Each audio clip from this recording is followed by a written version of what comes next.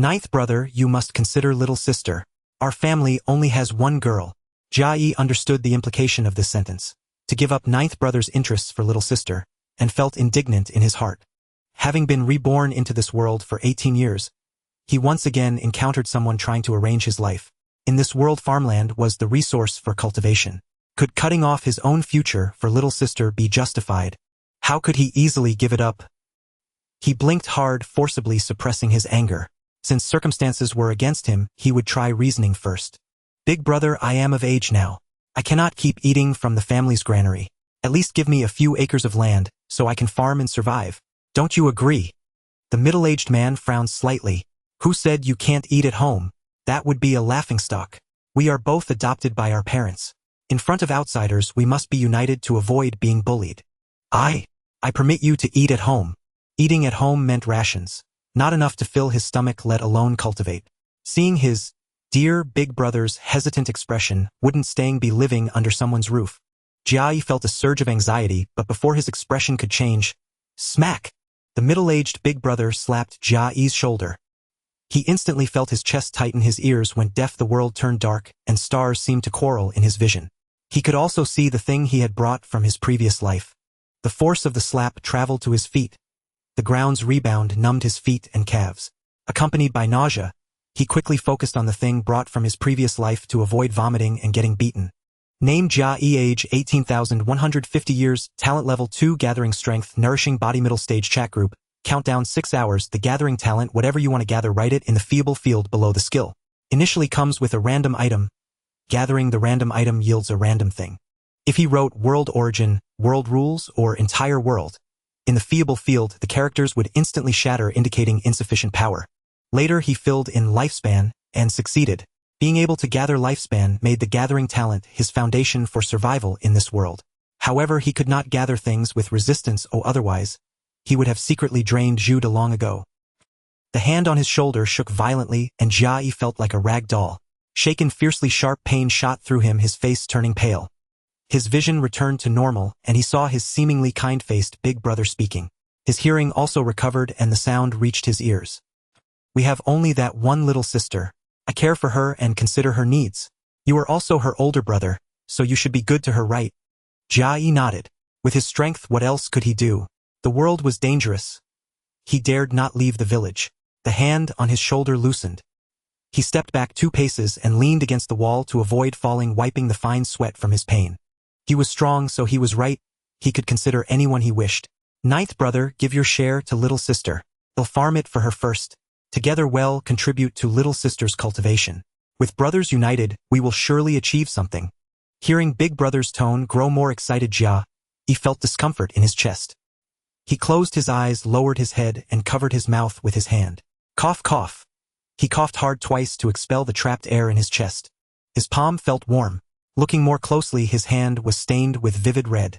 Calling him ninth brother, so affectionately, yet all he considered was others striking without mercy.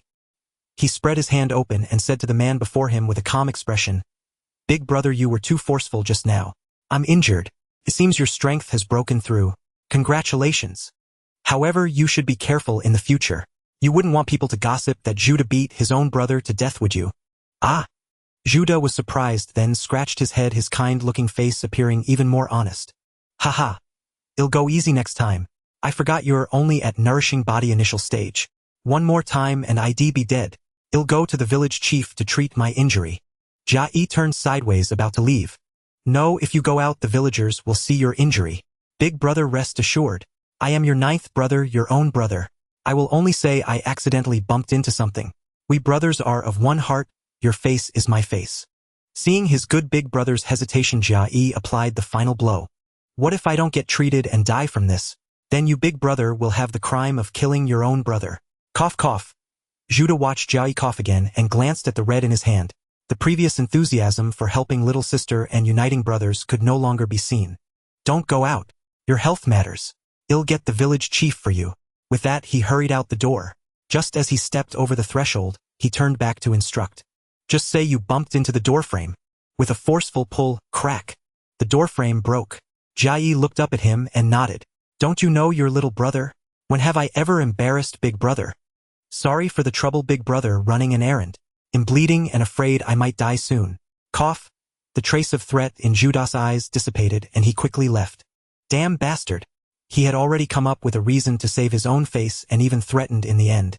A brother with no blood relation using the title of Big Brother to bully others. Disgusting. He said it was for little sister, but perhaps it was for himself. More land means more grain, which means more cultivation. Without farmland his strength would only stagnate. Jia Yi lowered his head and touched the nourishing body pattern on his arm. Without enough food he couldn't activate the pattern to cultivate. Fortunately he had the gathering talent. He wouldn't starve. His good big brother had calculated well for himself or for little sister. The village chief soon arrived. A wizened old man with chicken skin and crane-white hair but piercing eyes. Behind him followed Zhu De, slightly hunched. The chief scanned Jia Yi standing there raising a white eyebrow. Zhu De, your brother said you bumped into something while cultivating and vomited blood. Can't you move? Needing an old man to come personally, Jia Yi bowed. This young one intended to go myself, but big brother was overly concerned, so he called you here. Zhu De behind the old man smiled upon hearing Jia Yi's words, obviously satisfied with his brother's answer. Uncle Zhu, for the sake of my parents, please treat ninth brother. Don't let him die. Humph. Don't use them to pressure me. They contributed to Zhupi village, but they didn't give me a single bit. A fierce light flashed in the old chief's eyes. With no courtesy toward Zhu De, he waved his withered hand outward, get out. While treating injuries no outsiders may disturb. The smile on Zhu De's face vanished. He gave Jia Yi a meaningful look as he slowly backed out, keeping his eyes on Jia Yi until he fixed the broken door. His good big brother was probably afraid he would tell the truth and get the reputation of beating his younger brother. TSK. Truly a good big brother with no blood relation. Zhu De left the room and the village chief's expression softened. Why did your parents adopt him in the first place? What a fool. Jia Yi gave an awkward smile and didn't reply. His good brother could still hear. With his own cultivation at nourishing body middle stage, he could also hear sounds around the house, let alone Zhu De. Seeing Jia Yi's expression, the old chief's hand turned into a membrane, his wrist stretched, and the membrane attached to Jia Yi like a humanoid tentacle monster. Relax so I can examine your injury. Your wariness is too strong or my weak spiritual energy cannot penetrate. Jia Yi forced himself to calm down and relax. No fear. Once he cultivated he would be like this too. After a full 10+ minutes his body felt warm and the membrane retracted. The old chief studied Jia Yi, a glint of curiosity in his eyes. How exactly did you bump yourself? You gave yourself internal injuries. Tell me in detail so I can gain some treatment experience. This is also cultivation experience to pass on to future generations. As the old chief finished, Jia Yi heard his big brother pacing in the courtyard stop. Big brother still wanted to know whether he had spoken ill of him. Truly a good big brother, in terms of trust exactly like himself. I bumped into it. One should not share one's embarrassing stories with others lest they become a laughingstock. If the old village chief were told, could he even do away with his beloved elder brother? Not realistic. The pacing footsteps outside the yard sounded again, this time a little lighter. The old village chief pursed his lips, unconvinced by Jia Yi's words, but did not press further. To have injured himself like that at the body-nurturing middle stage, this kid was a true genius. At his age, reaching the body-nurturing middle stage showed decent talent enough to at least earn his keep and avoid mistreatment. The injuries are no big deal. Be more careful in the future. Jia Yi bowed in salute. The village chief's healing method looked disgusting, but it was effective. I'll be cautious from now on.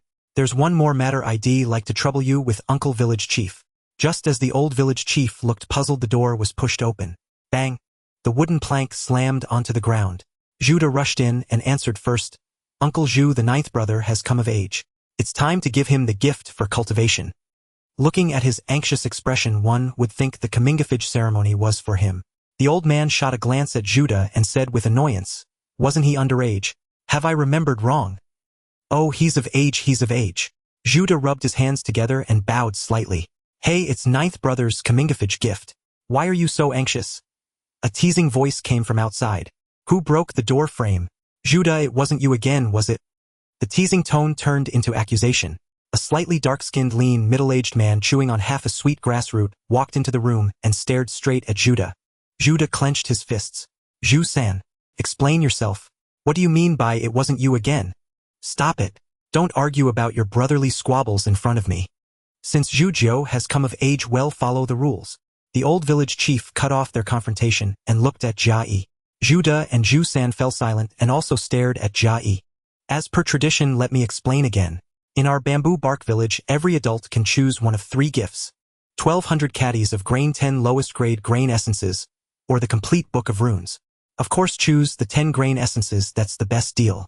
As the eldest brother, I can't let Uncle Zhu cheat. 9th brother. Zhuda made the choice for Jia Yi, his eyes fixed on the old village chief, waiting for a nod. He wasn't worried that Jia Yi would defy his suggestion. Disagree. Then a beating would make him agree. With these 10 grain essences, the younger sister's cultivation could break through faster. Peft! Zhu San spat out the half-chewed sweet grass onto the ground. He walked over to Jia Yi and lightly placed his arm on his shoulder. 9th brother, think it over. 1,000 caddies of grain can be refined into 10 grain essences. Grain essences are only convenient for carrying. For the body, nurturing stage grain is enough. Judah pointed at Zhu San. Blackie III. Don't corrupt 9th brother. Grain is too bulky and easy to lose. Grain essences are so small, they're the ones easy to lose, right? On the other hand, I can help 9th brother watch over the grain. Whoever dares to steal, I'll kill them. As Zhu San spoke, he patted Jia Yi's shoulder with one hand and made a throat-slitting gesture toward Judah with the other. You definitely want to embezzle 9th brother's grain by not letting him choose grain essences. Judah widened his eyes, staring at Zhu San, his chin slightly raised as if exposing his scheme. I, Zhu San, swear that if I ever help 9th brother watch the grain and embezzle a single grain, may I never transcend my fate, never step into the extraordinary realm. As soon as the oath was made, the air slightly stirred, lifting everyone's clothes. The oath materialized, heaven and earth responded. Jia Yi's gaze fell on the hand on his shoulder. It was 3rd brother's. In this life, he had heard many stories of people deliberately swearing to deceive enemies. Their moral, in Jia Yi's understanding, was to trust no one. 3rd brother had no enmity with him and would not break an oath. But in Jia Yi's heart, 3rd brother could only be a brother by name. His strength was on par with Judah's. If he truly wanted to protect him, how could Judah have the chance to interfere and make decisions for him? Swearing was a means to gain his trust. A chill ran through Jia Yi's heart. What did good 3rd brother intend to do? This guy was subtly malicious, harder to guard against than Judah. Big brother, it's your turn. Swear an oath. Swear that you have never thought of asking 9th brother for grain essences. Zhu San pressed. Judah's expression soured. Our parents are away. As the head of the household, it's my duty to keep 9th brother's grain essences safe. Who said anything about asking? Then you swear. Our brotherly bond has been ruined by oath-breakers like you. How can brotherly affection be maintained by oaths? Judah looked at Zhu San, as if he were something unclean, full of disdain. Jia Yi's mouth twitched. What good brothers he had making decisions for him. Normally, wouldn't a younger brother kneel in gratitude? The old village chief smiled, nodded, smacked his lips, looking satisfied. Zhu San swore Judah didn't, but he is the eldest brother. Zhu Zhou, it's your turn. What do you choose? Have your eldest brother keep the grain essences, or have your 3rd brother keep the grain? Judah glanced at the old village chief and muttered. What do you mean I didn't swear? Our brotherly bond is so good we don't need such things. Zhu San lightly patted Jia Yi's shoulder. Jia Yi didn't want to guess what Zhu San meant. In any case, he was supposed to be a good 3rd brother. Those few grains weren't worth guessing, or just be on guard. If Zhu San had sworn to be his slave, he might have trusted him a little. Jia Yi let out a long breath and said slowly, Big brother, 3rd brother, I've come of age. But I thank you for considering me and making decisions on my behalf. After he finished, Zhu San's hand left Jia Yi's shoulder. He took out a sweet grass root from his pocket, stuffed it in his mouth, stepped back, squinted, and crossed his arms. 9th brother had grown up and could make sarcastic remarks. Judah grinned wide. Ha! We're brothers. It's only right for me to keep the grain essences for you. He Zhu San let out a sharp, mocking laugh. Zhu Zhou had said he was an adult, meaning he could make his own decisions. Still insisting on making decisions for him as the eldest brother, he couldn't understand human speech, embarrassing himself and giving the old village chief another good show. Judah, as if unaware, just stared at Jia Yi, wanting him to choose the grain essences. 3rd brother, what's that phrase you often use to praise little sister? Jia Yi turned to Zhu San. Zhu San stopped chewing, opened his eyes, gave Judah a sneering smile, making Judah's brow twitch. Only then did Zhu San look at Jia Yi, examining him for a moment. I often praise little sister, saying she has her own ideas. After speaking, he closed his eyes like an outsider chewing his sweet grass. Jia Yi nodded. Yes, everyone spoils little sister. I've always envied that and wanted to learn from her. Other things I can't learn, but this one I can. I want to follow little sister's example and have my own ideas. Choosing grain can indeed accelerate cultivation, but my own idea is to choose the complete book of runes. Judah clenched his fist. Having one's own ideas was a merit in little sister, but a flaw in 9th brother. He really wanted to beat him. Zhu Sen seemed to have anticipated this, his expression unchanged. Learning runes is not an overnight matter. Are you sure? On the other hand, with grain, you can quickly increase your strength. The old village chief advised. Jia Yi stared into the old village chief's eyes. I remember my parents mentioning that Uncle Village Chief knows the Skin Clan's secret technique, which can make one learn runes, quickly eliminating the consumption of time. The old village chief's smiling face turned serious. The Skin Clan's secret technique was no small secret. He swept his gaze over the three brothers. Zhu Sen took a step back, slightly bending forward, hands tucked into his clothes, staring at the old village chief. He too knew that Jia Yi's revelation of the Skin Clan's secret technique might cause trouble. His hunched posture looked like either a retreat or a prelude to attack. The air froze for a moment. The old village chief turned to Jia Yi and appraised him. For me to use the secret technique, such an opportunity is not just a simple expenditure of spiritual energy. What will you use to exchange? Jia Yi replied without hesitation, the foundation of my cultivation, the farmland I should receive upon coming of age. The old village chief had descendants. They needed such resources. He would not refuse Jia Yi's request. If the land remained in Jia Yi's hands, it might benefit unrelated brothers rather than himself. Idiot! You're asking for death. Upon hearing Jia Yi's offer, Zhu Da's face contorted with rage as he raised his fist and charged. Ninth brother's farmland belonged to little sister. He had no right to dispose of it. Bang! Zhu Da's fist struck a membrane formed by the village chief's hand. Humph! Disturb my business again, and don't blame me for disregarding your parents' goodwill. Zhu Da backed down, glaring fiercely at Jia Yi. Jia Yi deliberately wore an expression of disbelief. Elder brother, what are you doing? Your land is the foundation of your cultivation. How can you sell it so lightly? If you do, don't blame me for disowning you as a brother. The old village chief was nearby, so Zhu Da still cared about face. Slap! Zhu Da was thrown to the ground by the old chief. I said don't interfere. Xiao Zhou, sell the land without worry. Once you learn the inscribed words, you can teach them to others in town or the city to earn grain essence. Knowing and understanding inscribed words will make others hold you in higher regard, smoothing your path of cultivation. Fearing Jia Yi might refuse the trade, the old village chief listed the benefits of knowing inscribed words, even changing his address from Zhujiu to Xiaojiu. Jia Yi didn't care about the farmland. Keeping it yielded nothing, so exchanging it for knowledge was better. In his past life, many sayings praised knowledge. Learning breeds elegance. Knowledge is power. Don't fear a thug with culture. This showed the power of knowledge to enhance oneself. Choosing the complete compendium of inscribed words was correct. Uncle Village Chief, after transferring the complete compendium, how much of my farmland will remain? Will it be enough for me to eat? Jia Yi worried the price might be too high, leaving him in debt for farmland. He mentioned eating, hoping the old chief would reserve a few acres for him. The old village chief blinked rapidly. You can keep 5 acres, enough to ensure you won't starve. Let's trade first and pass on the knowledge. This old fox lacking land had set a high price, but since Zhu Da wouldn't get it, it was a gain. Jia Yi nodded in agreement, eager to witness more supernatural means. Don't move. The old village chief warned, his gaze sharpening. His hair fell from his scalp, draping over his shoulders, revealing a bald pate. Then his scalp bulged, peeling away to expose another bald layer. Was this the Skin Clan's secret art? It seemed like peeling skin. The detached scalp flew with a whoosh and attached to Jia Yi's head. He quickly calmed his mind, knowing this was a chance not to be missed. Failure would bring endless regret. One inscribed word after another imprinted itself into Jia Yi's mind. Soon, overwhelmed by the influx of knowledge, his head swelled and his consciousness grew hazy. A chilling sensation immediately spread from his crown, snapping him back to clarity. The old chief's secret art at work. This cycle repeated several times until the complete compendium of inscribed words was fully received in his mind. The characters on his arm were Nourish Life, casually written by his father in this life. After examining the Nourish Life inscription, he noticed the light outside had turned red. The crimson of the setting sun. Was it evening? How long had passed? He turned his awareness to his hidden asset. Chat group activation countdown 50 minutes.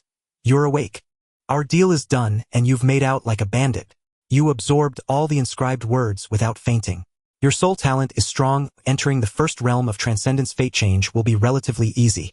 The old village chief's voice was weary, his throat hoarse. Hey, race the deed for your remaining 5 acres. It'll keep you from starving. For any more, you'll have to join the reclamation team. With that, the old chief departed, his steps unsteady, clearly drained. Looking around, Jia Yi found himself alone. Zhu Da and Zhu San had left.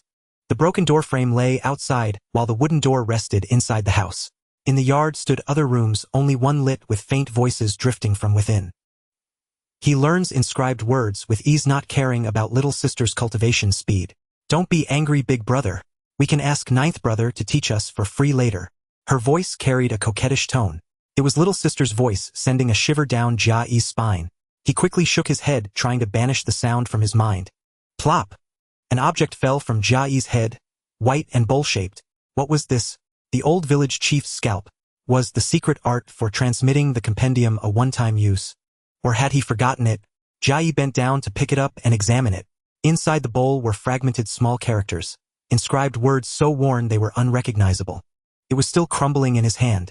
Large characters on the outside were legible, complete compendium of inscribed words. Legacy. He held the white bowl until it turned to white ash. Jia Yi regretfully scattered the ash on the ground. He had thought the old chief left him some secret art, but it was pure wishful thinking. Such old foxes were the shrewdest. Anything free probably contained poison, which oddly brought him some peace. He tidied up the door frame and door, then shook his head, instinctively trying to rid his mind of little sister's voice. No matter how coy a girl was, it shouldn't feel like this. In his past life, when encountering coy girls, he could freely switch between dislike and like. But with little sister, he couldn't bring himself to dislike her. No aversion arose. Given his reincarnation, and this world's supernatural forces, along with the chat group's activation countdown, little sister might possess some special constitution. What if she was an old monster reincarnated? That would be a real trouble, especially since his vigilance toward her might alert her if he didn't fawn over her. Another reason for his aversion: he wasn't into incest or have clung to her long ago. Shaking his head again, he decided not to go out today and eat in his own room. He scooped a spoonful of rice from the jar and sat on the wooden bed. Crunch, crunch. He ate handful after handful. At his mid-stage nourish life cultivation, the texture was similar to chips from his past life. Ordinary mortals without nourish life would break their teeth eating it raw. Strength was his true pursuit. With power, he could enjoy more. Some evil thing is stealing food.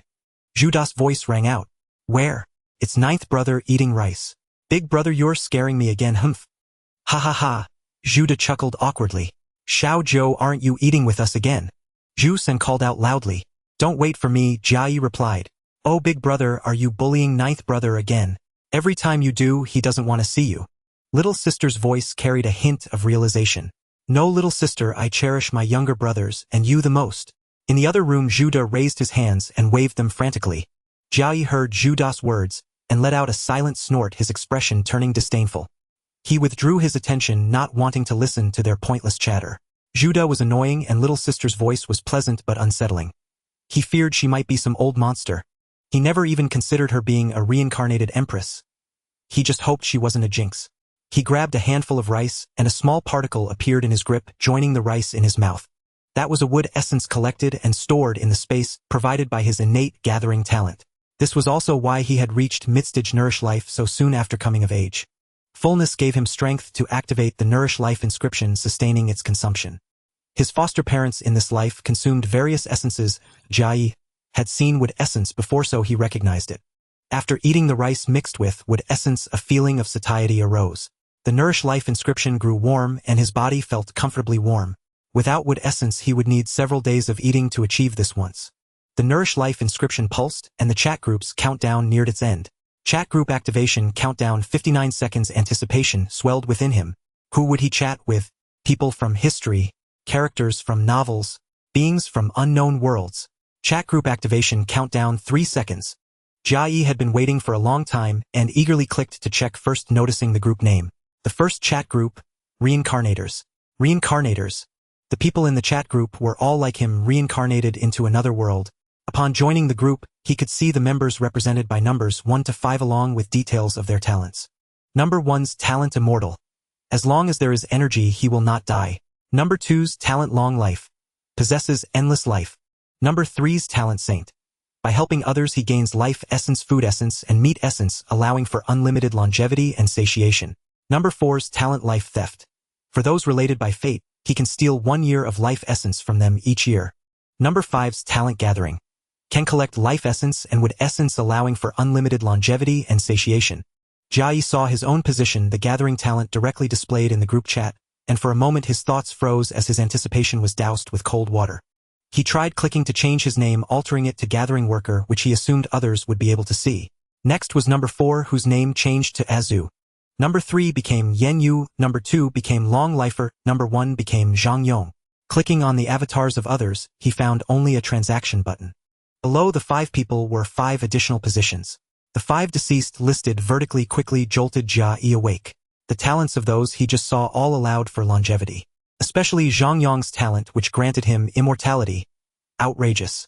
Heroes of the world are as numerous as the fish in the river, and as a mere gatherer he must survive. The thought of survival was deeply engraved in Jia Yi's heart. At that moment the blank space of the chat group flickered.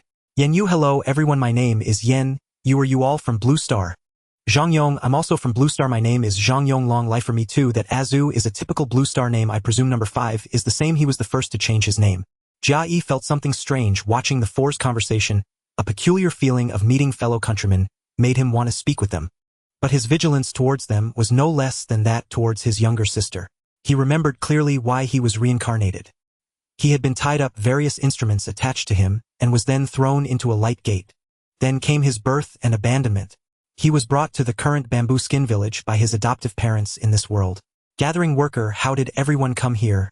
Azu, at that time I was racing and suddenly a light gate appeared. I didn't react in time and crashed into it. Sigh. Some memories are better left unspoken. Zhang Yong, I was in the late stages of bone cancer and entered the light gate in cooperation with relevant organizations to earn some money for my family. My family's valuable possessions were all exhausted by my illness. Who would have thought I'd end up as an immortal? Yen Yu, I accidentally touched the light gate with my finger and got reincarnated. After the 3 finished speaking, the chat group's messages came to a halt. After a long while new messages appeared. Yen Yu, hey, where are you two? Oh, why aren't Gathering Worker and Long Lifer using their real names? Azu at least has a nickname. Azu. Azu, don't you think my name is impressive? Azu, what do you mean it isn't a nickname? Understand. Yen Yu, impressive, really impressive. I can feel it. Zhang Yong, how did you two get reincarnated? Long Lifer, I was thrown in by someone in a suit. Yen Yu, how could that be? Didn't the light gate get sealed? Zhang Yong, what kind of suit were they wearing? Several seconds passed without a response from Long Lifer, prompting Jia Yi to add Gathering Worker. I was driving on the road when I was stopped, forcibly tied up and kicked in with a bunch of instruments. Yen Yu, how could that be? Zhang Yong, was it also a uniform? What kind of clothing? Azu, after I cultivate successfully I'll fight back. Jia Yi chuckled. Who knows who those people are? Fellow countrymen meeting each other only to get shot in the back. Being deceived by fellow countrymen is common. Trusting them increases the chances of losing property or even facing death. Didn't you see even Long Lifer in the group does not reveal his real name, staying on guard. Long Lifer, you 4 don't happen to be the ones who tied me up, right? Putting on a show for me. Is it fun? Now that everyone is reincarnated, if you have the guts, come again. Azu, what are you? Just a fool. Zhang Yong. Long Lifer seems a bit reactive. Yen Yu, we don't tie people up. We only help everyone. Yen Yu, I now live in Yenyong City, Zipei Prefecture. If anyone needs help, I can assist. Jia Yi saw Yenyong City and turned his gaze out the window. It was the nearest town to Bamboo Skin Village, called Yenju Town. Perhaps there is some connection. Azu, what a small place, I've never heard of it. I'm in Shen Domain, a place everyone knows about, right? Zhang Yong, I'm not sure about that. I'm in Dogtooth Village, and the old folks in the village don't even know what towns are around, let alone states and domains. Azu, Shen Domain is the name of this world, you're not aware. Yen Yu, my father said that Shen Domain is the strongest domain in this world. Jia Yi felt as if his worldview had been opened. I'll go to Yenju Town for some fun in the future. I won't go to Shen Domain or Zipei Prefecture. A Dogtooth Village is a place I'll ignore and avoid. Azu, hey, where are the other 2? Yen Yu, they probably won't speak, thinking I might be one of the kidnappers. Long Lifer, the little yellow-haired one, is still asking. If you're not a kidnapper, who is? I don't mind telling you my father was swallowed by a space rift drifting on a small piece of land. Come on, kidnap me. Azu, who are you calling yellow-haired? The 2 engaged in a cursing battle for over an hour, flooding the group chat. Azu, did you get tied up in your head? In Shen Domain, where I am is the strongest. Let me tell you some news. The barbarians of this world will establish a nation today at midnight. Yen Yu, my father said that we were born after the battle of the 10,000 races, with the Shen clan being the strongest. I didn't expect them to establish a nation today. Zhang Yong, no water, no electricity, no internet. Indeed backward. Yen Yu, by the way, Zhang Yong, if you are in Zipei Prefecture like me, be careful. There's a bone-tooth thief, very brutal, a bit like your Dogtooth Village. Zhang Yong, anyway, I want die. Yen Yu, okay, but do you have enough energy? Zhang Yong, I can take my head off and grow it back. It doesn't feel like I'm using much energy. Yen Yu, you are as freakish as a sinister beast. Zhang Yong, everyone be careful. We're all immortal. Azu, of course, in the future will overthrow the Shen dynasty and establish our own Azu dynasty, Yong dynasty, and Yen dynasty. Gathering worker, where are you? What's your name? What dynasty do you plan to establish? Jia Yi rolled his eyes. What's up with this Azu? The pure little yellow-haired one likes to ask questions, or is there some conspiracy? Or does he want to pinpoint and strike? The Shen dynasty hasn't even begun to be established, and he already wants to overthrow it. Azu, everyone is just chatting. A gathering worker, you're not saying anything. That's not fair. Fair. Jia Yi chuckled. Let's just keep quiet for now, then spoke up. Gathering worker, you want to know that badly. Yen Yu, I want to know too. Azu, there might be bone-tooth thieves near Zhangyong. There could be danger around you too. Everyone helps you think it through. We're not like Zhangyong. That guy is an immortal. Tiska Azu has already come up with an excuse. Gatherer, I was born in a desert, and no one in my village has ever left this wasteland. Fabricating this, he thought of those place names. Dogtooth Village, Bamboo Skin Village, Purple Skin Prefecture. Remarkably easy to invent. Gatherer, the village is called Waterheart Village, possessing the only source of life in the desert, water. Azu, I get it. Jia Yi was stunned. Could the name he made up be a real place? Azu, it's been less than 100 years since the War of All Races. The clans representing the 5 viscera and 6 bowels were all annihilated. Your village has the word heart in it. It must be hidden in some remote corner, which is why you're still alive. You might have been born in some forbidden land, a place more dangerous than the eternal ones. Once you leave the desert, it's your death sentence. Jia Yi's lips twitched. This Azu was actually thinking of him. Could he really take Azu's advice? Even if he were foolish enough to listen, he couldn't. The desert was merely a fabrication. Azu seemed to be gathering everyone's locations, but the information he revealed was eye-opening. Mystic domain, the most powerful domain in this world. Both Azu and Yen, you seem to have decent backgrounds.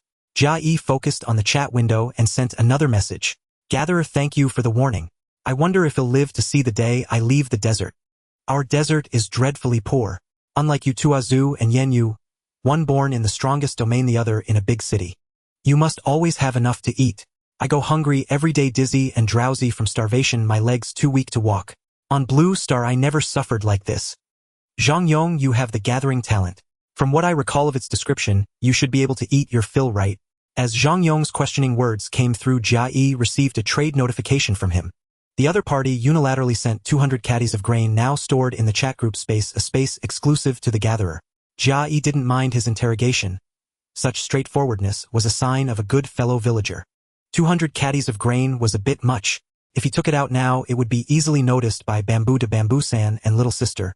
Then he wouldn't be able to explain himself. But perhaps Zhangyong's reason for reincarnating into this world, to earn money for his family, was true. He could trust him to some extent. In Dogtooth Village, a young man in ragged clothes clutching a small bag of grain murmured softly. Lately, even the soil I eat has energy. I can save some grain for seeds and eat more dirt from now on. If one of my 4 fellow villagers starves to death, it'll be one more bit of loneliness. It'd be a pity for them to die. Yenyong City, the city lord's mansion. A gorgeously dressed girl lay on a large bed glowing faintly etched with runes.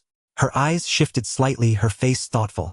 I've given most of my allowance to the servants. They'll split the remaining grain essence with the gatherer. Maybe my talent will return even more. Jia Yi soon received 10 grain essences from Yen Yu. They were a deeper hue than the ones in his village. Had seen his cheap parents use them before. Top-quality grain essences. With Yen Ye's support, he now had resources for cultivation in the short term. This was also a good fellow villager. Gatherer, thank you, great immortal Zhangyong and great immortal Yen Yu, for your gifts. Azuo, I've sent mine too. 10 water essences. That water is enough for 20 mortals for a lifetime. Jia Yi looked at the water essences head received but felt no joy. Didn't Azu understand himself? His talent was life theft. Taking his things came with a heavy karmic debt. Stealing a year of life annually was too vile. What if his life theft evolved and stole something more precious? In the mystic domain, a magnificent palace complex emanated a hazy aura stretching beyond the horizon. Even the outermost wall outshone Yen Ye's bed, and wisps of visible spiritual energy flowed through the air. Deep within the palace cluster, a fierce-faced man gritted his teeth. Your spatial mark had better work. A man of formidable aura below knelt with a thud. I stake my head on it, my lord. Water essences can be sensed even in a sealed, forbidden land. Eternal one, little yellow hair. Are you for still putting on an act? using gifts to send tracking items and steal talents? Or have you four fallen into conflict harming each other with poisoned gifts? After reading the Eternal One's message, Jia Yi received a handful of soil from him. Was this soil meant as mockery? Kicking him while he was down? He felt nothing at all. It wasn't even as intimidating as Azu's talent. Still, he had to give credit where it was due. Gatherer, this water is truly wonderful, sweeter than the water in my village. It's been a huge help. Thank you, great immortal Azu. And thanks to the Eternal One too. The desert soil can't be farmed, but with your soil I can plant a few more crops. Good luck. Eternal One. You're welcome. I only have soil. I survive on the energy from the northwest wind every day. I'd love to eat a steamed bun. In some forbidden land, a young man lay on a floating stone in the void, his lips cracked. With a hoarse, weak voice he sighed, steamed buns. Fragrant steamed buns. Sweet porridge. When will they float into my mouth? Eternal One, little yellow hair, he's thanking you. Get out here and reply. Azu didn't respond. The four in the group didn't know the bloody storm that had swept through the mystic domain on the eve of the mystic dynasty's founding. All because Jia Yi said the water was sweet, but in truth, the real water essence hadn't been taken out so no one else could sense it. Jia Yi was already wary of gifts from his fellow villagers. When he saw the Eternal One mention tracking, he decided not to retrieve them, afraid to take them out. With his gathering talent, using others' things carried risks. If there was indeed a tracker, he could set a trap later to catch good fellow villagers. Yen, you gatherer, you only praised Azu's water essence for being sweet. How about my grain essence? Jia Yi looked at the supplies in the gatherer's space and silently typed. Gatherer, fragrant, so fragrant. Your grain essence is much higher quality than ours. It must be very precious, right? Yen Yu, he glad it's fragrant. In Yenyong City, Yen Yu sat up from the bed frowning. Why hasn't my talent given any feedback? Yen Yu, I still have some grain essence here. I'll send it to everyone as a greeting gift. It gave feedback, but only twice. One time, like with the gatherer, there was no response. Yen Yu pressed a finger to her lower lip, a look of sudden realization dawning on her face. It must be that the gatherer and the Eternal One didn't claim them. They were forced into reincarnation. How could they easily trust others? The gatherer is a liar. Is his Waterheart village even real? When Jia Yi saw Yen Yu sending gifts to others, he recalled her talent. With the items stored in the chat group untouched, he wondered if her Saint Mother talent had given any feedback. Afterward, in the chat group, Yen Yu kept questioning the gatherer. Jia Yi knew had been found out, but Yen Yu didn't expose him. She didn't want her other 3 fellow villagers to be wary of him. She wasn't considering her fellow villagers. Yen Yu had the Saint Mother talent, but no saintly heart. She sent supplies only because of her talent. Labeling the group members as good or bad, she lost interest in further conversation. Loose lips sink ships. What if he slipped and said Bamboo Skin Village? The chat group was left with the other 4's chatter. Until Azu spoke. Azu, everyone stop talking. The mystic dynasty is about to be founded. A great divine being will bestow blessings, and there will surely be omens. Get ready. This barbaric world awaits my conquest. Jia Yi finished reading Azu's words, and turned his attention to the yard. Some things are better believed to exist than not. In the yard, only the breathing sounds of his brothers and little sister could be heard. His cultivation was at the midstage of body nurturing, unable to see in the dark, and he could not perceive any unusual phenomena. As a few minutes passed, his anticipation slowly faded. A white light appeared in the sky, and in an instant the heavens lit up brightly like a great sun hanging high. Jia Yi was forced to squint his eyes, feeling a bit displeased. The pitch-black night suddenly lit up, which was blinding. Is this the phenomenon Azu spoke of? That guy's messages in the group resembled those of an immature, overly enthusiastic youth. How could someone with such insight be just a naive brat? A true naive brat would be kept at bay by their family, and not be informed of significant news for fear of them causing trouble. The naive label on Azu was lifted. Could this guy really be trying to become Azu, overthrowing the Shen dynasty? While contemplating, a puzzled voice emerged from the yard. Why is it so bright outside? It seems I haven't slept long. Oh, today passed so quickly, I haven't had enough sleep yet. Upon hearing the second sentence, Jia Yi quickly imagined an old and ugly monster. Creak. A door opened and a youthful girl stepped out. She had thick black long hair, her face slightly adorable, stretching her body towards the sky, her alluring curves fully revealed. Ah, where's the sun? Why is it so bright? As she expressed her surprise, her hands lowered, and the hair gathered in front of her flowed down her sides. That smooth feeling required careful maintenance in a past life. Jia Yi did not believe that a girl who worked in the fields daily under the sun could possess such hair. Her cultivation in body nurturing was also not sufficient.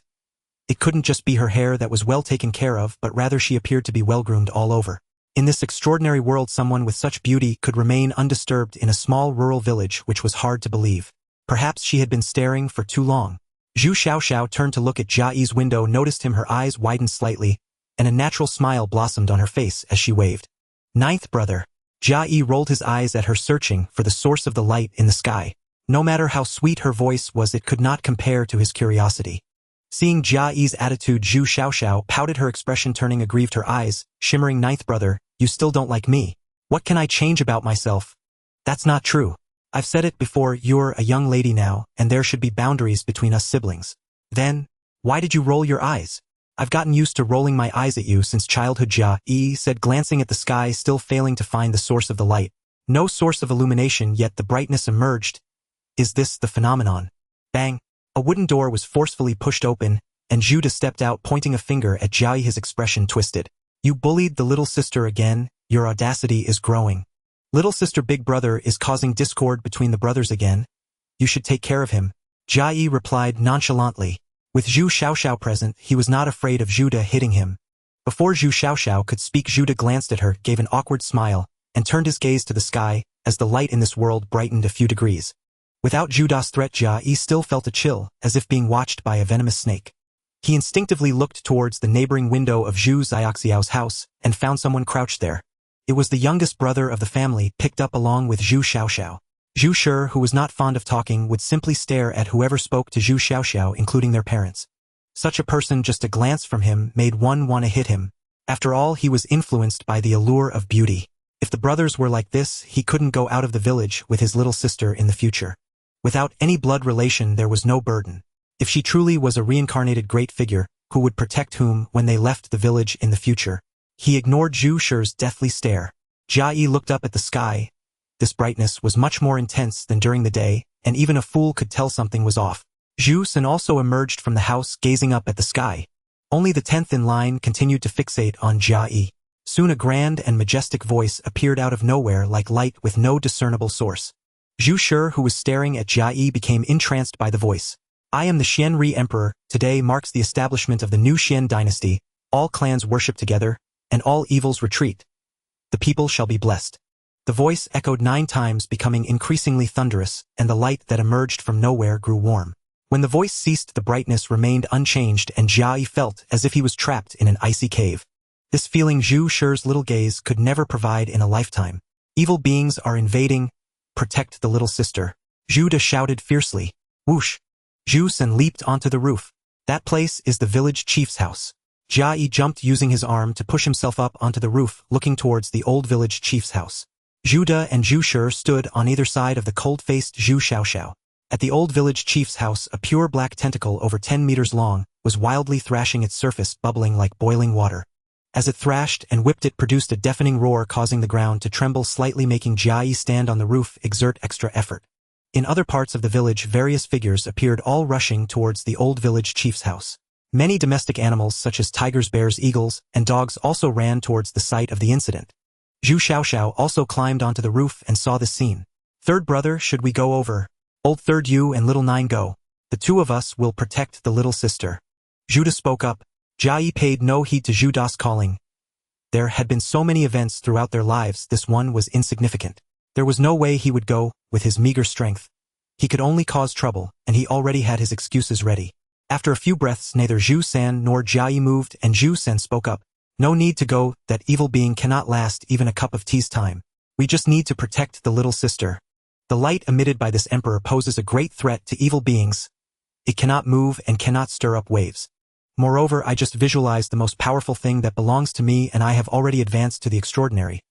Once I fuse it with the extraordinary object, I can achieve a transformation, and our family will once again possess the extraordinary. Everyone's gaze gathered on Zhu San.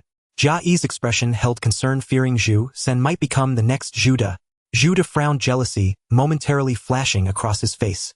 Zhu Shi moved a few steps closer to Zhu Xiaoxiao. Zhu Xiaoxiao, with a face full of surprise, exclaimed, Third brother, what did you visualize? The sun.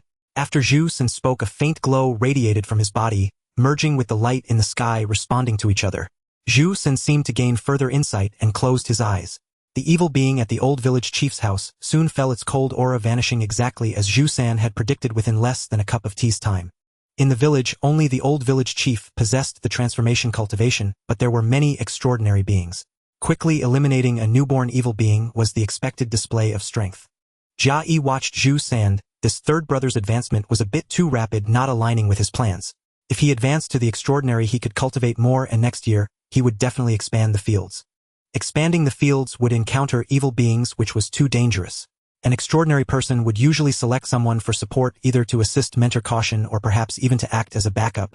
Given Zhu San's character, it was highly likely he would choose himself. He would certainly not select an outsider. Zhu Shi was out of the question.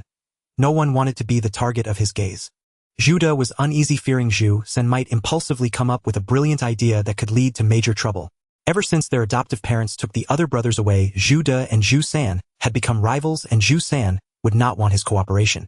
Jia Yi stared at the closed-eyed Zhu San, feeling troubled.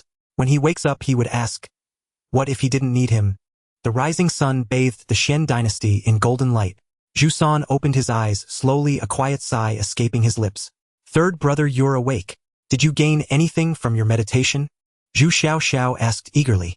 Only you truly care for me, little sister. This time my light has developed an innate suppressive effect against malign entities. Congratulations, third brother. Zhu Xiao's voice shimmered with delight, as if she herself had just received a rare boon. I've ascended to the transcendent realm. First I'll register with the village elder and select a transcendent artifact. If one resonates with me, I can fuse with it swiftly and advance into the fate transformation realm. You two eat on your own. I'll handle this myself. Zhu San leapt down from the rooftop, his landing silent as falling mist, then slipped a sweet reed root between his teeth and strode toward the elder's residence. Jia Yi tumbled down with a loud thud and shouted, third brother, wait. I need to speak with you. Internally he groaned, weak cultivators make noise even when jumping. Zhu San turned, offering Jia Yi a faint knowing smile. Ninth brother. You wish to discuss next year's frontier reclamation, don't you? Yes, my proposal is. Ninth brother. Zhu San draped his arm across Jia Yi's shoulders, cutting him off. We're brothers, no formalities. You're coming with us next year without question. Third brother will claim 200 mu for himself, and 50 mu each for you and little sister. Jia Yi's face twitched, protest died unspoken. The weight of Zhu San's arm pressing against his throat left no room for words. He knew full well Jia Yi didn't want to go. Thank you, third brother. Zhu Xiao's voice rang out behind them, bright with gratitude. You two prepare breakfast. I'll finalize next year's reclamation plans with Zhu Jiu. Zhu San swept Jia Yi along, not glancing back once. Only after they'd walked far beyond their courtyard did Jia Yi feel his voice return. Third brother, I don't want to go to the frontier. Whether or not you go is your choice. I won't force a brother. Ha! Jia Yi blinked in astonishment, his gaze darting sideways to Zhu San. How many years has eldest brother remained at the peak of body-nurturing cultivation? Zhu San asked, eyes fixed ahead, chewing thoughtfully on the sweet reed root. Since I could remember, he's been at that stage. Since you could remember, he was already there before you arrived. To be precise, 38 years. When our parents departed, they took only those with superior aptitude. At the talent assessment, none of you three were present here. My elder brother and I both possessed mediocre talents. I recall he used to be gentle, attentive, caring toward everyone. Since our parents left, no word has come. And with every passing year, his temper has grown more volatile. This time, upon attaining transcendence, I observed him closely. He didn't even conceal his envy, wearing it openly like a mask. Are you certain you wish to remain under the same roof with him? For long stretches of time. Jia Yi shook his head. Eldest brother's descent into instability deepened daily, but venturing outside alone carried near certain death. His gaze flickered inward to his harvest space, where only a few specks of wood essence remained, smaller than rice grains, enough for perhaps a handful of meals, dwarfed by standard grain essence. Without strength, even gathering dared not be attempted. If you refuse to go, ninth brother, I'll reclaim the frontier alone. Jia Yi frowned. Why not take little sister? They continued walking toward the elder's home, Zhu San silent. Only when they reached a vast crater, 10 meters in radius, did he halt and point downward. Observe the power of that malign entity. So immense. Taking little sister would risk her life. As I said, if you decline, I'll bring no one. Jia Yi said nothing. Zhu San's delayed reply confirmed it. He'd already sensed something amiss about Zhu Xiao. Protecting his sister. Spare me. Bringing him along, however, meant an extra pair of eyes. An added layer of vigilance. Even against foes too strong to overcome, a swift elder brother might flee, and a younger brother conveniently could serve as a shield or a stepping stone. Wretched schemer. He'd barely reached adulthood. Even with increased harvesting yielding grain essence and other vital energies, his sudden power surge would defy explanation. Add to that a deranged eldest brother, and a little sister who might well be a latent time bomb. Leaving was wiser. That decision settled within him, and his heart felt lighter. Third brother. I'll go with you. Good. I knew you'd see reason. Outside I'll protect you. Brother to brother. A firm pat landed on his shoulder, as if to dispel his worries. Yet standing beside the crater left by a malign entity, dread only deepened. Elder Zhu, were you injured yesterday? Zhu-san greeted the village elder respectfully. Humph. A fledgling malign entity dared wreak havoc in Zhupi village. Its destruction was self-inflicted. His voice, though aged, carried unshakable authority. His gaze lingered over the two young men for a moment. Zhu-san, you surpassed that worthless Zhu-da. A faint aura of spiritual energy clings to you. So you've entered the transcendent realm. Congratulations. Zhupi village grows stronger still. Zhu Jiu has also arrived. Good timing. I have matters to discuss with you. Jia Yi searched his memory. Nothing extraordinary, no world-shaking ambitions like Zeus. What could the elder possibly want with him? Elder Zhu, we've come to register for next year's frontier reclamation, and also to examine available transcendent artifacts. Oh, your family is large, bringing kin is wise. A squad of brothers inspires trust. Follow me. Your artifacts await. Cough, cough. The elder led the way, halting before a collapsed house beside the great crater. Then, as if summoned, a set of garments peeled away from his body. The tunic and trousers stirred with uncanny life, blurring into twin streaks as they cleared rubble from the ruined dwelling. From within the tunic retrieved two translucent jade-green bamboo scrolls. One handed to Zhu and the other to Jia Yi. This is the bamboo skin art. Every reclaimer receives it. I derived it from fragments of the lost skin forging art, the very essence of Zhupi village's legacy. The Pai clan has always honored such insights, born from incomplete scriptures. You need fear no transgression. The elder's wrinkled parchment-like face glowed with quiet pride. After completing their registration, he studied Jia Yi intently, then shook his head slowly. Zhu Jiu, you are truly unfortunate. Jia Yi's confusion flared, but before he could utter a word, the elder continued. Watch. His trousers traced a single character upon the earth. A stark, angular Pai skin. The moment it solidified, a wave of chilling cold surged forth, drawing ambient spiritual energy toward the glyph. Jia Yi's pupils contracted violently. Two words burst from his lips, malign entity. It's absorbing spiritual energy, Zhu-san added calmly. The frigid aura spread outward. Jia Yi's hair stood on end. From across the village rose tiger roars, bear bellows. Wild cries erupting in primal alarm. Snap! The elder's trousers lashed down upon the glyph. Its chill dissipated instantly, their faces relaxed, breaths steadying. In my youth, elders spoke of the 100 Clans War.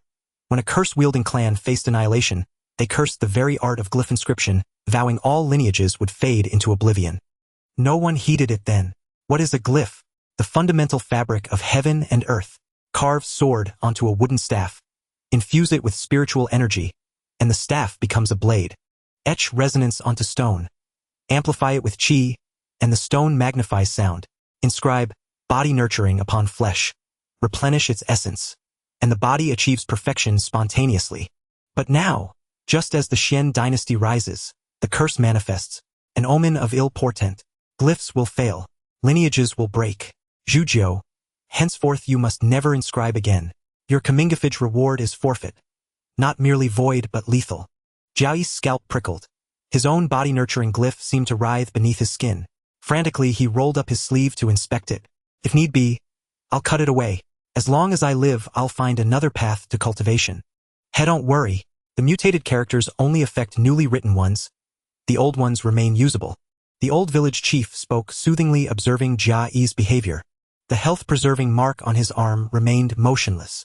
After personally confirming this, he felt a slight relief.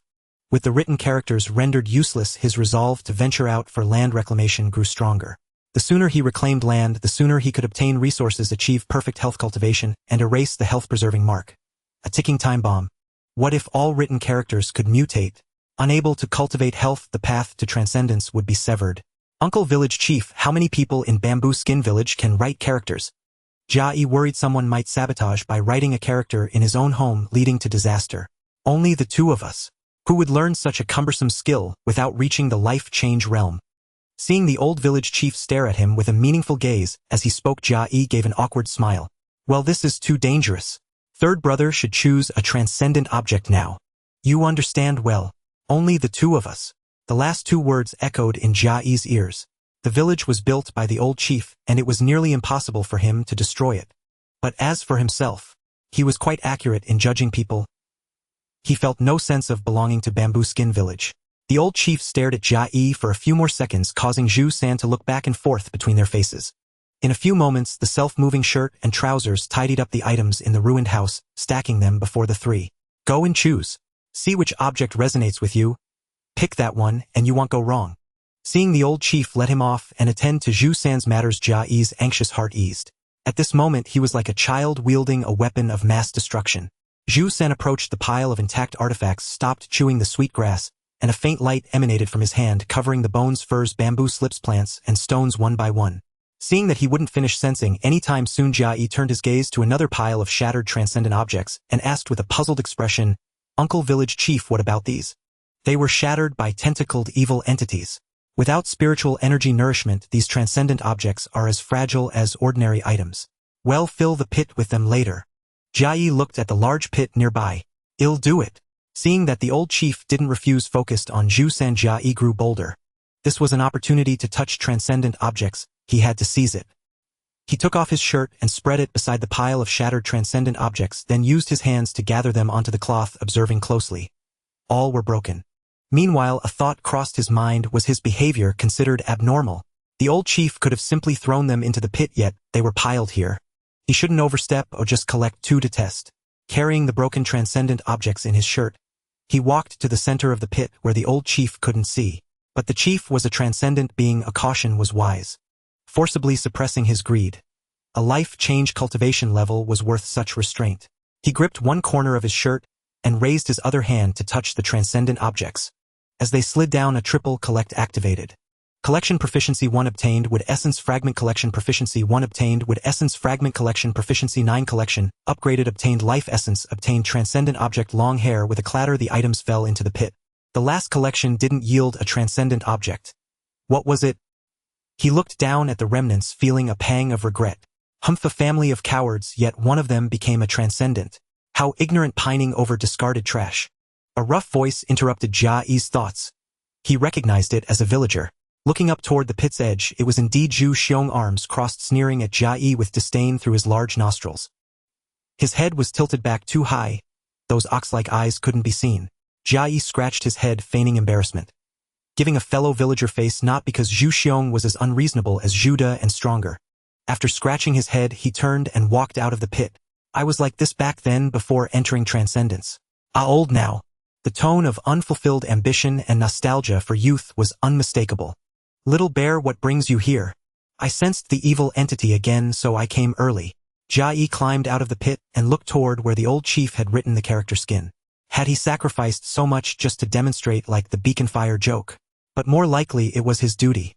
Fearing Jia Yi might recklessly write and destroy the village. It's fine here. Go back first. The old chief replied, continuing to watch Zhu San. After a few breaths, Zhu Xiong stammered. Next year's reclamation, I don't want to be on a team with their family. Too cowardly.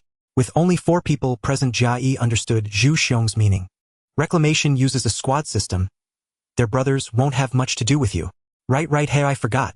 I just looked down on their family. Scram. Are you staying here to replace me? The old chief suddenly turned to glare at Zhu Xiong, his gaze sharp. Without a word, Zhu Xiong turned and fled. Jia Yi noticed that Zhu Xiong made no sound while running. The old chief's piercing gaze shifted to Jia Yi. What are you looking at? Want to wait until dark and write a few characters at his house? Jia Yi's eyes widened slightly. What? No, I was admiring how silently he walks. His expression shifted to one of sudden realization. Right, I could write a few characters for an enemy. Thanks for the tip, Uncle Village Chief. Bah! I spoke too much. The old chief immediately fixed his gaze on Zhu San. His wrinkled face twitched uncontrollably. You decide for yourself. We who can write characters are unstable elements. I'm old and have lived my fill. You're still a young man just coming of age. The Shen dynasty hasn't taken a stance on those who can write characters. If they issue a purge order, none can resist. Even the Skin clan bows to Shen. My Bamboo Skin Village, ha! Jia Yi lowered his head. In the newly established Xian dynasty, those of status would surely have written characters. But that didn't stop Xian Ri's extremism. Rest assured, I haven't registered your ability to write characters. If trouble comes, it'll be a petty squabble among you brothers. Thank you for your protection, Uncle Village Chief. Jia Yi bowed in gratitude. Why did this old man do this? Protection. I don't want to die. Our bamboo skin village's secret arts can't teach character writing, but the skin clans can. If word gets out that I know the skin clan's secret arts, not a single villager will escape. So it was a symbiotic relationship, not some scheme. No need to be grateful, that bow was misplaced. Don't reveal your characters in the future. I understand, young one. The old chief finished and watched Zhu Sen intently, not blinking as he picked up each transcendent object. Catching this from the corner of his eye, Jia Yi thought of the transcendent beings in the village. In over a decade at Bamboo Skin Village, more than half of the initiates had died, yet none had reached the life change level. The reason was always incompatible transcendent objects that couldn't be refined. After another half-incense stick, Zhu Sen stood up. How is it? The old chief asked cautiously, his eyes still fixed on the grass in Zhu Sen's hand. This blade of grass has a faint resonance, Zhu Sen replied. Without a strong connection, the chances of failure during refinement are too high. Take the grass back with you, brothers. Use it or not as you wish. The old man's disappointment was palpable as he lowered his head to see them out. Jia Yi and Zhu Sen exchanged a glance before departing respectfully. Following behind Zhu Sen, Jia Yi focused his consciousness on the collection space. The newly acquired wood essence fragment was larger than the others, about 1/10 the size of a standard wood essence. Life essence was a blind box, impossible to sense how much vitality it contained. According to his talent's feedback, life essence could infinitely extend one's lifespan, a guarantee of immortality. Name: Jia Yi, talent collection level 303000, chat group identity, first reincarnator, strength mid-nourishing body. He opened the talent details. Collection directions: random items, lifespan, wood essence, feeble items, collection space 1, life essence 2, wood essence fragments 5, wood essence residues, supernatural item, long hair. Random items were mostly useless. The long hair supernatural item just collected was obtained randomly, and most were worthless dust. Lifespan was filled in at collection level 1, everyone wanted longevity. Wood essence was filled in at collection level 2. After comprehensive consideration, wood essence was the easiest to obtain while being edible and replenishing energy. Now at collection level 3, air, he could fill in a third option. Lack of energy for cultivation was the pressing issue. Not far down the road lay fields where the rice was nearly ripe. Jia Yi wrote down grain essence, without hesitation. He was an adult now. He could help people harvest grain and reap a good haul. Rapidly improve his strength to face the crisis of opening up wasteland outside the village. As for the items in the chat group space, he dared not use them anymore. Who knew if his good fellow villagers might hide something? With his collection ability, slow development would bring everything in time. While Jia Yi tallied his triple collection gains, a palm-sized piece of hide drifted out of the massive pit caused by the evil creature and landed in the old village chief's hand. The old village chief squinted as if reading something. He didn't do anything extra. It's not him. Halfway back. Ninth brother, what are you thinking? He turned to look at Zhu Sen, who was carefully holding the blade of grass, no longer chewing on sweet grass. Even with faint resonance, it was still his treasure. Thinking about the wasteland reclamation. Don't worry, third brother will protect you. Jia Yi didn't believe Zhu Sen would actually protect him. Just earlier when Zhu Xiong mocked him, Zhu Sen hadn't said a word. After a couple of words, Jia Yi kept staring at the grass in Zhu Sen's hand. Its importance was self-evident. Trusting Zhu Sen would lead to a quick death.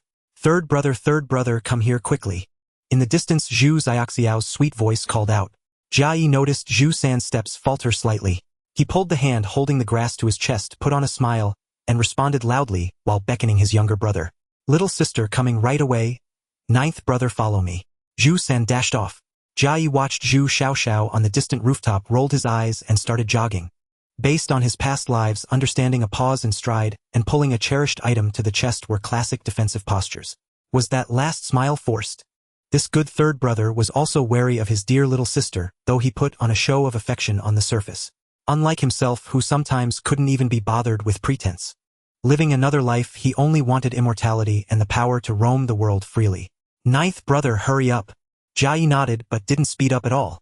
His rebellious streak had kicked in. He stopped by the courtyard wall. Ninth brother, you're so slow. Just say it. Why the rush? Zhu Xiaoxiao stomped her foot. Oh, it's about what's outside the village. Yesterday a strange light appeared, killing many evil beasts. Some people went out to collect supernatural items. Should we go? I'm not going. You all go ahead, Jia Yi shook his head.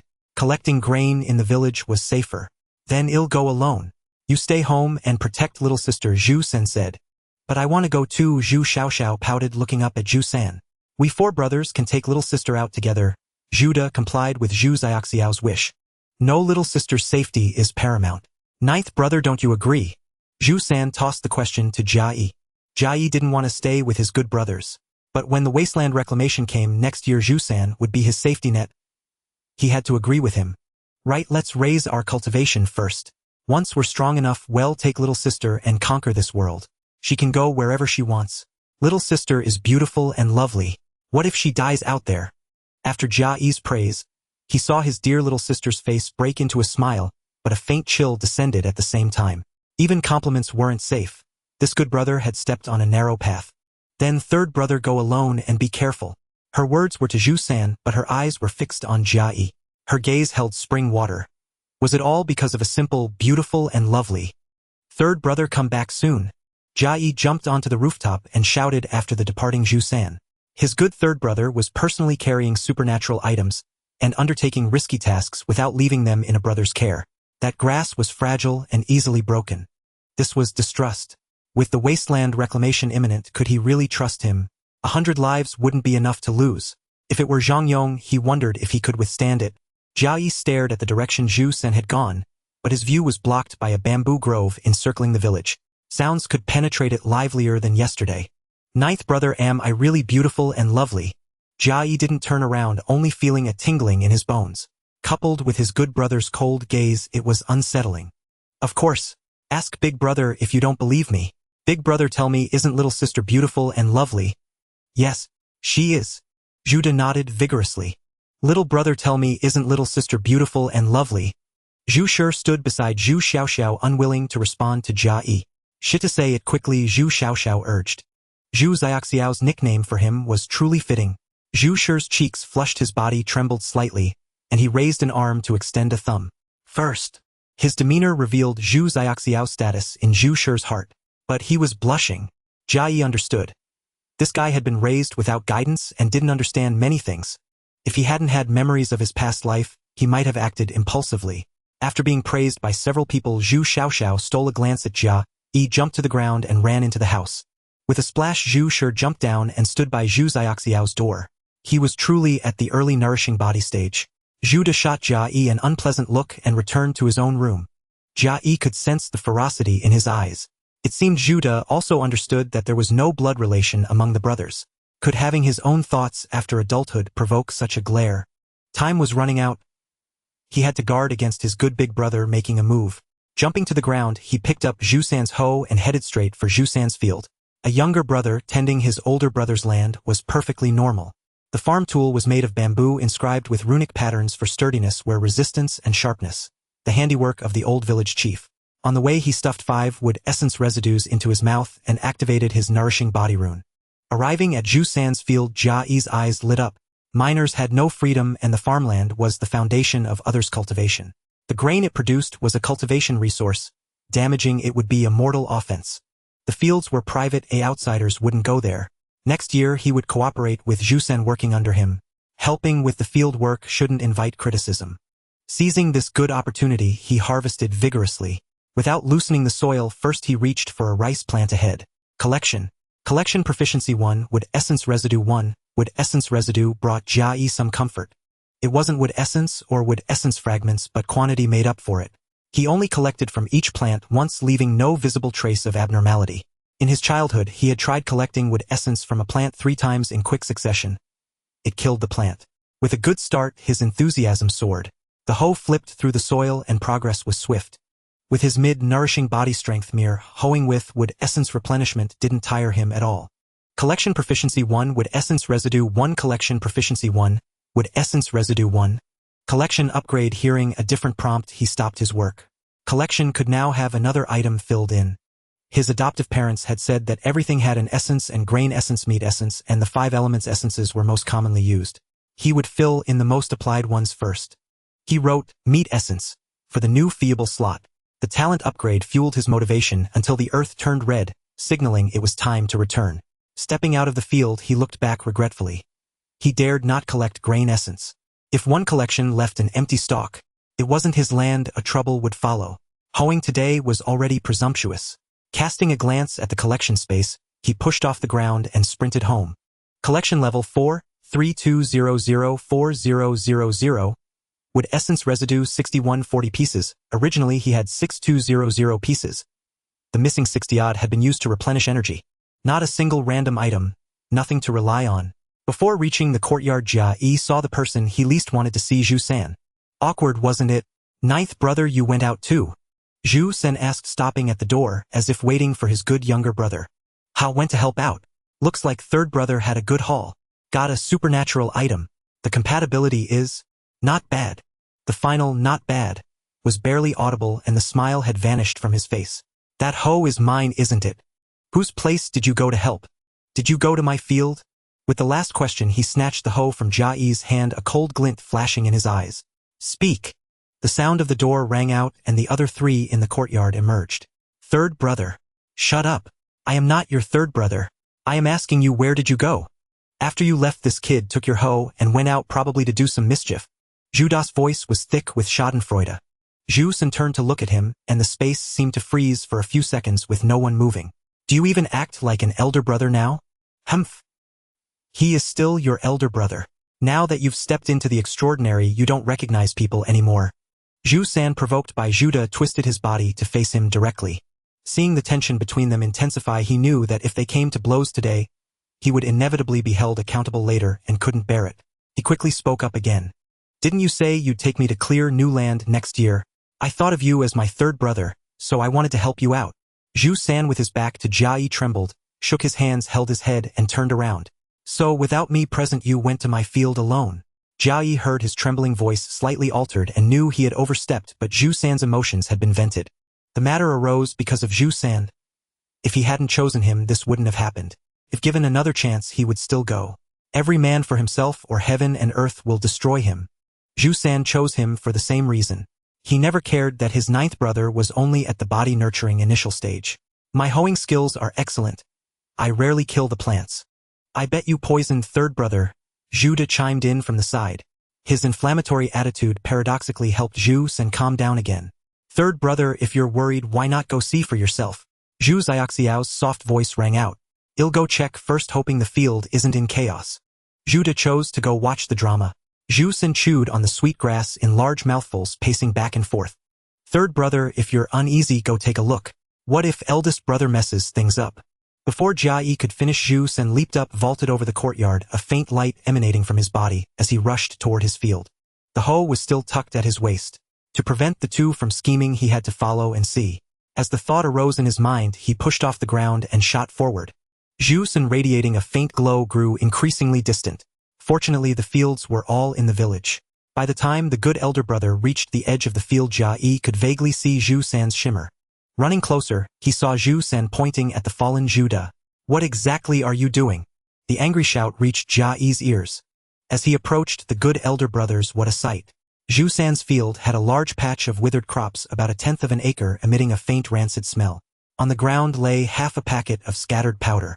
Zhuda's hands and face were swollen and flushed. This was an attempt to frame him, and Jia Yi's heart grew colder. There was little affection between them. They weren't blood-related. The closer the bond, the deeper the wound. This was now vividly realized. Would the good fellow villagers in the chat group be like the good elder brother? Glancing at the scrolling messages in the chat group, he lost all enthusiasm for chatting. Sowing discord and harming your own brothers. As an elder brother, your audacity grows. Jia Yi was slightly dissatisfied with Zhu San's words. Why only talk? Why not take some real action? Bring out that not a brother attitude from before. Pat, pat, pat. Footsteps sounded behind him. Zhu San didn't turn around, but Jia Yi was curious. Turning to look, it was Zhu Xiaoxiao. At that speed, she was definitely at the body-nurturing late stage. This? Seeing the little sister's speed, he realized his own cultivation level was also exposed similarly through speed. At the body-nurturing mid-stage, if not actively revealed, others wouldn't care. Eldest brother, third brother, you. He poisoned my field. He poisoned my field. Zhu San didn't turn around, continuing to shout at Zhuda. Jia Yi could clearly see the spittle flying from the good third brother's mouth. Meanwhile, Zhuda lowered his head, face flushed as Zhu Xiaoxiao approached. I have no right to meddle in the brother's affairs, but I hope everyone can talk calmly. Xiao Xiao doesn't want to see you all like this. As Zhu Xiaoxiao spoke, her voice choked with tears. She crouched down and buried her head in her knees. Zhu San's fists clenched and unclenched over and over. Jia Yi heard footsteps again, accompanied by a chilling sensation. This little brother looked just like a demonic creature. He turned his head for a glance. At that speed, he was definitely at the body-nurturing initial stage. I accept the punishment. I did it all. According to the rules, I'll repay 100-fold.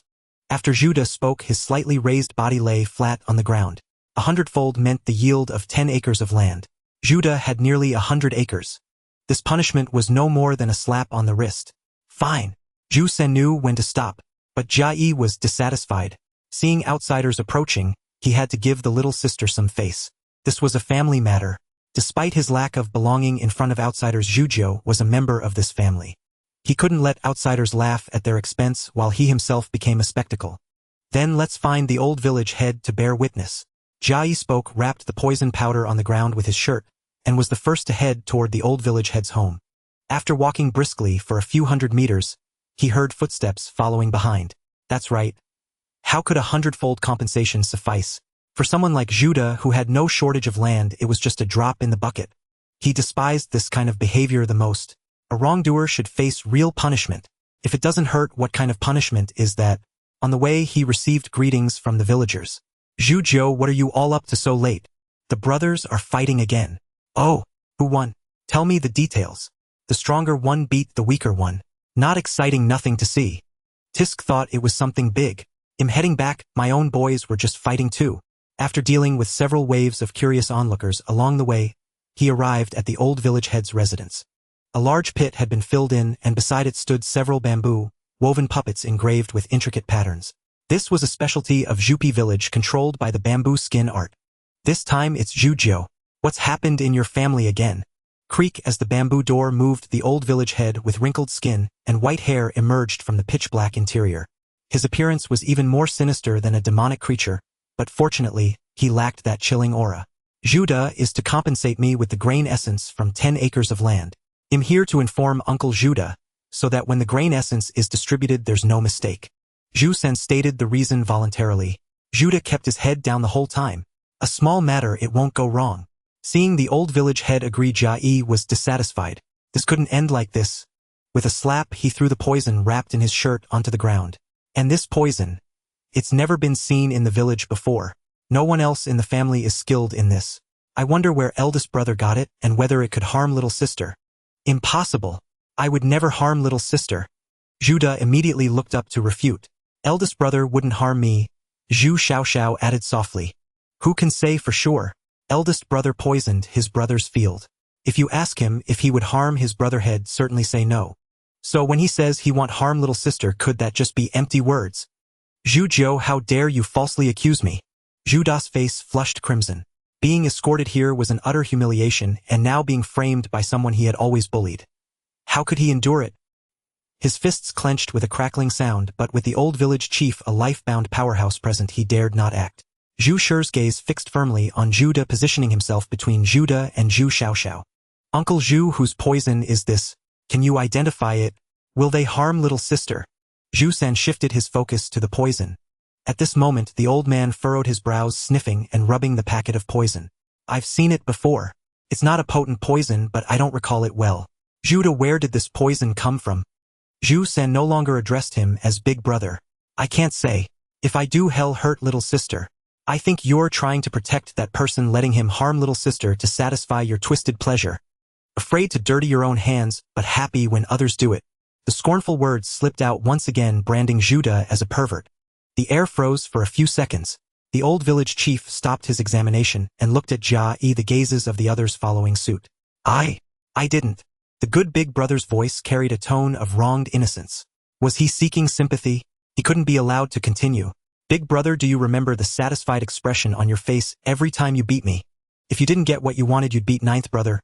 If you had a conflict with third brother, you'd beat ninth brother. If the harvest was poor, you'd beat ninth brother. Before, this little brother thought he was just your tool for venting emotions, beaten for no reason. But the truth might not be that simple. Beating ninth brother was a cover. The real intent was secretly harming little sister. If not for your covert attacks, little sister with her talent would have long reached perfection in body cultivation. Zhu Da's eyes widened as he shook his head gently.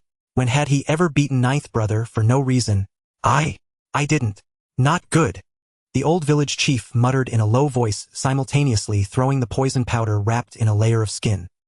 He retreated to the doorway, scrutinizing Jia Yi and the other four siblings whose bewildered expressions he noted. Only then did he summon a bamboo puppet and walk beside it. He removed the puppet's hand and pressed it against his own. In an instant, the bamboo hand sank into his flesh. Clatter, clatter. Several loose bamboo segments fell from the other side of the old man's palm.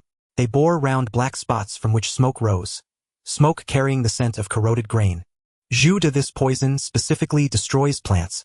It's a unique poison of the bone-tooth bandits. The old village chief's voice was somber as he revealed the poison's origin, flexing his newly replaced bamboo joints, as if testing their dexterity. Zhu Da and Zhu San's faces instantly turned pale. Jia Yi recalled the fish in the group that had warned Zhang Yong about the bone-tooth bandits. Zhu Xiaoxiao and Zhu Shi looked utterly bewildered. Zhu Da, don't forget why our parents came to Bamboo Skin Village in the first place. To hunt down the bone-tooth bandits. How much devastation have they caused? How many villages have they wiped out? What would happen to little sister if they encountered her? Zhu San stared at his good big brother with a grave expression. The good big brother knelt facing Zhu Xiaoxiao, abandoning all pretense of pride. It was Zhu Xiong. I bought it from him. He said it was his exclusive recipe. Swoosh! The old man's clothes peeled off and flew away. In less than half a cup of tea's time, Zhu Xiong's screams could be heard drawing closer. The old village chief's clothes forcibly wrapped around him and brought him there. Uncle Zhu, what's the urgent matter? Zhu Xiong asked after seeing the people present. Have these cowards finished their slander? The old village chief thrust the poison before him. Where did you get this poison? When did you collude with the bone-tooth bandits? Zhu Xiong's mocking mood vanished instantly. He had experienced the village's battle with the bone-tooth bandits back then, all because of these cowards' parents. Uncle Zhu, those bandits killed my father. I did die before siding with them. I found the poison's formula in the bamboo grove, and I have it on me right now. The old man's clothes billowed around Zhu Xiong before pulling away, bringing out a piece of hide. After examining it, the old village chief shot Zhu Xiong a fierce glare and crushed the hide. When did you find it? Half a month ago. Roar. A massive black bear charged toward them. Quiet! The old village chief barked. The black bear halted its charge, sliding behind Zhu Xiong. Too large to hide, it could only nuzzle the back of his head with its snout, its beady eyes stealing glances at the old village chief. It tried to conceal itself behind Zhu Xiong but failed utterly. Little bear is so cute. Zhu Xiaoxiao's eyes sparkled. Hehe, Xiao He cares about me the most. Zhu Xiong raised a hand to pat the black bear's head. As dusk fell, the old village chief lit a torch and produced 2 bamboo sticks inscribed with the character sound. He struck them together. The tapping sound was not only loud, but also deep and resonant, making Jia Yi's eardrums throb in response. The torch flame flickered under the influence of the sound waves. As the sound faded, the old man, his face grim, gazed toward the village. Screech! An eagle's cry pierced the night sky. Other animal calls followed in quick succession. Illuminated by the firelight, figures could be seen stirring in the village, rushing toward them. Men, women, and children formed a circle, chattering noisily. Chief, what's the important matter? Have officials arrived? The bone-tooth bandits. The 3 words brought an instant hush. Even the children's clamor was silenced, leaving only the sound of weaker individuals hurrying over. The strong remained still, and those who arrived later dared not speak loudly. After a long while, the villagers crowded around in layers, with Jia Yi and the other 4 at the center. The old village chief stomped his foot, kicking the tattered beast hide on the ground toward someone who caught it. Zhu Xiao checked the aura on this hide for any outsider's trace. Understood. The man had a notch in his ear, and Jia Yi recognized him as the old village chief's nephew, a transcendent. Zhu Xiao's nose transformed into a dog's nose as he sniffed the torn hide with closed eyes. This was his transcendent ability. No unfamiliar aura. He tossed the hide back to Zhu Xiong, clearly knowing its owner, confirming the power of his ability. This is a poison formula from the bone-tooth bandits found by Zhu Xiong half a month ago. Has anyone seen strangers near the village? The old village chief looked around and asked loudly. No one answered. Everyone understands what the bone-tooth bandits are. Plunderers, destroyers, village annihilators. They stop at nothing. If they launch a large-scale attack, Bamboo Skin Village cannot withstand it. No one contradicted the old man. Zhuing, send a message to Feast Bamboo Town at first light tomorrow. Understood. This was the man who kept eagles. His transcendent visualization object was an eagle. Those registered for next year's land reclamation will be inducted into the patrol team for night patrols. For those who haven't registered for next year's reclamation, today is the final day. The rest of you return and prepare for battle at any moment. Those unfamiliar with the bone-tooth bandits, ask your family and neighbors. Judah, remain here. For misuse of poison, 10 days of imprisonment. Most villagers' gazes turned to Judah, who hung his head, his face reddening to black. Judah walked toward the old village chief, pausing as he passed Jia Yi. "Ninth brother, I see your skills surpass mine," he said, his tone flat. Jia Yi understood that the enmity was now truly forged. What ninth brother? In Judah's heart he wished nothing more than to tear him apart. A man who valued his pride had been humiliated before the entire village because of him. Perhaps this was a blessing for Judah, but for him it was a curse. He believed Judah would stop at nothing. "You want to kill me to avenge the bone-tooth bandits. If I hadn't brought that poison to the village chief, who would have discovered the bandits lurking nearby? So you want to silence me first to vent your anger?" Jia Yi raised an eyebrow, striking back without restraint. Only by escalating the conflict could he seize his chance. For Judah, killing him was a minor matter. Being a bone-tooth bandit was the true crime. As expected, the villagers turned their gazes toward them. Several transcendents even clenched their fists, eyeing Judah with restless intent. "Eldest brother, ninth brother, we're all family. Can we stop arguing?" Zhu Xiaoxiao's soft voice remained conspicuous. The village matrons and gossips following her lead began to lecture. Yes, Zhu Jiu, you can't speak to your elder brother like that, calling him a bone-tooth bandit. It's disgraceful. Between brothers, don't say such harsh words. How could your elder brother ever kill you? Your brother praised your abilities. How could you respond like this? Jia Yi glanced sideways. Zhu Xiaoxiao was truly formidable. With a single sentence, she had put him at a disadvantage, rallying so many to Judah's side and framing him as the wrongdoer. Even the mention of the bone-tooth bandits was useless. Strangely, none of those hot-blooded men harbored ill intentions toward the younger sister, not even a single suitor. The thought alone felt off. She had just called him ninth brother, not ninth brother dear. His clash with Judah had clearly displeased her. Say what you will. My hatred for the bone-tooth bandits is real. I'm not falsely accusing Judah. Because of our parents, those bastards are targeting us brothers specifically. Ninth brother, but you shouldn't. Fool. Jia Yi turned and shot Zhu Xiaoxiao a glare. His reason for being here was ostensibly to protect her, yet she refused to support the ninth brother who guarded her. Did she need to be scolded awake? Zhu Xiaoxiao's eyes widened, tears streaming down. A chilling aura followed, impossible to ignore, somewhat reminiscent of a malevolent entity. His attention lingered on Zhu Shi for a moment.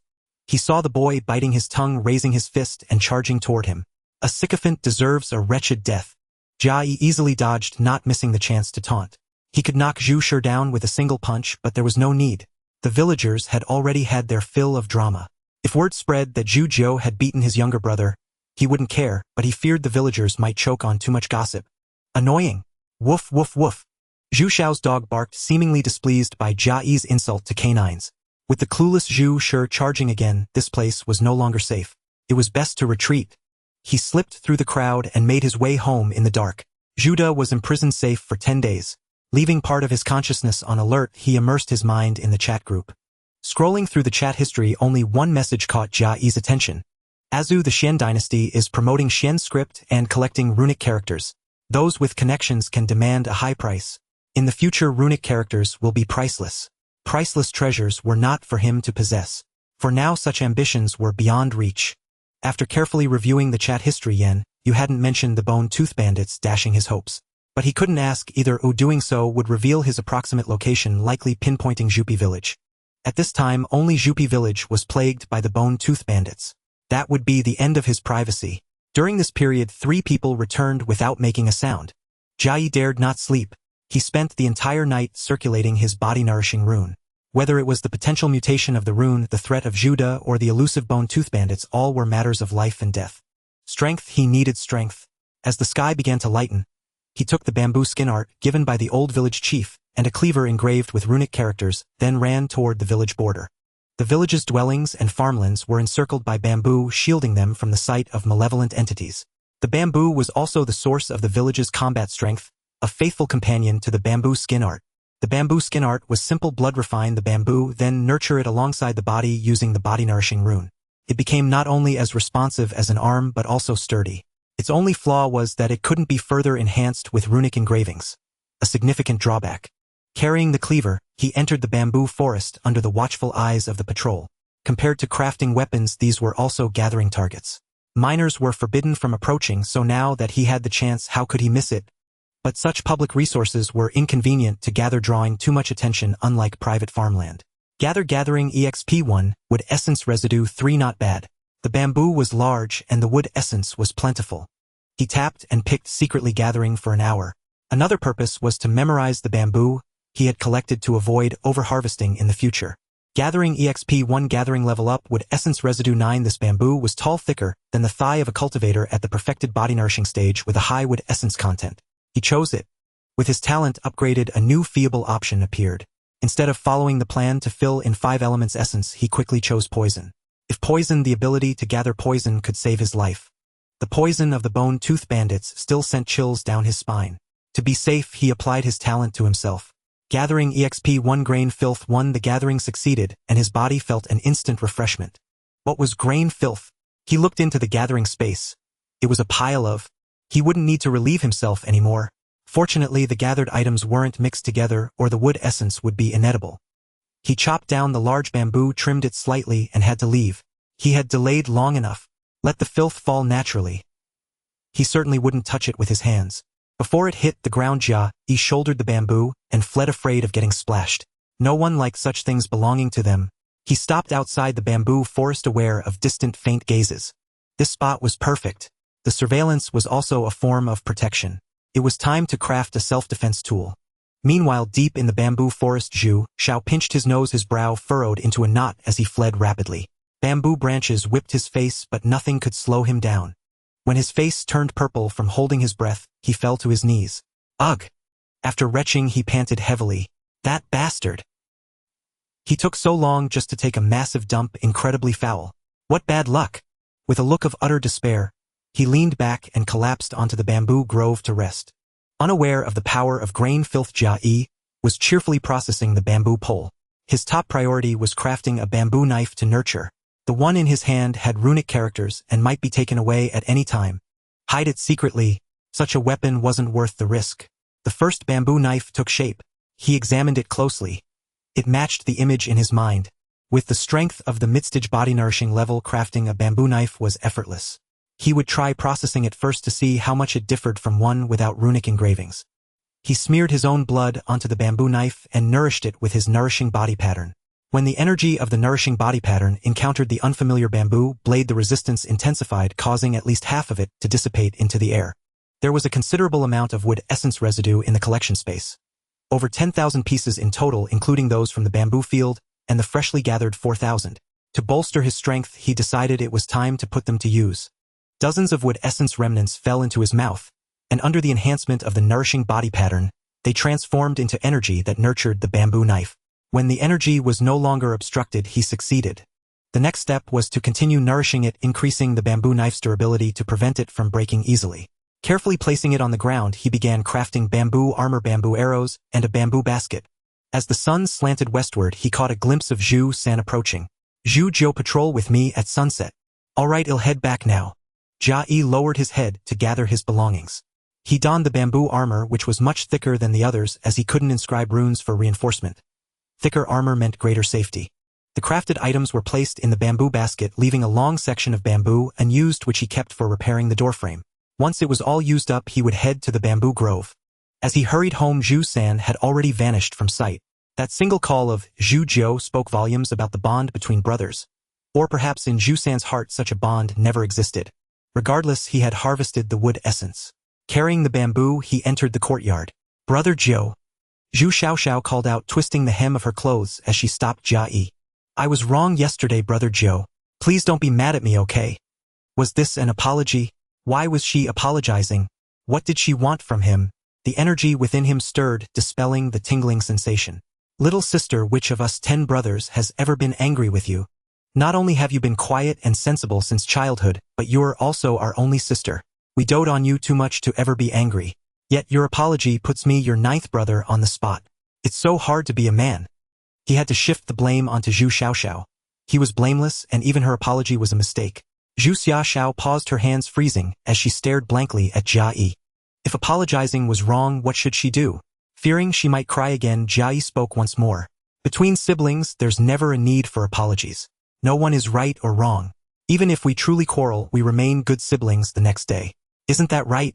Zhu Xiaoxiao nodded, quite satisfied. This kind of sibling bond free from grudges was something everyone desired. Brother Zhou, could you make me a set of bamboo armor too? I want to start nourishing it early. Her sweet voice was filled with hopeful anticipation. Having lived 2 lives, such an impact couldn't even ruffle his hair. Zhu Xiaoxiao's behavior felt like climbing a ladder handed to her. Whether she saw him as a brother or a beast of burden, only she knew. Besides, if he truly made her bamboo armor head have to craft 2 extra large bowls. Making them deliberately oversized or undersized wouldn't do, but making them just right would be awkward. He placed the half-length bamboo between them. It fits best when you make it yourself. I can't waste too much time on next year's land reclamation. Thank you, Brother Zhou, for the bamboo. Zhu Xiaoxiao nodded, crouched beside the bamboo, and placed her hands on it, her eyes curving into crescent moons with overflowing joy. Third brother, it's time to go. Jia Yi averted his gaze, unwilling to take any advantage of Zhu Xiaoxiao. The visual gain wasn't worth as much as a single wood essence remnant. Zhu Sen stepped out, also wearing bamboo armor, its pieces of varying sizes and crooked assembly making it look rather ugly. Could this be another reason Zhu Xiaoxiao wanted Jia Yi's help?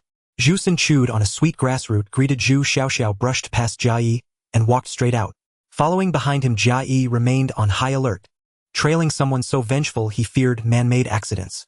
His nourishing body pattern worked continuously to keep him alert. The night passed without incident aside from the old village chief's rounds and other patrols. Zhu San and Jia Yi didn't exchange a single word. Did he think Jia Yi was doomed and no longer needed to pretend? The next day, after half a day of rest, Jia Yi returned to the bamboo grove to select bamboo. This time he chose pieces that were just right. If the bamboo was too large and he finished everything at once, he'd lose his excuse to return. With his gathering experience halfway there, Jia Yi picked his bamboo and left. Zhu Zhou, why aren't you carrying a big one today? Following the voice, he saw Zhu Xiao, who had a large dog behind him, sniffing intently in his direction, looking rather odd. Ah, it's Brother Zhu Xiao. You startled me. I'm making some handy weapons now. Oh, big ones aren't suitable. Village chief uncle said runes can't be used, or I'd have him inscribe a few, and save myself the trouble of selecting bamboo. Jia Yi shook his head, a hint of regret on his face. Zhu Xiao pinched his nose. Not bad. Among those joining the land reclamation, you're the most diligent in your nourishing body cultivation. But Zhu Xiao clasped his hands behind his back, pausing to catch Jia Yi's attention. Don't relieve yourself carelessly in the bamboo grove. It's unpleasant for the villagers to step on. Ha! Doesn't everyone do it? Jia Yi asked in confusion, though inwardly he admired Zhu Xiao. Had he caught wind of the large pile head left yesterday? I'm not saying you can't, but wait until you're transcendent. With your current cultivation, it's unsafe to stay in the bamboo grove too long. Zhu Xiao's expression turned serious. Jia Yi cupped his hands in salute. I'll finish making what I need in the next few days, and won't waste time inside causing trouble for everyone. As you wish. I only spoke to remind you, not wanting anyone to sacrifice in vain. Zhu Xiao pinched his nose and turned to leave. Jia Yi sat down again in the sunlight, a spot under surveillance by the patrol. Today he crafted crossbows. Ones that could fire rapidly and continuously, saving effort and suiting him better than bows. He made only a few: a handheld crossbow, a back-mounted crossbow, and corresponding bamboo bolts. By the time he finished, the sun was still above the horizon. He had just enough time to nourish his weapons and armor. He didn't want to return to the Zhu Pai village home. Even without Juda, there was Zhu Xiaoxiao, a little sister he wished to avoid. After nourishing his armor and crossbows, he felt a chill all over. Looking up, it wasn't snowing. The bamboo beside him was still green, and the crops nearby hadn't been harvested. It wasn't the cold season, but this anomaly meant he needed to move lest a malevolent entity lurked nearby. Packing up, he rose, feeling light on his feet. Seeing the color of his wooden armor and crossbows, he realized it was a symptom of blood loss. He had bled too much these past 2 days. He simply lay down on the spot, half closing his eyes, as he continued to circulate his nourishing body pattern. Jia Yi awoke to find the sky tinged red. It was time to patrol, and staying out overnight was unwise. With his brothers around, if a malevolent entity came, there would be more mouths to feed its hunger, and a better chance of survival. Was that what Zhu San thought too? As he neared the courtyard, before he could enter the gate, Zhu San's icy voice rang out. Time for patrol. It sounded like a notice, perhaps an order. Fine, he didn't need to enter. Zhu San still walked ahead, chewing on a sweet grass root. From another perspective, Zhu San's ignoring him was also a sign that he didn't want Jia Yi in his fields. That remark about not being his third brother was painfully sincere. As he pondered about this third brother, he suddenly shuddered, his muscles tensing, and the lightheadedness in his steps vanished. This was the sensation of enhanced strength. With ample energy, he was no inferior to others. His cultivation had finally caught up to his younger sisters. Strength nourishing body late stage, this was the confidence to face crises. At least now he could retaliate against Judah or even flee. As for encountering the true bone-tooth bandits, he wondered if he would have the chance to inscribe a few runic characters. A night of patrol passed uneventfully with no words exchanged with Zhu San. He merely solidified his nourishing body late-stage cultivation. Every fragment of burnt wood essence was put to practical use. Afterward, he slept during the day and went to the bamboo grove in the afternoon. By the time Judas' confinement ended, the bone-tooth bandits were nowhere to be seen. His gathering talent leveled up once more. Talent gathering level 6, 50006000. He chose the direction of transcendent materials, preparing for his breakthrough beyond the mortal realm. Only with suitable transcendent materials could he swiftly advance from transcendent to destiny transformation. Over 5,000 fragments of wood essence were consumed daily, with over 90% used for bamboo armor and arrows. This amounted to over 50 blocks of wood essence each day for 10 consecutive days. No tricks, just pure resource expenditure. All the gathered wood essence fragments were consumed each day. The bamboo armor's hardness now surpassed the stainless steel of his past life. A rune-inscribed blade could only leave a white scratch on it. So thick yet so light. It brimmed with security. He tapped it with his hand and a clanging sound rang out. Judah returns today. Your bamboo armor has only been nurtured for a few days. It likely won't hold up. If you die, I'll permit you to be buried in my farmland. After 10 days of patrol, Zhu San spoke for the first time. Hearing this curse-like tone, Jia Yi smiled silently. Buried in the fields, was that supposed to be generous? I heard that during the 100 Races War there was a race skilled in curses. They cursed the runic script, causing newly inscribed runes to mutate. Good third brother, why do you think I know this? If I knew how to curse. Jia Yi didn't finish. Zhu San was clever enough to ponder it himself. Zhu San stuffed a piece of sweet grass root into his mouth and quickened his pace. It's dawn, patrol's over. I'm heading back first. His reluctance to stay with Jia Yi was blatant. Jia Yi also turned back. No matter what Zhu San imagined, it couldn't hinder his grinding of talents. He could only rest outside, fearing a sneak attack from Judah. He found the spot where patrol routes intersected most and lay down to rest. Before sleeping, he checked the chat group. The messages there were still quite useful. Information like Azu's news about the founding of the Shen dynasty and old village chief's tales of the 100 Races War, and the cursed runes were all invaluable. Staying silent in the group was an extreme move. After scrolling through the posts, everyone was reminiscing about Blue Star today, and they mentioned him, the Gatherer. Eternal Huang Mao, what do you think a Gatherer did on Blue Star? Azu Deno, if I had the power, I'd drag you to the Shen domain first. Yen, you could it be a profiteer, buying farm goods from farmers and cheating on the scale. Zhang Yong, he hasn't spoken in days. Could he be gone already? This world is so dangerous. Eternal and Azu were still trading insults. In Yen Yes' eyes, he had fallen low. What was Zhang Yong thinking? If he wasn't dead, did he assume others would die? Gatherer, I've got work to do, no time to chat. I can't even level up my gathering skill. There's too little to collect. My level's too low to access good stuff. The most mystical thing I've seen is a transcendent choosing their transcendent material.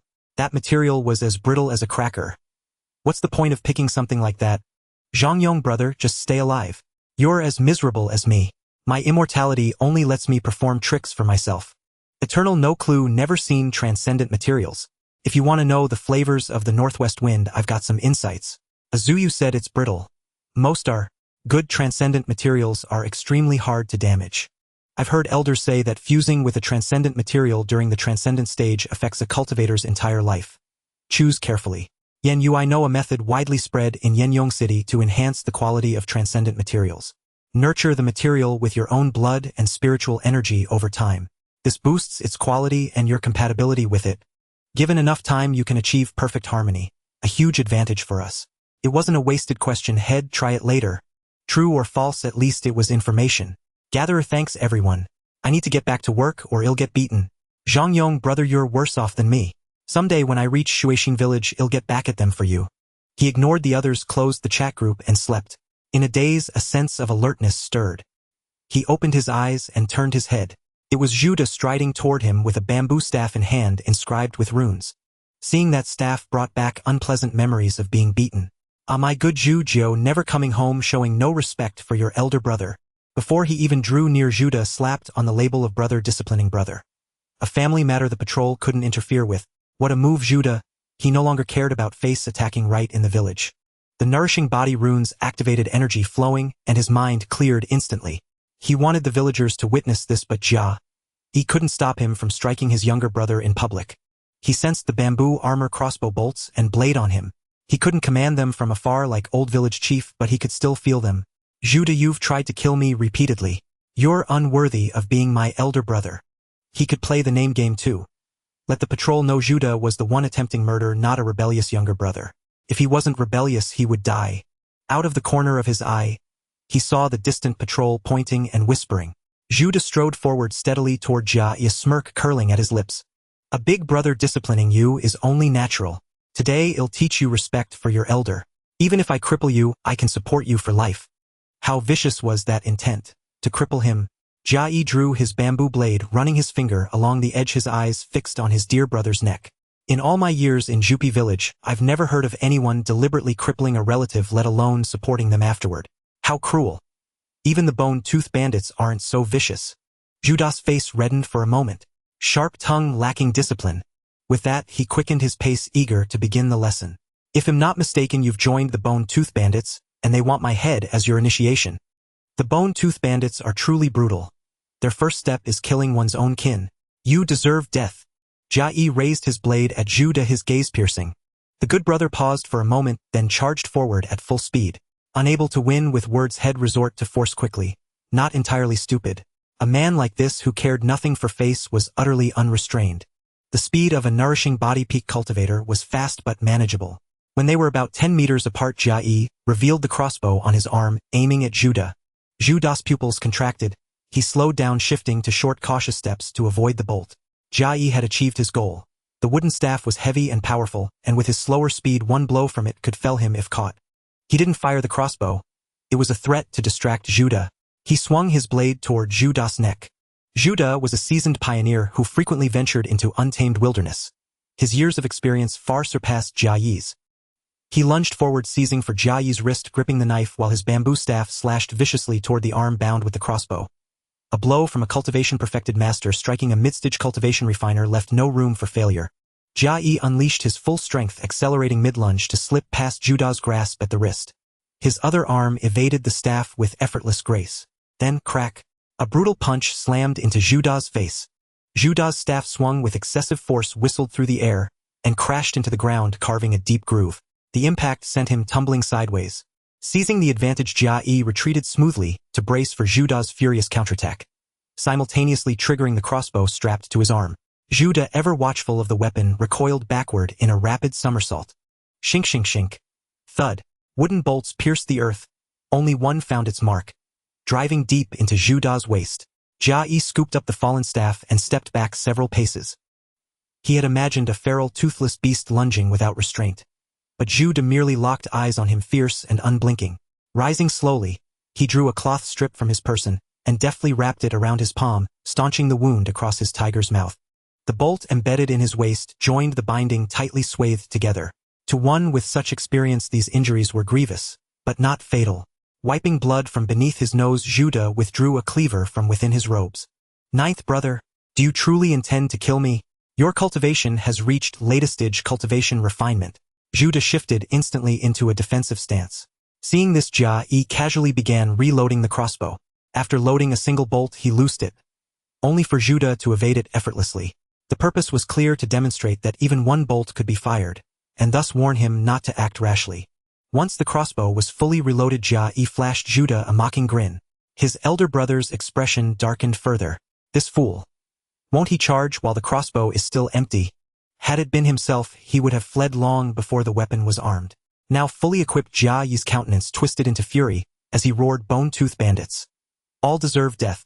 He brandished the loaded crossbow toward Judah, drawing his attention, then charged forward, staff raised high. The tide had turned.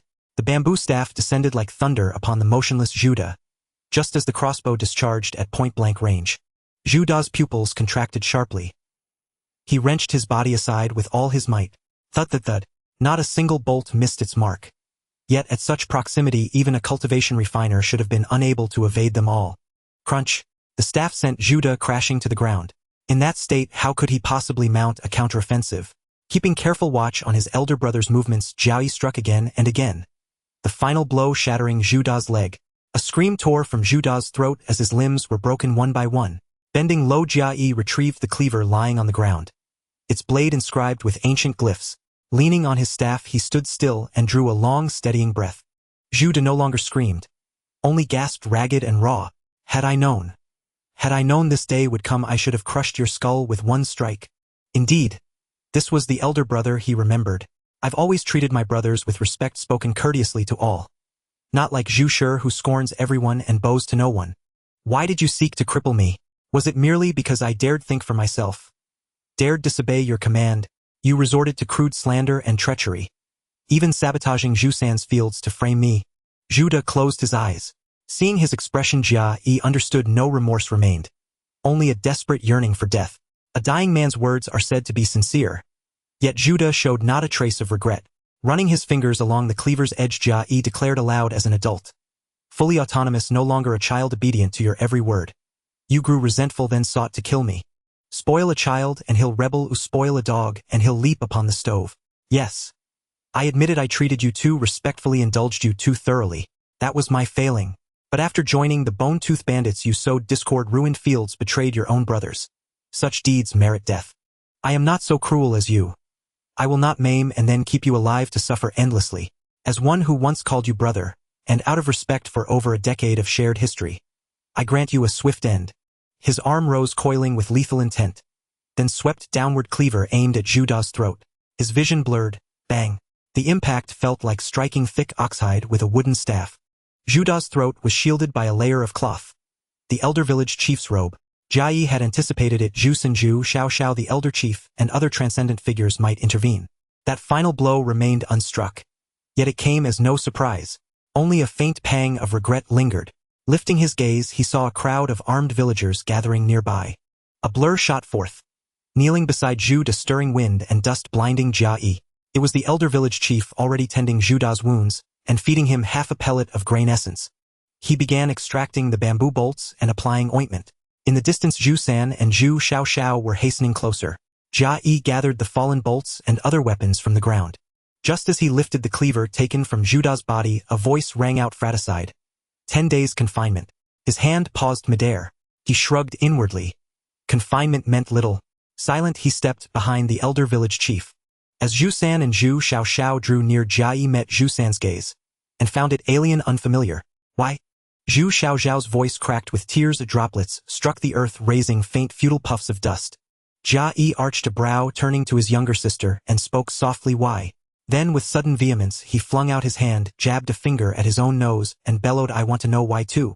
Why did you ignore Zhu Da's slander? Why did you stand by as he tried to kill me? 3 questions. And Zhu Xiao froze speechless. Don't you know how Zhu Da treats me? When he came for me just now, why didn't you stop him? Did you hope to watch him cripple me, feed me scraps each day, and leave me to live out my life in agony? And now that I've won, you all emerge. What were you doing before the conflict even began? No, it's not like that. Sob. Zhu Xiao sank to her knees, burying her face in her hands. How dare you speak so harshly to your younger sister? Shouting at her like that? Zhu San frowned, his disapproval unmistakable. Jia Yi offered a contemptuous smile and a quiet, probing question. So now before outsiders you perform the role of devoted brother. Yet you, the most capable among us to prevent this rift, allowed matters to reach this pass. Wasn't this precisely what you desired? Since you've already triumphed, why resort to lethal force? Zhu San's frown remained unrelenting, fixated solely on Jia Yi's transgression. That is exactly why I never returned home. No sense of safety. No one intervened when I was beaten. Now that I've won, I'm condemned instead. Isn't my reason for striking to kill more than sufficient? Zhu Da is a bone-tooth bandit. Zhu Xiao's sobs intensified. Zhu Da is not a bone-tooth bandit. Zhu San stared hard at Jia Yi, his expression deeply aggrieved. Zhu Da's temperament has changed drastically these past days. Dare you claim he hasn't been influenced by the bone-tooth bandits? Brother Zhu Ying departed 10 days ago. At his pace, he could have made several round trips by now. Who knows whether bone-tooth bandits lurk beyond the village, or whether Brother Zhu Ying has already met his doom.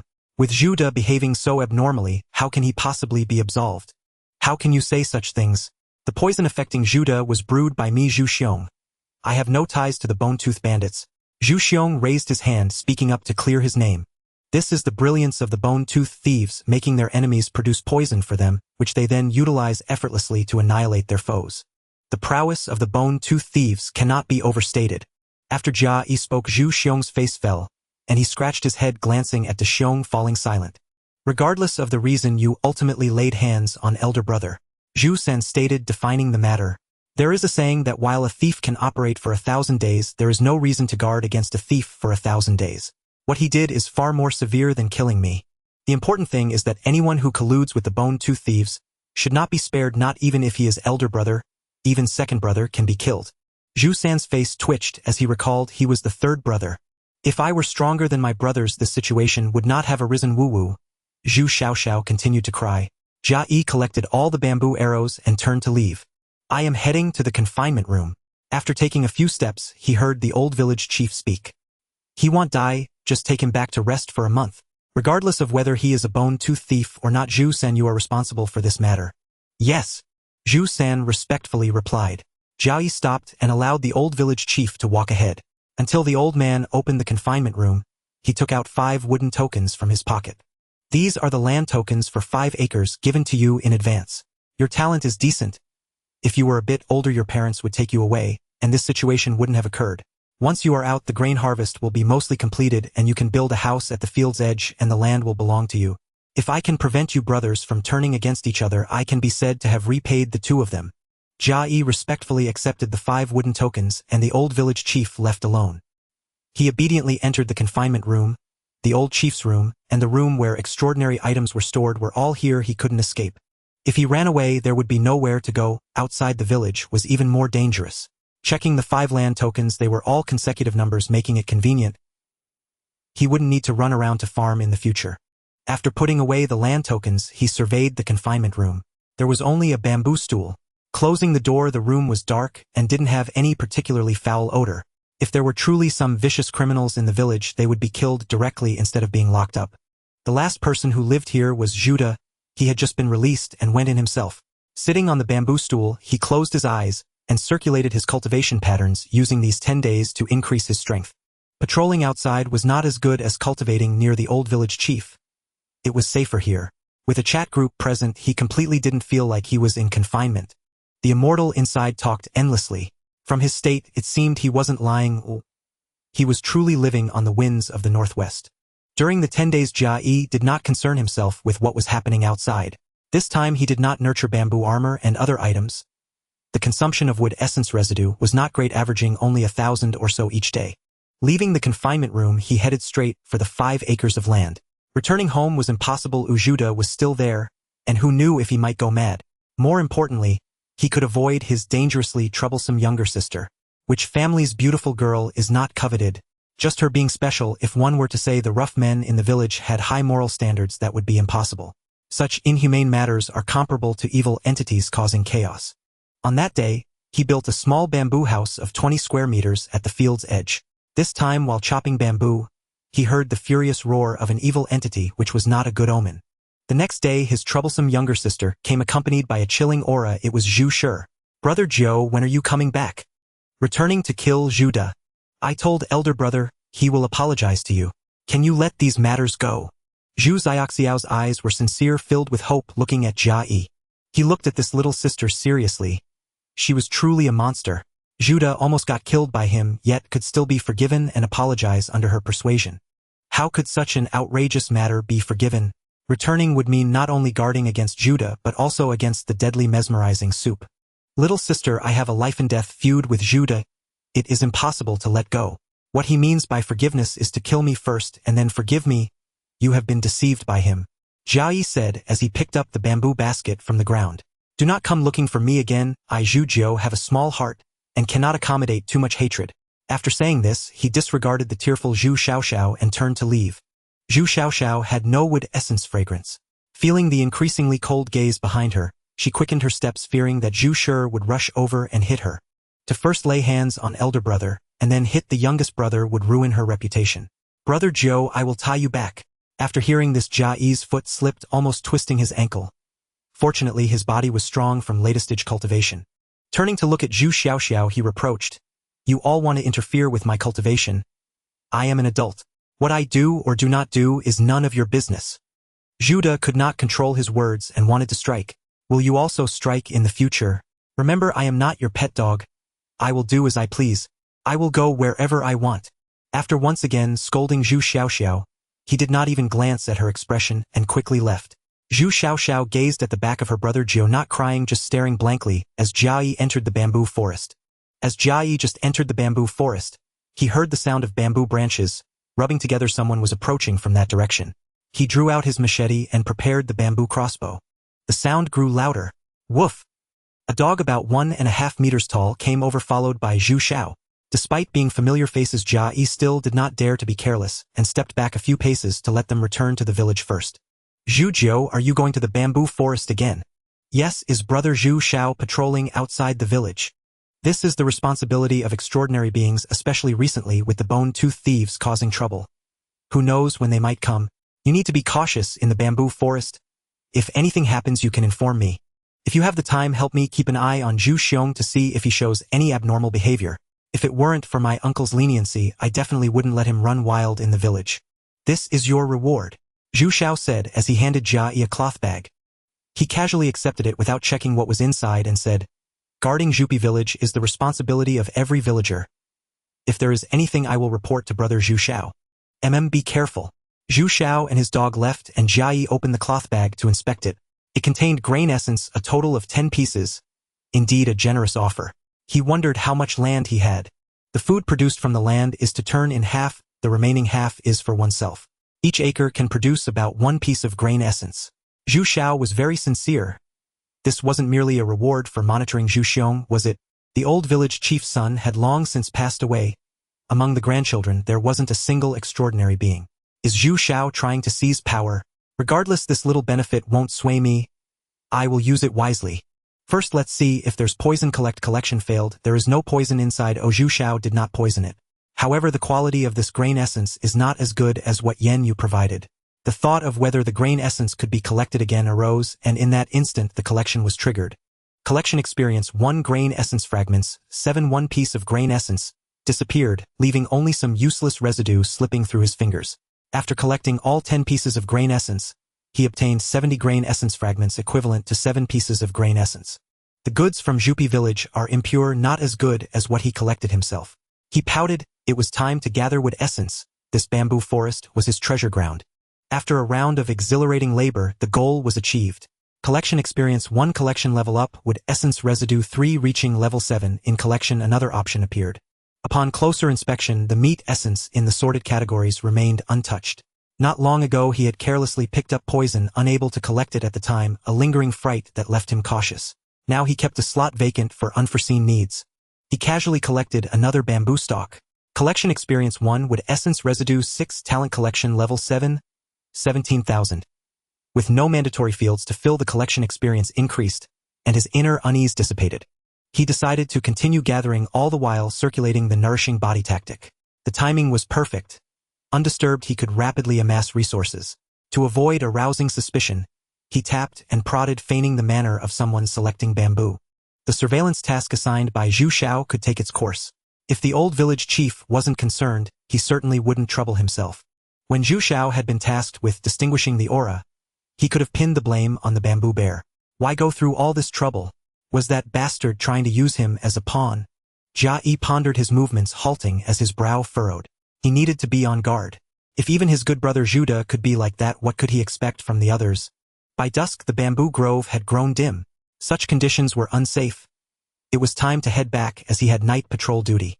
Before reaching the newly built bamboo hut, he spotted Zhu San from afar, his cheeks bulging as he chewed, waiting. This time he had come on his own initiative. It's time for patrol. Zhu San spoke, then strode ahead, without waiting to see if Jia Yi had set down his bamboo basket. He paid no mind to the other's attitude. If someone had stealthily trespassed on his land and struck with lethal intent, that might well be the way to settle matters. Night had fully fallen. Zhu San halted. Let's walk side by side. You watch one side, I'll watch the other. Jia Yi shrugged and moved ahead, catching a glimpse of Zhu San's somber gaze, fixed on his bamboo crossbow. So that was it. Good third brother was afraid he might make a move. Where was the trust between brothers? Was Zhu Ju the kind of man to strike at his own kin for no reason? Putting himself in the other's shoes, If Zhu San were to kill Zhuda, how could one guard too much against someone who would harm his own brothers? This all had its reasons. How could he offer his neck to Zhuda's blade? These so-called brothers were merely brothers in name. In truth, they shared no blood ties. He had never held high hopes for the bond between them, and so he took this wariness in stride. The patrol ended and the group assembled. The mood was grim. 2 men had not returned. Everyone knew the number of patrols, and now one was missing. Did anyone see them during yesterday's patrol? At what times? The old village chief's gaze swept across each face, as if searching for clues. I saw them just after dark. I saw them less than an hour into the patrol. I saw them before the first watch. Scattered reports came in. No sooner does Zhu Jiu return than someone goes missing. A voice rang out. Jia Yi froze, the crowd was noisy, and he couldn't make out who had spoken. With that remark, Jia Yi fully understood the meaning of piercing gaze. All eyes turned to him at once, as if he had once again stepped onto a stage under the spotlight. No, it was more like a gallows he had never experienced before. You don't all suspect me, do you?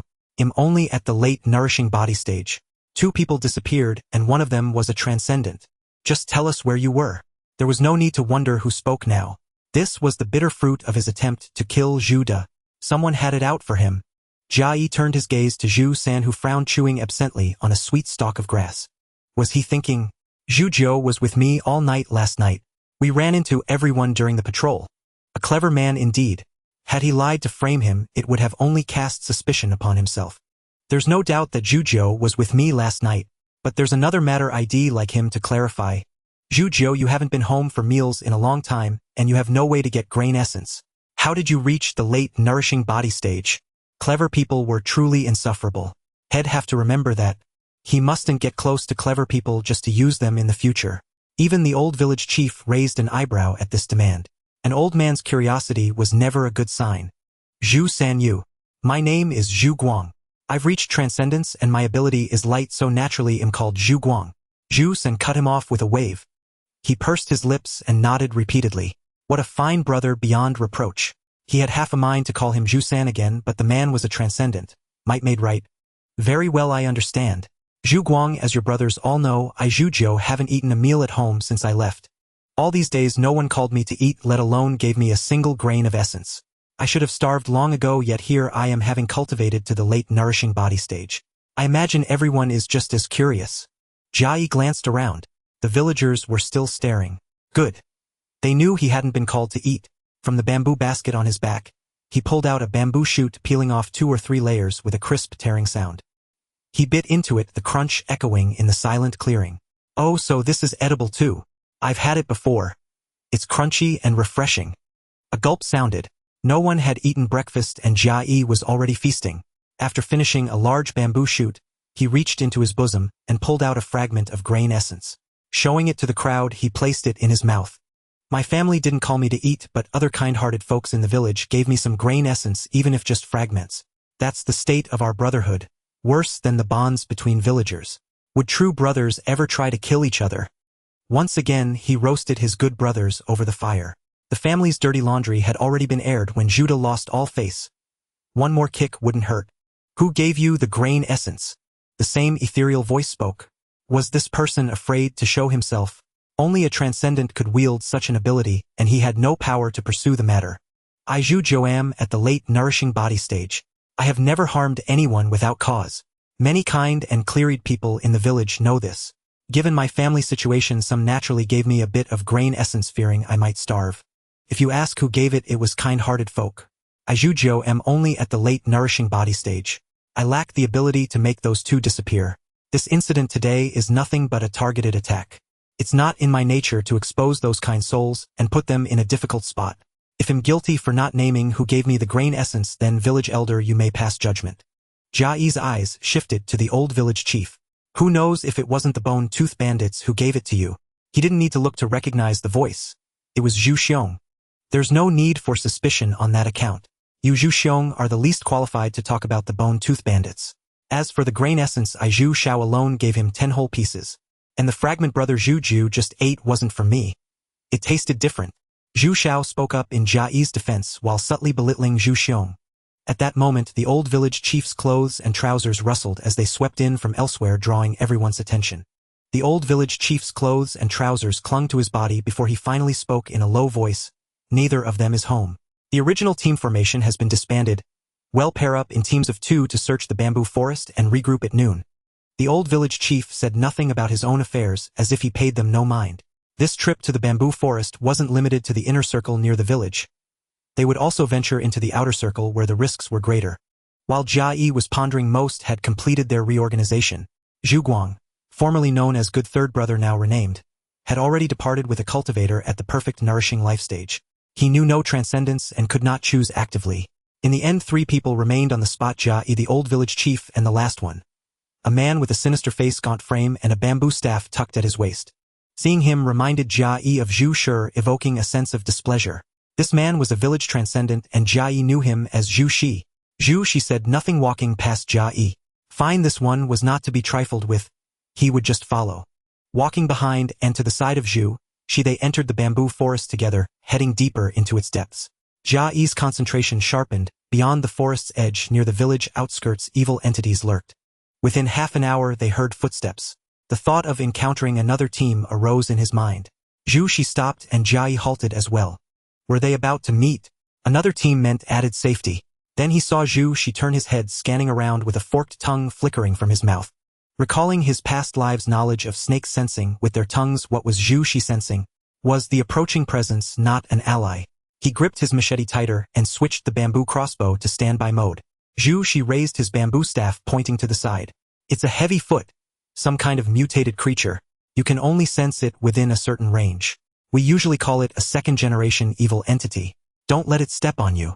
Jia Yi turned sideways, aligning his face with the direction Zhu Shi indicated, his heartbeat quickening. Shouldn't we call for help? First-generation evil entities flee, second-generation ones are manageable. If you can't handle it, step back. His words left Jia Yi feeling somewhat embarrassed. He said no more, focusing solely ahead, while observing his surroundings, ready to retreat at the first sign of trouble. The footsteps grew nearer, gradually turning into a thumping sound, as if someone was stomping heavily on the ground, and a chilling aura surged toward them. Cluck! A large rooster emerged, its only peculiar feature being its feet. They were not chicken claws, but human feet with sharp pointed chicken nails at the tips. Clearly not to be trifled with. As it halted, the thumping ceased. The heavy foot tilted its head, fixing one eye on the 2 men. Cluck! With a cry, it leaped, charging straight at Jia Yi. A newborn, it knew to pick the softest target. Jia Yi fired the crossbow bolt in a fluid motion, while dodging behind a bamboo stalk, gripping his bamboo knife ready to flee. Whoosh! Zhu Shi's bamboo staff smashed toward the heavy foot, generating a wave of sound. Thud, thud. The bamboo bolt struck the creature, piercing its head and chest. A thought arose in his mind: no need to run. The bamboo staff followed swiftly, slamming the heavy foot to the ground with a loud thud, kicking up dust.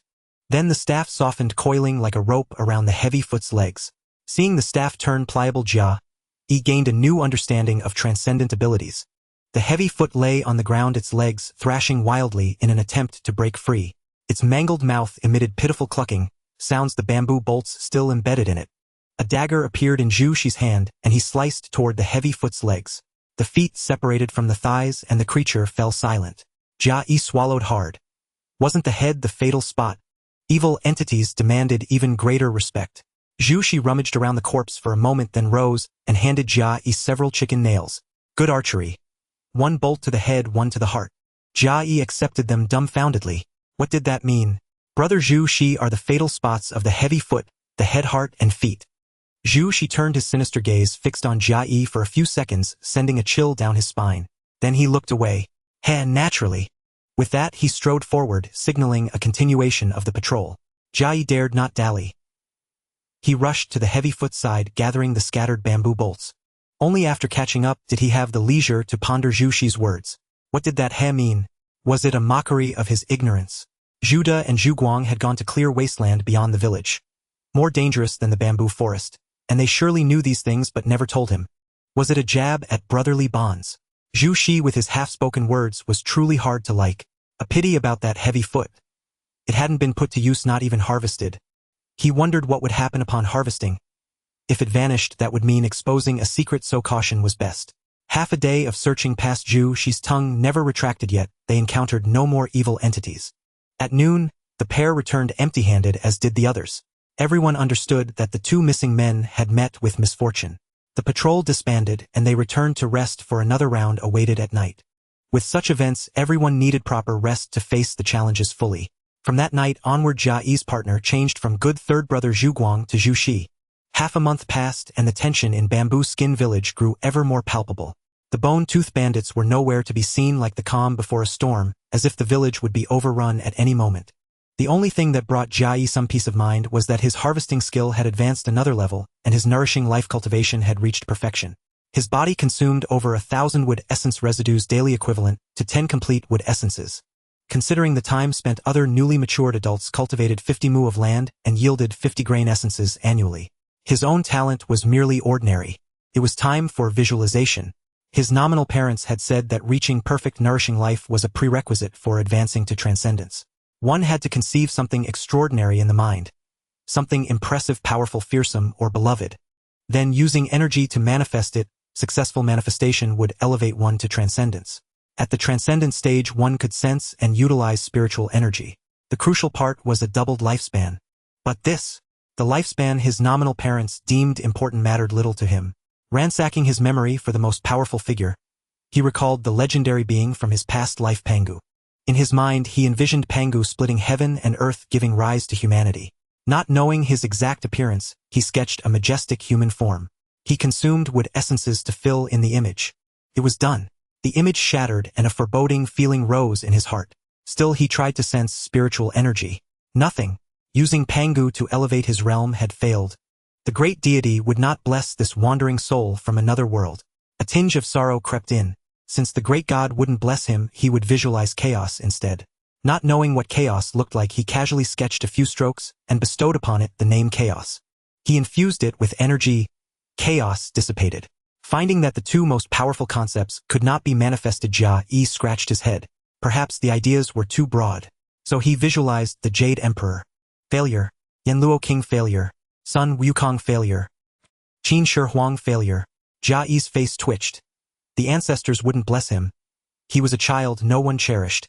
Relying on heaven and earth was inferior to relying on oneself. He would visualize himself. Self-reliance and self-empowerment. No sooner said than done. Visualizing his own image, it materialized in an instant. So fast. Could this be a sign of success? The moment he infused energy, it collapsed instantly. Wasn't the most profound impression that of oneself? How could this still fail? Drawing a deep breath, he opened the chat group to converse and casually ask his fellows for any clever ideas.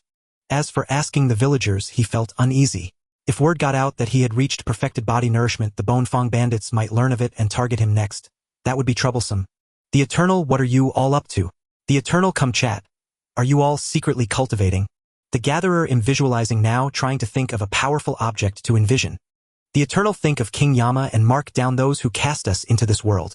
Yen Yu, I wanted to visualize the immortals from my past life too, but I advanced to transcendence in a dream. Crying, Zhang Yong, good brother, you rose so fast. I thought you'd starve and am only at early body nourishment. But our village chief says the two seniors are returning soon, so well, relocate the village. Then there'll be plenty of land to farm and it'll catch up to you. Azu, don't you know how to visualize? I visualize my own ancestor. He entered my mind and solidified the visualization object directly. But I'll kindly tell you how to visualize. Visualize what impresses you most, what terrifies you most, or what you love most. That's easier to succeed. Those immortals from past lives concepts and such, they'll mostly fail too broad.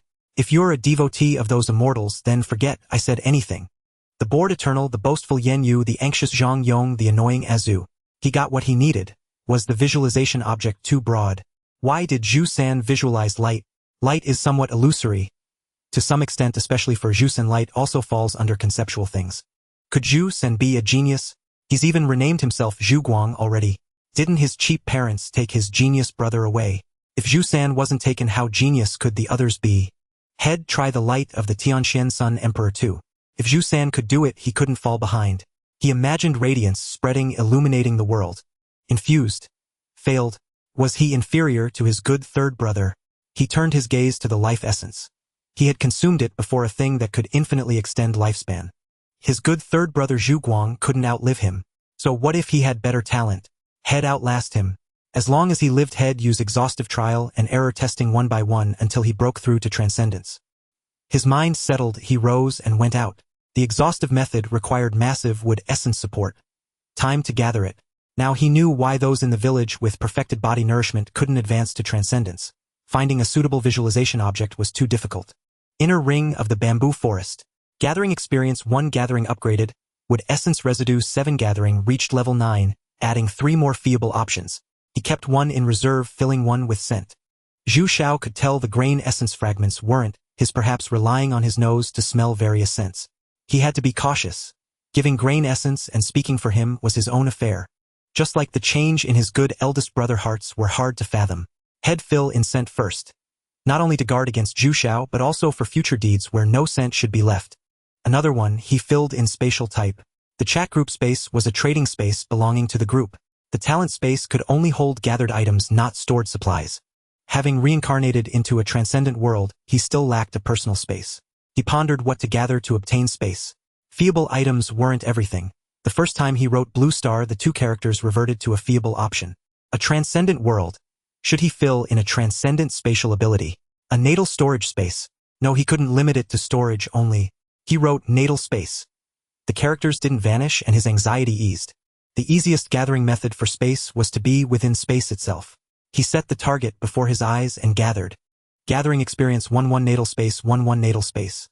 Viewing it within the gathering space, he locked onto a transparent cube exactly 1 cubic meter. With a thought, he retrieved it. The transparent cube fused directly with his body. In his consciousness, a 1 cubic space appeared which could stretch or become round. After some contemplation, he reverted it to a cube for easy volume calculation. Just count how many blocks. Today's gains were plentiful. It was almost time for patrol. He headed back first. He placed the inscribed cleaver inside. A gift from his cheap parents. The Xian dynasty collected inscribed items. They might come for these anytime. It wasn't anything powerful, so keeping 1 was enough. Along the way, he gathered 26 more times, expanding the space to a cube with a side length of 3. He only gathered from 1 spot, fearing spatial collapse or accidents. Before returning to his bamboo hut, he spotted Zhu Xiao again running toward him. "Ninth brother, come home." Big brother said, "Hell, give you half the grain essence as compensation." It's definitely true, not a trick. Was this to make up for his earlier worries? Jia Yi noticed she was alone without that tag-along. "Where's Zhu Shi?" A flicker of surprise crossed Zhu Xiao's face. "Ah, stone. I forced him to cultivate at home." Third brother gave out this year's grain essence and told him to cultivate. Said it's to guard against the Bone Fong bandits. As she spoke, her face reddened. Guard against the Bone Fong bandits. In truth, was it to swap out the reclamation candidate? Even her lies were so adorable. He couldn't bear to refuse. The more beautiful the woman, the better she lied. Why was Zhu Xiao the opposite? Were her lies seen through instantly? Was this some more advanced tactic? With innocence as the mainstay and other traits as supplements. Truly formidable. Jia Yi's heart jolted and his resolve not to return grew firmer. "How's the family lately? Is everyone getting along harmoniously?" "Everyone's fine." Zhu Xiao nodded immediately, her face earnest. "That's the thing. If I go back, harmony will break. I can't tolerate Judah. You go back. It's almost patrol time." Jia Yi spotted Zhu Shi in the distance, facing this way, pausing to watch. He should first meet up with the Transcendent. He couldn't keep a big shot waiting. "Ninth brother, wait. How can you forgive big brother?" One of his arms was seized by Zhu Xiao's hands. Jia Yi's soul nearly fled in panic. He had never gone along with Zhu Xiao's wishes. Was she about to personally cast a poison or use some secret method? His other hand swiftly drew a bamboo knife, pressing it against Zhu Xiao's neck, glaring fiercely at her. "Let go.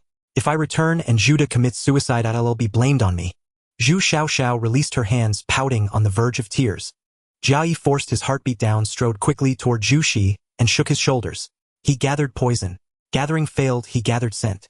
Gathering experience 1, a clump of mixed scents approaching Zhu. The latter didn't speak but raised his leg to lead the way. Zhu Xiao watched the two depart. The tears in her eyes faded, the grievance on her face vanished naturally, shifting into a smile radiant as a blooming peach blossom. Only after the 2 figures disappeared did she murmur to herself, "Ninth brother, this is such fun." Jia Yi, patrolling alongside the bamboo serpent, grew even more wary of Zhu Xiao. He couldn't shake the thought of whether her grip on his arm had left some hidden consequence. He resolved to keep his distance from her. Once the patrol ended, Jia Yi didn't rest. Instead, he headed to the bamboo grove early. The stronger his power, the greater the crises he could face. The brute force method required energy to sustain. Gathering experience 1. Wood essence residue 5. As he gathered Jia, he suddenly sensed a chill, sinister aura. He immediately stopped to avoid drawing the attention of any evil entity. After 2 breaths, the intensity of the cold aura remained unchanged.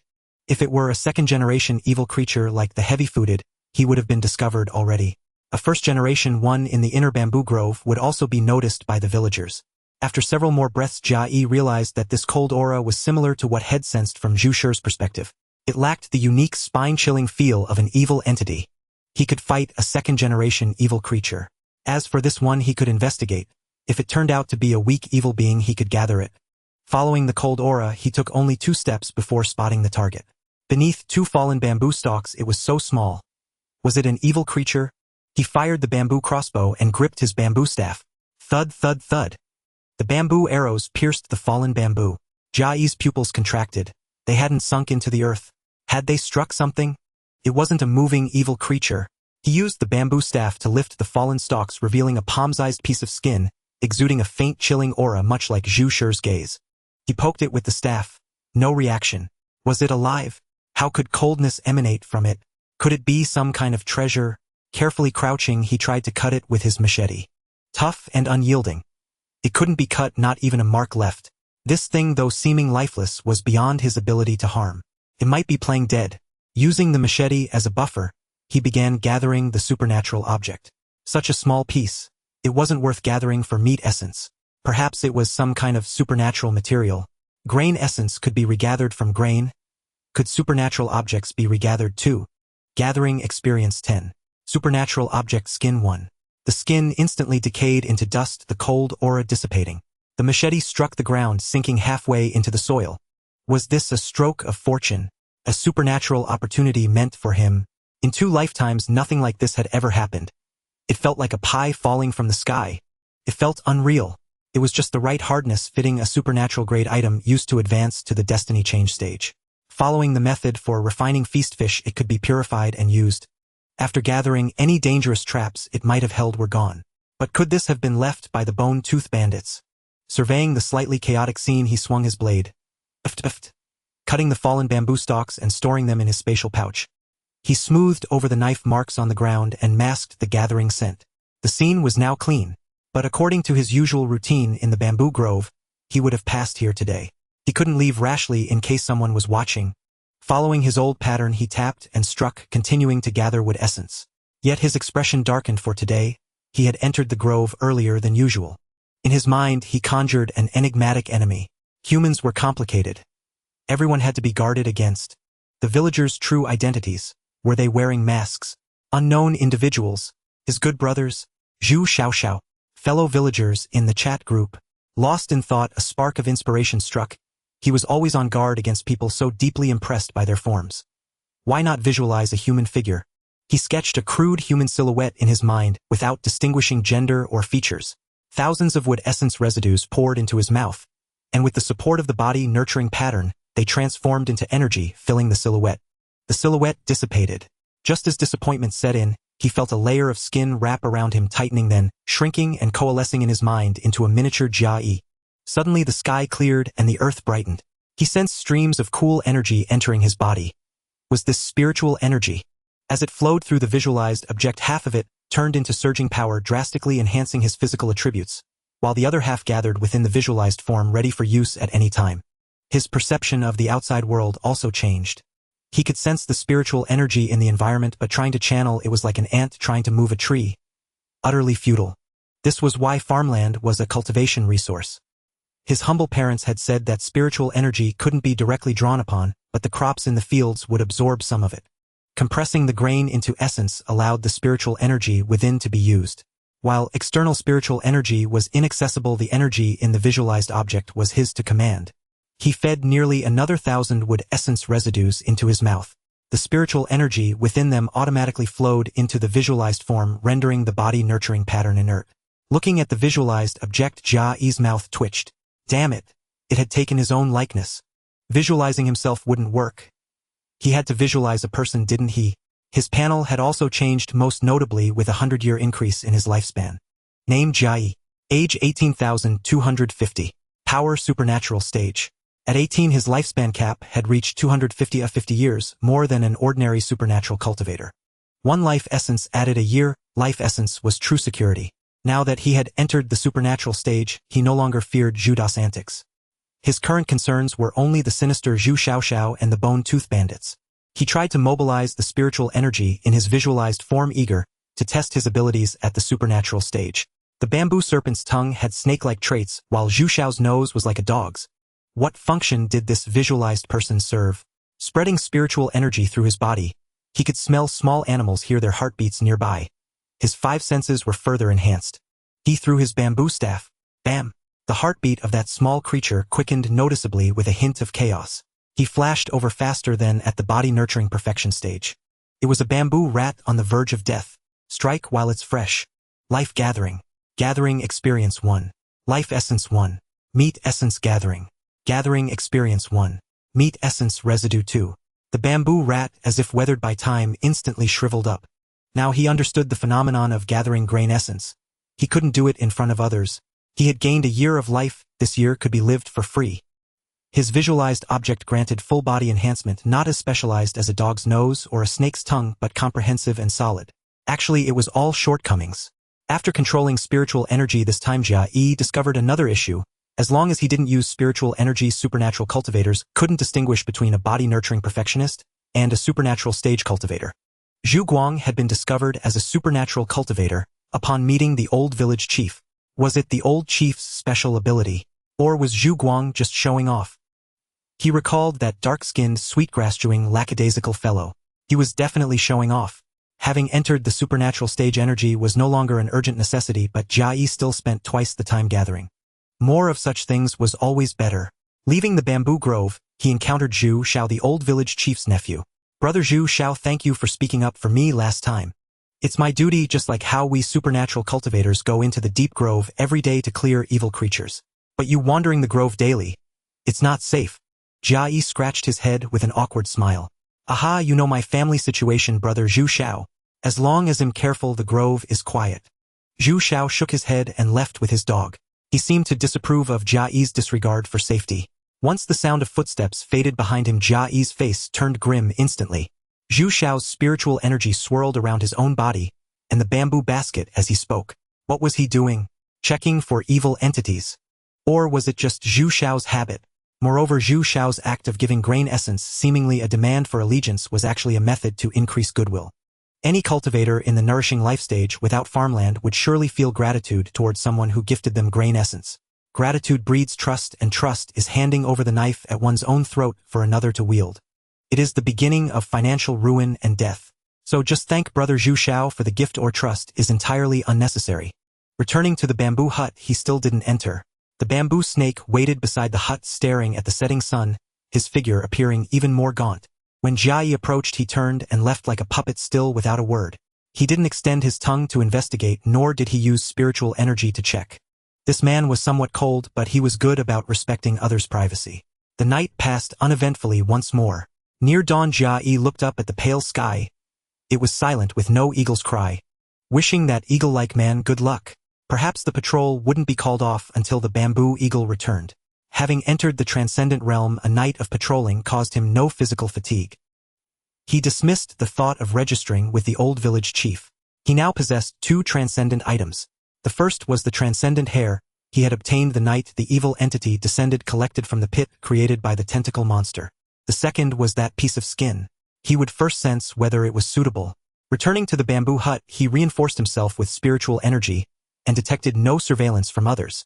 Taking out the skin and hair from his collection space without even using spiritual sense, he could perceive that they were parts that had fallen from his own body. As if they could be controlled, he tried commanding them to move. The hair stood up and the skin also stood on its own. Was this level of compatibility due to the collection? He sent the hair into his natal space and used the skin to advance to the life change stage. A handful of wood essence residue fell into his mouth, replenishing energy for his visualization object to prevent a lack of strength during the fusion of the transcendent item. As the spiritual energy from the wood essence flowed into the visualization object, Jia Yi noticed it wasn't full.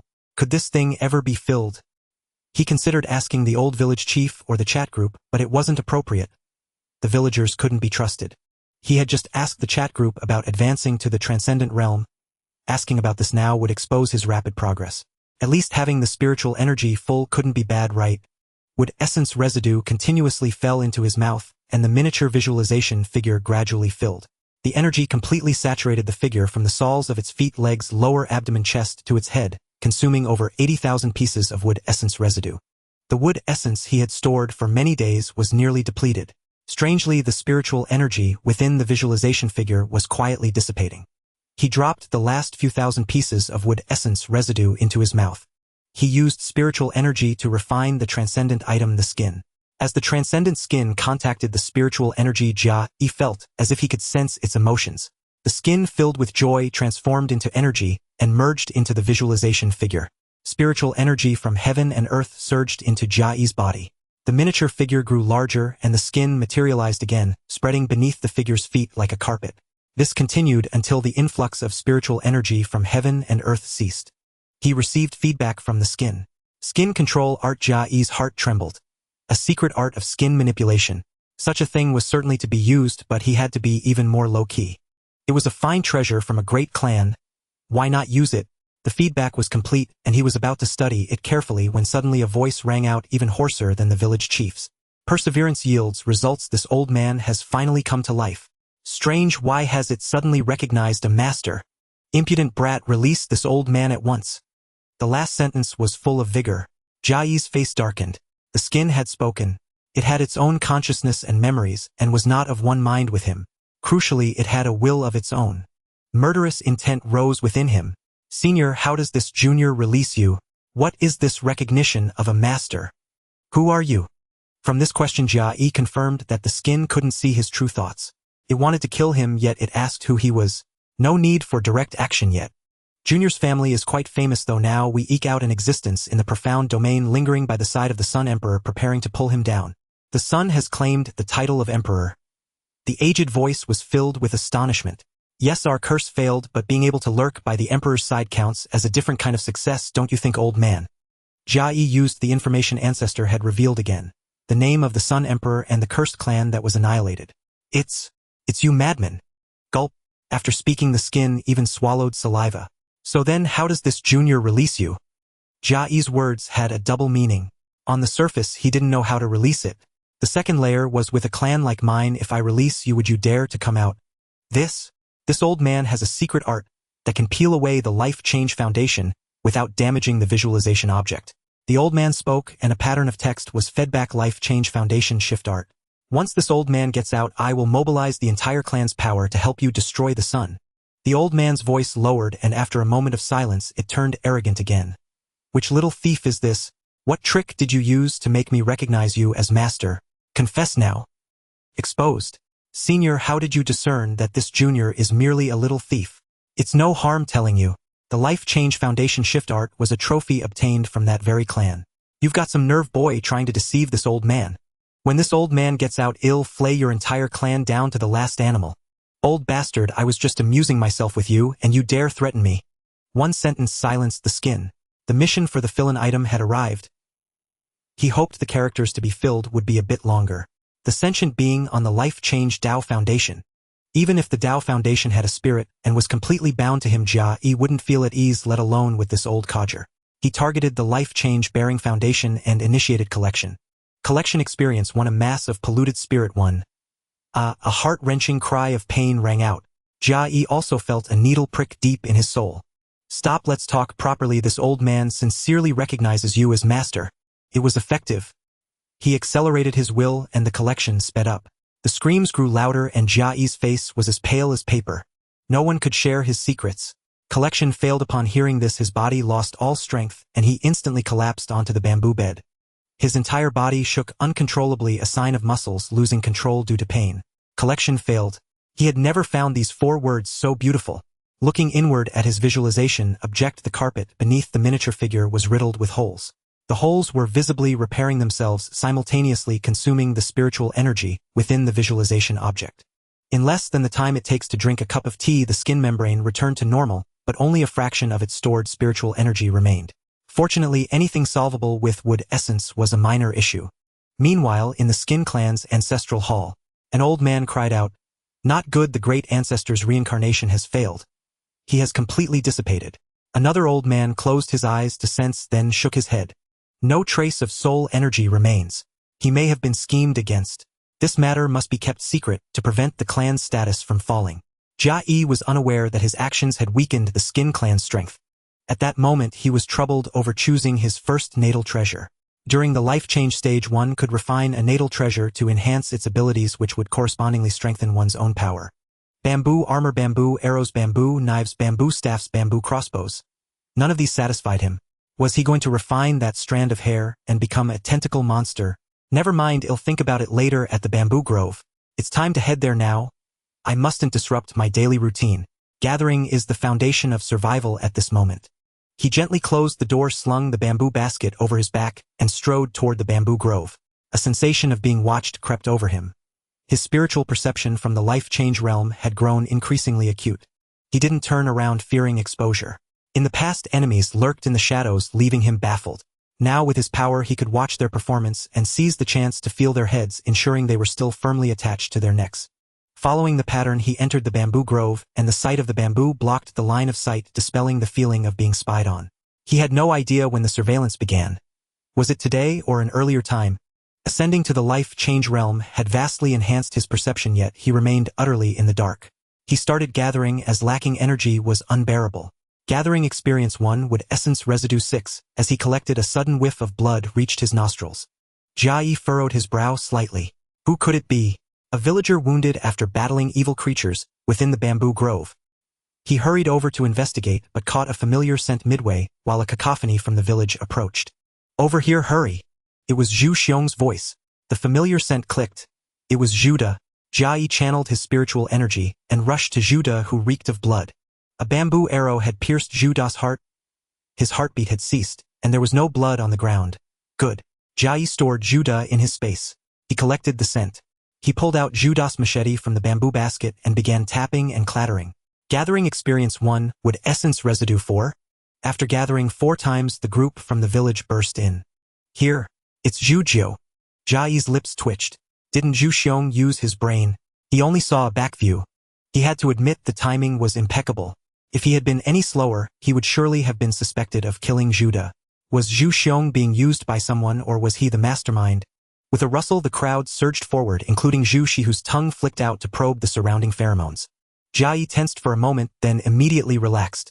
With no corpse and no evidence, even if Zhu Shi detected something, they couldn't prove a thing. Zhu Jiu, where's Zhuda?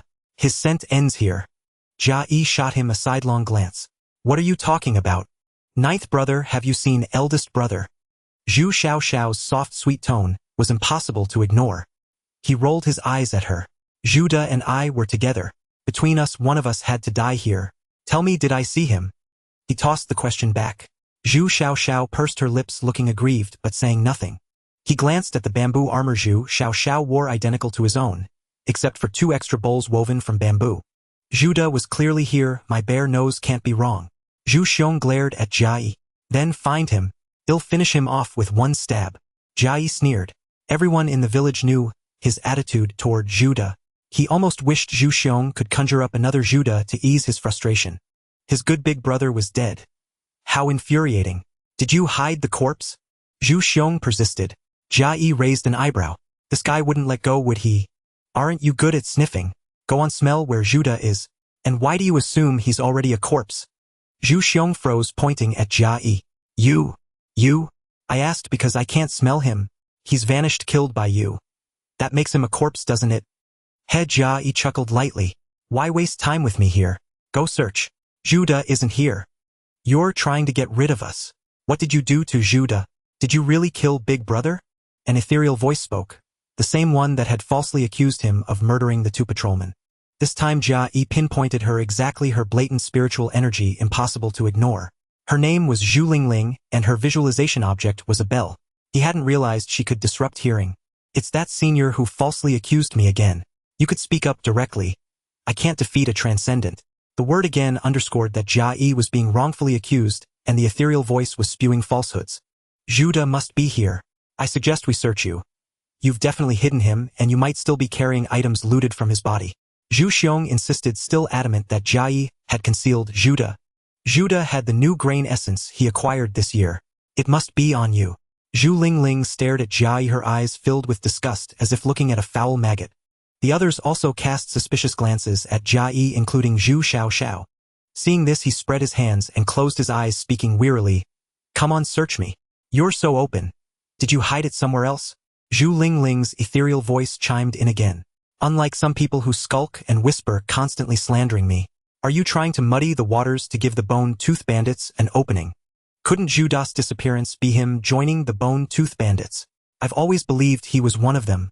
Now he might be reporting to them. Our village Zhu Pai must stay vigilant. Let's search first to see if you're hiding anything of Zhuda's. Zhu Xiong stepped forward, releasing his spiritual energy to envelop Jia Yi.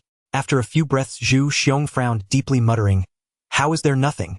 Jia Yi stepped back, eyeing Zhu Xiong with suspicion. What exactly are you looking for? How could Zhuda be hidden on me? You're not searching for Zhuda, are you? Zhu Xiong was taken aback. I'm looking for Zhuda's belongings. That machete in your basket is his relic. For heaven's sake, Zhuda isn't dead yet. You keep saying corpse and relic. Did you kill him and leave him here? I have a routine in the bamboo grove. Any observant person could notice it. Framing me would be easy. This machete is indeed Zhuda's, but most people know how I got it. Jia Yi's tone dripped with sarcasm. It was the day Zhuda got out of the confinement room when the brothers turned on each other. Zhu Zhou confiscated it. Zhu Xiong, I remember you were there too. Zhu, she spoke softly from behind the crowd. Ah well, I was worried about Zhuda and nearly forgot. Zhu Xiong fidgeted with his hands nervously. The hesitation in his voice was obvious to most, and the gazes toward him shifted, to doubt, scrutiny, and wariness. Zhu Lingling's ethereal voice emerged again. Zhu Xiong, are you using us as pawns? Zhu Xiong's face grew stiff and he abruptly pointed at her. Zhu Zhou doesn't know who you are, but I do. Zhu Lingling. Wasn't it you who kept stirring the pot, urging me to teach Zhu Zhou a lesson for attacking his brother? That's why I became so suspicious. Jia Yi smirked. Was Zhu Xiong trying to deflect blame? Perhaps he was just making his allies uncomfortable, since he felt uneasy himself. His gaze shifted to Zhu Lingling, feigning focus, but most of his attention was on another person. Someone whose footsteps he could hear approaching from the depths of the bamboo grove. That speed was the speed of a fate transformer. Who was it? His gaze remained fixed on Zhu Lingling for an unusually long time. Feeling a bit uncomfortable, Zhu Lingling frowned and shot Jia Yi a glare. A mere practitioner of minor health techniques, a useless bully, who only dares to act tough at home. This remark caught his attention. A bully who only acts tough at home. Someone who had never struck first was being labeled as such. Her desire to teach others a lesson mirrored Zhuda's exactly. That was the true definition of a domestic bully. At that moment, the distant fate transformer slowed down to a transcendent speed, and Jia Yi caught a whiff of a dog's musky odor. A familiar figure, Zhu Xiao. The stronger one became the more one could perceive. One wouldn't know this fellow's secret unless one had reached the fate transformation stage. Did the old village chief know? Zhu Xiao rushed over swiftly and surveyed the scene. Whatever the matter, let's discuss it back in the village. The bamboo forest isn't safe.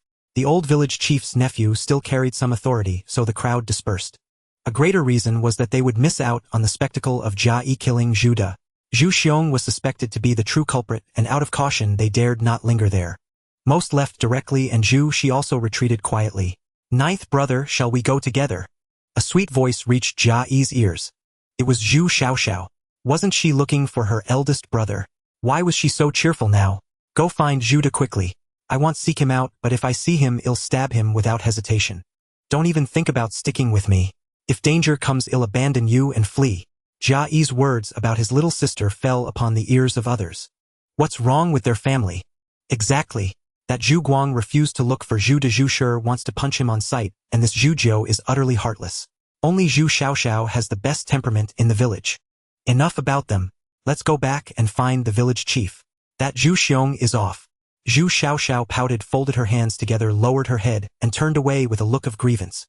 Seeing this, Jia Yi felt a sense of satisfaction with his little sister, mainly because she was obedient and not clingy.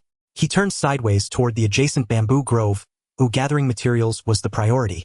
Aren't you going back? Zhu Xiao asked aloud. He tapped the bamboo in front of him without turning around. You didn't see it? I was just being put on trial. I don't want to go back. Zhu Xiao waited behind him for a few seconds, then left. It was unclear what he was hesitating about. Jia Yi applied gentle force with his hand. Crack! A bamboo stalk snapped cleanly. He was going to continue making crossbow bolts. He heightened his perception until everyone had gone far away. Spiritual energy enveloped his body and Jia Yi's entire form peeled apart like the pages of a book. Bones, blood, flesh, and sinews all transformed into large and small pieces of skin. The spiritual energy carried the skin which shot out in all directions toward the surrounding bamboos, encircling each stalk and weaving through them like cutting through tofu. In a single breath, all the skin pieces returned to their places, reforming Jia Yi. A breeze passed by and a crackling sound erupted. The bamboos that had been encircled were now transformed into standardized arrows, scattering across the ground with a clatter like falling chopsticks. His arm shifted again, unfolding into thin sheets of skin that neatly gathered and stacked the arrows on the ground before flying back to reassemble into an arm. Jia Yi observed all this. Was a fate transformer no longer human, though he had mentally prepared himself this? This was far more than a mere step above transcendent. He suppressed the discomfort rising in his heart. Cultivation was like this, stronger than a human no longer human. He bent down, picked up a bundle of arrows, and stuffed them into his bamboo basket. The rest he placed into his innate space. After storing everything, he stood still. In the fate transformation stage, one refines a life-bound treasure. But he already had one, his innate space. How did that work?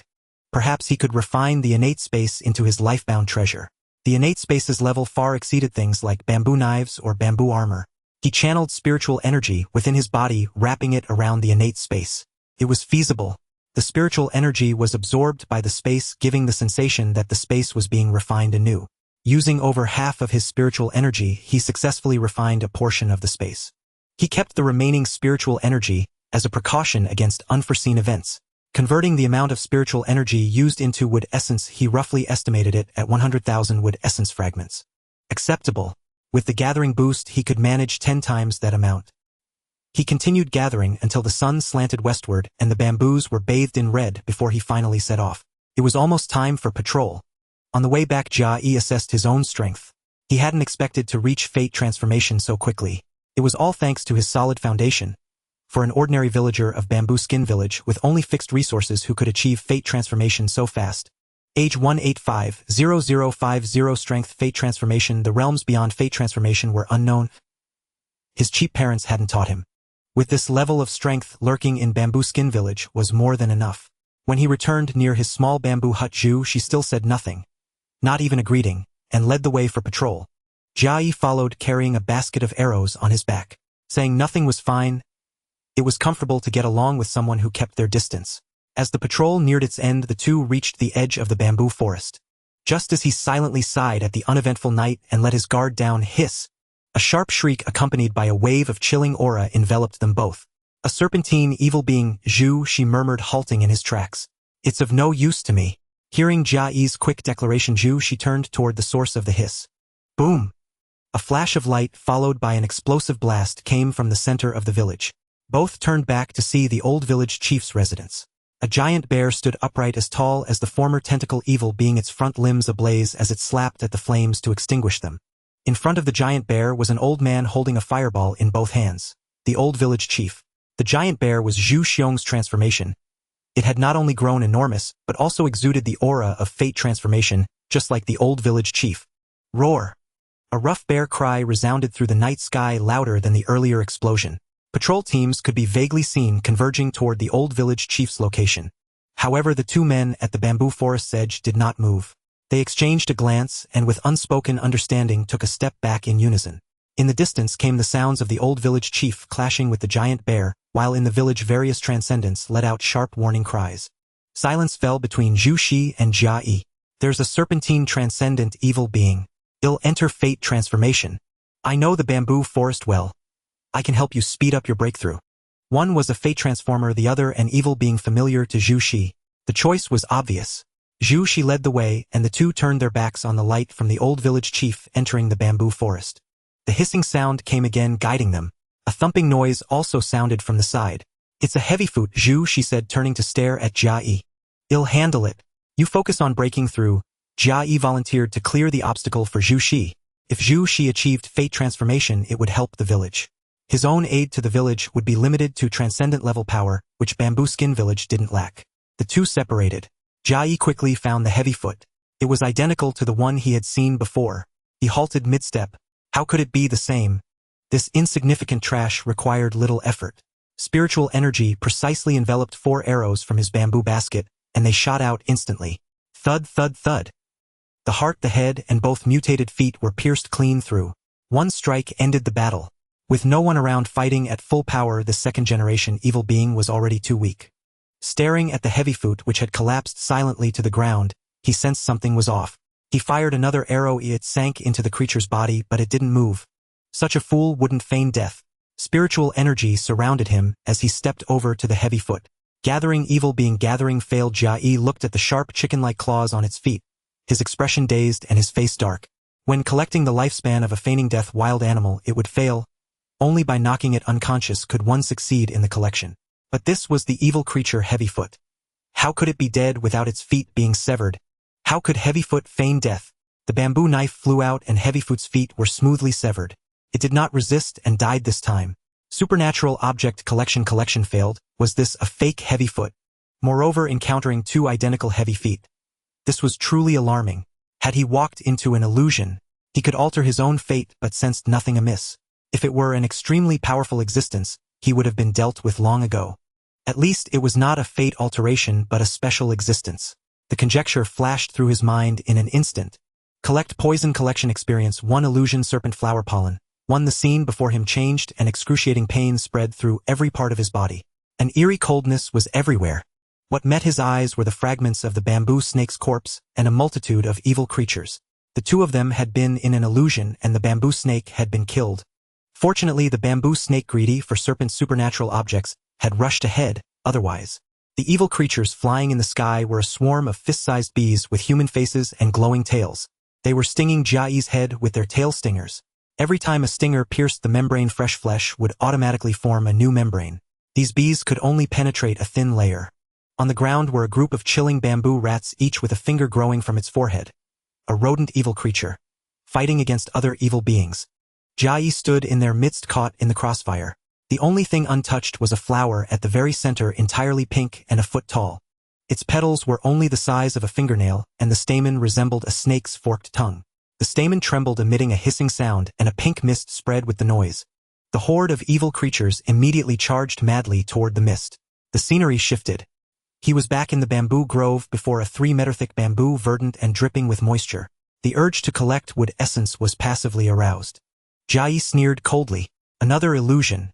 Collect poison collection experience 1 illusion serpent flower pollen 1 The scene reverted.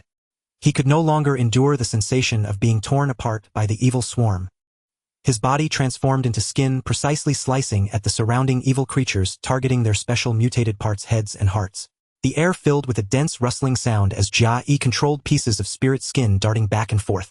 The evil creatures on the ground collapsed in final convulsions, while those in the air fell with a patter. Silence fell around them. Hiss! The illusion serpent flower was still releasing its pink mist. Collect poison before it could induce hallucinations. It was gathered into the collection space. Several bamboo arrows flew out, snapping the illusion serpent flower in half. Its stamen drooped. It shrank into a small clump, faded and withered. With a crack, the withered flower clump broke open, revealing 3 pink seeds inside. The scene fell utterly silent save for the continuous rumbling and bare roars from the village. The howls of evil creatures outside the bamboo grove also quieted down. All this calamity was caused by this flower. Someone had lured evil creatures to attack the village.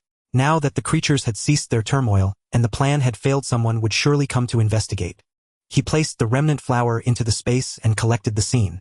Supernatural object collection experience 1 stinger 1 This was the bee's stinger. Collection experience 1 evil finger 1 This was the horn, the finger on the bamboo rat's head. Sharp fong 1. Meat essence collection meat essence residue 1 meat essence fragment 4 He spared the bamboo snake's corpse, gathering its fragments into the space. After collecting all the evil creatures, the spirit skin fluttered, and the remains of the evil creatures rapidly turned to dust. He then cleared away the tangled bamboo. The sight was now clear and pleasing to the eye. He collected the scents, erasing all traces, and his mood improved. But no smile appeared on his face. Jia Yi looked gravely toward the bamboo grove's edge.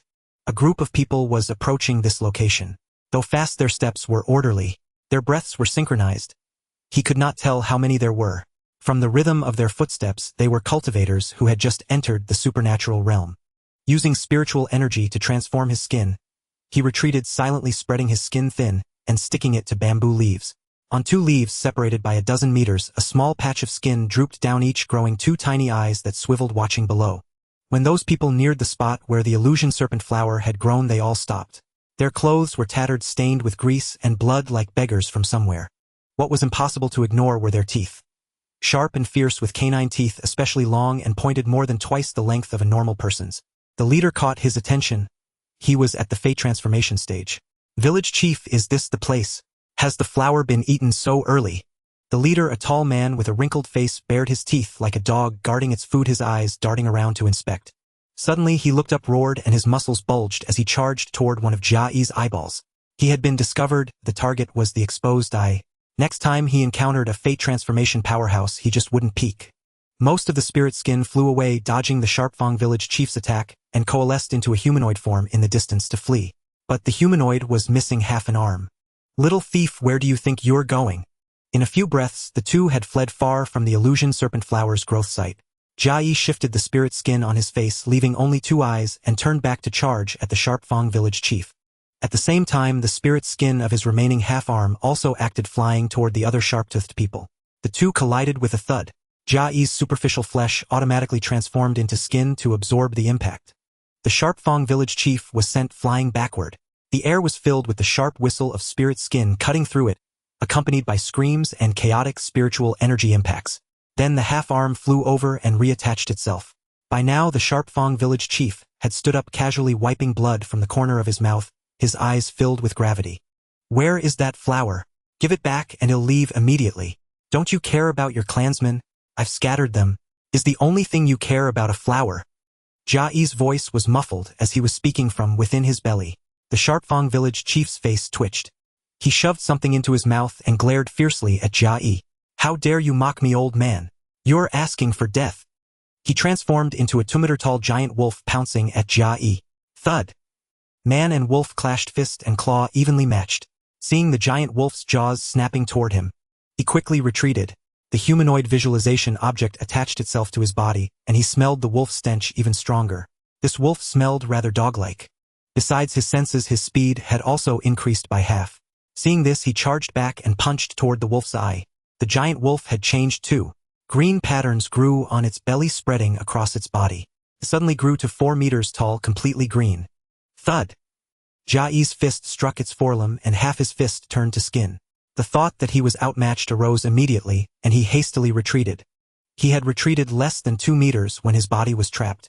The wolf's body was covered in vines that had stretched out to bind him. Seeing this, he quickly transformed into skin, and the spirit skin flew away. The giant wolf's vines lashed out. With a whoosh, they struck part of Jia Yi's spirit skin.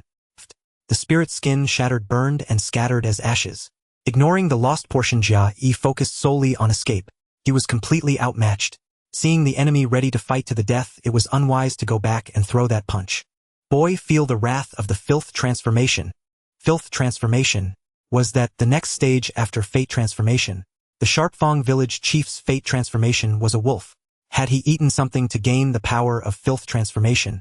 Floating atop the bamboo, his eyes glanced toward Bamboo Skin Village. The burning old village chief's fireballs sent the giant bear flying in a cloud of dust. Was this also the power of filth transformation? The villagers were also fighting the ragged people. Regardless, he could not return to the village. Although he had been bullied by bamboo, the others were innocent, and besides, the village was not safe. Dodging the vines lashed by the giant wolf, he gathered spirit skin to replenish spiritual energy, then consumed spiritual energy to restore the shattered spirit skin, resolutely charging out of the bamboo grove. Roar! Boy, you can't escape! Ignoring the arrogant words, he rushed through the bamboo forest, where all he could see were weeds towering above him with no patches of exposed soil. Jia Yi's gaze was drawn to the towering tentacle in the distance 30 meters, high, larger than the one in the village. With over half of his spiritual energy consumed, he wondered if the village chief had any aftereffects after transforming into a filthy giant wolf. Using external objects for defense was the best strategy. Whoosh! Whoosh! Vines lashed out and several pieces of spiritual skin turned to ash. Jia Yi dared not hesitate and charged forward with all his might. This guy didn't mock him verbally, but his attacks became increasingly vicious. Each loss of spiritual skin became more severe. The cold aura thickened, and Jia Yi's sense of crisis erupted uncontrollably, making him instinctively want to distance himself from the tentacle. Suppressing his discomfort, he plunged headfirst into the 30-meter range of the massive tentacle. The giant wolf pursuing him meant slow death, while the tentacle represented the unknown. As Jia Yi approached, the tentacle that had been swaying with the wind became rigid. In an instant it reacted, striking down with ferocity. The giant wolf was hot on his heels, its vines still attacking Jia Yi. The spiritual skin spread out with all its might. Boom! The ground trembled. A small portion of his spiritual skin vanished and Jia Yi's soul nearly left his body. He dared not gather and replenish it, opting to scatter and flee instead. Hearing another roar behind him, he didn't dare look back. Having escaped the attack range of the tentacle and covering some distance, he gathered and replenished his spiritual skin, taking on human form. Jia Yi appeared unscathed, but only had 20% of his spiritual energy left. His sense of safety plummeted. Besides his life essence, he swallowed all the recoverable energy essence, only increasing his spiritual energy by 10%, with the bamboo-derived wood essence taking up the majority. His heart raced as he focused on the source of the booming sound. The evil tentacle coiled around the green giant wolf, slamming it into the ground, creating deep craters. The giant wolf was equally fierce, its vines tightening around the tentacle claws and teeth, attacking in unison, sharp claws slicing into the tentacle's flesh while its fangs tore at it. In less than a minute, dust filled the air. A section of the tentacle revealed a deep pit with flesh scattered on the ground. Blood flowed from the corners of the giant wolf's mouth, its limbs limp, with only the vines still entangled in the tentacle, leaving deep marks. After another 10 seconds, a loud snap echoed as the ropes broke, followed by a series of snapping sounds. The vines of the green giant wolf snapped, its green markings faded, returning to 2 meters in size, transforming back into the village chief, looking significantly older with many more wrinkles. With a crash, it was smashed by the tentacle. Unfortunately, Jia Yi dared not venture in to gather. He quickly retreated towards the bamboo forest. Upon entering, he realized the daylight was bright. He instinctively became alert. The sounds from the village had vanished, leaving him uncertain of the outcome. Gathering wood essence remnants, he cautiously approached the village, just in case he needed to transform into the appearance of a bamboo snake. His spiritual skin twisted and Jia Yi transformed into a thin, shadowy bamboo snake. He took out his bamboo stick and tucked it at his waist. Cough, cough. Zhu Zhou disappeared after the attack started. He tried to say a sentence, his voice mimicking perfectly. The current drawback was that he could not soften the bamboo stick. Approaching the inner circle, he heard the voices of the villagers. Conduct a thorough search. We cannot let a single one escape. The familiar voice belonged to the village chief's grandson, Zhu Ming. He felt a sense of relief. The village was still intact and had not been overrun by enemies. His face paled slightly as he approached the small team. Be on guard. Bamboo snake. Zhu Ming inquired with confusion. We didn't see you yesterday. We thought you had perished. Hurry and report to the village chief. Where's Zhu Zhou? Looking at this small, slow-reacting fellow, the old village chief did well not to mention his location to the younger generation. We got separated, Jia Yi replied, shaking his head. Be cautious on your way back in case of ambushes. We will keep an eye out for Zhu Zhou during our search. He didn't respond to Zhu Ming. Zhu Zhou's fate had nothing to do with him. According to the bamboo snake's usual behavior, not speaking was indeed the correct choice. In the guise of a bamboo snake, he left and walked away.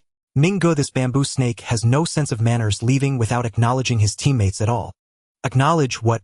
Do you want to be poisoned by a snake? He looks like that, making people feel uneasy. Zhu Ming's reprimanding voice reached Jia Yi's ears. You're right. Let's hurry and search the bamboo forest, finish up quickly and head back. This place is too dangerous. Jia Yi smiled. There was another benefit to transforming into a bamboo snake. Although he had never encountered any extortion situations in the village, he wouldn't give a single bit to such small-time crooks. Not even a remnant piece unless it was a life-for-life trade. He collected while glancing at the wood essence remnants in the gathering space. Gathering experience 1. Wood essence remnants 9. 3,000 pieces of wood essence remnants were equivalent to 30 pieces of wood essence. In a short time, he went from poverty to having a slight foundation, all thanks to his good talent. The pride rising in his heart didn't last a second before he glanced at his lifespan. 181-2050. His steps halted, 500 reduced to 120. Where did 400 years of lifespan go? Was it due to the battle just now? Did the evil tentacle sense it and drain his lifespan? Jia Yi's mind wandered and the face he had transformed into a bamboo snake grew increasingly grim. On the way he encountered Zhu Xiaoxiao, who, seeing the bamboo snake alone, without Zhu Zhou, ran closer and asked playfully, Bamboo snake brother, where's my brother Zhou? Annoyed, Jia Yi had no desire to respond, especially since he was a bamboo snake and his teammates were not even acknowledged.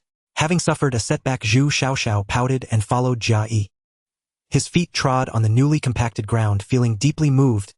The intensity of destruction was undoubtedly that of a powerful being in the filthy transformation period. Approaching the old village chief's residence, there were many people present, most of whom were injured. The ground was littered with corpses, the tattered clothes piled together, while the people of Zhu Pai village stood in a row. What caught Jia Yi's attention was a well-dressed individual among the outsiders, dressed better than the village chief. Jia Yi walked over to check, as this person wore clothing that belonged to Zhu Xiao, possessing a face he had never seen before. Bamboo Snake Sr. is impressive, instantly recognizing this fellow's uniqueness. He was killed by my third brother, someone who had long been lurking in the village. Killed by Zhu San. Jia Yi was skeptical. Zhu Xiao concealed his life-changing strength. Could Zhu Guang really have killed him? He used his bamboo stick to lift the body from the ground and examined the wound, which was a penetrating injury to the chest. The wound showed signs of burning, having been pierced by a single strike. Slowly channeling the spiritual energy in his mouth, his spiritual skin transformed into a snake's tongue, resembling that of a bamboo snake. He imitated a bamboo snake, flicking his tongue out and retracting it. This was how a bamboo snake surveyed its surroundings. Seeing the bamboo snake before her, Zhu Xiaoxiao turned and left. Thinking it was her brother Jiu in disguise, she was disappointed to find it was the real bamboo snake. How unfortunate! She decided to search in the bamboo forest. Her brother Jiu couldn't have died, could he? If he were to die, it would truly be a pity. Ignoring the departing Zhu Xiaoxiao, Jia Yi focused on Zhu Xiao's wound, lost in thought. Could his good third brother, who had just entered the extraordinary realm, truly possess the strength to kill someone with life-changing abilities? He needed to keep a closer watch on such individuals. The corpse was returned to its original position. It was time to find the old village chief to report the situation. He wondered if this transformation method could conceal him. Drawing near to the old village chief's position, he caught the sound of his movements. A violent fit of coughing, a voice so hoarse it seemed his lungs might leap out, a feeling that his end was near. Pushing through the crowd, he saw the old village chief's skin smooth and fair as a newborn's, but with one arm missing and no lower body. Had he broken through a realm and extended his lifespan? Even his chicken skin had improved. The cosmetic effect was remarkable.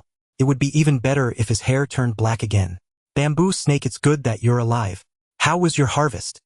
I encountered many evil beings in the bamboo grove and was chased for a long time. You were in the grove. It was most dangerous there last night with many disturbances. You seem uninjured, quite lucky. Do you want to join the counterattack later? Jia Yi felt the old chief's sharp gaze. Was this old man displeased with Bamboo Snake for not returning to the village in time? I'll join. Cough, cough, cough. Good, since you're going, I'll record a merit for you first. The old man finished speaking and waved his hand. Go wait over there. Well, set off soon. Jia Yi withdrew from the crowd, his heart settling. As long as he solidified his identity as Bamboo Snake, this way he could stay away from Zhu Xiaoxiao. It was also an escape from the cage. As for the upcoming counterattack, he would go, and if things turned bad, he could always flee. Their village chiefs had all died, so what was there to fear? He retreated behind a group of seemingly uninjured people. Were these the ones he would join in the counterattack? A bunch of minor transcendents who could outrun fate. If trouble came, they would be his shields. Listening to the old chiefs rambling with nothing else to do, he opened the chat group. Scrolling through the chat history. Zhangyong brothers, I'm going to flee with the villagers. The village elders say we've been attacked by rogue cultivators and we need to run. Yen Yu, is it the Bone Tooth Bandits? Longevity Seeker, you must hide your undying talent or bad things will happen. Azu, it's a shame we don't know where Dog Tooth Village is, or ID come help you. Zhangyong, I hope we escape alive and aren't caught. My strength is still too weak. Jia Yi said nothing, only feeling that the Bone Tooth Bandits were too powerful, attacking everywhere, wondering if other villages had suffered. The evil beings lured by the Sharp Tooth Village Chief and the Illusion Serpent Flower. Either one was enough to overwhelm Bamboo Skin Village. These two things alone showed the deep foundation of the Bone Tooth Bandits. Just as he was idly watching the chat group, he suddenly heard a commotion in the distant crowd, and even the old village chief stopped talking. Following the sound, he saw Zhu Xiaoxiao beside a young man bouncing like a little lamb, her face brimming with undisguised joy. Jia Yi's pupils constricted. It was Zhu Qi. He had returned. Where were his adoptive parents? Why had he come back at this critical juncture? Was it related to the Bone Tooth Bandits? Zhu Qi's appearance hadn't changed. He was dressed in black exactly as he had been when he left over a decade ago. Behind him was the bound Zhu Shi glaring at him fiercely, the reason being naturally Zhu Xiaoxiao. For black-clad figures followed him, 2 men and 2 women emitting no aura whatsoever. Little sister, you've changed so much since you were a child. Little brother is still the same in personality at least, or I might not have recognized you. Zhu Qi said, a smile spreading across his face. Seventh brother, tell me first, what are you doing in the village? Are you taking us away to see mother and father?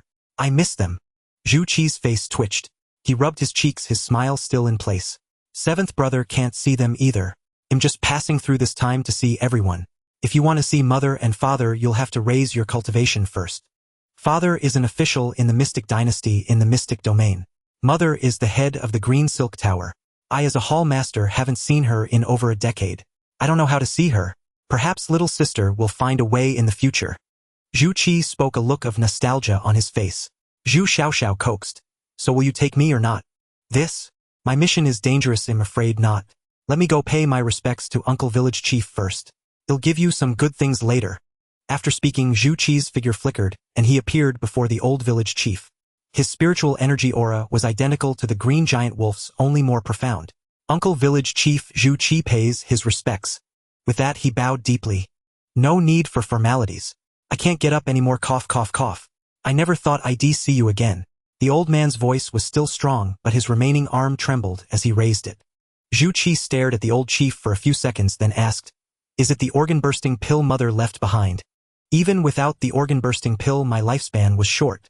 I took too much damage during my life change. You look the same as before, boy. Reaching the organ change realm is a cause for celebration, a comfort to this old man. You've all returned to the village. Where are the others? Jia Yi realized from the old chief's words the reason for his lost lifespan. Injuries during life change reduce one's years. He had truly overexerted himself. Luckily, he had the gathering talent, or his breakthrough would have been in vain. Only I have returned on behalf of the Mystic Dynasty to collect all inscribed items in this area and to spread the mystic script. Oh, the old inscribed characters can be dismantled and reused without fear of distortion. With new writing, there's no worry of the heritage being severed. Uncle Village Chief, let me be frank. All inscribed characters must be collected. If any leak out of Bamboo Skin Village, it will be a great trouble, not just for me, but for the village too, Zhu Qi warned. Just so cough, the next village chief is Zhu Guang, also known as Zhu San. It will be easier for you brothers to work together. I shall. The old chief's head drooped. Gray spots appeared on his body, spread to cover him entirely, and his body collapsed into ash. Silence reigned for a few breaths. My return to the village to see Uncle Village Chief off on his final journey is a fortunate thing. What do you think, third brother? Zhu Qi said, looking towards a nearby house. Creak. The bamboo door was pushed open and Zhu Guang stepped out. There was no trace of a sweet grass stem in his mouth. He walked to the ashes of the old chief. A stream of spiritual energy shot out, carrying the ashes into the sky and far away. Having done this, Zhu Guang finally looked at Zhu Qi and spoke. Seventh brother, you're still so young. The brothers who left with mother and father probably haven't aged in over a decade. You too, third brother. You won't age from now on.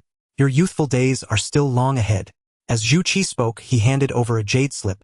Zhu Guang let out a silent, awkward laugh for a moment, took the jade slip and put a sweet grass stem in his mouth. What is this? The method for organ change. It's a task entrusted by mother and father. Pass it on to the other brothers. I want to see it too. Give it to me, give it to me. Zhu Xiaoxiao rushed over and snatched the jade slip from Zhu San's hands. Ha! Seventh brother, how do I look at this? Zhu Qi's eyes flickered.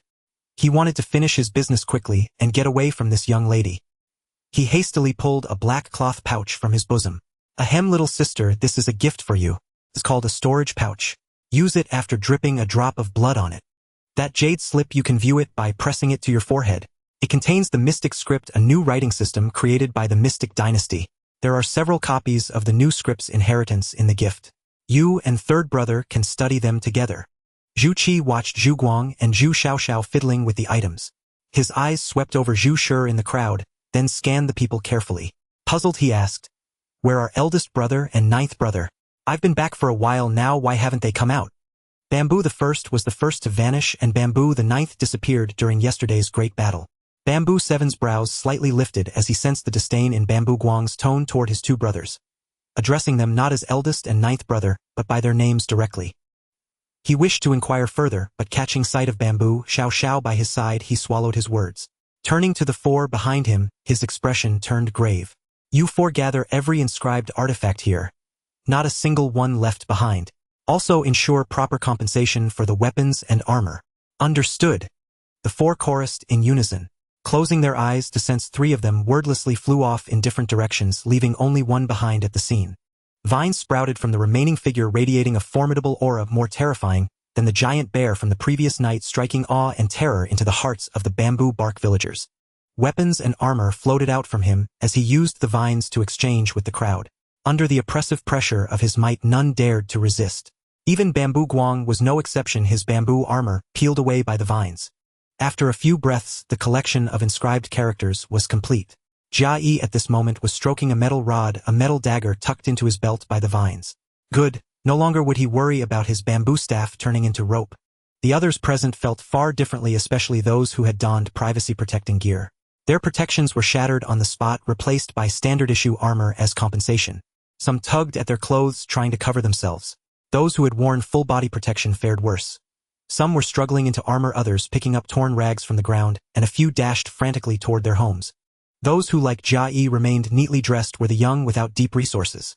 Transcendents who had never bothered with such defenses. Bamboo 7, observing this, nodded with pride. Third brother, it's because of me that Bamboo Bark Village receives compensation. Elsewhere it's forced seizure. With stronger weapons you can face greater dangers. Now that matters are settled, I should take my leave. No, you must give me a way to find my parents. Bamboo Xiao Xiao grabbed hold of Bamboo 7. Bamboo 7's face instantly turned pale as he nodded hastily. Yes, I have one. I still have a task to select a site for a trading market. Bamboo Bark Village will be one location. When the teleportation array is built you can go find your parents anytime. As he spoke, Bamboo 7 slowly extracted his sleeve from Bamboo Xiao Xiao's grip. If a teleportation array is built, many powerful individuals will come, won't they? I'm afraid my cultivation won't be enough to keep them in check. Little sister, third brother, rest assured. Your concerns and requests are no issue at all. Bamboo 7 gave his sincere guarantee, then launched himself into the air. I, Bamboo 7, always keep my word. Once you've finished collecting, rendezvous quickly. Don't delay the important matters. Bamboo 7's voice echoed into the distance. Flying high above, he gazed downward. Third brother, little sister, little brother. May fate bring us together again. With those words, he hesitated not a moment, flying away directly, his 4 attendants following suit. Far from Bamboo Bark Village, Bamboo 7 stripped off the clothes Bamboo Xiao Xiao had touched, asking the 4 behind him, "Is there anything wrong with me? Any change? Hall Master, you've become even more handsome." A female subordinate stole a glance at him. What? Bamboo 7 asked in alarm. After being near little sister, he was even more handsome. Had he been affected? This was bad, very bad. He should never have returned. Hall Master, your appearance hasn't changed, merely your emotions have become more vivid. There's no problem. A steady male voice lingered around the 5 of them belonging to Bamboo 7's male subordinate. Bamboo 7 accelerated his flight, shredding his black robes and donning a new set. He would never return. Old acquaintances were nothing more than that. Hall Master, should the trading market be built inside the village?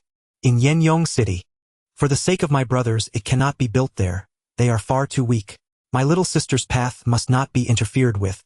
If she wishes to find her parents, once she reaches the stage of dirty transformation, she can still walk among the outside world. Bamboo 7 finished with an uncertain tone, and the others fell silent.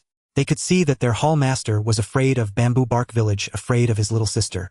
As for Jia Yi, watching Bamboo 7 flee in panic, he silently lowered his head.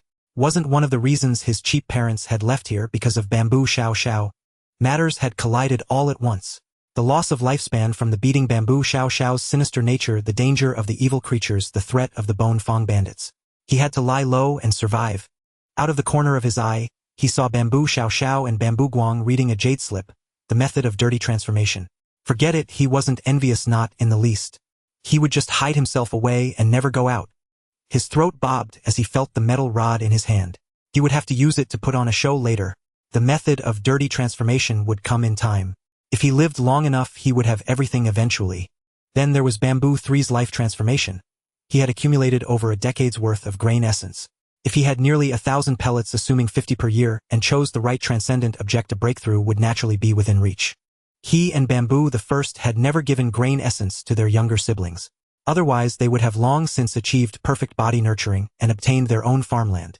It was only after Bamboo Guang and Bamboo Xiao Xiao finished reading The Secret Art of Dirty Transformation and receiving the Shenwen inheritance that Bamboo Guang spoke. Honored by the old village chiefs, regard I Bamboo Guang as the new village chief, will as before lead everyone in guarding our home. This secret art of dirty transformation. Anyone who successfully undergoes life transformation contributes to the village and remains loyal shall receive a copy. I swear this by heaven and earth. A gentle breeze rose at the scene as the oath was acknowledged by the heavens. Jia Yi saw that after his good third brother finished speaking, the crowd was filled with fervent faces, no longer embarrassed by their torn clothes. They believed his oath just like that, led everyone in guarding the village. If someone didn't follow, he wouldn't have to lead them. Life transformation was so difficult, or in over a decade, only Bamboo Guang had achieved it. Bamboo Xiong and Bamboo Xiao were traitors, so they didn't count. There were other conditions for obtaining the dirty transformation secret art contributing to the village. What kind of contribution and how much? Empty promises, just drawing pies in the sky. Another condition was loyalty to the village. How loyal did one have to be? If the standard was dying in battle for the village. In the end, everything was decided by good third brother alone. The crowd's fervor had been stirred. With the promise of the dirty transformation method, which villager wouldn't be delighted? Bamboo Snake, the new village chief, is offering such benefits. Why are you still frowning? Cheer up. Someone nearby asked. Jia Yi turned to look. It was Bamboo Fong, looking just as hideous as the old-fanged village chief, with a mouth full of jagged teeth. Truly ugly, impossible to feel any goodwill toward. And because of that bastard, he had wasted nearly 400 years of his lifespan. Jia Yi said coldly, my cultivation hasn't reached the life transformation stage yet. Dirty transformation is too far off. It has nothing to do with me. With that, he shot Bamboo Fong a vicious glare from the corner of his eye. This wretched dog. Acting as though he didn't respect the new village chief. Another person pulled Bamboo Fong aside, whispering, why are you talking to him? If you say the wrong thing, do you want to die? It's just, I was too happy and wanted to share the joy so everyone could be happy. Perhaps because of Jia Yi's remark, that since he hadn't reached life transformation, it didn't concern him. Some people began to lower their heads in thought. Seeing this, Bamboo Guang raised his arms high. The Xian dynasty has just been established, collecting inscribed characters. Though it displeases everyone, compensation has been given. Perhaps new opportunities will arise, allowing everyone to quickly enter the life transformation stage. At the very least, with my promise, you now have a path toward dirty transformation once you reach life transformation.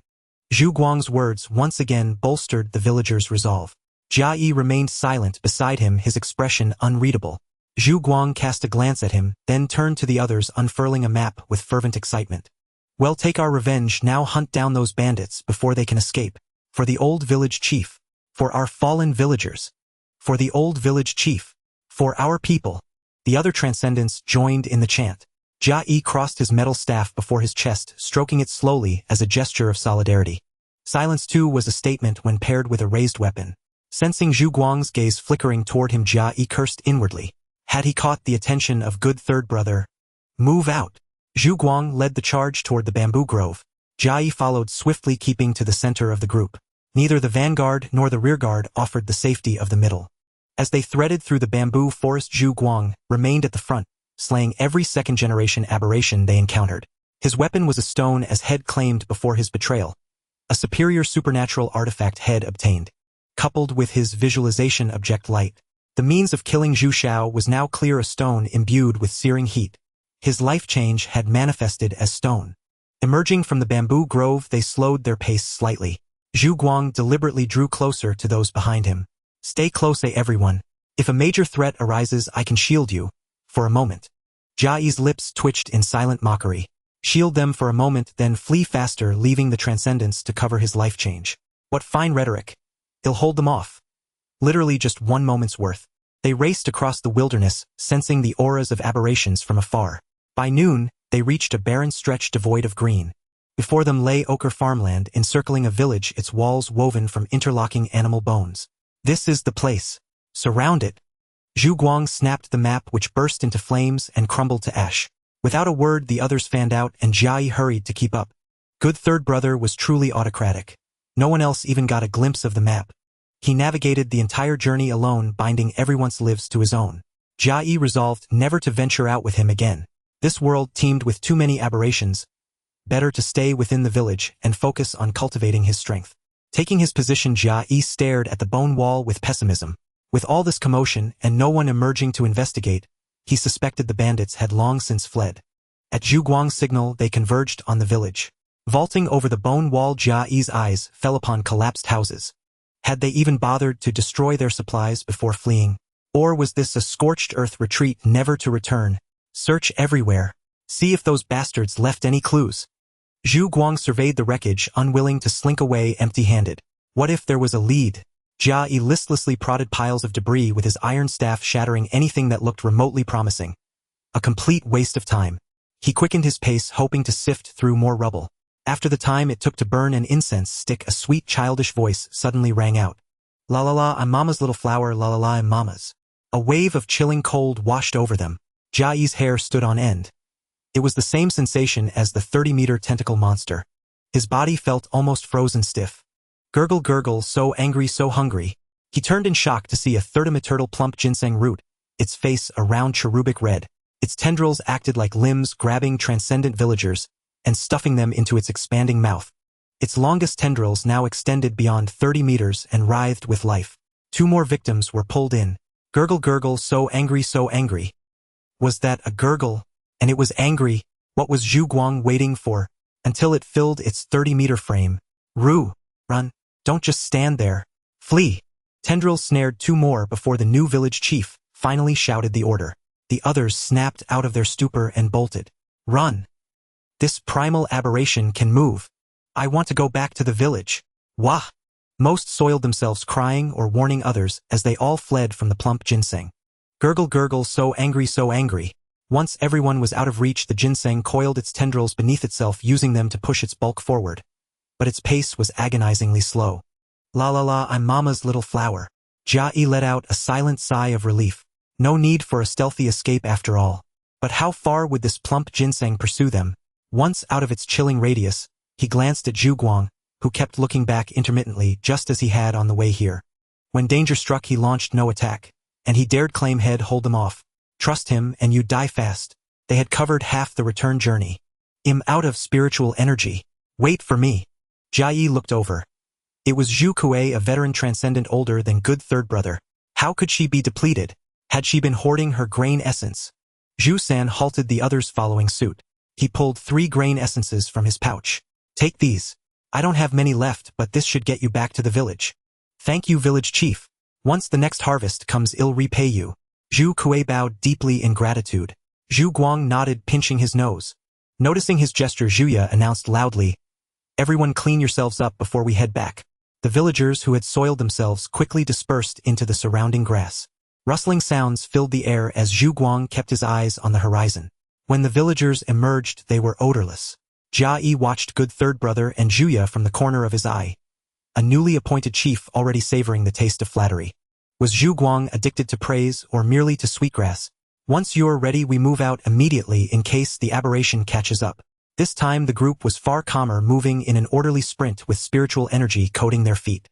Reaching the bamboo grove, Zhu Guang stopped, his face grave. I don't know if that aberration will follow.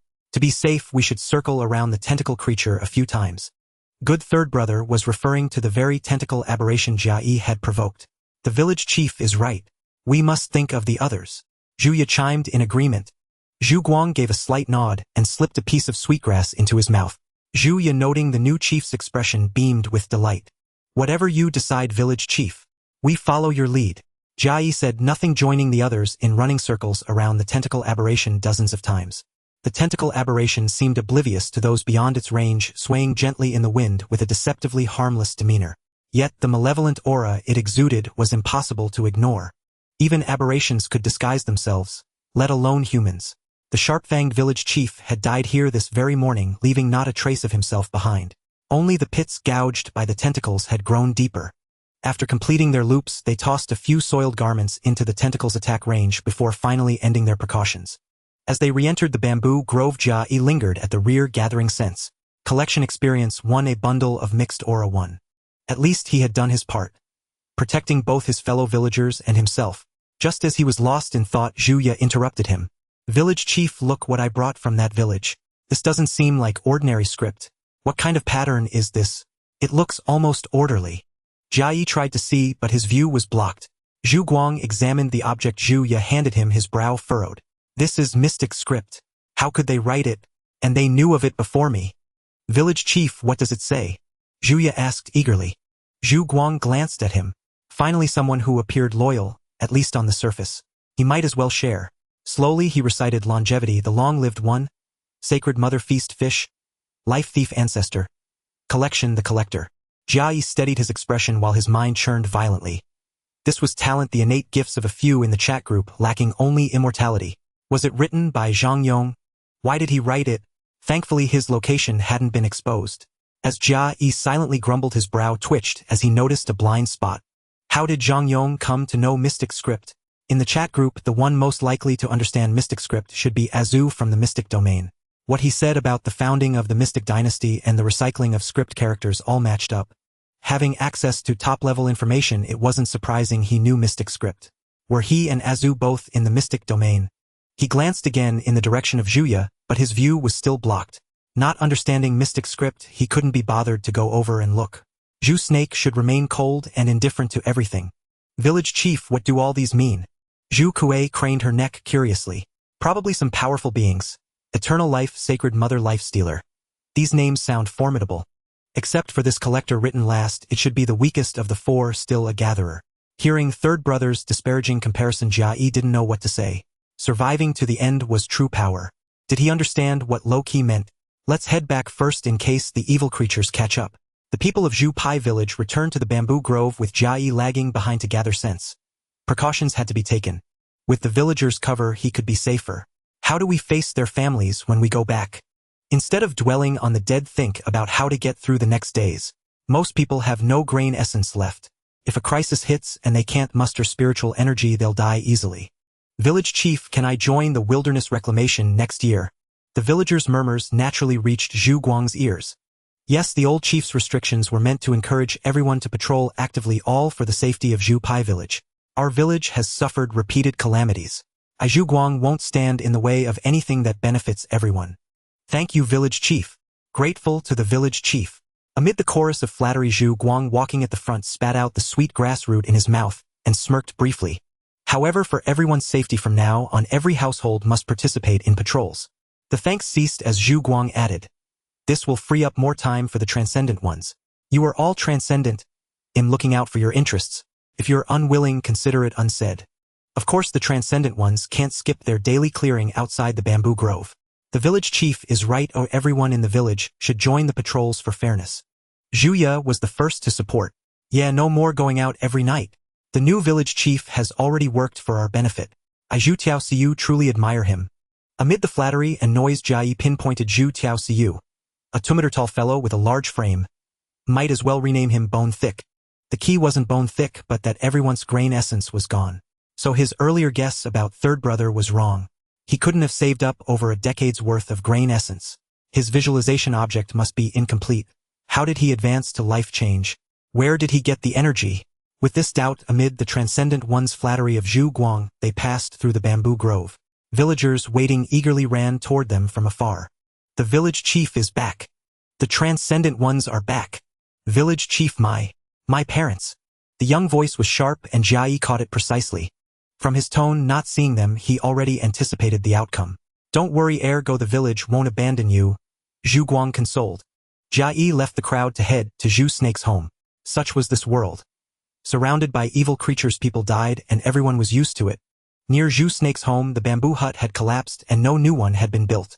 He went to the grove, cut 2 large bundles of bamboo, and under the setting sun built a simple bamboo hut at Zhu Snake's place. Lying in the bamboo hut, legs crossed, he opened the chat group. Free of worries, it was time to chat idly. The main issue was lacking wood essence and grain essence, or otherwise he would have started cultivating already. From now on, the identity of Zhu Snake made it inconvenient to hammer and knock in the bamboo grove. That was a pain. But patrolling in the grove could still replenish wood essence. The moment the chat group opened, Jia Yi was drawn to the first line. Zhang Yong, if a ginseng became an evil creature, could it still be eaten?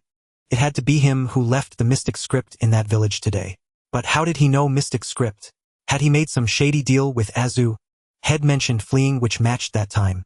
Azu, you can eat it, it's highly nourishing. Zhang Yong, too bad I can't beat it, still on the run. Yenyu, the wild is very dangerous. What's your highest strength? Zhang Yong, transcendent, great power. Yenyu, forget it, you're immortal, I'll say no more. Zhang Yong, my current energy can sustain over 100 deaths. This old transcendent senior leading the way knows the terrain like he's walked it countless times. Our only shortage is food. Yen, you will sponsor you another 20 grain essences. Zhang Yong thanks great immortal Yen Yu. Eternal one great immortal Yen. Can you give me a bun to eat? Yen Yu of course as long as I don't feel like a kidnapper. Yen Yu eternal one why don't you accept? Eternal one no thanks afraid you'll track me down and kill me. I'll drink the northwest wind instead. This is a transcendent world, one day I'll get out. No need to scroll further. This Zhang Yong might have a black heart. He never expected their village were the invaders. Reincarnated for 18 years, he was doing pretty well already a bone-tooth bandit. Goya village bone-tooth bandit. The names were too similar. Was their visualization object dog teeth? Dog teeth that's bone teeth. The village walls were all surrounded by bones. Clearly not a good village. He closed the chat group and stood up. Time to patrol. After the village's upheaval the patrol teams would surely change. He wondered who his next teammate would be. On his way to the village chief's residence, he spotted Jia Yi shouting. Everyone gather quickly. The village chief has an announcement. Move fast, don't keep others waiting. Open the door. The transcendent ones are waiting. Don't you want to live? The sound transmission device engraved with script characters had been taken away, making village gatherings inconvenient. What rankled was that the overall atmosphere had soured. Third brother lacked the old chief's magnanimity and easygoing manner. From the behavior of his lackey Zhu Yi one could see that if he cared he would have stopped it. This was tacit approval. He was the village chief of Zhu Pai village, so he had to be respected. By the time Jia Yi slowly arrived at the gathering point, half the villagers at the body nurturing stage hadn't shown up yet. For the first gathering the slowness could be blamed on the inconvenience. Zhu Guang's face was stern without the sweet grass root in his mouth. Clearly he didn't think that way. He wondered who would be the unlucky one to feel the heat of the new official's first fire. After the village's great upheaval the old chief passed the position to me. Aizhu-san will not decline. The tedious formalities began. Jia Yi recalled unpleasant memories from his past life. Not until the lit torches had burned down one round did third brother's speech end. Now it's time to assign patrol duties. You can disperse soon. Zhu Snake. Jia Yi was taken aback glancing at how Sangu wondering why he was the first one. Shouldn't the first be the sycophant Zhu Yi? Was it time to light the first fire? You will take ergo for patrol in the future. Jia Yi glanced at the little one in front of him. This world was dangerous, but how could such a small child handle a patrol like this? If they truly encountered a malevolent entity, there wouldn't even be enough to fill the gaps in their teeth. Perhaps just enough to delay it for a moment while it chewed. This was a burden, the first fire was coming.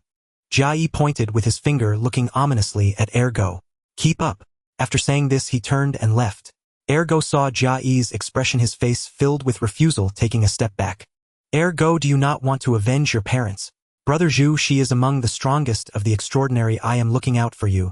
Zhu Guang encouraged ergo. The spiritual skin transformed into a signal was retracted, filled with disdain for Zhu Guang's words. A child without parents is not someone who can be arranged by you people. The most important thing is to add to one's own troubles. Isn't it just being out of place and not flattering him? This is targeting him. Really petty-minded. Not far away ergo had already hurriedly caught up. Zhu Shi, I will be your partner from now on. Jia Yi didn't look back. If it were Zhu Shi, he would remain cold and silent. Oh, however, when they first met, Zhu Shi did teach him some knowledge about the second generation of malevolent entities. Turning to look at the little one beside him. Keep close, don't make a sound, don't look around, and don't cause trouble. Ergo looked at Zhu Shi in front of him, feeling the goosebumps rising on his arms, shivering. Was Zhu Shi more terrifying than malevolent entities? By following him, could he learn the skills to kill malevolent entities? Okay, what if we see a malevolent entity?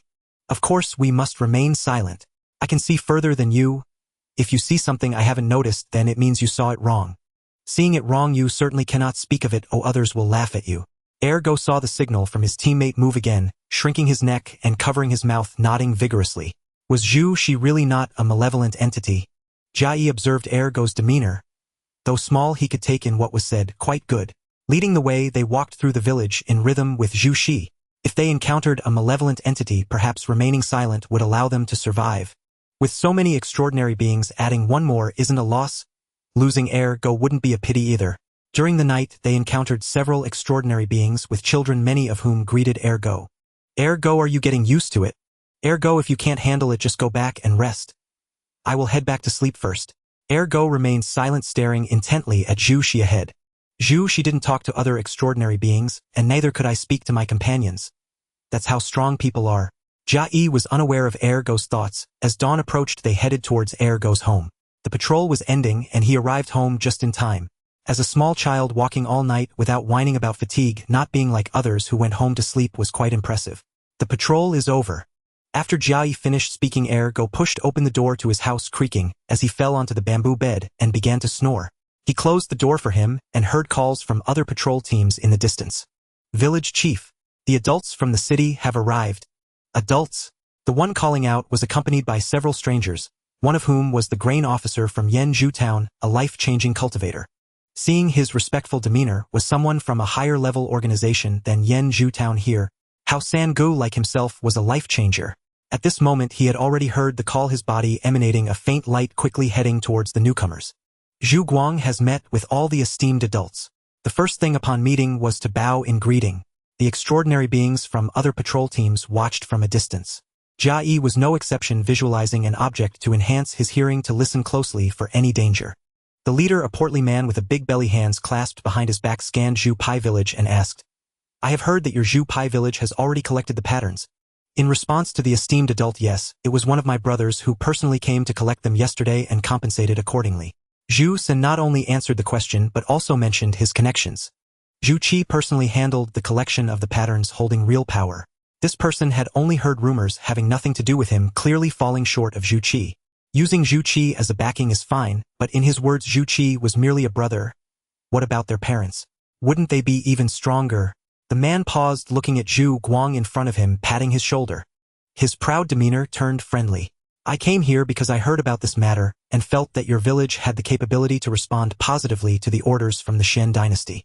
There are two good things. The first is a reward from the Shen dynasty. Any extraordinary being who has 20 children and allows them to grow normally to become citizens of the Shen dynasty will receive commendation from the Shen dynasty, guaranteeing them to become life-changing cultivators." Guaranteeing to become life-changing cultivators. The patrol team, observing from a distance, all breathed rapidly. Zhu Guang raised an eyebrow. If everyone became life-changers, what would that have to do with him?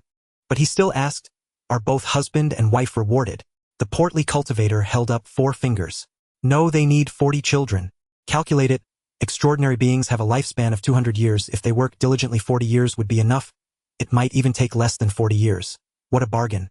I truly envy those extraordinary beings living in this era. It seems the Shen dynasty feels that the population density of this world is too low. Extraordinary beings only begin to age rapidly in the final years of their lives, equivalent to having 170 years of youth. Even if it takes 40 years with both parents reaching life change, they would gain 300 years of lifespan, which is worth it. Unfortunately, my talent does not lie in becoming stronger by having children. True cultivation has reached life change. The method of transformation is key. The benefits from the Shen dynasty are of no use to me. Yes, very cost-effective. May I ask what the second good thing is?" Zhu Guang, uninterested in becoming a life-changer, naturally asked. "I come from Yanmei City, and I have some connections with the adults in charge of resources in the city. Things like refined grains and meat will all go through my hands. Currently there is a shortage of refined meat. I have a few quotas for purchasing meat. You Zhu Pai village, with your talents and good location, could engage in breeding business with Yanzhou town."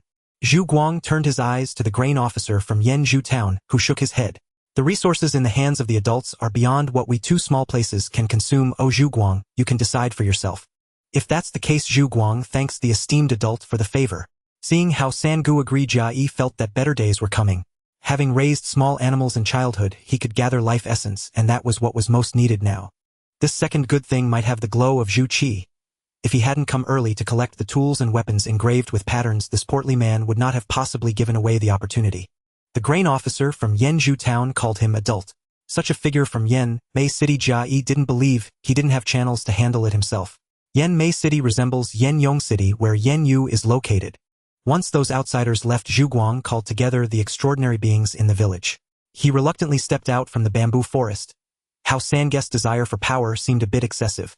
Everyone gathered and Zhu Guang looked at Jia Yi. Could it be that a second fire was about to be lit? The arrival of Lord Yan from Yanmei City presented Bamboo Skin Village with an opportunity for prosperity. Zhu Shiyu and Zhu Ming shall go to Yanzhou town to learn breeding techniques. Upon your successful return, the village shall record your merits.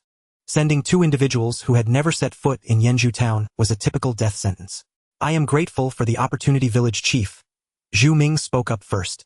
Zhu Ming, the old village chief's grandson, was merely at the peak of body nourishment. So eager for credit, Jia Yi shook his head. This was a scheme to send people to their deaths. He would not go. He was about to fabricate an excuse to decline. Very well, since you refuse, I shall give the task to another. Yesterday during the patrol with the children, you and Ergo were the only ones who completed a full round. I shall record this small reward for you. Zhu Yi, you shall accompany Zhu Ming. Thank you, village chief. Zhu Yi exclaimed with excitement. Jia Yi was taken aback. Was the opportunity being handed to a lackey? Was it not a trap? Was he openly trying to buy off the old village chief's grandson?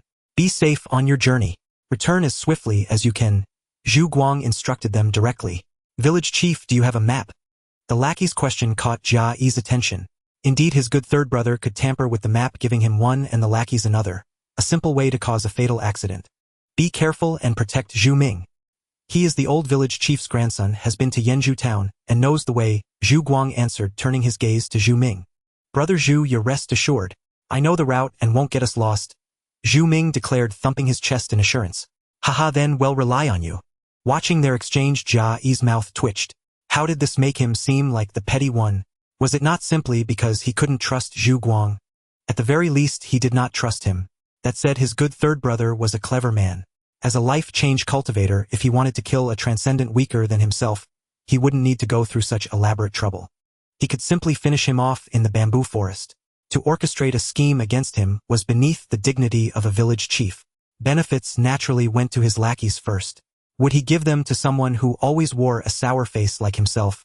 Whether he was being targeted or not, it was wise to stay on guard. Once Zhu Yi and the others returned, he could begin breeding to replenish his life essence. The transcendents dispersed. Jia Yi returned to his bamboo hut. Given the habits of the bamboo snake, he would not go to the bamboo forest today. A pity. Never mind, he would just lurk in the chat group. He opened it and found no one was speaking. Wondering what the others in the group were doing, he could only check the latest messages. Zhangyong brothers, we've entered a cave. There are signs of others having lived here. Judging by how familiar the leader is, he must have stayed here before. Also, that old man keeps giving me a strange look. Damn, they're going to use me for food. My talent has been discovered. Ah, you cruel bastards, come and save me. Longevity seeker, the kidnappers got what they deserved. Huang Mao, see that. You're next. A zoo little punk trying to act tough with me here. They'll send you a treasure that can track your location. Dare to accept it? Go on, take it. Longevity seeker, damn Huang Mao. You actually have something like that? Yan, you stop arguing, you too. See if we can save Zhang Yong. Zhang Yong, they knocked me out and cut off a huge chunk of me. A small hill of flesh over 10 meters tall. It's almost filling the cave. My energy is almost gone. Can anyone save me? Yan, you will send you a few dozen grain essences. Hold on for now. Azu, can you send a location? If you're really capable, go help him. Azu, I can only collect his corpse. I haven't finished gathering the inscription patterns and the teleportation array isn't set up yet. Besides, he refused my tracking treasure. Zhang Yong, you hypocritical, disgusting bastards. Yan, you sent grain essences just to make me suffer more. You call yourself a saint. You're a venomous woman. And Azu sending a tracker. Don't you just want to use me as a test subject? What life stealing? He wants to steal my talent. That's why I refuse to accept it. Yan, you, how can you say that? Zhang Yong, I curse you all to die horribly, to suffer even more than me. You foe. The chat ended there. Jia Yi opened the member list. Beneath the 4 names, 6 deceased markers were arranged vertically. He was stunned, staring blankly at the bamboo roof. The freshly cut bamboo still held a hint of green, but it was already dead. Immortality, the strongest talent among the 5, was nothing but a cruel joke. Immortality. In this world, he hadn't even reached transcendence. If not for the evil beings, Zhang Yong would likely have left long ago. The irony was that he had come to this world for his family. Yet, at the moment of death, he could only curse and revile the living. Jia Yi had thought him kind-hearted, only to discover a deeply jealous nature. Immortality meant nothing in this world. He would have to be even more cautious in his gathering. Zhu Shi, are you home? Time for patrol. Bang bang bang. Ergo's childish voice rang out along with the knocking. Jia Yi snapped back to reality, noticing the green bamboo within the hut had been dyed a deep red by the setting sun. It was evening. Life is fleeting. Treasure it. What's the knocking for? It hasn't started yet. Jia Yi hadn't expected Ergo to be so eager. He grabbed his metal staff, put on a sour face, and with a creak pushed the door open. Imitating Zhu Shi's attitude toward him, he didn't give Ergo a second glance and strode off. Ergo stole a glance at his partner, expecting some instructions. When none came, he quickly fell in step. Zhu Shi, I want to learn your skills. Jia Yi shot him a disdainful look. Bamboo Skin Village had nothing but what the old village chief left behind. There were no real skills here. Have you received the bamboo skin art? Yes, but I can't weave bamboo armor or make weapons, Ergo said, glancing at the metal dagger at Jia Yi's waist. The bamboo skin art is the only skill in this village. If you can't weave armor, keep practicing until you succeed. If you can't make weapons, use a bamboo staff. Then how can I become a transcendent like you? Jia Yi let out a scoff.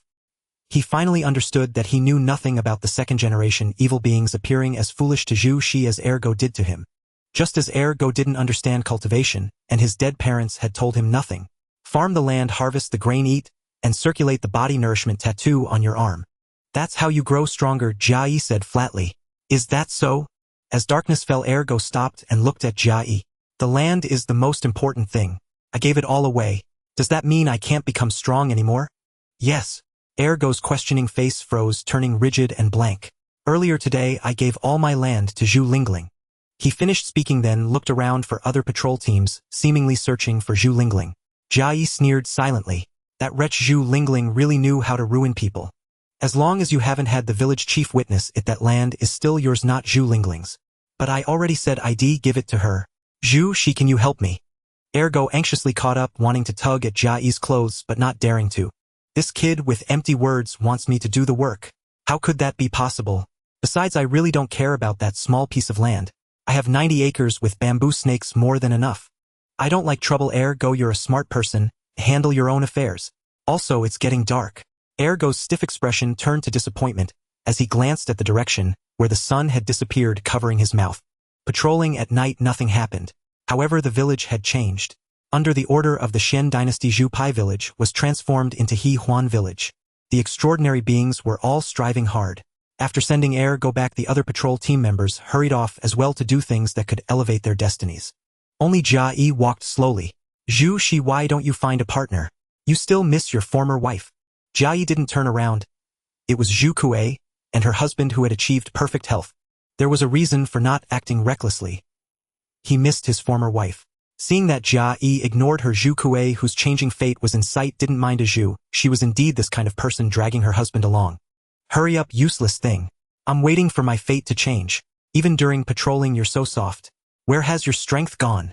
Jia Yi suddenly thought that Zhu Kuei seemed to have no children, surely anxious for her destiny to change.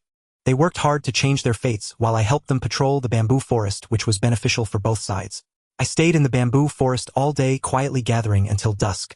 Gathering experience 1, gathering upgrade ordinary, wood essence residue 7, reaching level 10. In gathering, the name of the residue changed, adding an ordinary prefix. I looked at my other items.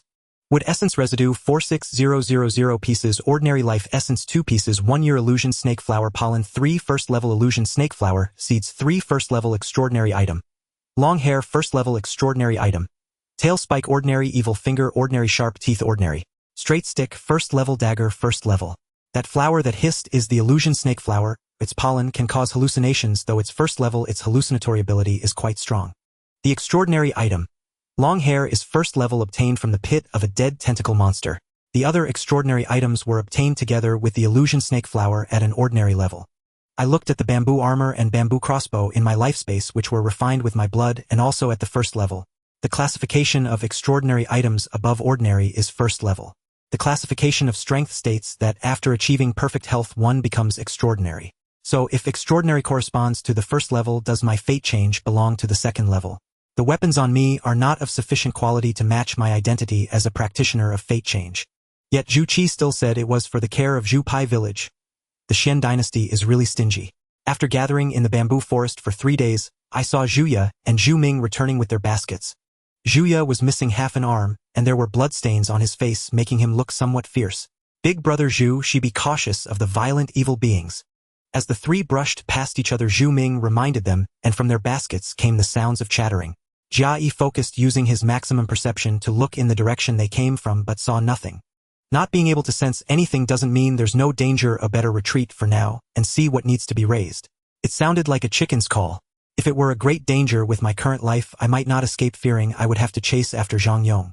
I left the bamboo forest at a normal speed, heading to the place where Zhu Guang lived, which was where the old village chief used to reside. Many extraordinary beings with keen eyes had already surrounded the area. These damn things are all headed towards changing their fates and still want to steal livestock. With Zhu Shi's identity, it's not good to rob. Given Zhu Shi's character, this is not the time to argue. Standing behind the crowd, I listened to Zhu Ya's long-winded report, especially Zhu Tiao, a tall and burly man standing at the front motionless. Although you've experienced difficulties, you've returned. Considering you always charge forward, I'll commend you both for a great achievement. Congratulations, you are one step closer to the method of changing your dirty fate. Additionally, Zhu Ya is missing an arm, and your livestock losses this year will be borne by Zhu Pai Village. Thank you, village chief. The two going to Yanzhou town thanked in unison. Being one step closer to the method of changing their dirty fate, what better reward could there be? As for compensating for livestock losses, Zhu Ming was not envious as he hadn't lost an arm. Zhu Ya received comfort. Zhu Guang had lost nothing and gained Zhu Ya's goodwill. The rewards came from Zhu Pai Village, not from Zhu Guang. Everyone just heard clearly, there are a total of 10 pairs of white-feathered chickens, which means 10 people can get the opportunity for livestock raising. The prerequisite is that there is enough grain essence to refine chicken coops using spiritual energy.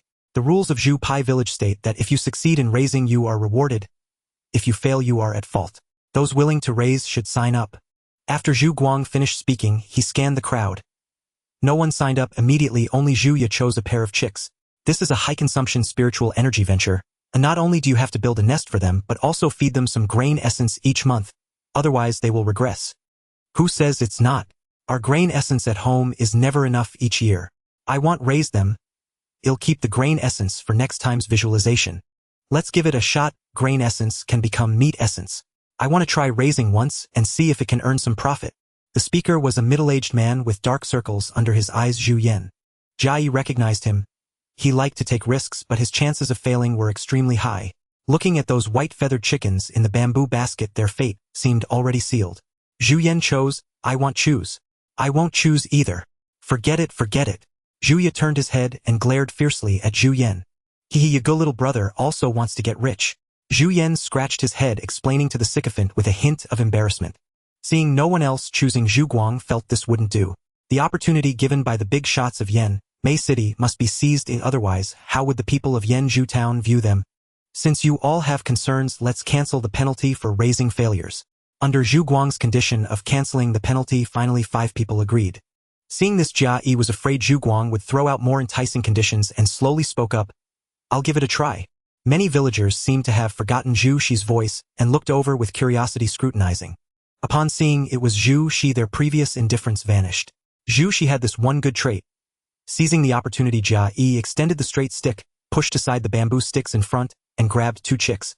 After grabbing them, he left without greeting anyone. The crowd was used to it. Even Zhu Guang didn't mind starting to persuade others. You must think clearly.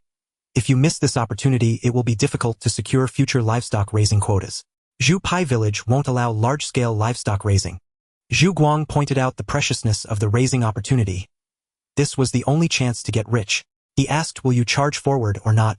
Sure enough, driven by profit, some people signed up. I want to raise them too. Count me in. I can afford to visualize less often. Maybe it will be profitable.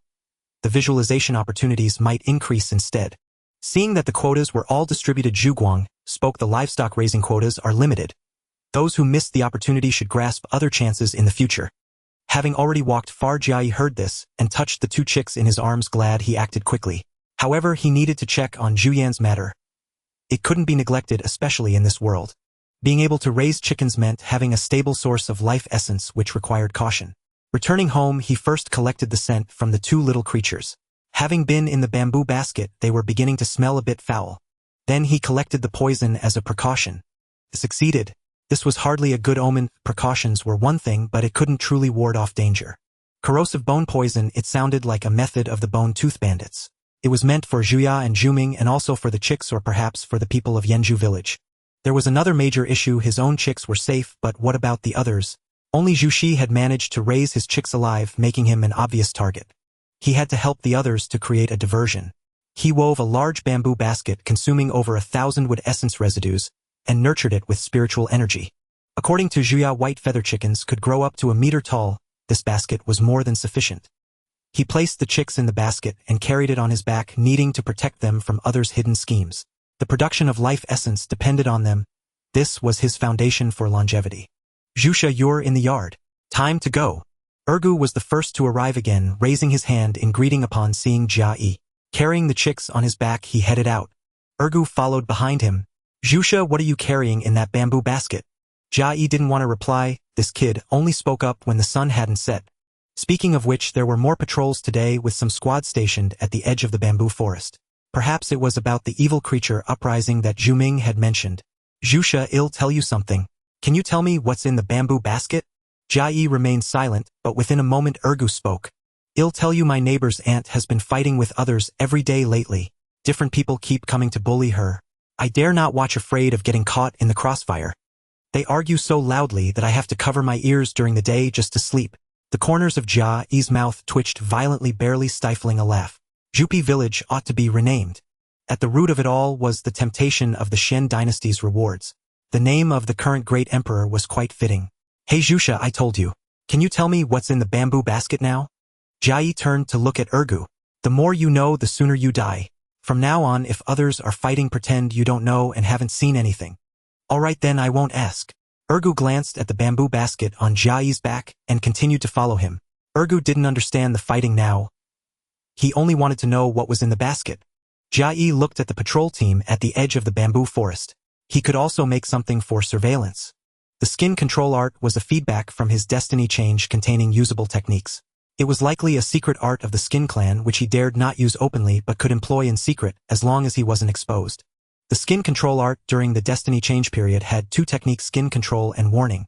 He would make some warning items and place them outside the bamboo forest to guard against any powerful threats. During the night patrol, he encountered Zhu Ming and Zhuya. "Brother Jusha," Zhu Ming greeted. Jia Yi nodded and casually collected poison. "Good." Zhu Ming had no poison on him. He hadn't been specifically targeted. The poisoner was after the chicks, or perhaps targeting Yanzhou town. The two walked away. What trash, carrying those white feather chickens around, as if someone in the village wanted to harm him. The voice was naturally Zuya's. This lackey thought he couldn't hear.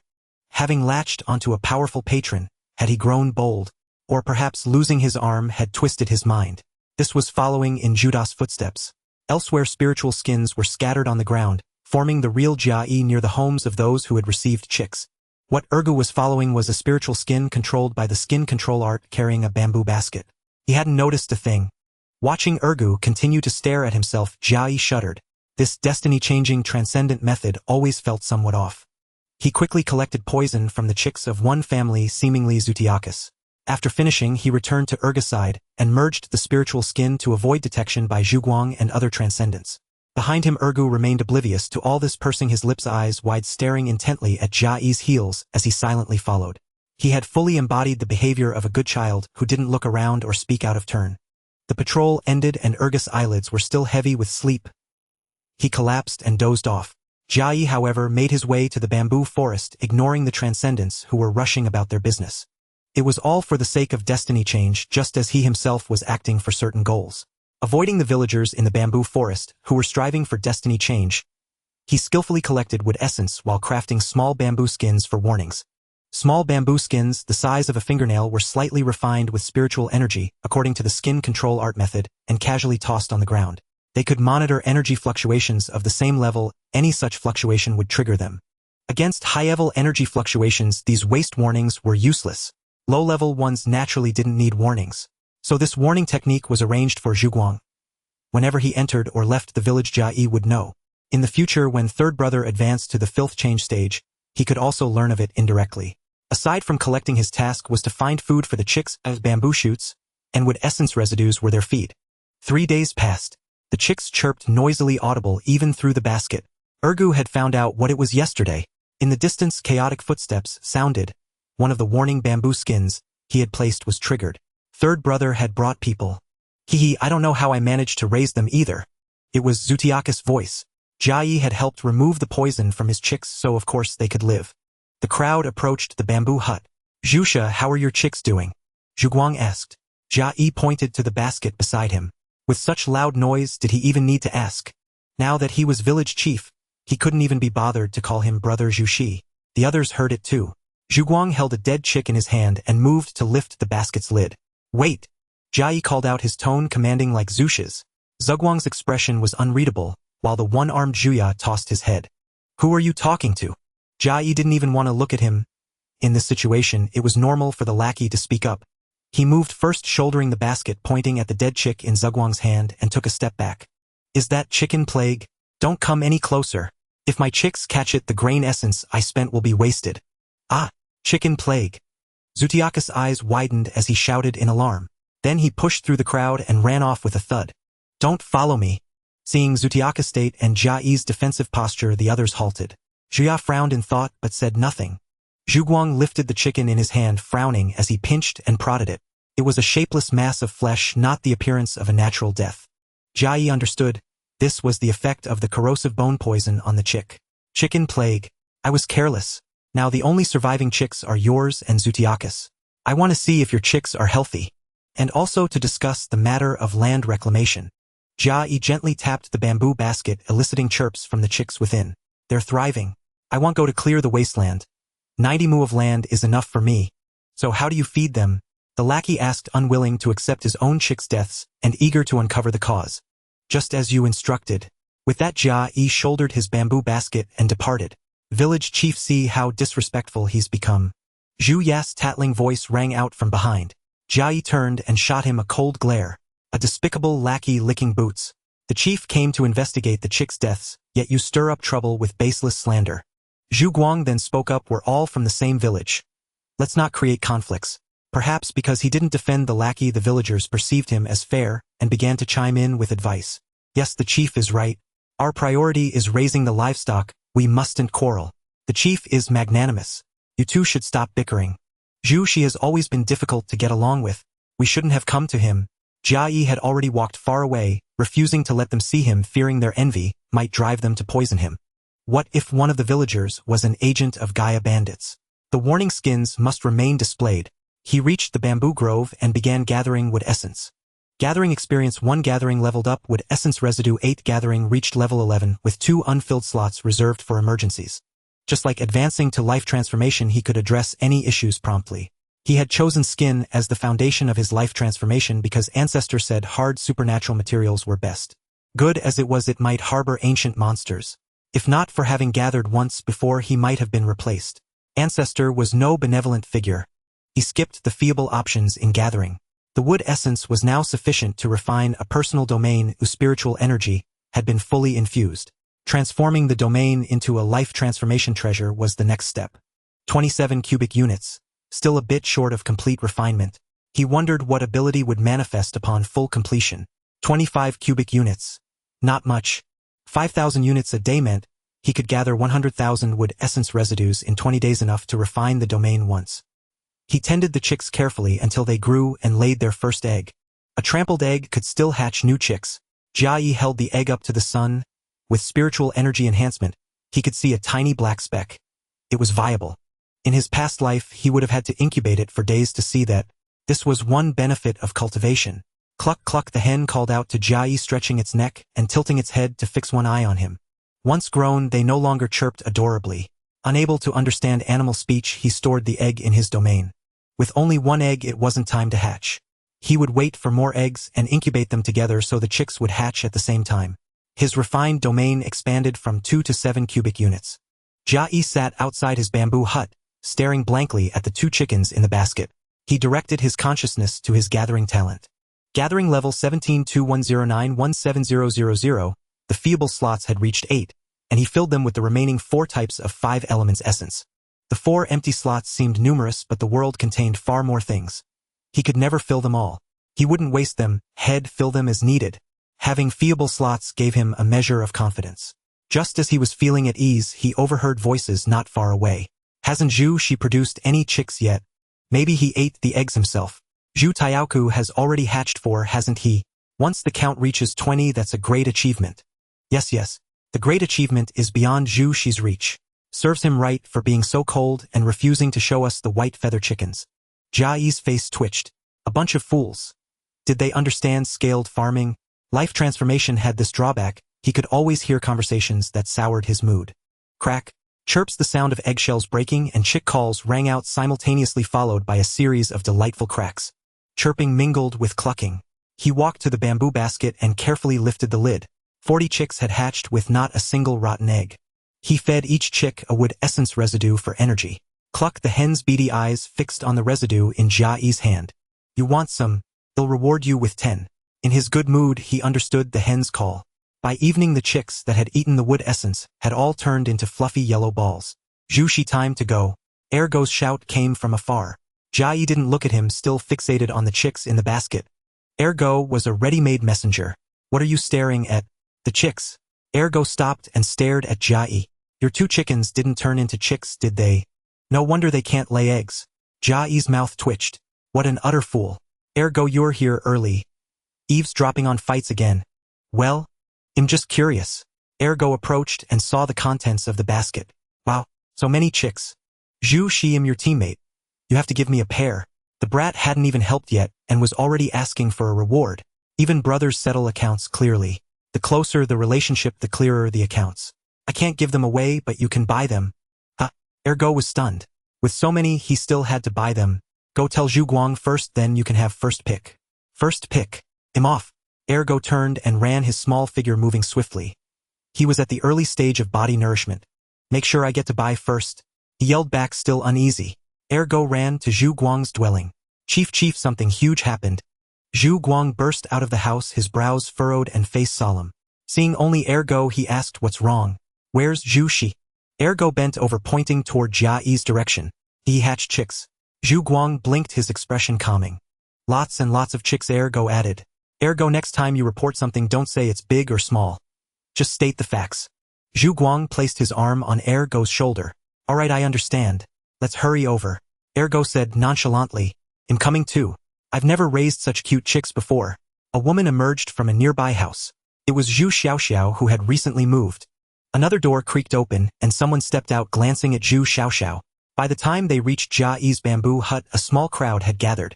Ergo, you'd better not be lying. Did Zhu Shi really hatch chicks? Ergo never tells the truth. How could it be real? Let's just go watch the joke. That guy promised me land, but it was all hot air. Zhu Lingling said, glancing at Ergo from the corner of her eye. True. Zhu Taoku barely managed a few, but Zhu Shi claims to have a whole batch at once. Who does he think he's fooling? I'm telling the truth. Ergo retorted loudly, his neck flushed red and spittle flying. The group drew closer to Jia Yi's bamboo hut. Zhu Guang nodded, having already heard the dense chirping of chicks. Then the Transcendents fell silent, having heard it too. Ergo, if you're going to lie next time, you'd better fabricate a falsehood everyone will believe. Only the villagers in the body nourishment stage continued to jeer. They arrived around Jia Yi's dwelling, all falling quiet. The incessant chirping was the best proof. See, didn't I tell you? You didn't believe me. Ergo pointed at the bamboo basket to vindicate himself. Zhu Xiaoxiao was the first to rush over, bending down to look inside, reaching in and pulling out a chick. Wow, so cute, all fluffy. I want to raise one too. It's even cuter than Little Bear. Jia Yi glanced at Zhu Guang, who was chewing sweetgrass, ignoring the embarrassed expressions of the other villagers. He said in a deep voice, Village Chief, would you consider this a great merit? Zhu Guang walked over, peered into the bamboo basket, and nodded. As I once said, of course. However, you must share these chicks with everyone. Zhu Guang agreed smoothly. It seemed he had misunderstood before. O third brother had no intention of making things difficult for him. Impossible, how could you have bred so many? A tall figure pushed through the crowd, reaching for the basket. Whoosh! Jia Yi thrust his staff forward with a sharp crack. Ah! The man stopped and withdrew his hand, but its limp appearance suggested at least a fracture. This man was none other than Zhu Taoxiu. So tall and so bold. Jia Yi asked expressionlessly. Hiss. Zhu Taoxiu hissed in pain, sweat beading on his forehead. He cast sidelong glances at Jia Yi as he backed away. Zhu Guang frowned. Stop! Zhu Taoxiu halted immediately, shrinking his neck and lowering his head, his body trembling. The village chief. Your large-scale breeding privileges are revoked. For assaulting a villager, 10 days imprisonment. Yes. Zhu Taoxiu bowed his head in acknowledgement. Zhu Shi, you truly are formidable, worthy of being my 9th brother's teammate. Zhu Xiaoxiao cradled a chick, petting it as she praised him. Jia Yi looked at her, realizing that at some point he had lost that certain feeling for her, replaced by a sense of neglect. This girl was indeed eerie. Could she influence others' attitudes toward her? She was so adorable, the chick suited her perfectly. He felt an urge to give it to her. The thought of offering it for free arose, but Jia Yi snapped back to clarity. How could he possibly give it away? He shifted his gaze to Zhu Taoxiu. These chicks cannot be given away for free. It would be unfair to those who don't get one. Let's use Zhu Tao's price as a benchmark. He paid 10 grain essences for one, so he'll offer 2 for 10 grain essences. 2 chicks for 10 grain essences was still a high price, but by shifting the blame onto Zhu Tiaoxiu, he halved the cost while earning goodwill. Zhu, she is generous. Give me 2 first, I want 1 male and 1 female. Me too, I also want a pair. Zhu, she has cultivated something wonderful, bringing real benefits to everyone. The scene instantly became lively. Zhu, she, don't forget I have priority. I'll buy first. Ergu shouted from the side. As the crowd pressed closer to Jia Yi's basket, a surge of spiritual energy gathered. All the transcendents halted, turning their attention to the source of the spiritual energy, Zhu Shi. The body nourishment stage cultivators, seeing the transcendent's sudden change, dared not act rashly and also stopped. When Zhu Shi opened his eyes, Zhu Guang announced cheerfully, "Congratulations, little brother, for stepping into transcendence and gaining 300 years of life.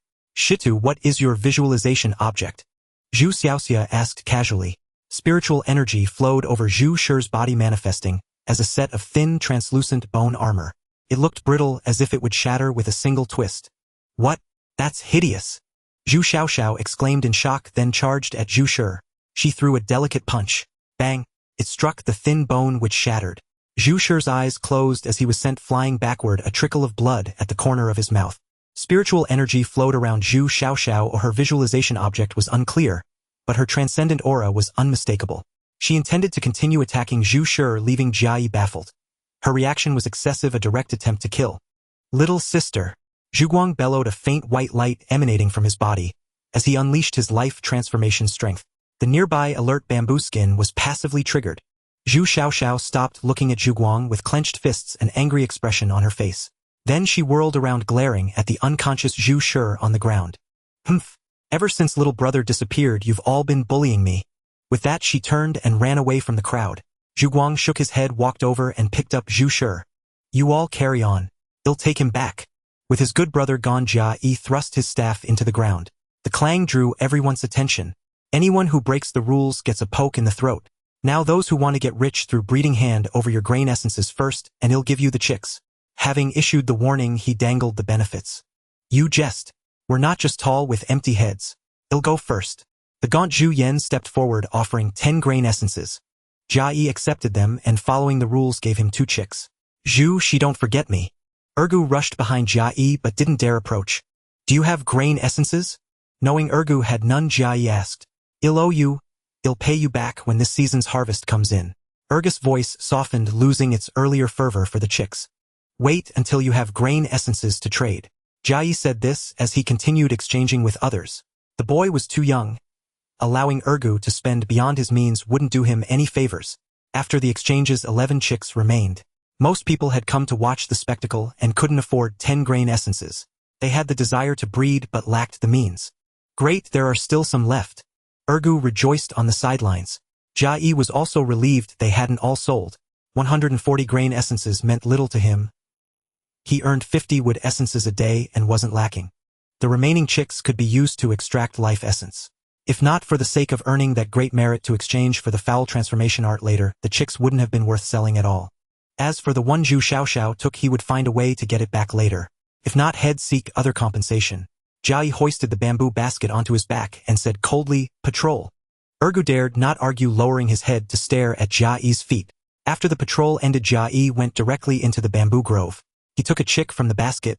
Extract lifespan extraction EXP 1 life essence. 1 After the extraction, spiritual energy began to gather around the chick. It swelled and finally grew into a full-grown white-feathered chicken, and the spiritual energy ceased flowing. This was all expected. The same thing had happened when he extracted from hairless baby bamboo rats as a child. This time it also confirmed something: extracting from a living being only worked on those that belonged to him. Extract lifespan extraction EXP 1 life essence. 1 The rapidly grown white-feathered chicken closed its eyes, tilted its head, and its heartbeat stopped. Extract meat essence extraction EXP 1 meat essence fragment 7 meat essence fragments. This chicken's meat essence yield far surpassed that of the bamboo rats. He couldn't help but glance at the basket where the chicks were still chirping incessantly. Only 10 remained, kept for breeding. Harvesting them now would be unwise. He covered the bamboo basket, cleaned the feathers of the white feather chickens to avoid detection, and continued his gathering endeavor, for wood essence was the foundation of cultivation. Until his entire inner realm was refined into a life-transforming treasure, nothing unusual occurred. The only thing that troubled Jia Yi was that Zhu Xiaoxiao had not returned to Zhupi village, nor had Zhu Guang sought him out or even asked about her. He absorbed the last wisp of spiritual energy into his body. His physical condition was now unprecedented, the sole drawback being the lack of a method for filth transformation. Name Jia Yi. Age 201-202-0000. Talent gathering level 33. 133,000. Strength life transformation. 400 days had passed. If not for his reluctance to manage the overabundant white feather chickens, the additional lifespan would have exceeded 20,000 years. Zhu Snake, how many meat essences can you get for these 100+ white feather chickens? Ergo crouched nearby awaiting patrol duty while making idle conversation. 30 pieces. Impressive. Trading once every half year means 60 per year. Why don't you raise more? Zhu Taoku has over 1,000 in course care. Jia Yi did not respond. Grain essence was refined by Zhu Guang himself. 100 gene yielded 1 piece similar to what he gathered. Meat essence, however, was a different story. For 100 chickens gathering would yield 70 pieces of meat essence, but Yanmei City only offered 30. Less than half. Their hearts were black as pitch. It was not worth it. Better to gather life essence, releasing 100 chickens each time as a mere formality. Moreover, with his gathering ability, he had no need to sell, but his identity forced him to trade the white feather chickens. A losing proposition. With 100 hens laying 1 egg daily, he could gather meat essence 100 times each day. For over 100 consecutive days, 70 pieces of meat essence daily, equivalent to 7,000 wood essence fragments. More energy than gathering in the bamboo grove. Zhu Taoku is a fool. He flaunted his wealth. I know, Ergo retorted. But he distributed all his grain essence and took several wives. Soon he'll earn a chance at life transformation, and you transcendents won't be able to defeat him. Well, see. Jia Yi was unwilling to argue with Ergo. If Zhu Taoku avoided trouble from others, it would be his fortune. But he harbored a grudge over a broken hand. Wait for him to seek revenge after life transformation. Better to crush him at the opportune moment. Patrol first. He shouldered the bamboo basket which contained a laying hen and had prepared many eggs in his space as a contingency. Zhu Snake, why are you still carrying it? You have plenty in the yard. Losing one wouldn't matter. Less talk, more work, Jia Yi said coldly. Ergo immediately fell silent. As Jia Yi mused over Ergo's obedience, he suddenly sensed a change in the surrounding spiritual energy. It was thinning, becoming sparse. He halted, bracing for an impending attack. Gather poison. Gathering failed had he not been poisoned. He thrust his staff backward, stopping Ergo, who continued forward. Don't move. Don't speak. Ergo closed his eyes. When Zhu Snake spoke fewer words, it usually meant trouble. At that moment, commotion arose from other directions. The transcendents who could also perceive the change in spiritual energy. What's happening? The spiritual energy is decreasing. Could it be some evil entity? Will it affect cultivation? Jia Yi looked up at the sky. Could it be a large-scale illusion array? Zhupi village was not worth such means. The sky was a crimson patch, dark red in the east and bright red in the west. A precursor to sunset seen daily and perfectly normal. Jia Yi's expression grew grave as he extended his perception toward the village chief's residence. Zhu Guang stood on the rooftop, a faint glow emanating from his body, frowning as he gazed into the distance. Zhu Shi also leaped onto the roof, clad in bone armor. Third brother, what's happening? Why is the spiritual energy decreasing? Will it affect grain essence production? Zhu Shi asked, then gasped in shock. How could this be? Before Zhu Shi's exclamation, Jia Yi had already sensed the anomaly. The spiritual energy was diminishing again, becoming nearly imperceptible within a single breath. All transcendents patrol the bamboo grove tonight. Villagers below the transcendent level gather immediately. Zhu Guang swiftly devised a countermeasure. Jia Yi tapped Ergo with his staff. Go! Zhu Snake, be careful in the bamboo grove. Without responding, Jia Yi hurried toward the grove ahead of time. In case of danger, the bamboo grove, though risky, offered easier escape routes. Upon entering, he found the spiritual energy here equally faint. He wondered if it would affect wood essence production. Gather wood essence. Gathering experience 1, wood essence dust 1. Relief washed over him, only to freeze abruptly. Wood essence dust. He examined his gathering space where a new substance had appeared. It emitted a faint green glow barely visible to the naked eye. Ordinary people would certainly miss it. Wood essence dust common. He placed it in his mouth. It contained some spiritual energy, but very little. 1/100th of a fragment. Previously gathering 5,000 wood essence fragments daily yielded 50 pieces of wood essence, as now it was half a piece. 100-fold reduction in yield. He opened the bamboo basket and grabbed the white feather chicken. Cluck, cluck, cluck. Eager to test his theory, he paid no heed to the chicken's cries. Gather lifespan. Gathering experience 1 life essence 1 lifespan remained unaffected, and the chick visibly grew in size, putting his mind at ease. Gather meat essence gathering experience 1 meat essence particle 7. From meat essence fragments to meat essence particles. This time the particles were slightly larger, he took one to taste. The energy contained was 1/10 of a fragment. Spiritual energy had also shrunk to 1%. Outside the bamboo grove a chilling aura swept over him, emanating from the 30-meter tentacle outside. It no longer swayed lazily in the wind, but bent down, probing here and there like an ant's antennae as if investigating something. The evil entity had also sensed the change in spiritual energy. Was this not an unknown attack? Jia Yi looked at the sky again, the world was dim and lightless. Night had fallen with no unusual phenomena. This reduction in spiritual energy strongly resembled a heaven-sealing, earth-severing formation. Was it the doing of Xian Ri? Not content with the harmony tide, was he stirring up more trouble? He opened the chat group. It was silent. Zhang Yong I curse you all to die horribly worse than me. You foe. The latest message was still the curse from the undying 2 years ago. No one had spoken. The long livers had fallen silent too. He opened the member list. The remaining 4 were all alive. Normally, if something as major as heaven-sealing, earth-severing occurred, Ancestor Zhu would have leaked it in advance. Jia Yi closed the chat group. He did not want to speak, let alone ask. What if the spiritual energy decrease was a localized event? Asking would make him a target. He enhanced his senses with spiritual energy, patrolled cautiously, and swiftly circled the bamboo grove several times. Dawn broke. Nothing unusual had occurred. Just as he thought the village chief would summon them, rapid footsteps sounded in the distance. The running of a cultivator. Judging by the speed, it was a life transformation cultivator. He lightly pressed with his toes, leaped atop a bamboo stalk, and landed softly on the leaves. The figure was already nearing the grove. Are you Zhu Snake of Zhupi village? Take me to your Zhu Guang. The grain officer of Yanzhou town recognized Bamboo Snake. Please, sir. As a transcendent realm cultivator, Bamboo Snake had to maintain a humble demeanor before a fate-transforming cultivator. The two arrived at the village chief's residence, where Zhu Guang came out to greet them in advance. Sir Yan, it is not yet the season for grain collection. May I ask what urgent matter brings you here? The grain officer, surnamed Yen, halted, his expression turning solemn. Some time ago, our Yanzhou town was designated by the Xian dynasty to establish the Yanzhou market. Last night, a great upheaval occurred between heaven and earth. Surely all the transcendents of Zhupi village are aware of this. The grain officer spoke, glancing at the surrounding crowd. The spiritual energy density in our Yanzhou market is 10 times higher than in ordinary areas. Now we invite all transcendents and those above from Zhupi village to take up permanent residence in Yanzhou town. Zhu Guang furrowed his brow, and the crowd exchanged uneasy glances. Abandon their homeland to venture outside. I can tell you one thing in advance: the decline in spiritual energy density is on the surface the Xian dynasty's measure to cut off the roots of evil beings and eradicate them. However, the elders of my Yan family speculate that the era of abundant spiritual energy will never return. Everyone can only gather in places rich in spiritual energy, huddling together for warmth. Eradicate evil beings. How does Sir Yan know this? Zhu Guang asked in confusion. The grain officer, surnamed Yen, shook his head. This was said by the envoy from the Xian dynasty yesterday.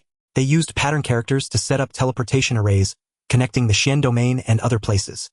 It is said that our Yan family's Yenyong city was reduced to ashes with a single palm strike, all to strike at parasitic evil beings.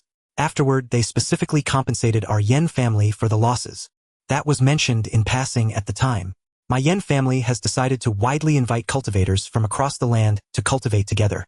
Your Zhupi village has a profound background, so it is naturally on the invitation list. The grain officer, surnamed Yen, spoke with sincerity, but leaving home on a whim gave everyone pause.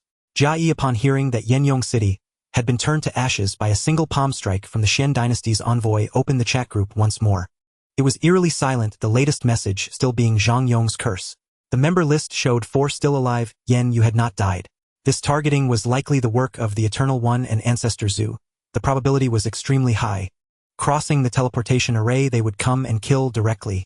No one would willingly abandon their homeland, but with spiritual energy cut off, everyone must consider their path forward. My Yan family's Yanzhou market will always keep its doors open for Zhupi village. Also, from now on, grain will no longer be collected. Keep it for your own use. Brother Zhu Guang, farewell. The market looks forward to your joining. Zhu Guang personally saw him off. The transcendents present fell into silence. How wonderful. The threat of evil beings will diminish from now on. The Xian dynasty is too powerful. Since we can't absorb the spiritual energy, they simply extract it directly. With no more evil beings, we can farm in peace. Once I sire 20 children and attain fate transformation, I'll head to a big place like Yenju Market to develop. Also, no more grain tribute means we can harvest more grain essence. Grateful to the Xian dynasty, grateful to the Xian Sun Emperor. Jia Yi watched the villagers prostrating themselves in gratitude. It was time to go home. Bamboo snake, wait for me. Ergu called out as he caught up. Are you going to Yenju town? If you are, can you take me along? Jia Yi turned back and saw the hope in his eyes. Ergu flinched under Jia Yi's gaze, shrinking his neck and lowering his head like a child caught doing wrong. Bamboo Snake was born here and he will die here. Uttering the fate already sealed for Bamboo Snake, he turned and walked away. 20,000 years of lifespan was far from enough. Not even a single hair of the Eternal One. Longevity, the more the better. He hoped the villagers would all leave, allowing him to develop here slowly. They were all transcendents, but staying here was useless. Still cheering and giving thanks, they would understand when the grain was collected and the grain essence refined. The Xian dynasty's eradication of evil beings also cut off the cultivation path for the vast majority. Considering everyone's safety, what harm was there in a few side effects? Ever since transforming into Bamboo Snake, he had roamed the bamboo forest daily, killing many second-generation evil beings. But they also left behind transcendent materials, treasures like flesh essence and wood essence. Danger and opportunity coexisted. At his level, it was no longer dangerous, only opportunity. Now it seemed that opportunity was about to vanish. Along the way, he opened the chat group several more times, but still no one spoke. With such a major event, Ancestor Zhu must have already received the news, right? Why didn't he say anything? Collector, the Undying's curse has reversed. The spiritual energy in our Shueishin village has suddenly become so dense that we can't even see the path ahead. The village chief no longer forces us to work. Even standing still, spiritual energy actively burrows into our bodies. Feels amazing. Eternal One, ha, right. I thought only my place had changed. Spiritual energy has condensed into a bowl of liquid essence. Drink a bowl and your physique automatically strengthens. It's too satisfying. Jia Yi's breath caught in his throat as he read the Eternal One's message. Truly, that wretched dog had caught a lucky break. Yen, you also, Ancestor Zhu, aren't you going to explain the Xian patterns of the Xian dynasty? Several breaths passed in silence.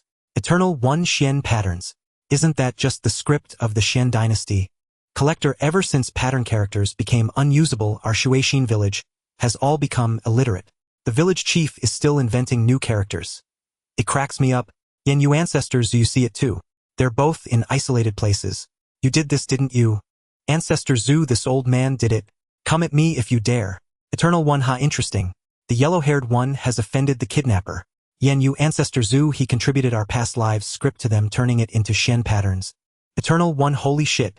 Collector genius. Yen, you shameless wretch. The destruction of Yenyong City was your doing too, wasn't it? In our past life, you were also the one who kidnapped the Eternal One and the Collector. Ancestor Zhu, little fishy, so slippery. Don't let this old man find you. A saint's talent. This old man knows it best. Eternal One, yellow hair, await your death. The moment I get out, I'll be the first to kill you. You'd better stay alive forever. The Eternal One and yellow hair began bickering again. Jia Yi closed the chat group.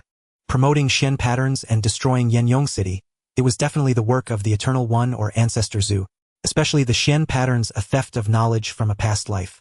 The bamboo tooth he brought back contained knowledge of Xian patterns, recorded by Zhang Yong in Han characters, to document information about the other four. It had been 2 years and Zhu Guang hadn't taught anyone else, proving that the people of Zhupi village were beneath his notice. In 2 years, many in the village had come of age, yet none had ever been heard to write Xian patterns. Likely, the Kamingafage rewards no longer included the option of script. After seeing off the former grain officer, Zhu Guang casually spat out the sweet grass root from his mouth and dashed straight to the fields. With a single scoop, he grabbed several ears of grain. Village chief, that's my family's field. A child shouted from afar.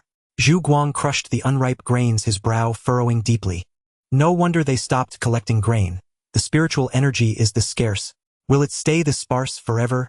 Damn that Xian dynasty. Village chief. Before the child could finish, Zhu Guang shot him a fierce glare. Fat hat, village chief, that's too little. Pick more, please. The child was most sensitive to the malevolent glare. Zhu Guang did not take offense. He flicked his arm, casting the grain ears to the ground, channeled spiritual energy into his feet, and departed swiftly. Not far away, the child swallowed his saliva and let out a long breath. The village chief is terrifying, not at all like what father said. Jia Yi witnessed third brother's actions and felt a surge of delight. Without spiritual energy, he would have to leave soon. However, he needed to find an opportunity to inquire about the secret art of mutation. Crack. He turned his head to look at the newly hatched chick and was suddenly struck with inspiration. What if he filled the available slot with meat essence again? Would stacking 2 meat essences allow him to harvest more spiritual energy? He wrote the 2 characters for meat essence in an available slot. They did not disappear, indicating it was feasible. Within 2 seconds of writing, the second meat essence transformed into a streak of light trailing behind the first. It became meat essence x10. A sudden realization dawned upon him: the harvesting range for meat essence multiplied by 10. Seeing this, he filled another slot with lifespan, which also became lifespan x10, and the harvesting range for lifespan multiplied by 10. Originally 1 meter, it was now 10 meters. He fixed his gaze on the chick nearby.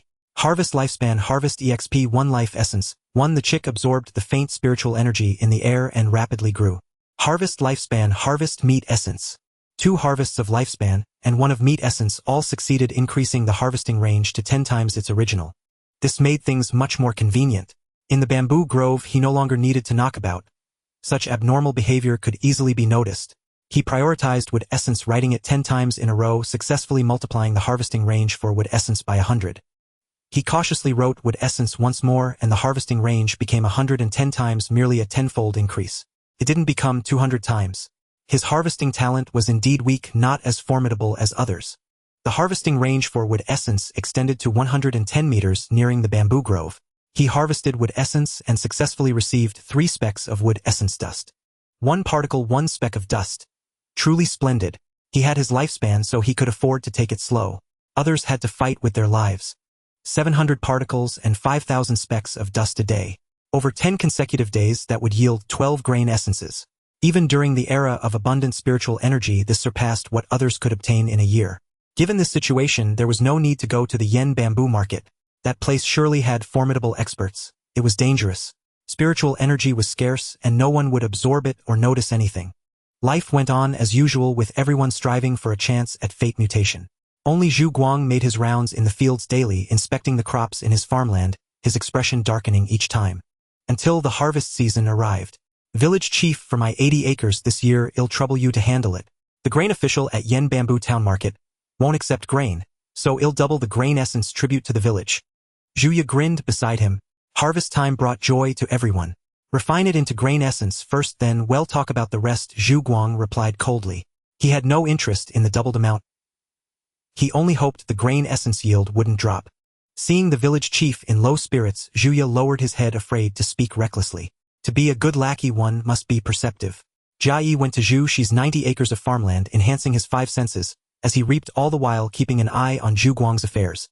With the help of the transcendent villagers, Zhu Guang gathered the grain ears within minutes, harvesting over 100 acres. He placed them into a large furnace, covered it, and infused it with spiritual energy to refine grain essence. Minutes later, the refinement was complete. Congratulations, village chief, another bountiful harvest. The village chief's harvest is always good every year. With no grain official this year, the yield must be even greater. Zhu Guang stood up, waved his hand grandly, and stared intently at the large furnace before lifting the lid. A single grain essence flew out, followed by a few fragments of grain essence. The villagers looked at the meager yield, then at Zhu Guang, their words of praise dying on their lips. Zhu Guang's expression was one of regret, yet also relief. Indeed, why would the Yen Bamboo Market give away benefits, unless they were no benefits at all? The benefits were nearly non-existent. Previously, an acre of land could yield a grain essence after tribute. Now 100 acres could only produce a single grain essence. The spiritual energy content had plummeted to just 1%. You've all seen it. Spiritual energy has grown scarce. Whether to refine grain essence is entirely up to you. Zhu Guang collected his grain essence. Less than 2 pieces. Village chief, could there be a mistake? Zhu Kuei questioned from the side. After speaking, she rushed to the furnace, only to find ashes inside. She thought of the 10 grain essences she had borrowed from Zhu Guang, clutched her swollen belly, and her eyes dimmed. When would she ever repay this debt? Others gradually approached the furnace to look, and soon indignant voices arose. This damned great Xian, severing our cultivation foundation.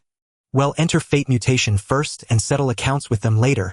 They claim it's for our good to remove evil entities, but in truth they fear well consumed spiritual energy. Jia Yi watched their flushed faces and realized how the villagers' sentiments shifted with their interests, recalling how they had praised the Xian dynasty. It was wise of Zhu Xi not to grow too close to them. Village chief, will the people from Yanmei City come to collect meat essence? Zhu Tiaoxiu asked hastily from the side. Will the meat sinew be affected? The spiritual energy content in white feather chickens has also become extremely low. From 1,000 you might get 3 meat essences. I don't know if they'll come. Others who raise chickens might attract them. Zhu Guang replied with narrowed eyes. He knew that much of the meat essence had been skimmed off. There was profit involved. Ha, Zhu Tiaoxiu, you've made a killing. Last year you earned 300 meat essences, not counting grain essence. From now on everyone will have to address you as Lord. Zhu Lingling, her belly round, pursed her lips and spoke sourly. No, I consumed them all long ago. What nonsense are you talking? Zhu Tiaoxiu stiffened his neck and retorted immediately. He was already tired of others borrowing meat essence. Admitting to having surplus under these circumstances would be disastrous. A cold smirk curled at the corner of Jia Yi's mouth. He hadn't expected Zhu Tiaoxiu to grow both wealthy and shrewd. Look, they're here. Yanmei City has sent a representative. The same lord from last year. Zhu Yan shouted from the side, also beckoning to Jia Yi. Zhu, she come over. You can exchange for meat essence. Jia Yi tidied up the grain ears and ambled over slowly. You've just harvested your grain and know that acquiring spiritual energy has become harder. Yanmei City has changed its rules. For your location, 500 live adult chickens for 1 meat essence. Whether you want to trade is entirely up to you. Yanmei City never forces anyone. The newcomer swayed his head, looking askance at the crowd, showing no respect even for Zhu Guang. Ill trade, my lord. Come to my place first. I have 600. Zhu Yan immediately chimed in. 600 white feather chickens were worth 100 acres of land, so it was naturally a good deal. Several other white feather chicken farmers quickly followed suit, along with many onlookers leaving Zhu Guang's farmland. Jia Yi watched the unscrupulous man from Yanmei City. 500 white feather chickens would yield 3.5 meat essences if he extracted them himself, but the man offered only 1. Brother Zhu, aren't you going to trade for grain essence? Will it cause you a loss? Without turning, he recognized the voice as Zhu Ming's, tinged with a hint of concern. Eating meat by oneself is no less than meat essence. Furthermore, I have found a suitable, extraordinary item. Their conversation caught the attention of the others, and Jia Yi could feel Zhu Guang's gaze upon him. Ah, no wonder Brother Zhu, she doesn't have children. It turns out there is this reason. Zhu Ming suddenly realized. Jia Yi, hands behind his back, slowly departed, unwilling to speak with him about those inferior choices that he completely disregarded. Even if he encounters something good, whether to seek it is another matter. The secret of his own gathering must not be revealed. A secret is only a secret if known to one person. This time, deliberately exposing the existence of suitable extraordinary items can test their reactions, especially whether Brother Hao San would come to launch a surprise attack. If he comes to launch a surprise attack, then it will be time to take decisive action and extract the secrets of corruption from his mouth. Zhu Guang looked towards the location of the messenger from Yanmei City, stuffing a piece of sweet grass into his mouth, and said to those beside him, I will go to Yanzhufang City to find a way to restore my spiritual energy. Be safe, village chief. Hurry back, village chief.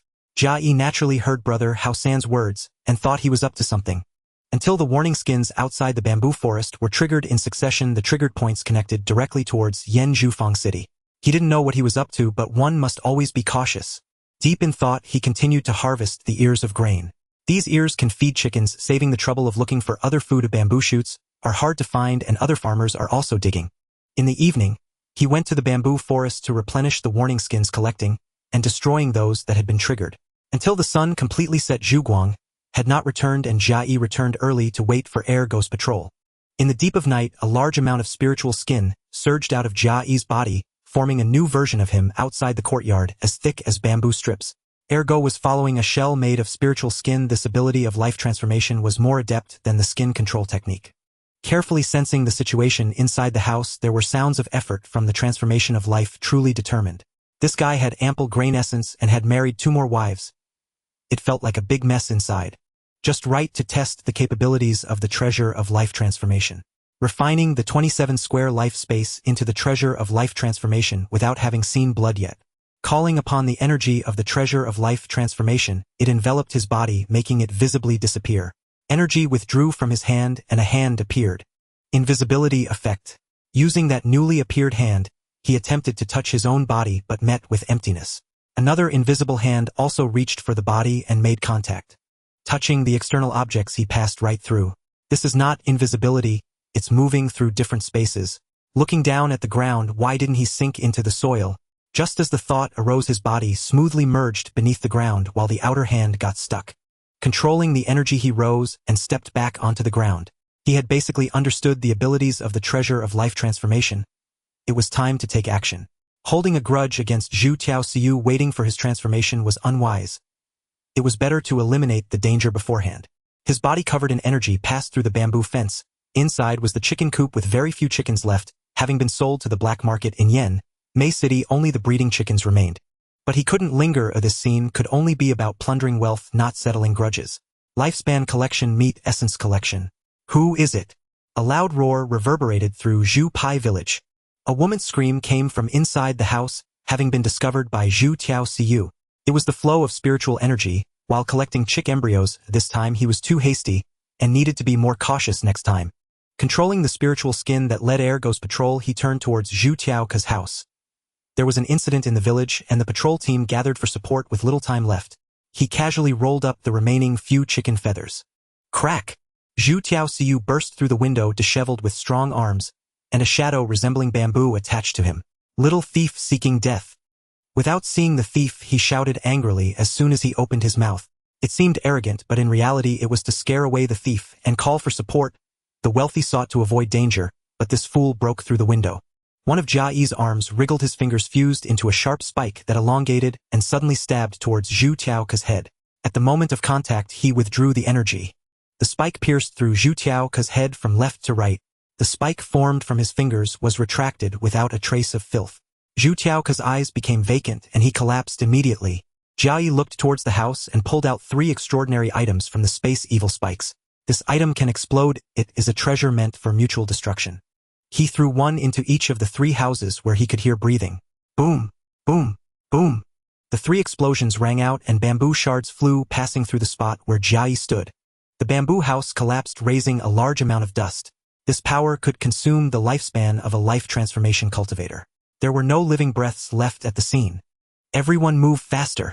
The patrol team shouted. They were almost there. Scent collection, experience collection, 1 mixed scent, 1. Jia Yi walked step by step. The collapsed bamboo, tattered clothing, and swirling dust were all in a different space from him, unrelated and without any impact.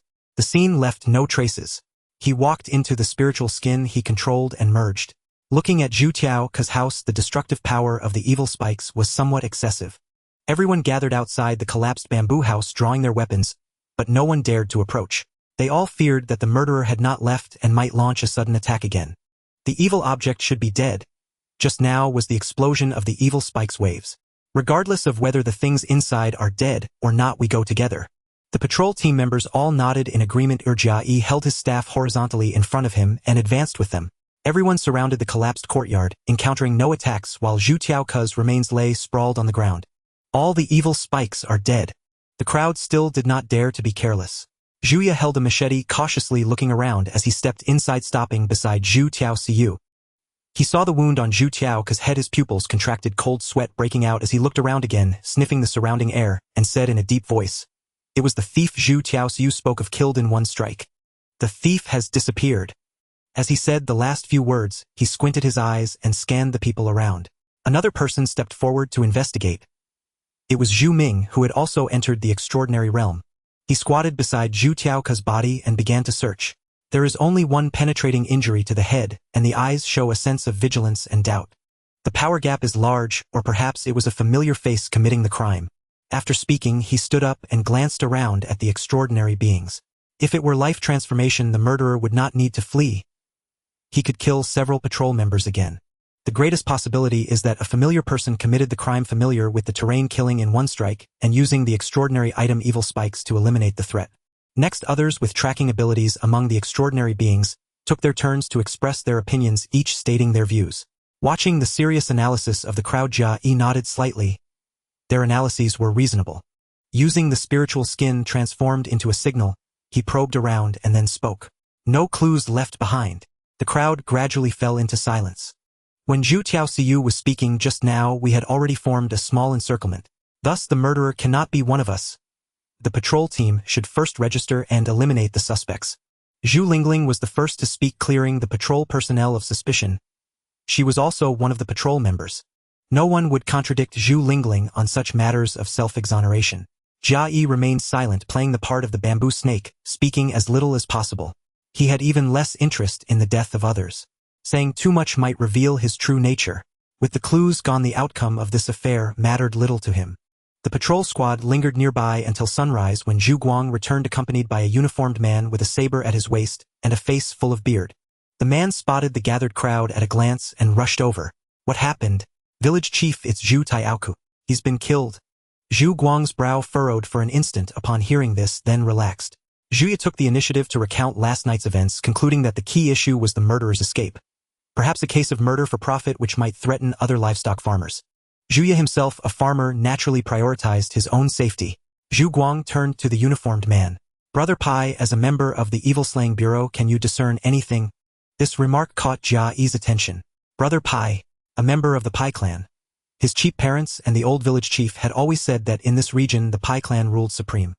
He wondered just how vast this region was, and this was his first encounter with a Pai clan member. Also, what was this evil-slaying bureau, an organization of the Shen dynasty? His heart tightened involuntarily. A man's reputation precedes him like the shadow of a tree. He had to take this person seriously. If the man uncovered anything and danger loomed, he would flee immediately. I, Pai Nandao, have made it my duty to slay evil beings. If a malevolent entity were responsible, it would never escape my grasp. Spiritual energy surged around him, enveloping the entire scene. A fluctuation from a life-altering treasure. Jia Yi forcibly suppressed his racing heartbeat, his eyes narrowing. The fluctuations ceased as Pai Nandao opened his eyes. This was not the work of an evil being. The culprit used a baleful finger to contaminate the scene. A baleful finger is an exceedingly rare evil artifact to extract its supernatural essence. For someone to wield three at once suggests a formidable backing. Zhu Guang's brow twitched upon hearing this. What kind of power was this? The Pai cultivator continued. He took the livestock, appearing to kill for profit, but likely has another agenda. If he's an outsider, perhaps he's searching for something. After all, no one else in the village was harmed. Searching for something? Can you guess what he's after, Brother Pai? Pai Nandao glanced around at the gathered villagers and fell silent. Zhu Guang, catching on, immediately ordered, all of you go back. The matter of Zhu Taiaoku ends here.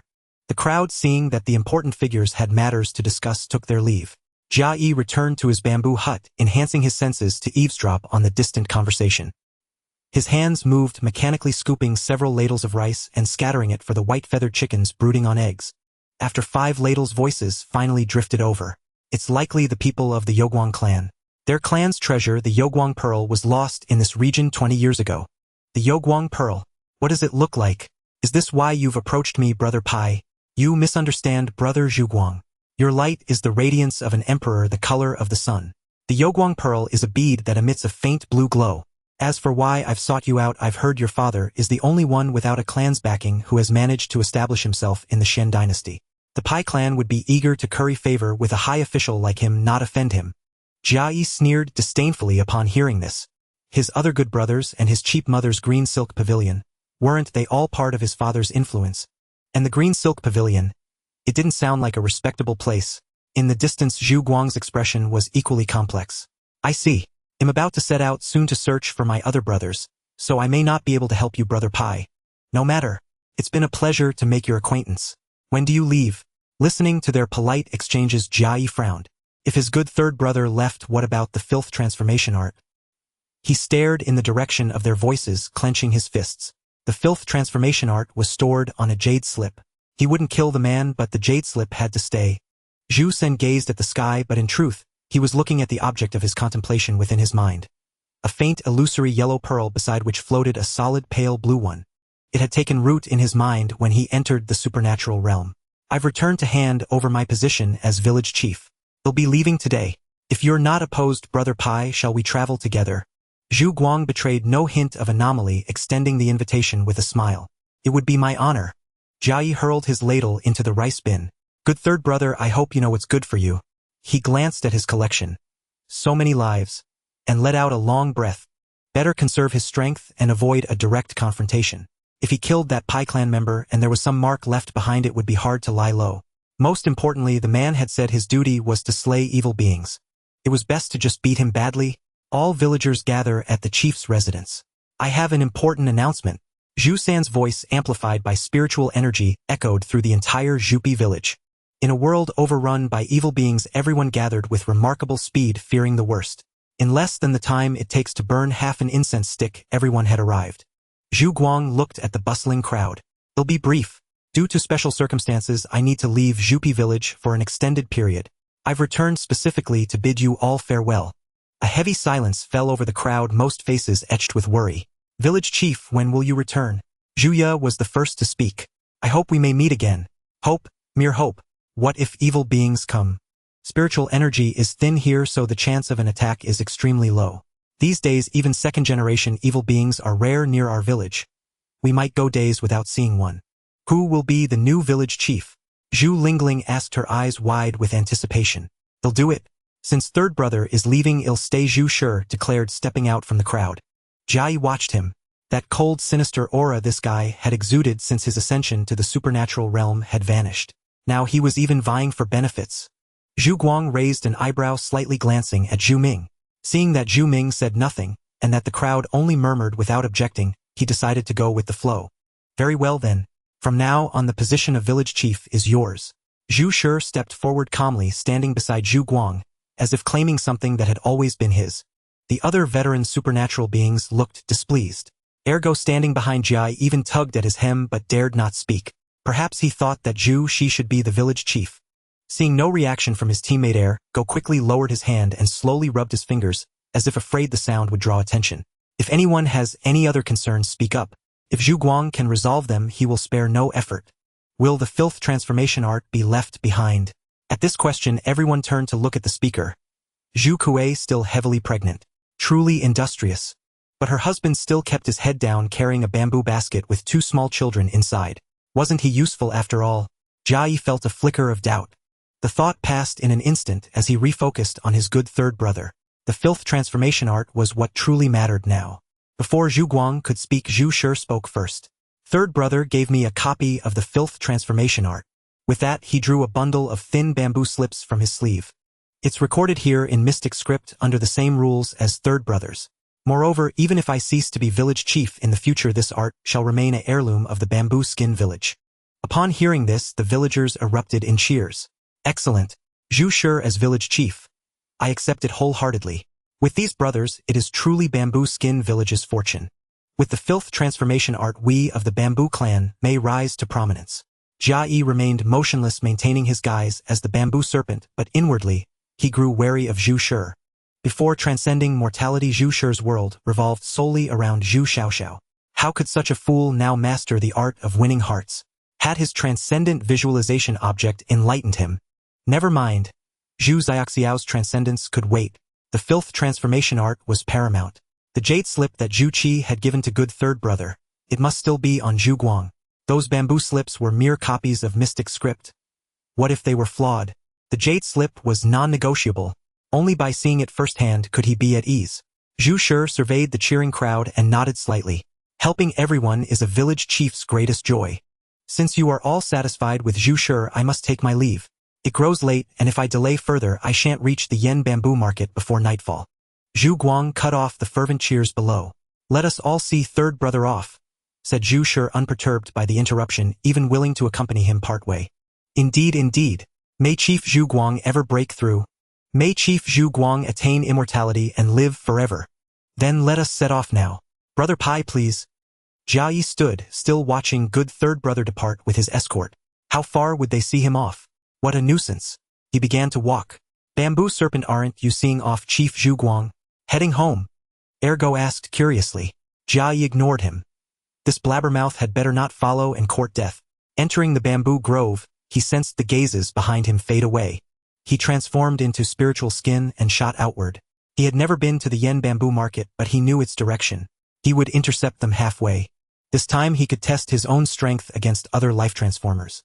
The spiritual skin skimmed low over the wilderness, assailed by waves of chilling aura, but he had no time for these vile entities. Jia Yi determined a spot where the sound would not reach bamboo skin village and halted. He spread his spiritual skin into a vast arc-shaped net. The moment Zhu Guang passed, he would sense it. Less than a quarter hour later, ripples of life transformation power and the shrieks of fiends erupted from bamboo skin village's direction. That Pai clan fellow cleansing fiends as his duty. Perhaps it was genuine. He incinerated the dispersed spiritual skin into ashes, replenishing his body anew. Less than a year of lifespan, he could afford it. This time he must not use Pai clan methods lest Pai Nandao's blade detect him. He restored his appearance to one familiar to Zhu Guang to gauge his reaction. He repositioned himself along their inevitable path. The fluctuations of two life transformers erupted, intermittently drawing nearer. Who is that? Pai Nandao spotted Jia Yi first. Zhu Guang looked over, a smile, part joy, part mockery, on his face. Brother Pai, wait a moment. He popped a sweet herb into his mouth, his body turning to stone. Light shot from the crevices. With legs slightly bent, he blasted toward Jia Yi with a thunderous roar. Though unafraid of such a charged attack, Jia Yi would not meet it. His body scattered, head, torso, limbs each flying apart to evade the first strike. His head retreated into the grass, shrouding itself in spatial energy and vanishing. His torso smashed, legs stomped, fists pummeled, raining a flurry of blows upon the charging Zhu Guang. 5 directions, 5 against 1. Good third brother could barely hold his ground, no matter how hard the stone chips flew. Outside the fray, Pai Nandao saw this and immediately drew his blade. But Jia Yi's head had already moved behind him, uttering softly, "Mind your own affairs." Then it vanished. A blade light slashed through where the voice had come from. Ignoring him further, Jia Yi's body emitted a peculiar ripple, the same detection method used in the bamboo-woven home. It found nothing, yet the voice behind him and the lingering aura proved someone had been there.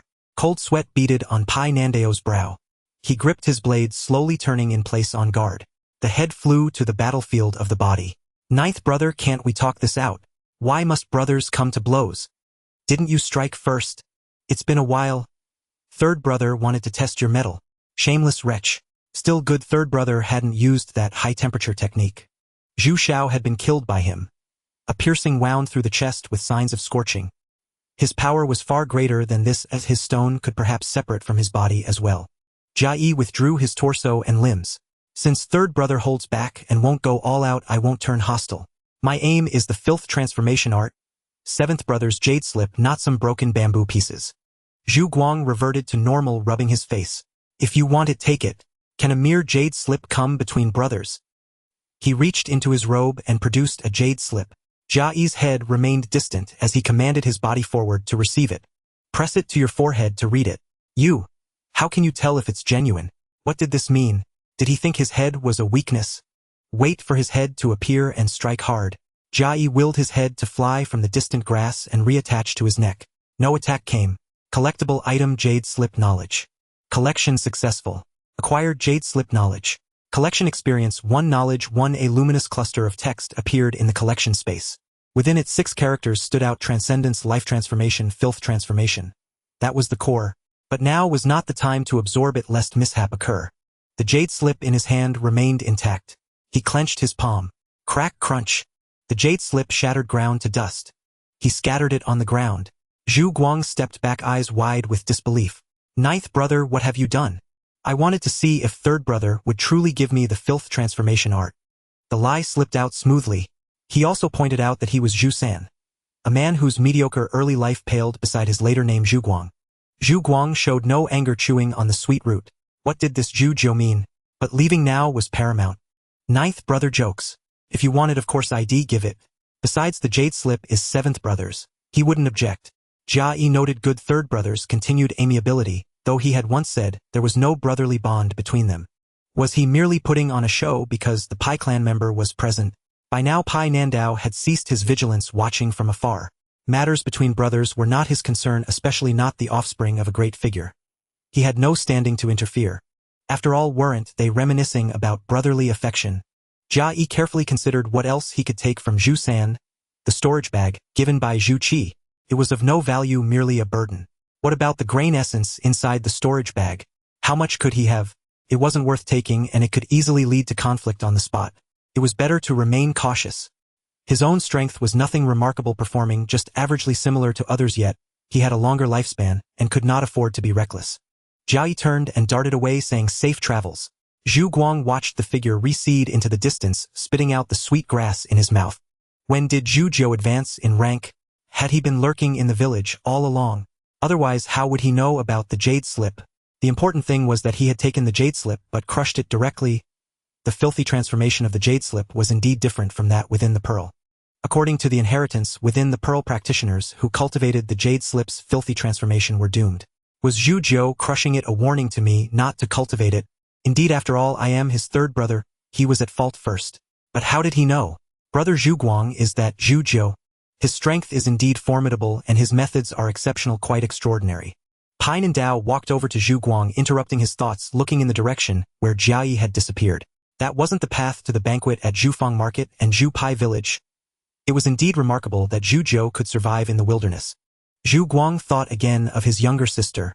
The attitude of everyone towards her was extreme care, even to the point of being pathological. Zhu Zhou's attitude towards his younger sister was one of indifference and disdain. As he quietly stated, among the many brothers, Zhu Zhou is the most special, one of them. After all, his strength was comparatively weaker. Jia Yi moved out of the sight of the two, continuing his path while avoiding various evil entities until he found a 30-meter-long tentacle. Reaching the edge of the pit, spatial energy enveloped him completely as he stepped inside. The tentacle continued to sway in the wind, resembling a peculiar plant. Collecting scents, he gathered the scents cleanly rushing through the pit of tentacles towards Zhu Pai Village. With the enhancement of spatial energy, there was no need to avoid anything, or his speed was slightly faster than when leaving the village. He left no trace, successfully navigating through various evil entities and arriving at the bamboo forest. Turning to look back, he declared, "This mere wilderness is nothing to worry about." After saying this, he plunged into the bamboo forest. 1/10 of the spatial energy was expended. 100,000 wood essence remnants filled 1 unit, equating to 1,000 grain essences filling a unit. 1/10 was 100 wood essences. With his current methods, he earned 6 wood essences in 5 days. Extraordinary methods indeed consumed energy. It was better to use physical attacks.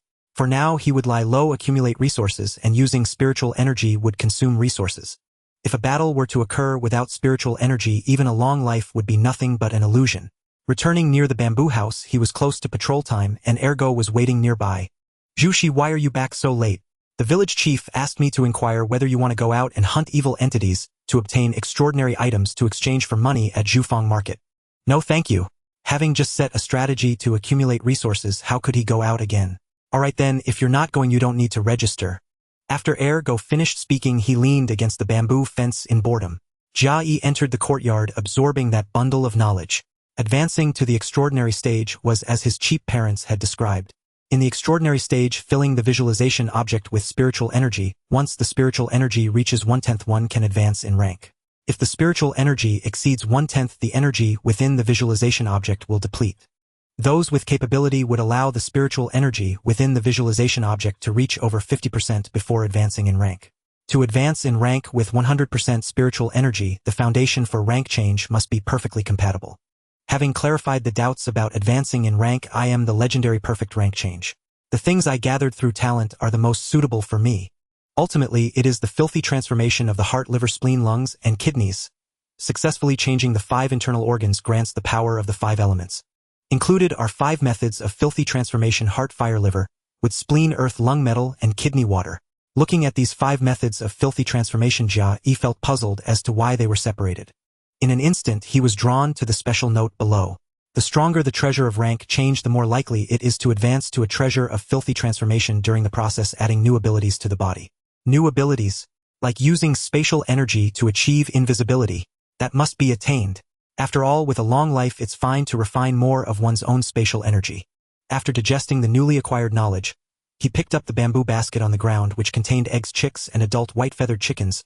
In case those at home died, these were the seeds to quickly rise again. He went out with Ergo to patrol. "Zhuxi, you have so many white-feathered chickens. Why are you still carrying these? They can't be lost." Jia Yi formed a snake tongue with spiritual skin and remained silent. Ergo lowered his head, retracting his neck, and one could still see the goosebumps on his skin. During the night patrol, Ergo did not dare to breathe loudly, only hearing the discussions of other patrol teams. "The new village chief is really not bad. He truly is one of their family, having saved our village before. I plan to work well with village chief Zhu to accumulate some grain essence." After the patrol ended, Jia Yi pondered what Zhu was doing. Evil entities were something everyone tried to avoid, yet he led the villagers towards them. The old village chief and Zhu Guang were in rank change. They hadn't brought anyone to clean up the evil entities and obtain extraordinary items. Zhu was merely extraordinary.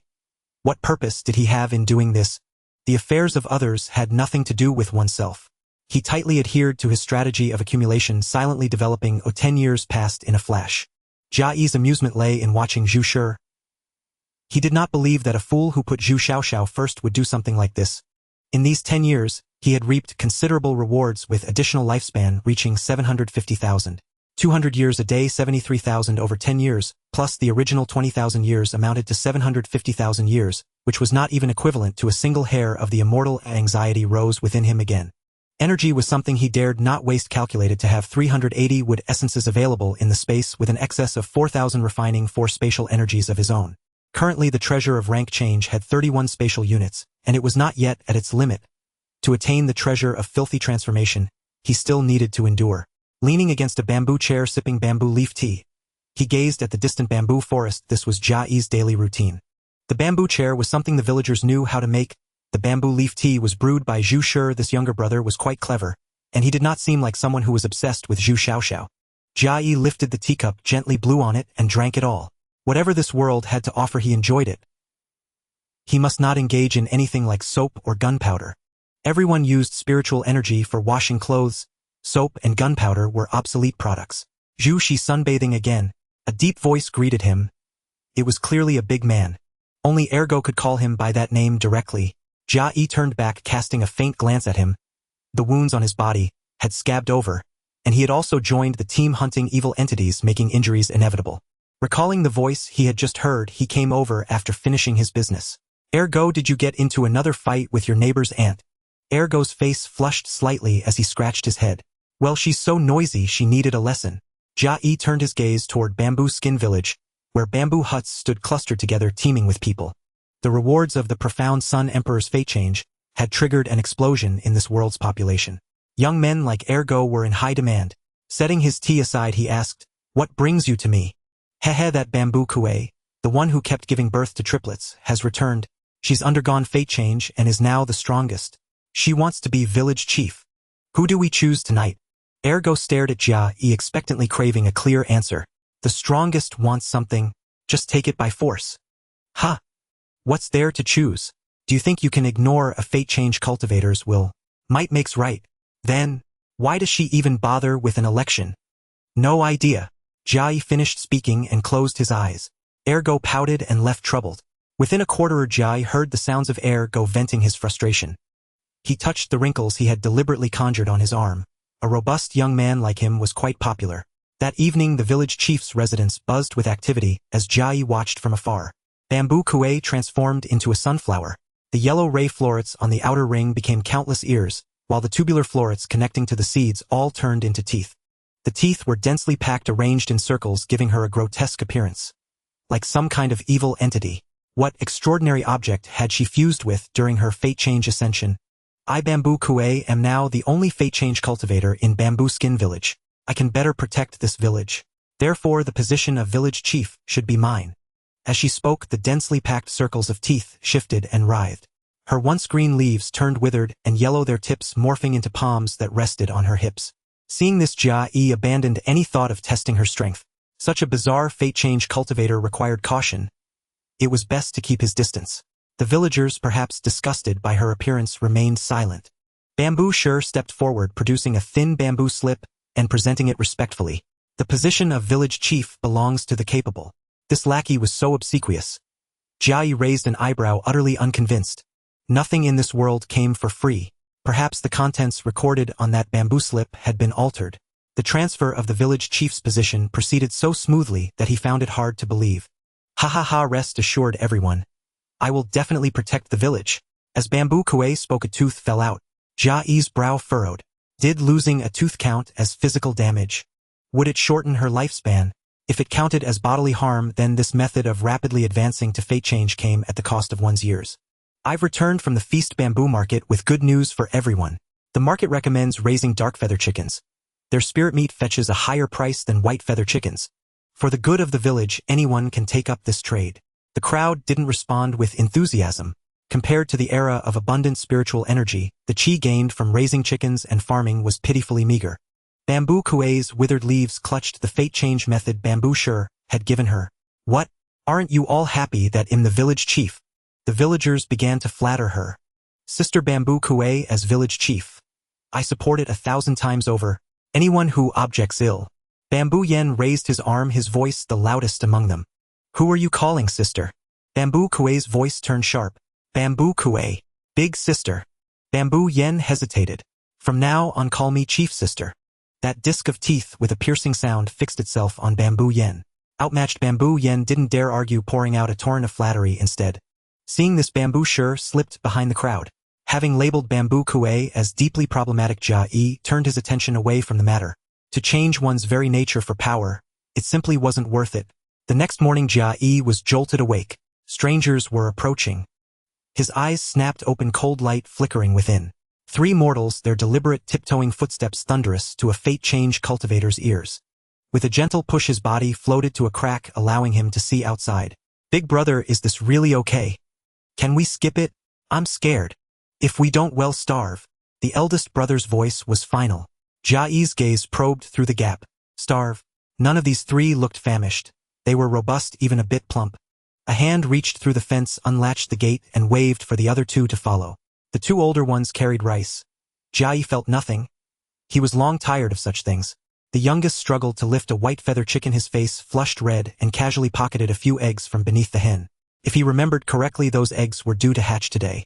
These little wretches were cutting off their own roots. Cluck, cluck, cluck. The hen clucked, and all 3 turned to look at it. The youngest immediately reached out and clamped the chicken's beak shut. The 3 glanced toward the door of Jia Yi's house. They knew where the owner lived. They had cased the place. Seeing no movement from inside, they began signaling each other to leave. Jia Yi pushed open the door and stepped out. A straight rod flew forth, whistling as it cut between the 3, embedding itself with a thud into the ground before the gate. Thump, thump. The 2 older ones dropped the rice and turned to flee, while the youngest stood frozen in terror. Run and you die. A somber voice blanketed the scene. The 2 who had already turned around swiveled back, kowtowing to Jia Yi, begging for mercy in tearful voices. Lord Bamboo Snake, we were wrong. Please let us go. Yes, Lord Bamboo Snake, we didn't steal anything. Just let us leave. We'll never dare again. The youngest gently set down the white feather chicken and placed the eggs on the ground, kneeling beside his 2 brothers. To have them steal from him. Had the legend of Bamboo Snake lost its power? Why did you come here to steal? We had nothing to eat. Jia Yi fell silent, frowning. There were many orphan children in the village. Who had been supporting them? He had never paid much attention before. These 3 were among them. What did you eat before? The village's demon hunting squad. They hunted fiends, traded for cultivation supplies, and bartered for food. Since last night they disbanded. So. The eldest brother's voice trailed off. Jia Yi stared at them for a moment, then paced slowly back and forth. Humph. You're taller than Bamboo Ming, yet you won't work the fields. You rely on charity, expecting a free meal for life. At his reproach, the 3 dared not speak. He had no time for them. His thoughts drifted to Bamboo Shi. That man had quietly done good deeds for a decade. Now that he had stepped down, he left behind a mess. Was this his retaliation against Bamboo Kuei? His gaze swept into the distance, where another cultivator was reprimanding a thieving child. Such incidents weren't happening only to him. Get lost, Jia Yi said, glancing at the 3. At the word lost, they scrambled to their feet and fled as if pardoned. Watching the fleeing brothers, he narrowed his eyes. The leader's eyes brimmed with resentment and bitterness, his jaw clenching with barely suppressed fury. What a bold lad. He had never tasted death before. As he watched the 3 figures retreat, the air around him was filled with the wails of other thieves, those caught by others. His gaze shifted toward Zhu Shi's dwelling. By all accounts, that junior should have emerged by now. He stepped out of the yard, made a circuit around the village, and deliberately listened for sounds from Zhu Shi's house. There was no breath. The man was gone. That fellow had grown much sharper since entering the transcendent realm. He ignored the transcendents who were hauling away thieves. They all sought justice from Zhu Kuei instead. It was unwise to quarrel with those who couldn't afford a meal. They were starving, teetering on the edge of life and death. He returned indoors to safeguard his white-feathered chickens from theft. In this time of rampant thievery, should he still venture into the bamboo grove to gather? He had seen with his own eyes the 3 brothers he released slip into the grove. Those who failed in theft yet harbored hatred for their target. Such people could not be allowed to live. He slung a basket of chicks over his back and, following his old habit, entered the bamboo grove. Brother, should we still eat bamboo shoots? At least we won't starve. Let's fill our bellies, and when that old coot Zhu, she is too feeble to move, well, kill him. I wanted to. Hack him hard for denying us food. Listening to the three brothers' discussion, their plan for revenge had already been set. Jia Yi had already decided their fate. Ergo was a bit irritating but still obedient. He murmured under his breath, "Good and bad people. Age has nothing to do with it." The three brothers froze at the sound of Jia Yi's voice turning slowly. When they saw him, terror twisted their faces. The two older ones dropped to their knees on the spot, while the youngest spun around and fled. They wanted to hack him down and still tried to run. The bamboo bark peeled off by itself, flying through the air and piercing the bodies of the three brothers. They collapsed, their hearts pounding wildly, desperately trying to cling to life. Before they breathed their last, he activated Life Harvest. Life Essence 1. 3 times in succession, each yielding the same grade of life essence as the chicks, identical in form. His experience did not increase either. Ever since Harvest reached level 100, experience had ceased. Talent Harvest level 100. Yet no new slots had appeared. He stared at the 3 corpses on the ground. The eldest and second brother bore nourishment marks on their arms. They had been born during the old village chief's time. In an available slot, he inscribed the character for mark. Harvest mark. Nourishment mark 1.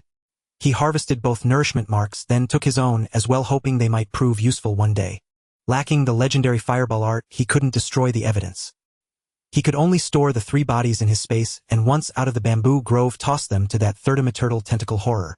The Xian dynasty had established the demon-slaying guard, yet this tentacle remained uneliminated. They gathered spiritual energy, claiming it was for everyone, but who truly knew the reality? Even a Zhu in the chat group had stopped revealing anything significant. This feeling of being in the dark forced him to develop in the shadows. Otherwise, if the other 3 found him, something terrible might happen. By the time Jia Yi returned, the Transcendents who had escorted the thieves were already gone, having apparently gained nothing. Those thieves were now searching for bamboo shoots in the grove. Zhu Shi's door had also been broken open. Something bad had clearly happened. He went home and glanced into the chicken coop. 2 were missing. With Zhu Shi stepping down, Bamboo Skin Village had grown much more chaotic. Though he had lost 2 chickens, eliminating those pests was worth it. For the missing 2, he could only let the chicks slowly grow into hens, not daring to use life harvest methods to speed things up lest it be noticed. Especially since the people from Yanmei City would come to collect. Discovering anomalies would be troublesome. Quick growth was far less reliable than slow, steady raising. But the chicken thief could not be let off easily. He shrouded his body with spiritual energy, sharpening his senses, and easily picked up the scent of the intruder. Now it was time to find that person. Even if more were lost, it didn't matter. As long as he found the culprit and taught them a harsh lesson, word would spread, and no one would dare steal again. The likelihood of theft would plummet. Jia Yi gripped a straight staff, his face as cold as frost. Those who knew of Zhu Shi's reputation all kept their distance. He followed the scent all the way to the bamboo grove. There was the smell of roasted meat. But at the source of the smell, there was no heartbeat of a living person. He approached cautiously to investigate. Only 2 chickens tossed carelessly into a campfire gave off the aroma of roasting meat, sizzling and crackling. The thief's scent vanished completely, and the thought that the culprit might be a cultivator flashed through his mind. But cultivators wouldn't steal. They had means of making a living, and at the very least they wouldn't dare steal from Zhu Shi. He used the staff to fish the chickens out of the fire, extinguished the flames, and scanned his surroundings with cold eyes. He saw no one, and even so the situation was hardly suitable for harvesting. For his own safety and that of his white-feathered chickens at home, the bamboo grove was not a place to linger. On high alert, he carefully made his way back. He wasn't attacked and returned home safely. Perhaps because it was daytime, no more chickens were lost. Jia Yi sat in a chair, sharpening his senses to listen to the sounds of the village. The chicken theft had sparked a sense of crisis in him. Anyone who could evade the tracking of a fate-change cultivator was no ordinary person, even if he himself wasn't skilled in pursuit. The day yielded nothing, and he had wasted time he could have used to harvest wood essence. As evening fell, the setting sun painted the entire village crimson. A group of half-grown youths, their eyes gleaming with sharp light, wandered about. These were the ones without parents who didn't farm and who went hungry. They were unwilling to subsist on bamboo shoots alone. No one helped them. With Zhu Kuei in power, easing the burden on Transcendence and no longer supporting the surplus population, everyone was overjoyed. No one offered them a meal. Jia Yi sighed, inwardly glancing at the neatly stacked grain. If he showed charity, it would put others in an awkward position. More importantly, Zhu Shi wouldn't lift a finger to help. There were too many people in this world to help. All he could do was hope they would stand on their own. Offering help would also court trouble. Other Transcendents would resent him for it. Once they reached the fate-change realm, they would surely seek revenge. He couldn't just kill them all. He turned and went back inside, slamming the bamboo door shut, waiting for his guests to arrive. Late at night, those who came on tiptoe were even more numerous than the night before. 5 in total. With Zhu Kuei in charge, this was truly a travesty. He picked up a prepared thin bamboo rod. Hearing the people outside already moving the grain, he pushed open the door, charged out, and beat them mercilessly. "Ah! Spare me! I won't do it again! Stop hitting me, boo-hoo!" The screams echoed through the entire village. Only when he smelled the stench of urine and feces did Jia Yi stop. "This is your lesson. If you're hungry, farm your own land.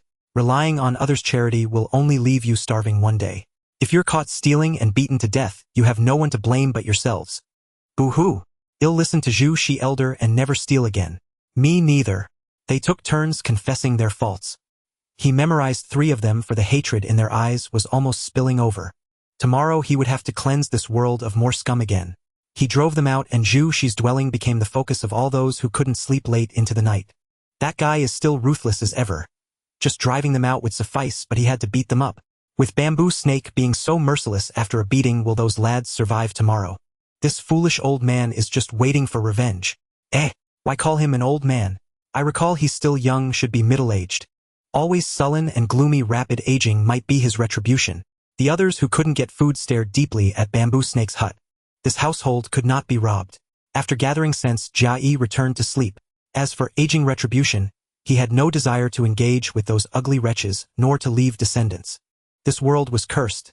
Even written characters could curse, let alone humans. He would not bother with those fellows. As for thieves, if they dared come again, he would break their legs. In such chaos, only a resolute stance could bring stability, otherwise others would trample over him. After days of turmoil, 6 nourishing marks had formed in the gathering space. The thieves had also banded together, forming small groups. "Boss, we've marked who not to mess with. Why is this Bamboo Snake marked so red? I've tallied. 10 people sought him out and 8 have gone missing. I hear even those powerful transcendents dare not provoke him. Then target the weak ones first." Jia Yi caught every word of the thieves' conversation. This was an unstable factor. He needed to keep watch. He had little regard for these village petty thieves.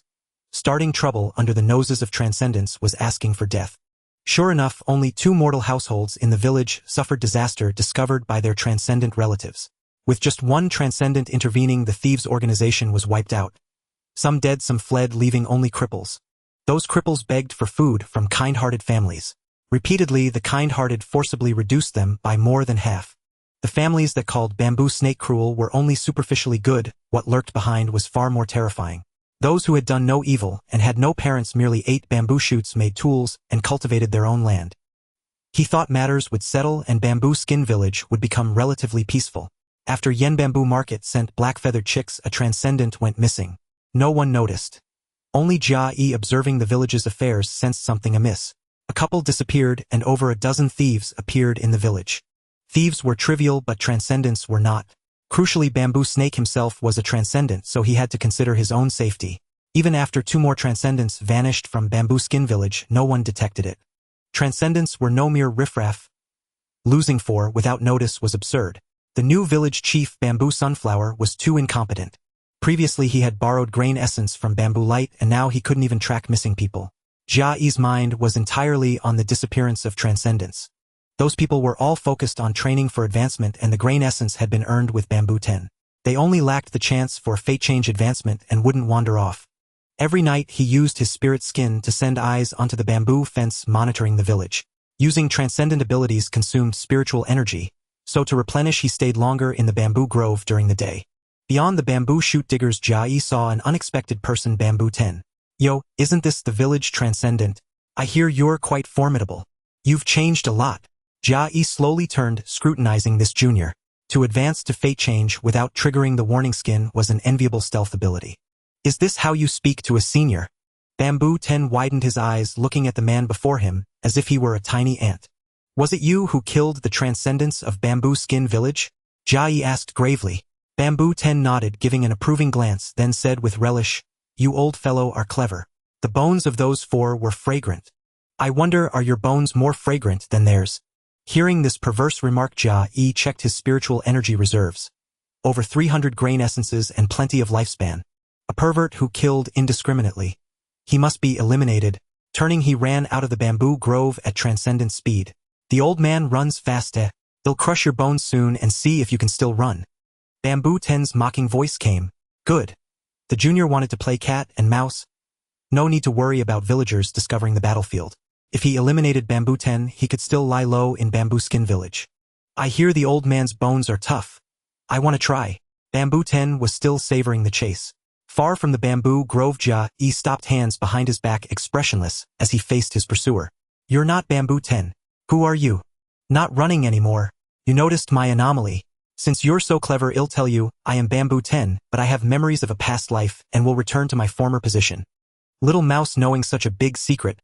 Doesn't it feel great? Bamboo Ten still sized up his prey, a smile laced with deep mockery. Jia Yi said solemnly, I see. Then with a sneer, were you a loser killed in your past life? A waste then, a waste now. As he spoke, his spiritual energy erupted, revealing his fate change cultivation. The hand behind his back was already wrapped in spatial energy, now forming a spike that shot toward Bamboo Ten's head. Feeling Bamboo Snake's fate change aura, Bamboo Ten's eyes snapped open, pupils contracting, and a white bone armor covered his body. Crack! The sound of bone shattering. The skull turned to dust. With a successful strike, Jia Yi vanished instantly.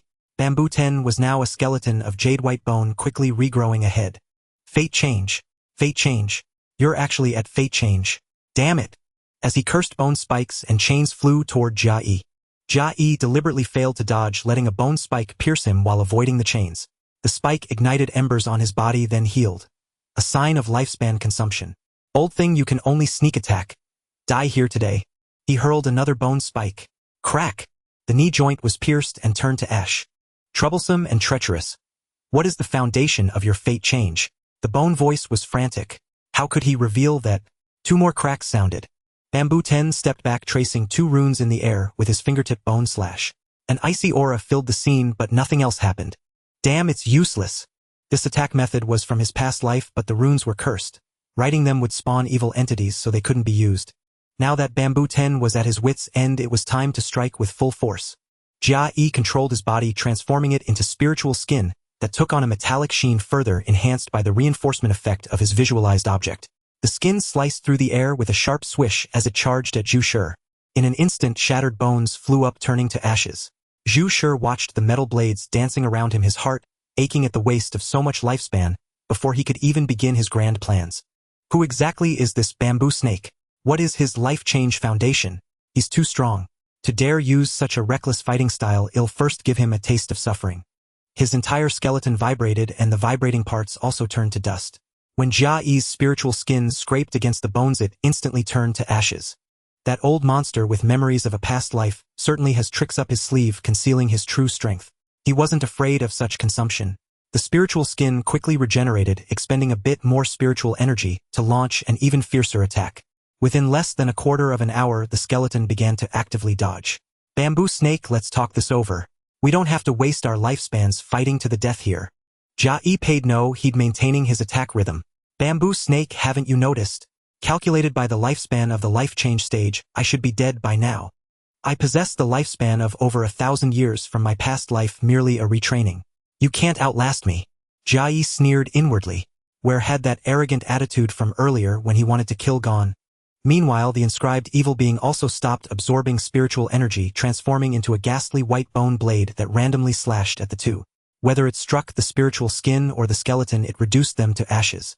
Zhu Shi fled the spiritual skin in pursuit. The bone blade moved, chasing the battlefield of the two. This was a mobile second-tier evil being. With its interference, Zhu Shi would die even faster. Bamboo Snake, why won't you join forces with me to attack the evil being? Don't you have any morals? If I die and the evil being suddenly advances, you won't escape either. Jia Yi turned a deaf ear to Zhu Shi's moral pressure and threats, increasing his spiritual energy output. If he could still talk, it meant he hadn't been hurt enough. You damned bastard. I only attacked you once. Does it have to be to the death? What benefit can you gain from killing me? The skeleton's tone was now tinged with madness. A few breaths passed without a response from Jia Yi. The skeleton's bones became translucent, hinting at yet another attack. That old bastard really has many tricks. However, he had already wrapped several pieces of spiritual skin in spatial energy, and sent them far away, unafraid of any mutual destruction techniques. Even if all the external spiritual skin were destroyed in an instant, the spatial spiritual skin could replenish all losses and reform into a human shape. If you want let me live, then we'll die together. Zhu Shi let out a furious roar, bone shards exploding outward and striking the spiritual skin. Pieces of spiritual skin emitted a hissing sound and turned to ashes. On the ground, only a fingernail-sized skull remained. Moments later, numerous pieces of spiritual skin appeared from the void, a means of regeneration from the Life Change Foundation. As soon as they appeared, the bone blade swung at the spiritual skin. "I've had enough of you." The same attack now struck the bone blade, sending bone chips flying. He aimed at a single spot, and in a few breaths he cleaved the bone blade in two. The severed blade lying on the ground began absorbing spiritual energy again, trying to restore itself. Collect supernatural object, bone blade tier 2. 1 on the ground. The broken bone blade stopped absorbing spiritual energy and died completely. He then looked at the fingernail-sized skull. That old bastard wouldn't leave behind something good for no reason. This thing must be a trap or perhaps a means for reincarnation. It must be destroyed. Collect random object, white bone soul lamp tier 1. Having collected the item, he breathed a sigh of relief. The spiritual skin flew out and struck the small skull. The tiny skull was more brittle than dried leaves, turning into a wisp of dust. That piece of spiritual skin controlled it until it was reduced to ashes. Anything that had touched the small skull must not be kept. The broken remains of the evil being were also destroyed by Jia Yi's spiritual skin blasted into pieces. He collected the scent and cleaned the scene. Wrapping himself in spatial energy, he immediately left the site. Unaffected by that scumbag who killed indiscriminately, he could continue to lie low in Bamboo Skin Village. In a sunless underground within a vast subterranean palace, several giant skeletons stood. They were the Bone Clan. Third brother is dead. A giant skeleton's eyes flickered with a ghostly light. "And we can't trace who did it," another skeleton said. "Since 30 years ago, when the cause and effect of heaven and earth became chaotic, many things have been untraceable and incalculable. I fear it was done by an enemy." Jia Yi returned to the bamboo grove and heard wailing sounds coming from the village. Something was wrong. Without dispelling the spatial energy, he stealthily made his way in. In the center of the village stood a 20-meter sunflower exuding a chilling aura with blood splattered all around it. "Don't panic, everyone. The bamboo sunflower won't move." Zhu Ming's thin figure stood outside the sunflower's attack range. This troublesome fellow prevented him from immediately destroying this evil being. "No one approach. Important figures from the Yen bamboo market will arrive soon." Upon hearing the second sentence, he abandoned the idea of killing the bamboo sunflower. It wasn't worth exposing himself for a second-tier supernatural object, even if there was only a slight risk. Accumulating resources to advance to the third-tier viscera change stage was the current priority.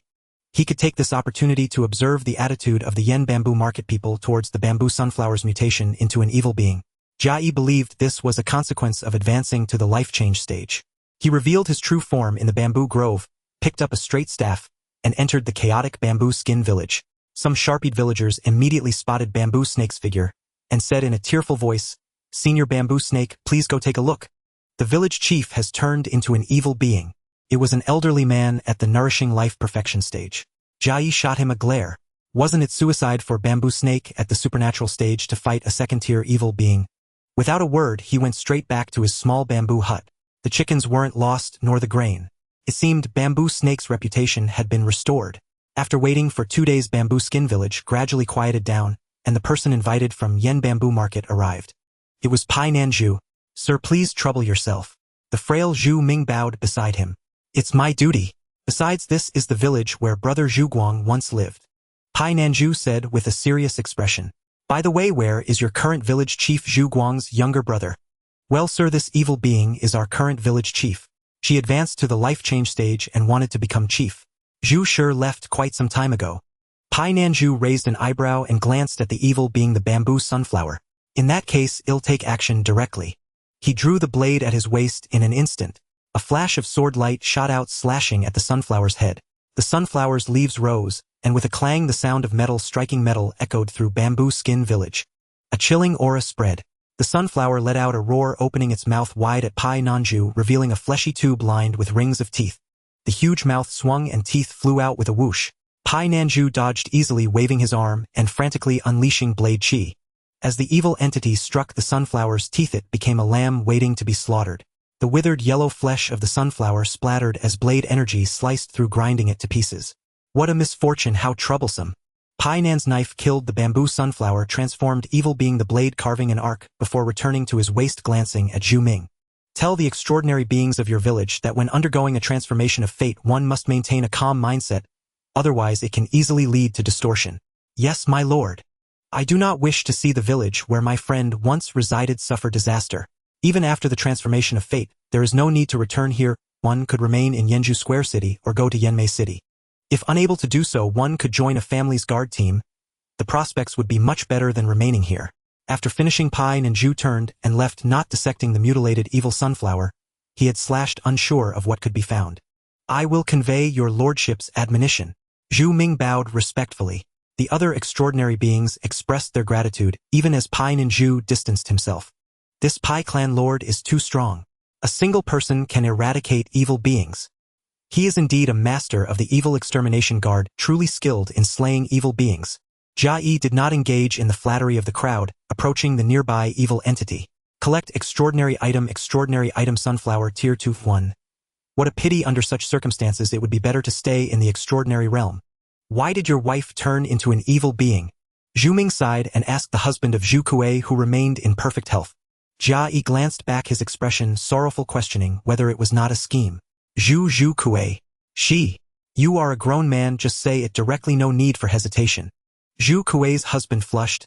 I cannot bear children, she. Ever since the rewards of the transformation of fate, has given birth to 21 children. I was just asking. Zhu Kuei said I was useless and went berserk. Zhu Ming pursed his lips, pondering for a moment, then patted the man's shoulder, while the nearby Zhu Yan and other extraordinary beings burst into laughter. I want to go to Yenju Square City. With Zhu Kuei gone, I do not want to stay in Zhu Pai Village. Kid, what about your children? Someone worried about the safety of those children, perhaps fearing they would cause trouble. From now on the village will take care of them. Zhu Ming immediately spoke up. Attracting everyone's attention, he continued loudly. Recently many unfortunate events have occurred in Zhu Pai Village, resulting in some orphan children. We all grew up as children and will have offspring as well. If one day we pass away, what will happen to the children we leave behind? Should we let them perish? We cannot allow such things to happen in Zhu Pai Village. Zhu Ming's eyes scanned the crowd.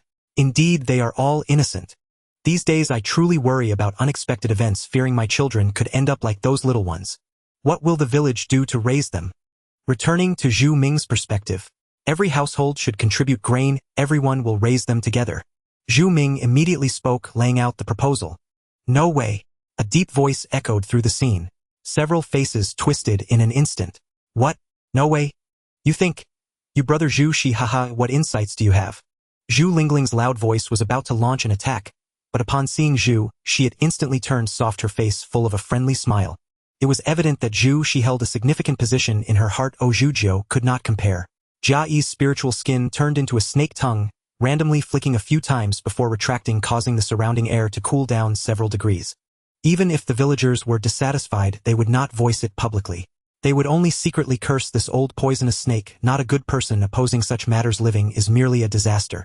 Only Zhu Ming furrowed his brows, tightly showing he was genuinely concerned about the children. But this fellow suggested everyone raise them together without presenting a clear plan. What if something went wrong?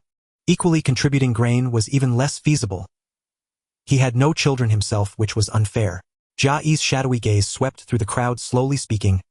I do not oppose raising them. I oppose Zhu Ming's vague method. Zhu Shi have no children, which is different from other families with children. Even if contributing grain, there must be a distinction between levels. Otherwise, even with children, too many or too few will cause conflicts. It would be better, like the grain collectors of old, to plant in the village, contributing a portion based on the area of land and yield. For those having children, a fixed amount of grain should be contributed each year per child. This way we can ensure the children have food, and will not starve, while also being relatively fair. Zhu Ming's expression turned to one of ecstatic joy after hearing Jia Yi's words. Brother Zhu Shi is indeed formidable, strong in power, and sharp in mind. Zhu Ming nominate you as the new village chief. Jia Yi's face twitched. I do not like to be burdened with work. How to raise the village's children is for you to discuss yourselves. Brother Zhu Shi's method is excellent, very fair. Zhu Yan wholeheartedly agree. Yes, I also agree. Zhu Lingling nodded like a chick pecking at rice, showing her approval, for this old scourge should not be offended.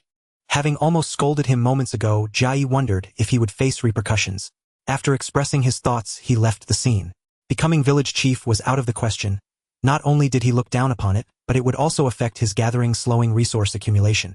In such a world, strength is the most important. Positions are merely manifestations of strength. With great power, even without being village chief, one will still earn respect. Returning to the bamboo house, he took out the bone soul lamp from the collection space. It was constructed of tiny white bones as a frame with transparent bones connecting them like glass, forming a lamp the size of a fingernail. It emitted a blue light, though he was unsure what was burning inside. The items collected from the small skull were only of the first tier. After gathering, if there were any hidden hands, they would leave no traces. Even if something were left, it would become his assistants. For instance, on the basis of transformation of fate, the spirit body that passively recognized its master. Channeling spiritual energy, he enveloped the bone soul lamp, entwining it for refinement. After using up half an incense stick's time, he felt a sense of connection with the small lamp before him. He controlled it to hover in his palm, sensing that it possessed 3 functions. 2 were for outward attacks, while 1 targeted things within the small lamp. He bound 2 chickens in a cage and tossed them to the ground. Using the first type of attack, spiritual energy was consumed, and a small blue spark floated out, landing on the chicken. Instantly, that chicken was ignited, leaving behind a wisp of ash. A smile uncontrollably creased his lips. He had truly acquired extraordinary means capable of controlling flames. Employing the second type of attack against the remaining chicken, a phantom chicken shadow emerged. The remaining chicken immediately collapsed on the ground, its rapid heartbeat coming to a halt. Within the bone soul lamp, an additional phantom chicken shadow appeared. Jia Yi had already guessed what it was targeting. When the attack was triggered, a faint, pitiful clucking sound was heard as the chicken's soul was struck. To his surprise, the phantom chicken shadow did not dissipate. Only then did he realize that the third method was a means to torment the soul. This now was a fine treasure, absolutely essential. He curled his lips slightly into a faint smile, withdrawing the bone soul lamp back into his space. This item was merely of the first rank, and he would need to use it sparingly. A first-rank object with such a multitude of functions. Truly an exquisite little lamp. Having fully refined the bone soul lamp, Jia Yi began to harvest the spiritual chickens. In the process of gathering a single chicken's lifespan, he inadvertently glimpsed his own remaining years and noticed that over 10,000 years had been shaved off. His hand stiffened slightly. Pondering the cause, he deduced that the reduction in his lifespan must have been due to Zhu Shi's desperate last resort. Yet, with his own longevity so vast, he had felt absolutely nothing from the attack. The brunt of his opponent's assault, when directed at him, felt no more potent than a mere tickle. Had he been an ordinary immortal, he likely would not have even noticed it. Shaking his head, he amplified his 5 senses to eavesdrop on the village's election for the new chief. As expected, the new village head was Zhu Ming. He was the grandson of the former chief, a man who always acted in the village's best interests, truly deserving of the position. Just as Jia Yi was enjoying his clandestine listening, he suddenly sensed that his warning talisman had been triggered. Pai Nanju had only just left. Which fate changer was coming now? He shifted his attention to the bamboo grove. Before long, he saw the approaching figure. It was the grain tax collector from the Yen bamboo market. A familiar face in Zhupi village, the man headed straight for the chief's residence upon arrival. "Where is the current village chief?" the tax collector demanded as soon as he saw the crowd. From his question, it was clear he already knew that Zhu Guang had left the village. "Your Excellency, I am the newly appointed village chief," Zhu Ming said, bowing respectfully as he replied. Inwardly, he felt a flutter of anxiety, uncertain whether this official's visit brought good tidings or ill. All extraordinary couples who have fathered 10 children are to depart immediately for the market town. The Pai clan will bestow a fate change reward upon them. Remember, these must be biological children. Upon hearing this, Zhu Ming's spirits lifted. Good news had arrived on the very first day of his tenure. He bowed once more deeply, saying, "Many thanks for the message, Your Excellency, and for the Pai clan's generous gift." This time his waist bent even lower. "Wonderful. My wife and I can both advance to the fate change realm. The Pai clan is truly our great benefactor. Thank you, Your Excellency. I would gladly be a beast of burden for the Pai clan." The crowd erupted with joyful voices, everyone expressing their heartfelt gratitude. "Fellow cultivators, I shall take my leave," the tax collector said after delivering the decree. He clasped his hands to the assembled extraordinary beings, showing them ample courtesy before departing. Jia Yi stared in the direction the tax collector had vanished, waiting until he sensed the man had left the bamboo grove. A thoughtful expression crossed his face. In this world, where would one find a free lunch? Free traps, however, were certainly abundant. Taking a benefit for nothing would surely burn one's hands, or even one's life. The rule of 20 children was a decree set by the Xian dynasty. The Pai clan had been reduced to just 5 members overnight. Assuming a couple had 1 child per year, those with ambition would now have at least 10 children. Anyone who wished to undergo fate change could now do so. Zhu Mingim taking the children and setting off now. Farewell, and may we meet again if fate allows. Let's travel together. I'm not planning to return to the village this time. I intend to join the Pai clan's guard. If they offer such generous benefits, they must be magnanimous. I value my freedom and plan to stay in the Yen bamboo market. The spiritual energy there is richer than in the village, and the grain produced there is also more potent. Let's go together. My wife and I will join you as well. Almost every extraordinary being in the village was swept up in the excitement, casting caution to the wind. Everyone, please be safe. Zhu Ming did not try to stop them. He only wished for their safety as they departed. The news had thrown Zhupi village into a boiling frenzy. Overjoyed, many found they could not carry all their belongings and generously left them behind for the village. Those who had intended to collect some grain essence were dragged away by their companions. Becoming a fate change cultivator in the Yen bamboo market was the priority. In less than an hour, the village was left desolate and empty. Only those in the body nourishment stage remained, and the only extraordinary beings left were Zhu Ming and Jia Yi. Soon Zhu Ming came looking for Jia Yi.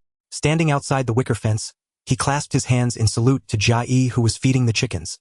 Brother Zhu Shi, I hope you will continue to assist with village affairs in the future. Jia Yi pondered for a moment before replying, I will come to the bamboo grove daily to cleanse the miasma. As for other matters, unless Zhupi village faces a crisis of life or death, do not disturb me. Cleansing the miasma was a task he could perform while harvesting, but doing anything else was out of the question. Indeed, the village's strength is now so thin. I truly fear some misfortune might befall it. This village was founded by my grandfather. Zhu Ming's words were heavy with concern for the village's safety. Jia Yi snorted coldly and said unhurriedly, Given the current concentration of spiritual energy, no miasma will spawn here. The Pai clan has also issued its rewards, and every extraordinary being has gone to undergo fate change. Fate change cultivators would never look twice at this place. Zhupi village is perfectly safe. If it weren't for his harvesting skill and his appreciation for this location's security, he wouldn't be languishing here. The Yen bamboo market harbored filth transformation cultivators, making it unsafe, and Yenmei City was presumably even more dangerous. Only Zhupi village suited his goal of lying low. Brother Zhu Shi's lesson is well taken. The village's lack of strength has made me too impatient. Leave now. Outsiders are not welcome here. Ignoring Zhu Ming's humble demeanor, Jia Yi dismissed him without mercy. As Zhu Ming departed, he bowed once more. While cleansing the miasma in the bamboo grove, Jia Yi accepted the bow. Time flowed on, and the extraordinary beings who had left the village never returned. Jia Yi never bothered to investigate the fates of those who had departed, nor did he care for the truth of their whereabouts. Furthermore, Zhu Shi's apparent strength was merely that of an extraordinary being with a lifespan of only 200 years. Far too short for him to lie low for long. Whenever the lifespan of his disguised identity was about to expire, he would seek out a villain, take over that villain's life, and make a small contribution to the world by steering it toward goodness. 1,000 years passed quietly as he steadily accumulated resources in Zhupi village. Over that millennium, the volume of his fate change treasures reached 470 cubic meters, and his lifespan exceeded 70 million years. He glanced at his own status panel, then at the immortal in the chat group.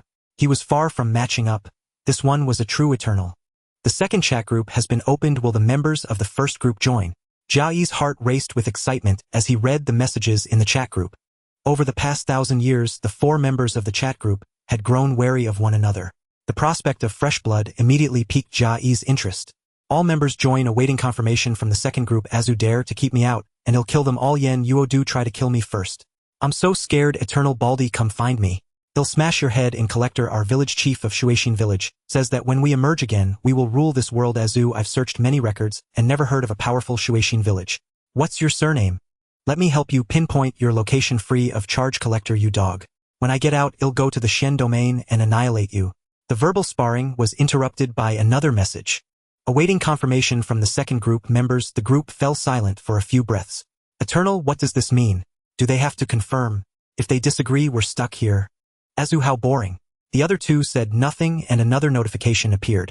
Awaiting the birth of the second group members. Yen Yua, we have to wait 18 years. Azu, TCH, got my hopes up for nothing. The method of descent has been confirmed. The second session consists of soul travelers. 2 have chosen to be born near members of the first session. All were denied entry with 5 rejections. The Eternal, so it's soul travel. No need to wait 18 years yet, they were rejected. Another notification appeared, and the Eternal actively cut off his own speech.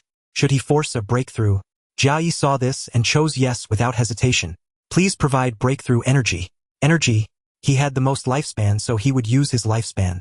He selected 100 years and a notification came. The Eternal has broken through the chat group barrier. It wasn't him. The Eternal had already crossed over. 100 years of lifespan didn't even make a ripple. Panicking, he poured in 10,000 years of lifespan and ripples appeared before his eyes. Still not enough. Gritting his teeth, he poured in 10 million years. Bang! The sound of a membrane shattering. Such a beautiful sound. It must have succeeded, right? The collector has broken through 1/5. The chat group barrier has been restored. Please break through again. The other three all saw these two notifications. The Eternal, ha ha ha, what a joke, truly useless. Azu, what did you use to break through 1/5? Yen Yu, how much energy did you expend?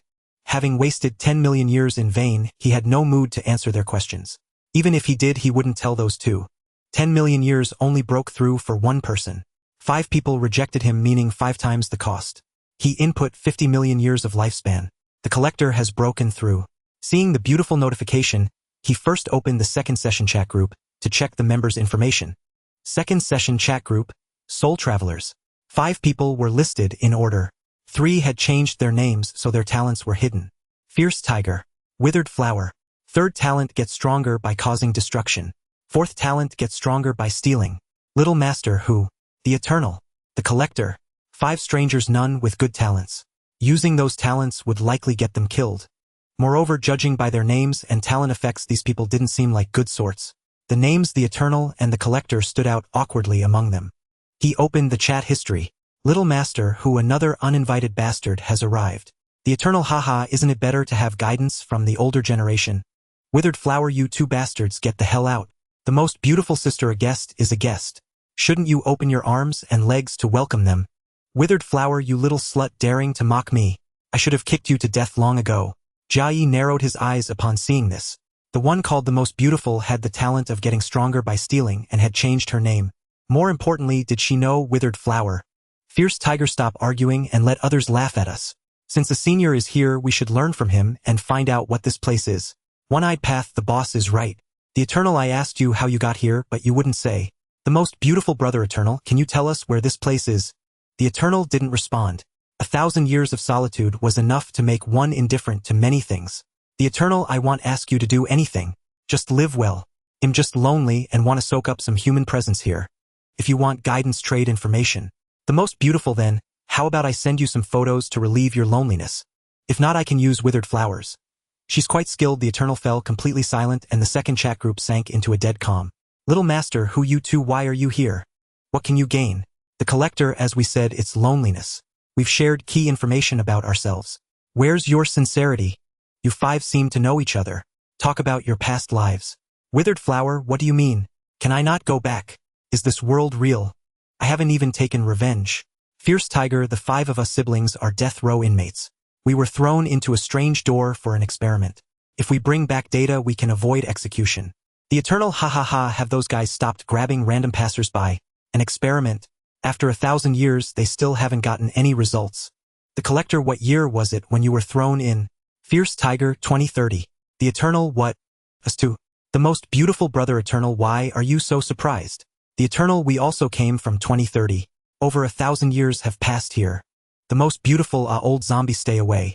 Fierce Tiger, then why have you lived so long? How many people are left in the first session? The Eternal, my talent is immortality. As for why others lived long, it should also be due to their talents. But this is a supernatural world where you can cultivate. Once you cultivate, you can definitely live long. If you have questions, ask the Collector. Also, don't reveal your location. Don't accept anything given to you, you'll die. Seeing the Eternal's words, Jia Yi really wanted to drag him out and kill him. These people were death row inmates forced to explore the door, and he was already sympathizing with them. Moreover, the second session members arrived in the same year as him. This time flow was simply unbelievable. He stood up and scanned the entire Zhupi village.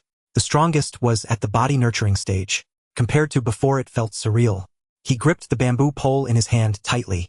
Creak, the part he held turned to dust. He released his grip and the fragments were carried away by the breeze. Enhancing his 5 senses, the sounds of laughter, crying, and chatter flooded into his mind. A sense of reality. 2 groups of people left Earth the same year. 1,000 years passed in an instant like a fleeting dream. The most beautiful brother Collector, have you become an immortal? A bunch of death row inmates, He didn't want to tell them a single thing. He glanced at the first chat group. The chat history hadn't changed. Yen Yu and Azu hadn't spoken. They had become people who could hold their patience. The collector I consumed 50 million Earth essences to open the second chat group. Life essence and Earth essence were the same unit. He wondered if other energies would work. He fabricated the location of Shueishin village, placing it in the desert where Earth essence was more abundant, fitting his forged background. Azu has broken through the chat group barrier. Yen Yu has broken through the chat group barrier. 2 notifications were sent out one after another. The Eternal Collector, you sly bastard, why did you bring those 2 kidnappers here? Little Master, who so you're in the same line of work. My respects. Yen Yu, I am not. Azu, what are you? Dare to be in the same line as me? A war of words instantly ignited. While watching the chat group, he also read and comprehended the secret technique of organ transformation. He had finished Liverwood and Heartfire, and the 2 were completely unrelated. He directly ignored the Eternal's displeasure. Fierce Tiger, is this world real? We entered the light door the same year, so how could there be a 1,000-year difference? One-Eyed Avenue. Boss, it's true. My talent is to grow stronger by causing destruction. I just overturned a sedan chair and my strength feels much greater. Little Master, who? Boss, let me try too. Little Master, who? Help. In the member list, Little Master, who vanished instantly. Azu, interesting. One fool is dead. And you, One-Eyed Avenue? You're that big idiot, aren't you? One-Eyed Avenue? You're the idiot. Your whole family are idiots. Azu. It's not that I'm heartless, but he didn't appreciate my kindness. In a resplendent palace, Azu controlled a tall figure, and with a wave of his hand, the figure dissipated. In the member list, One-Eyed Avenue disappeared. Withered Flower. What happened to Little Master, who and One-Eye? Is this how you treat your own people? Where's your loyalty? Ferocious Tiger. What does it mean when a member disappears? Feast Fish. It means they're dead. You could have lived another life, but alas. Most Beautiful. Did that Azu really kill One-Eyed Avenue? Feast Fish. For over 1,000 years, he's hunted me several times. Azu. If you keep running your mouth, I'll slaughter your entire Yen clan, believe me. Feast Fish. Then go ahead and slaughter them. When have I ever feared you? Ferocious Tiger. If this is truly another world, Withered Flower and Most Beautiful, you 2 hide yourselves well. The Ultimers from the previous session have ill intentions. Be wary. Most Beautiful. Thanks for the concern, big brother. Love you, moi. Withered Flower. Worry about yourself. Stay away from me and I'll be very happy. Just because you're good looking. When we meet again, I'll make you my dog. A slight angry shout was caught by Jia Yi. It connected with the content of the chat group. His pupils constricted violently. Had he soul-traveled to Bamboo Skin Village? He remembered the group notification that 2 people were born near the first session's members. The Eternal One was always a chatterbox showing that he was lonely. The birth location was on some floating stone and he was alone. It should be correct. If there were people near him, they would most likely die. 5 people had just been alive. One-Eyed Avenue was killed by Azu. Of the remaining 1, he and Feast Fish had the same chance. A 50% chance of meeting a fellow Earthling. So the owner of this voice. He released his spirit skin and the sound came from the bamboo grove. The spirit skin scattered and clung to the bamboo leaves. It surrounded a youth with a blood-stained chest in the center. Beside the youth lay a dead, long-legged snake. The 2 had perished together and the youth was soul-traveled. If I had known this world was so dangerous, I wouldn't have chosen to be near others. Jia Yi recognized this young man. In the village, he had always been capable, treated people kindly, and had a preliminary cultivation. Now his demeanor had changed. His eyes rolled with a natural fierceness. This guy might be Ferocious Tiger. The youth clenched his fist. Killing makes me stronger. I need to be cautious. In my memory, this is a small village. Which group member is here? Jia Yi heard him agonizing over the group members, and a bad premonition arose. If this guy exposed his location, it would be troublesome. No wonder Azu struck to kill. And his talent was too evil. It must be stopped. If he himself had obtained this talent, he would not kill indiscriminately. In the collectible items field, he filled in talent. Success. From now on, when encountering a group member, there would be an extra step. Kill first, then collect the talent. A flash of bamboo skin severed the youth's central nervous system, and he slowly fell. The thought flashed through his mind, chatting only required thought. He quickly commanded the spirit skin to turn and strike the youth's head. Collect talent. Obtained talent. Killing makes you stronger. The spirit skin flashed back and the youth's head left his neck. He had no chance to grow stronger, he was dead. He had eliminated someone who killed indiscriminately. It was all for the good of the villagers. This guy would surely test his talent on the people of Bamboo Skin Village. In the second session's chat group, another person vanished from the member list. But before disappearing, Ferocious Tiger sent a message. Ferocious Tiger, my talent is strong. Withered Flower, Brother Tiger is dead. Most beautiful, I saw it. What on earth happened? Azu, of course the other three killed him. 2 of you were born near the first session's members. You were seeking death. Most beautiful, who did it? If we can't help each other, at least don't kill one another. Eternal One, Azu killed one. No one was near me. If they were born near me, they would have died instantly. Feast Fish, it wasn't me. Gatherer, he was discovered by our village chief. Since he wasn't from the village, he was swallowed in one gulp. Eternal One, swallowed in one gulp. Is your Shueishin village a den of evil creatures? Azu, wasn't it you who killed him? Gatherer, one more fellow countryman means one more way out. Am I that stupid? To the remaining 2, this world is infested with evil creatures. Be careful and don't reveal your location. Azu specializes in killing his own. Azu, so what if I killed him? Come and bite me. Feast Fish, the human heart is unfathomable. You 2 must be careful, especially of Azu. Also don't accept anything from group members. Jia Yi closed the chat group, took out the white bone soul lamp, and began to absorb the soul from the youth's corpse on the ground. 2 transparent figures entered the white bone soul lamp together. His gaze pierced through the transparent bone membrane, and he could see them talking but unfortunately couldn't hear them. His strength was still insufficient. He needed to accumulate resources. A burst of phosphorescent fire shot out, destroying the youth's corpse. Collect wood essence. Doing his own thing was most important. Another matter was that he had too few chickens. He needed to increase the daily intake of spiritual energy, striving to reach the Zong transformation stage before the next session of group members arrived. The talent killing makes you stronger would not level up. Just now, when he eliminated that capital criminal, the way he grew stronger was only by increasing spiritual energy. The amount gained was just 1 piece of grain essence, which was better than nothing. However, 1 piece of wood essence was a great fortune for someone in the body nourishment stage. In the current world, spiritual energy was thin. Unlike the past, when a person in the body nourishment stage could obtain over 50 pieces in a year, that was a golden age of cultivation where everyone could become extraordinary. Now a person at the late body nourishment stage was the strongest in a village. After collecting the day's share of wood essence dust, Jia Yi arrived at Ferocious Tiger's death site. This was a capital criminal. Was it retribution that he came before him? In this extraordinary world, anything was possible. He might not have even scratched the surface of this world. Anything was possible.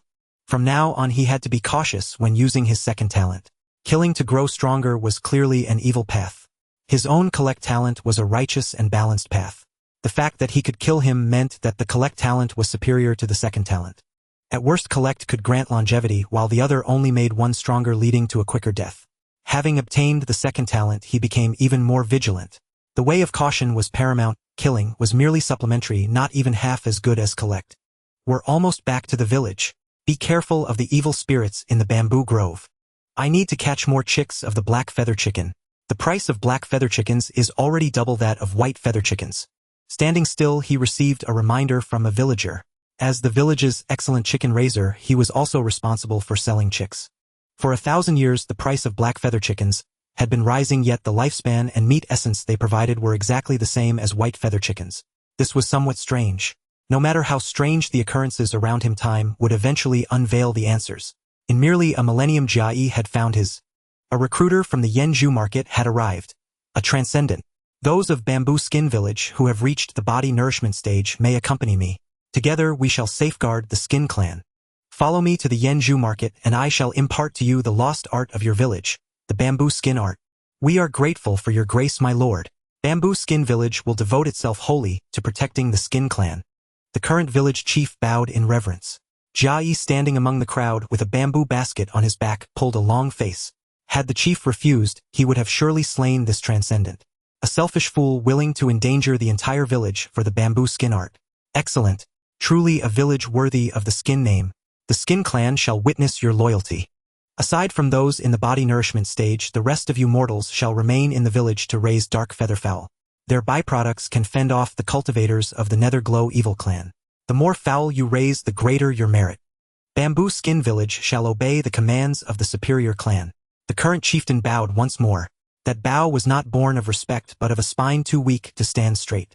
Suppressing the urge to kill him on the spot, Jia Yi thought, never mind. It's time to head to the Yanzhou market. Well said. I shall see you at the Yanzhou market within 10 days.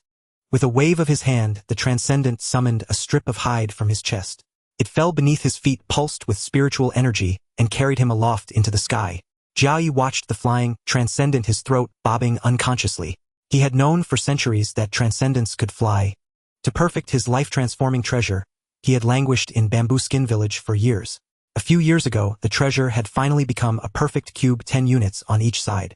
Unable to refine his life space into it any further, the treasure was complete, ready for the viscera transformation. He had spent the intervening years stockpiling flesh essence and wood essence while contemplating the method of viscera transformation. Learning the art of flight and achieving viscera transformation were the very reasons he must now leave Bamboo Skin Village.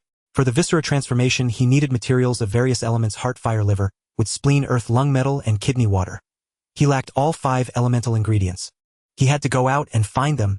The Yanzhou market was his first target. If that failed, he would head to Yanmei City, a metropolis that surely possessed them. The current village chief's honey tone interrupted Jia Yi's thoughts. My fellow kinsmen and brothers, you have all heard it. The lost art of Bamboo Skin Village can be reclaimed, but I need my brothers in the body nourishment stage to journey with me to the Yanzhou market to retrieve it. With the Transcendent gone, his words were met with immediate dissent. Go if you wish, but don't lead others to their deaths. I will not follow you. Nor will I. If you cannot hold that seat, then step down. But I do this for everyone's good. With the bamboo skin art, we can enhance our village's strength and hunt more fiends. The current village chief spoke only of the art's benefits, utterly disregarding the lives of the villagers. Having lived in this world for 2,000 years, Bamboo Skin Village held all his memories. He still wished for the village to prosper. Ahem! Jia Yi coughed and his spiritual energy surged forth. Though the villagers could not see it, they felt its force. A Transcendent. You are a Transcendent. There is a Transcendent in our village. Shouts of astonishment, gazes of envy, and fear all converged upon him.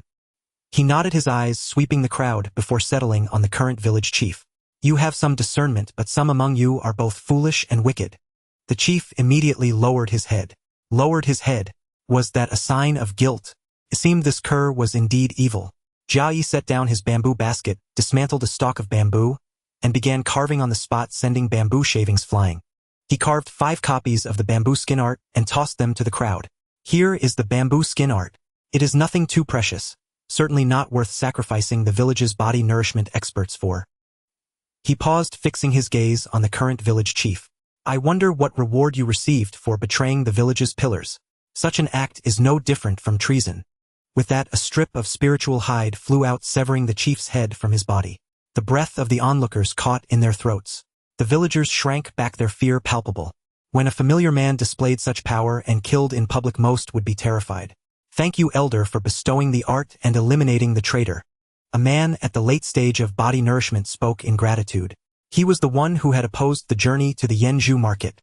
Jia Yi glanced at him and nodded gravely. You care for the villagers. That is commendable. I am not one to kill the innocent. Having lived in Bamboo Skin Village for so long, I should resolve some of its troubles. He then looked in another direction toward several other villages. The Transcendent from the Yanzhou market had likely gone there to recruit. He pushed off the ground with his feet and dashed in that direction. Not being able to fly was a slight embarrassment. Entering the bamboo grove, his body transformed into a spiritual hide, skimming swiftly through the air. That Transcendent must die. Exiting the bamboo grove, he enhanced his 5 senses.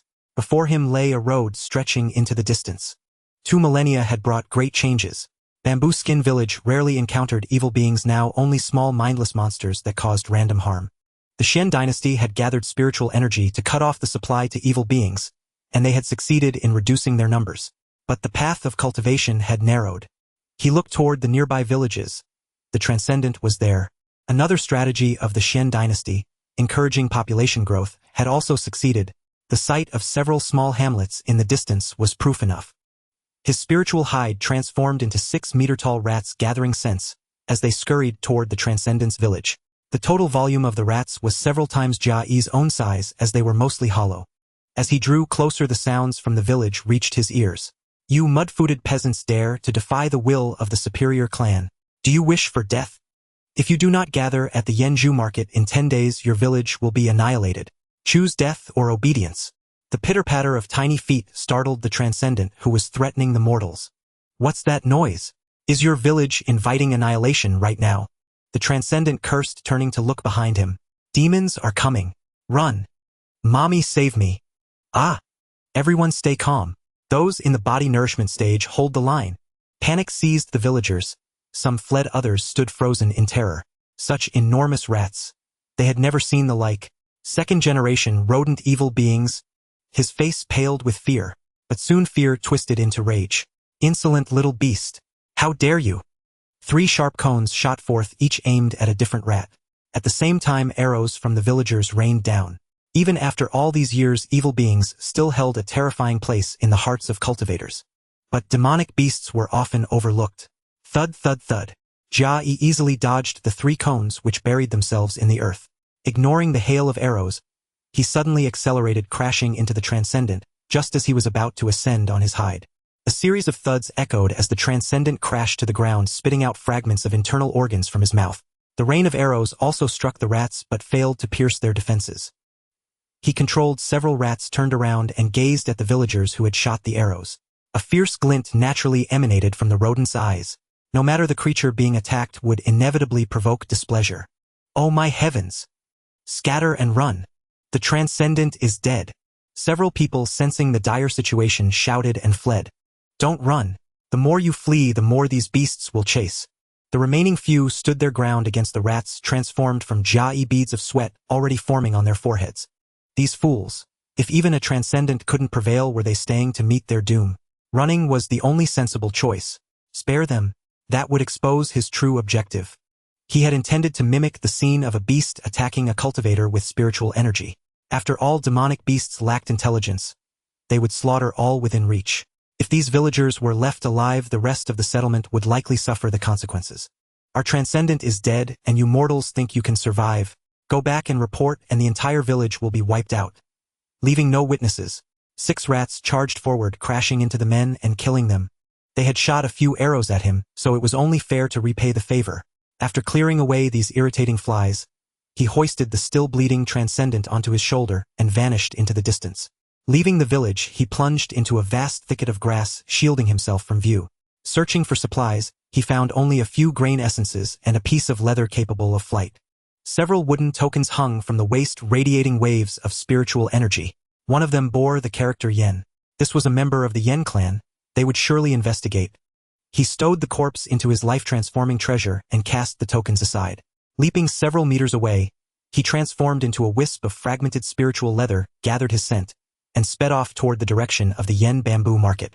Deliberately taking a curved path, he located several Transcendents who were spreading news and rallying the villagers for self-defense, and eliminated them all. This way they would be unable to trace the bamboo skin village. As he traveled, he glanced at the chat group. 1,000 years had passed, yet the 3rd batch of group members had not yet descended. Jia Yi looked at his own panel. His lifespan had surged dramatically. Name: Jia Yi. Age: 2030120115930000. Talent: collection level 100. Kill: to grow strong strength. Life transformation. Within his life-transforming treasure, he had neatly organized wood essences and flesh essences. 2,000 wood essences and 6,000 flesh essences. Calculating by his previous rate of 6 per 5 days, even that wouldn't be enough to perfect his life-transforming treasure. Now his treasure was a cube with sides 10 meters long. His age had increased correspondingly, but it was merely a string of numbers, not even comparable to a single hair of an immortal, truly pitiful. Now, with a bit more confidence, he had to venture out in search of 5 elements materials to achieve the impurity transformation. He pulled a map from his spatial storage and mentally deduced the direction of the Yen bamboo market. He was on the right track and nearing his destination. What cultivation level should he assume when entering Yen bamboo town? Rumor had it that the market master was at the impurity transformation stage. As a life transformation cultivator, he wouldn't be worth a second glance. However, the Yen clan was recruiting even body nourishment cultivators. Would a life transformation cultivator be conscripted? A life transformation cultivator at least had the right to choose, didn't he? If things went awry, he would flee immediately. Being a life transformation cultivator here was still too conspicuous. Since most people were mere transcendents, he would simply use transcendent level strength. If he ever got into trouble and was wanted, transcendent strength would allow him to be overlooked and facilitate his escape. His aura shifted, and he transformed into a faceless stranger. Whose appearance should he use? He couldn't use the face of Zhu Jiu from this life. What if he ran into his old brothers? That would be disastrous. How have you lived so long with such low strength? Let me search your soul and uncover your secrets, dear brother. Zhu Jiu was out of the question. What about the face from his past life? No, that wouldn't work either. The chat group spanned 1,000 years in an instant. What if an acquaintance had also joined the group and spotted him? That would be problematic. He decided on an ordinary face, one of the countless commoners he had seen in Bamboo Skin Village over 2 millennia. A nondescript gray figure materialized in his place. What name should he use?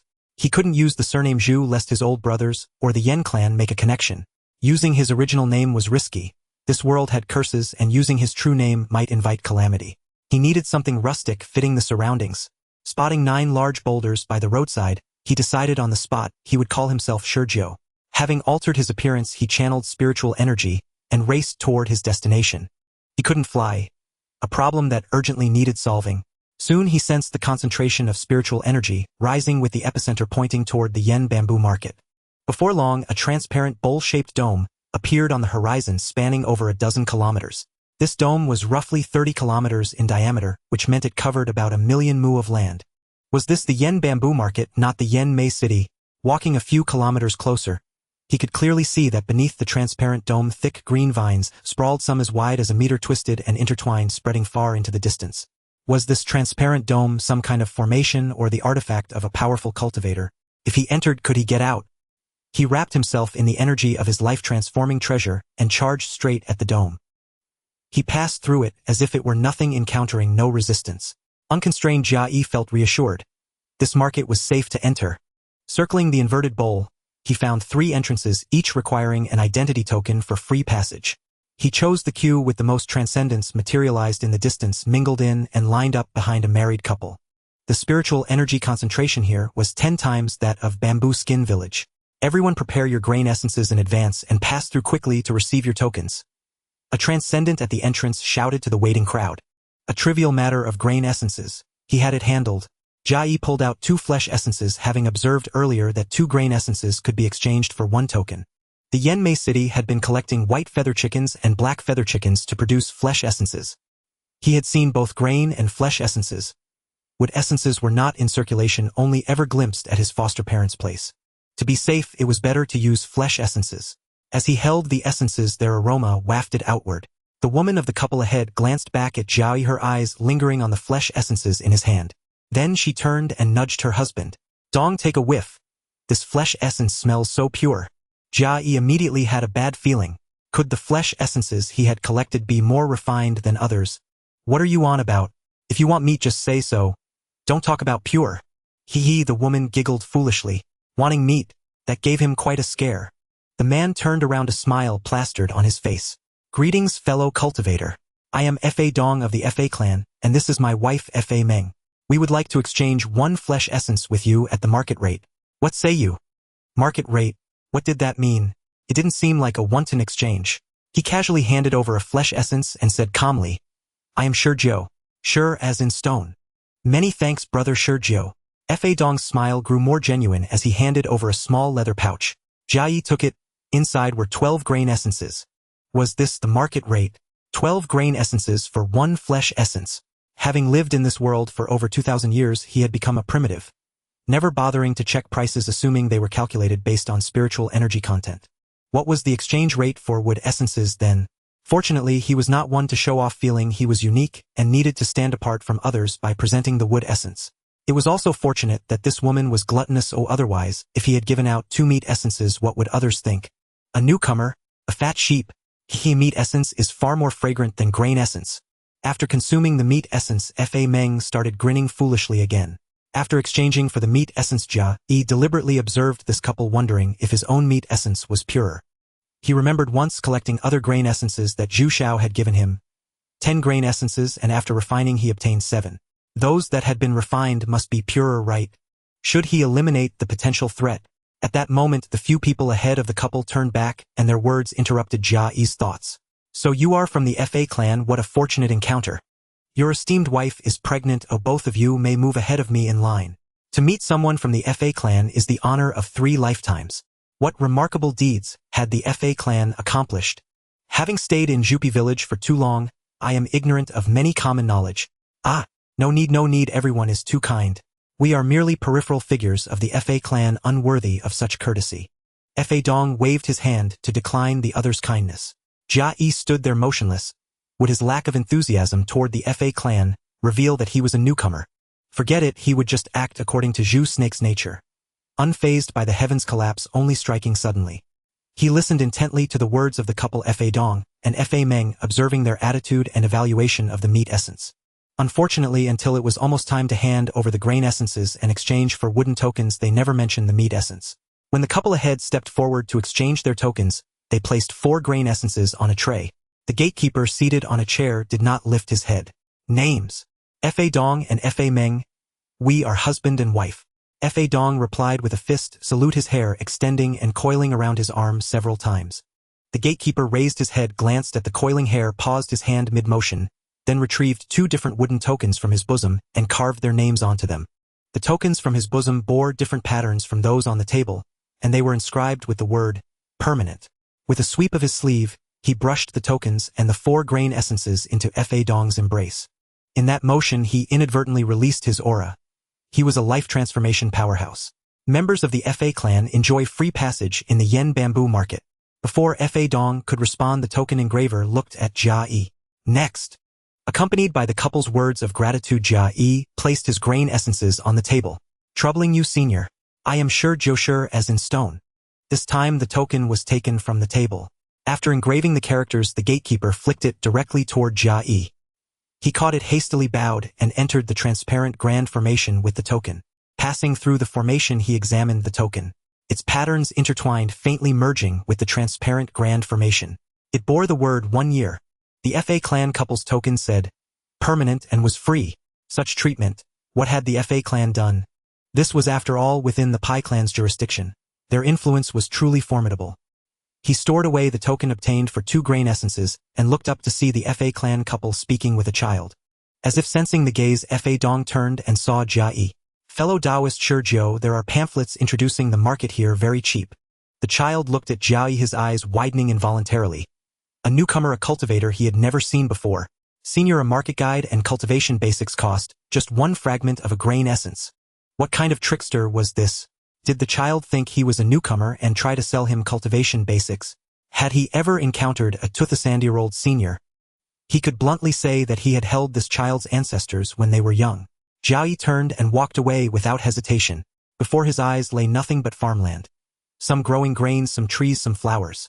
Most of which he had never seen before. Near the farmland stood small huts, the dwellings of the farmers. When he reached a spot where the view was blocked, he enveloped his body with spatial energy and doubled back. From the child's backpack, he took 2 thin booklets, one titled Market Introduction, and the other Cultivation Basics. After reading them within the spatial fold, he placed them back in the child's pack and slipped 2 grain essence fragments into his pocket. The child remained unaware throughout, fully absorbed in soliciting customers. If he couldn't buy openly, he could buy covertly. Then he returned to the earlier concealed spot and reappeared. The market introduction proved very useful. Most foreign cultivators in the market made a living by farming, cultivating designated crops. Others raised domesticated livestock. If the animals became demonic, the market would offer rewards.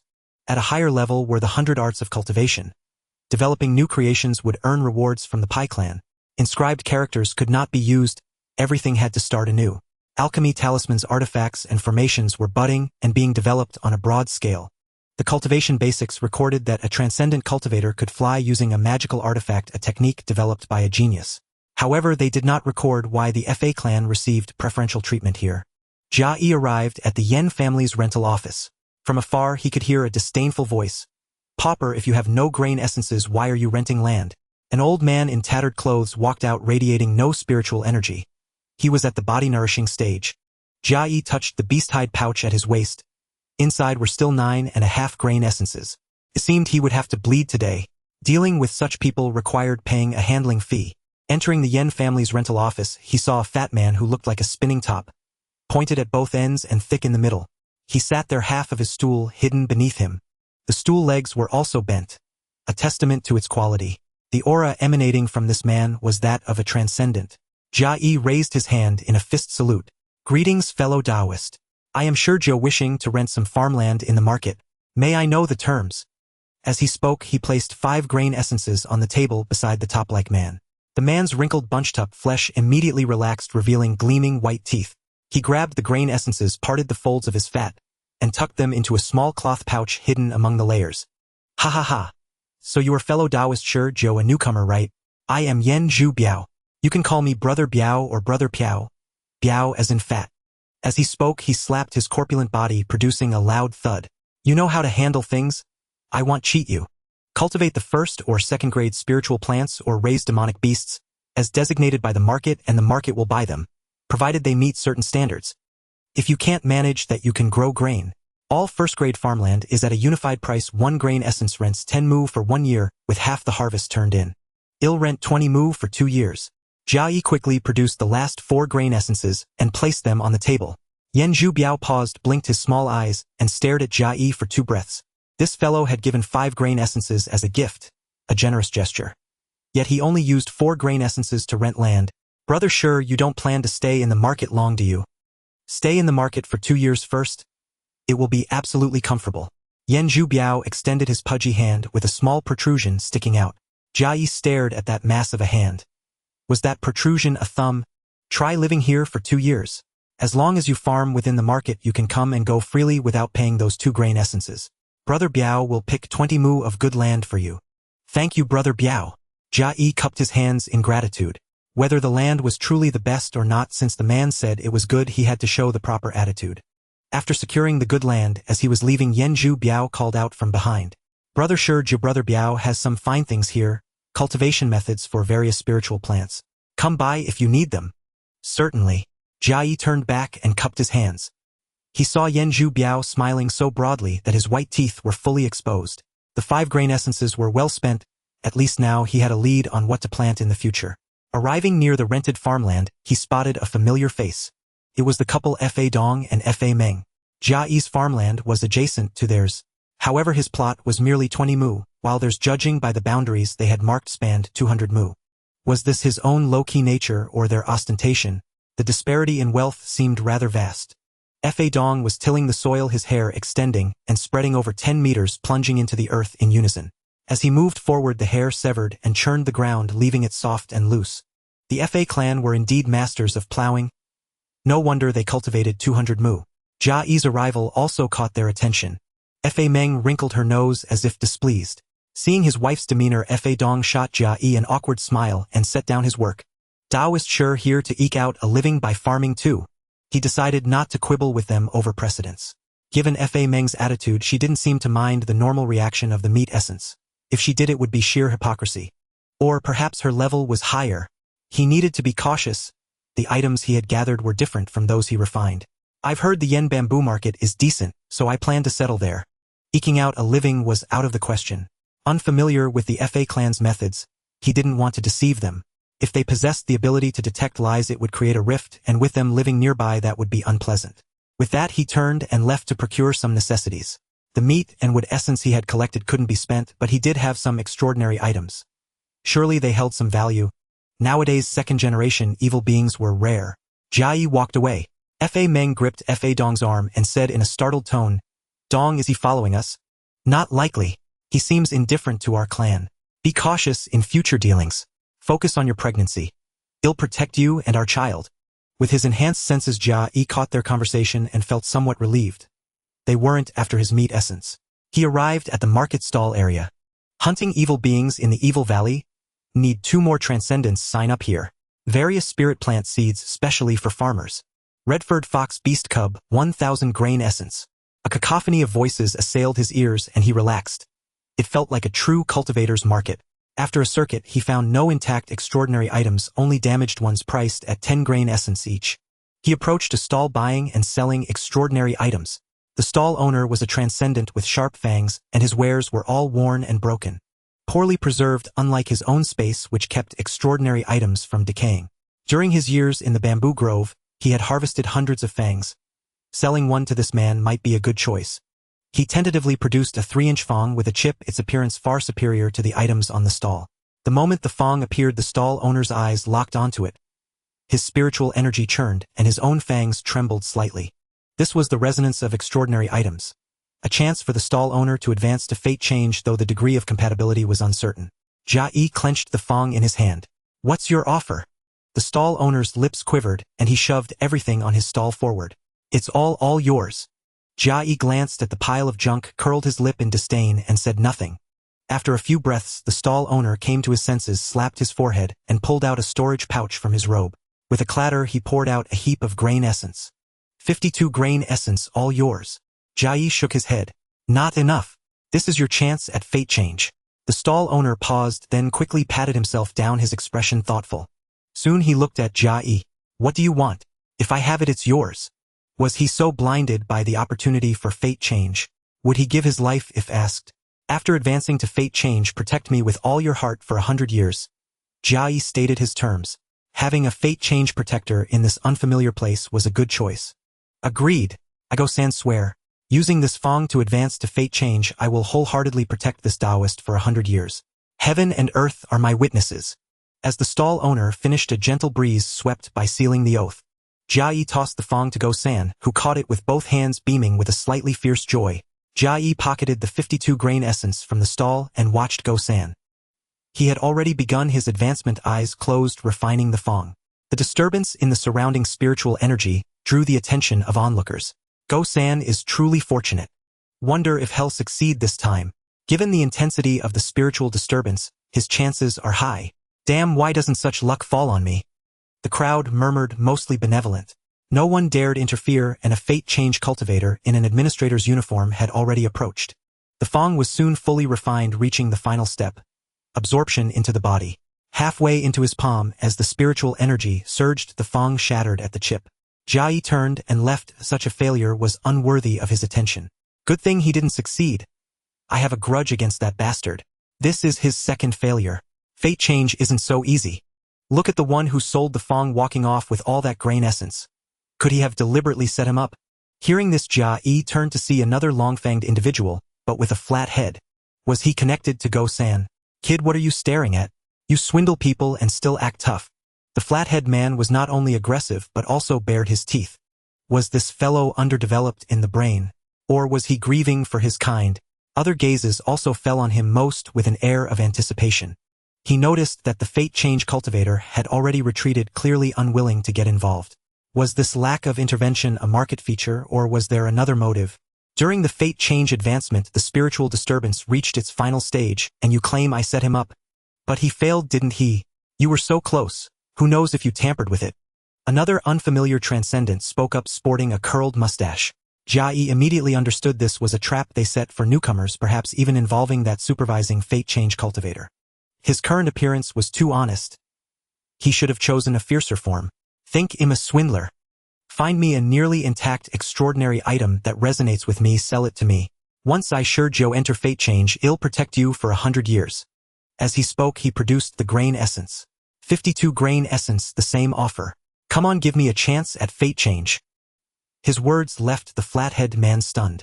This one was indeed a fool, dim-witted. But there was still the mustached man. As expected, he spoke. Ha! After swindling a brother in the market, you want another chance at fate change. How thick-skinned can you be? If you don't compensate Brother Go-san tenfold, you're not leaving here. Tenfold. 520 grain essence. Was a fortune for a transcendent. Was this a provocation or a threat? Head test whether the man wanted his life or his essence. 500. I don't have that much. Then swear to farm for Brother Go-san for 100 years. The mustached man furrowed his brow, pointing at Jia Yi, as he presented his ultimatum, looking supremely confident.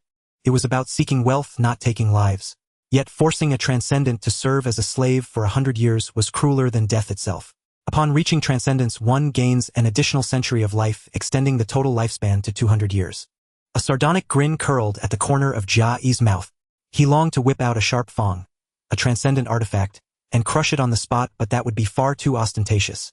His eyes locked onto the man with the curled mustache. You seem so fond of championing others' causes.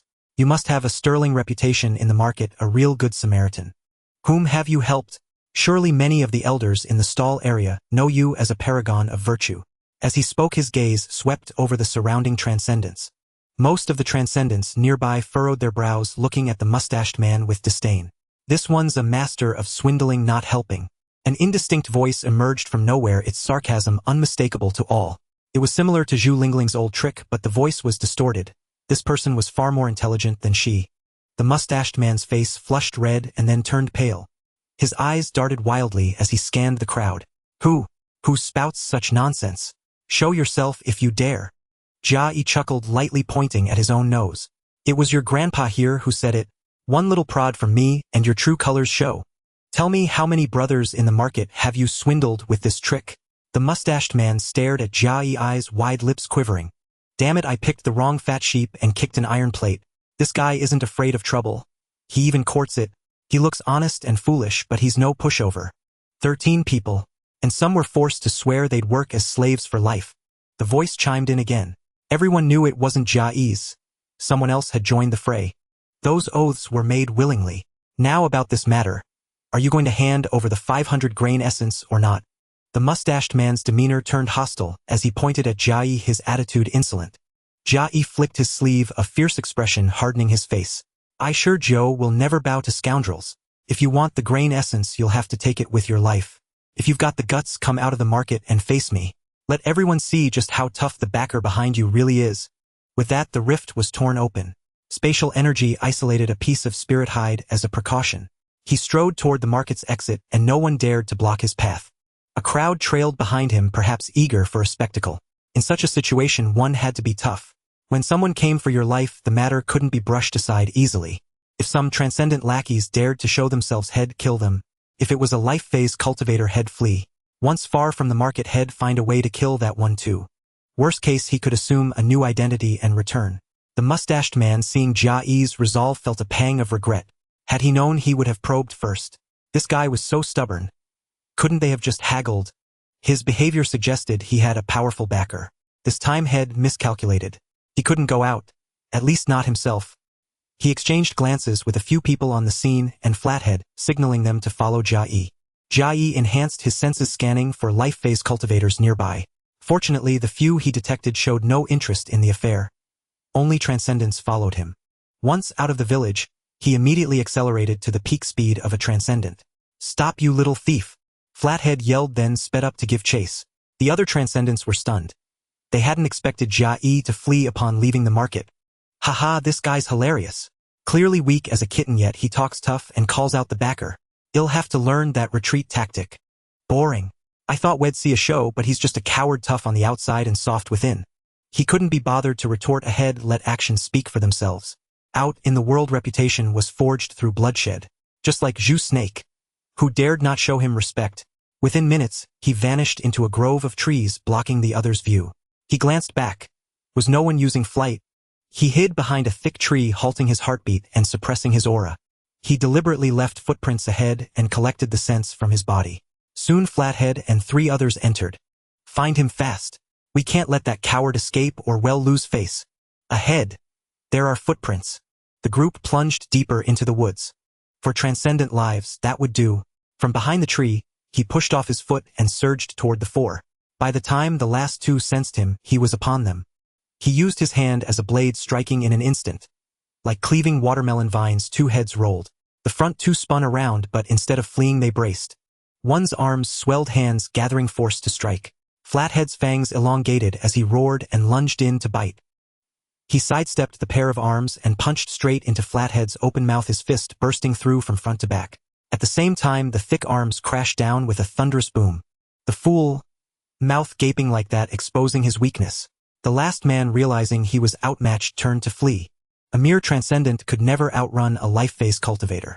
In a single stride, he caught up and kicked the man in 2. By then, the sounds from the grove had already carried outside. Hey, looks like that kid got caught. Wonder if he's tough. A newcomer trying to push us old-timers around. Who does he think he is? It's not like we're incapable of fighting back. What's he trying to prove? This fellow doesn't know how to behave. He's about to die, forced to swear an oath of slavery. The voice cut off abruptly as he spotted Jia Yi, then quickly amended, No, nothing. I was just saying. Brother sure is skilled and bold. He'll definitely pull through. Truly exceptional. Brother sure has an imposing presence and his strength is equally unmatched. Brother sure is a man of justice. From now on, we're blessed. No more fear of those thugs. Jia Yi paid no mind to the others' insults, followed by flattery. calling someone brother to their face while stabbing them in the back. That was normal, highly likely to happen. But that fellow piling on the flattery, calling him a man of justice, saying with sure Joe around there's no fear of thugs, was deliberately drawing the attention of every evildoer. Was this man intentional or simply malicious? Before he could even approach, the man hurried over, all smiles. I am Huang Feng. I greatly enjoy befriending righteous men. Brother Sure, do me the honor of gathering for tea and discussing the Tao. Gather for tea and discuss the Tao. Why not take a piss and look in the puddle first? What a joke. In truth, he just wanted a righteous man to protect him, didn't he? Sure also delights in befriending generous and righteous men. With that, he made to move through the crowd, making it clear he didn't consider Huang Feng a man of justice. Oh, what a coincidence. It seems our hobbies align. We're kindred spirits. Huang Feng beamed, sticking close to Jia Yi. But just now, when Sure was being hunted, no one stepped forward to help. Now I can't tell who is truly righteous. I don't wish to befriend hypocrites. Fear of getting a knife in the back. He wanted to befriend righteous men, yet he didn't help them in their time of need. Only after the danger passed did he come seeking friendship. His real motive was to find someone to take a blade for him. Huang Feng maintained his amiable demeanor, as if oblivious to Jia Yi's veiled insinuations, and continued to follow behind. Taoist Huang Feng, I sure am no righteous man, but a man of petty grievances. Those who offend me will all be killed. At this grave declaration, Huang Feng seized the opportunity to fall back and halt. If the other party emphasized he was not a righteous man, following further might risk being slain. He had also remarked that the other party lacked understanding of propriety, which might have been overheard. When Jia Yi returned to the market, the group outside was still there. Taoist Huang, that sure looks down on you. Huang Feng gave a bitter smile and shook his head. It's all my fault for not lending a hand earlier. However, Taoist Sure's strength is truly formidable. Those four are likely dead. I wonder what this Taoist Sure's visualization object is. What? Taoist Huang wishes to oppose him. Where does this notion come from? I Huang would never harm anyone. I merely enjoy making friends. It's just a misunderstanding. Taoist Sure looks down on me. Enough of this, let's go into the woods and see what became of those men. The group entered the forest. I smell blood up ahead. Hurry and see if anyone can still be saved. A cultivator indicated the direction. Let's go together. Huang Feng took the lead. When they arrived, the first sight to greet them was two corpses with severed heads. The flathead transcendent was unrecognizable. His head, no longer flat, had been reduced to pulp. A few meters ahead lay the thick-armed freak, broken in two. Upon seeing the bodies, they began analyzing Jia Yi's strength. Neither showed signs of resistance. This Taoist Sure possesses considerable skill in concealing his aura. The flathead one was killed by a blow to the head, the most dangerous way to attack him given his fangs. Taoist Sure has great confidence in himself, and his strength matches that confidence. As for the last one, he had no will to fight, only to flee, and was split in two. Taoist Sure's speed is remarkable. We witnessed that earlier. The one broken in two at the waist seems to still be breathing. Should we save him? Don't forget, Taoist Sure told the one behind to come out, which means the implication was clear to all. Behind Taoist Sure stood at least a life-transforming powerhouse. The group stood frozen in the grove. After the time it takes to drink a cup of tea, Huang Feng cupped his fists and said cautiously, Senior, we won't disturb you. Well, take our leave now. Only then did the group begin cupping their fists, bidding farewell to the non-existent senior, and slink away with heads lowered, with no thought of saving the man broken in two. Meanwhile, Jia Yi had already entered the market. Those watching this affair immediately learned the outcome. He concealed a spirit hide using the energy of a life-transforming treasure, fearing no ambush. If attacked by a filth-transforming cultivator, he could simply flee. Those below filth transformation dared not act recklessly in the market. Leaving those four corpses was enough to deter others, ensuring he could stay in the market peacefully. Now he sought someone to arrange lodging. On the way to the stall area, he saw groups of people in the body-nourishing stage walking along the road. Jia Yi narrowed his eyes. There would be many more in the body-nourishing stage later. The battle between the Skin Clan and the Gloomlight Clan had no use for these people. Only transcendence mattered. Moreover, with more people, the land distribution would shrink. Renting might become difficult later, so he needed to rent more land, while he still had these 52 grain essences. At the rental office, he successfully traded with the top and expanded his farmland to 100 mu. With the remaining 2 grain essences, he hired a transcendent with building materials at the stall area to help construct a dwelling. Taoist Sure, rest assured, I'll use the finest materials for you. The hired builder transformed one hand into a branch adorned with leaves, deftly laying the foundation, his courtesy undisguised. Jia Yi understood that Sure Jiu's reputation had spread. He had no desire for small talk, too many words could lead to slips, and revealing anything confidential would be unwise.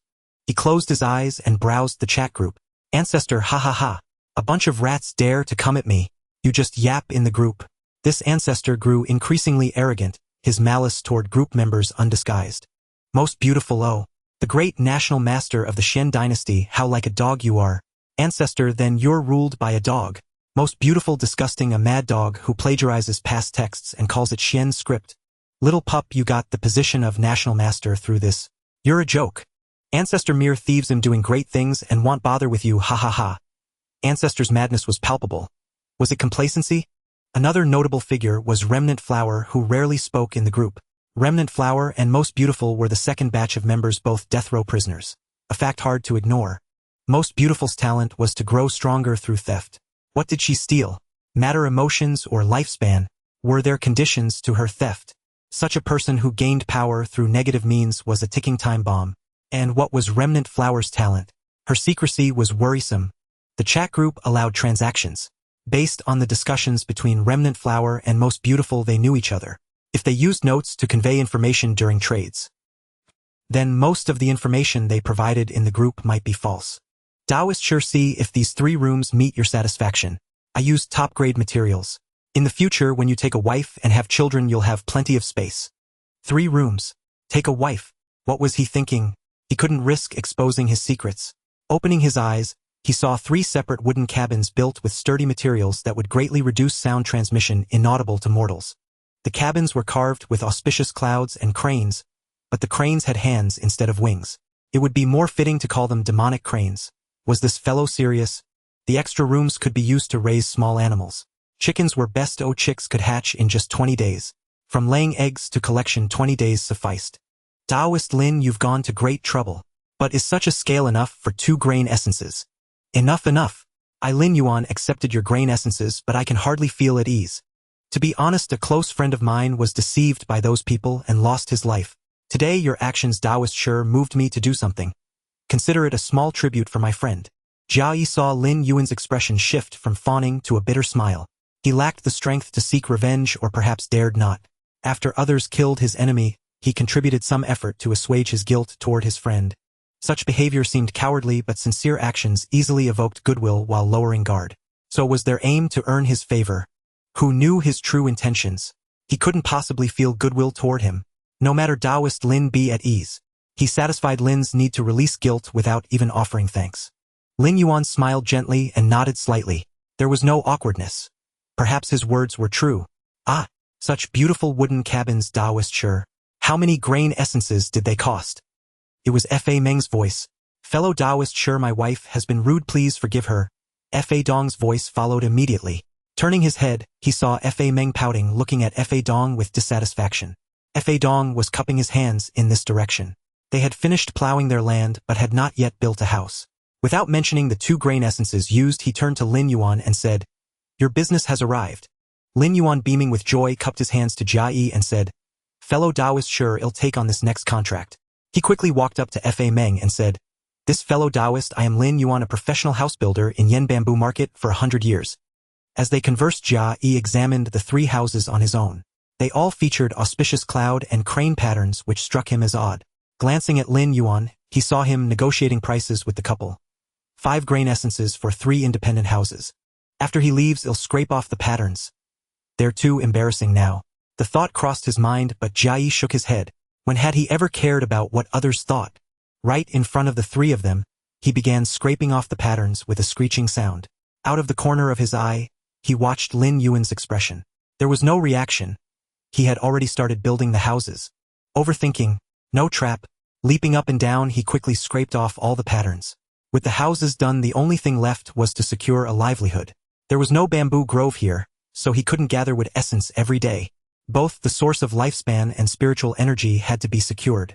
After much thought, farming and raising chickens seemed the best options. For farming, he needed to craft a plowing tool. Using the leftover materials, he made a plowing device 5 meters wide, following the method of bamboo bark village.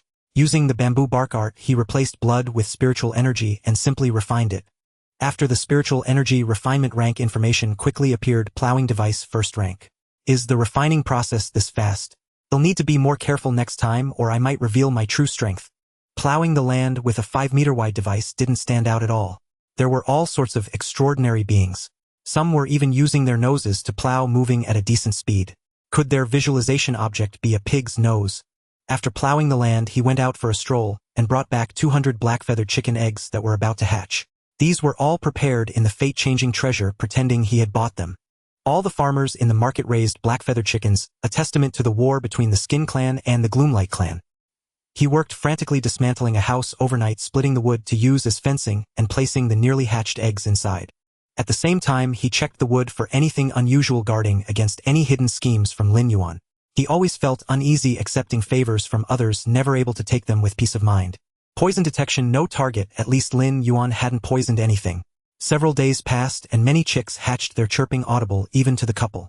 Jia Yi had been using his visualization object to enhance his 5 senses, so he could hear their conversation clearly. Dong, should we raise some black-feathered chickens too? We don't get involved in the war between the Skin Clan and the Gloomlight Clan. Oh, I just want to eat meat. Don't you want the baby in my belly to be healthy? But the materials produced by the livestock in this market are all used against the Gloomlight Clan. Our FA clan is weak. Thousands of years ago we were forced to contribute the FA net teleportation array, and that proves it. Now our clansmen are scattered and dwindling, even worse than a minor clan.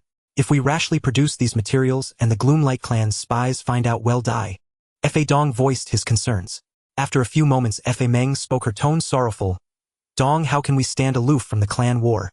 In this vast world, there is no longer a place for the FA clan to call home.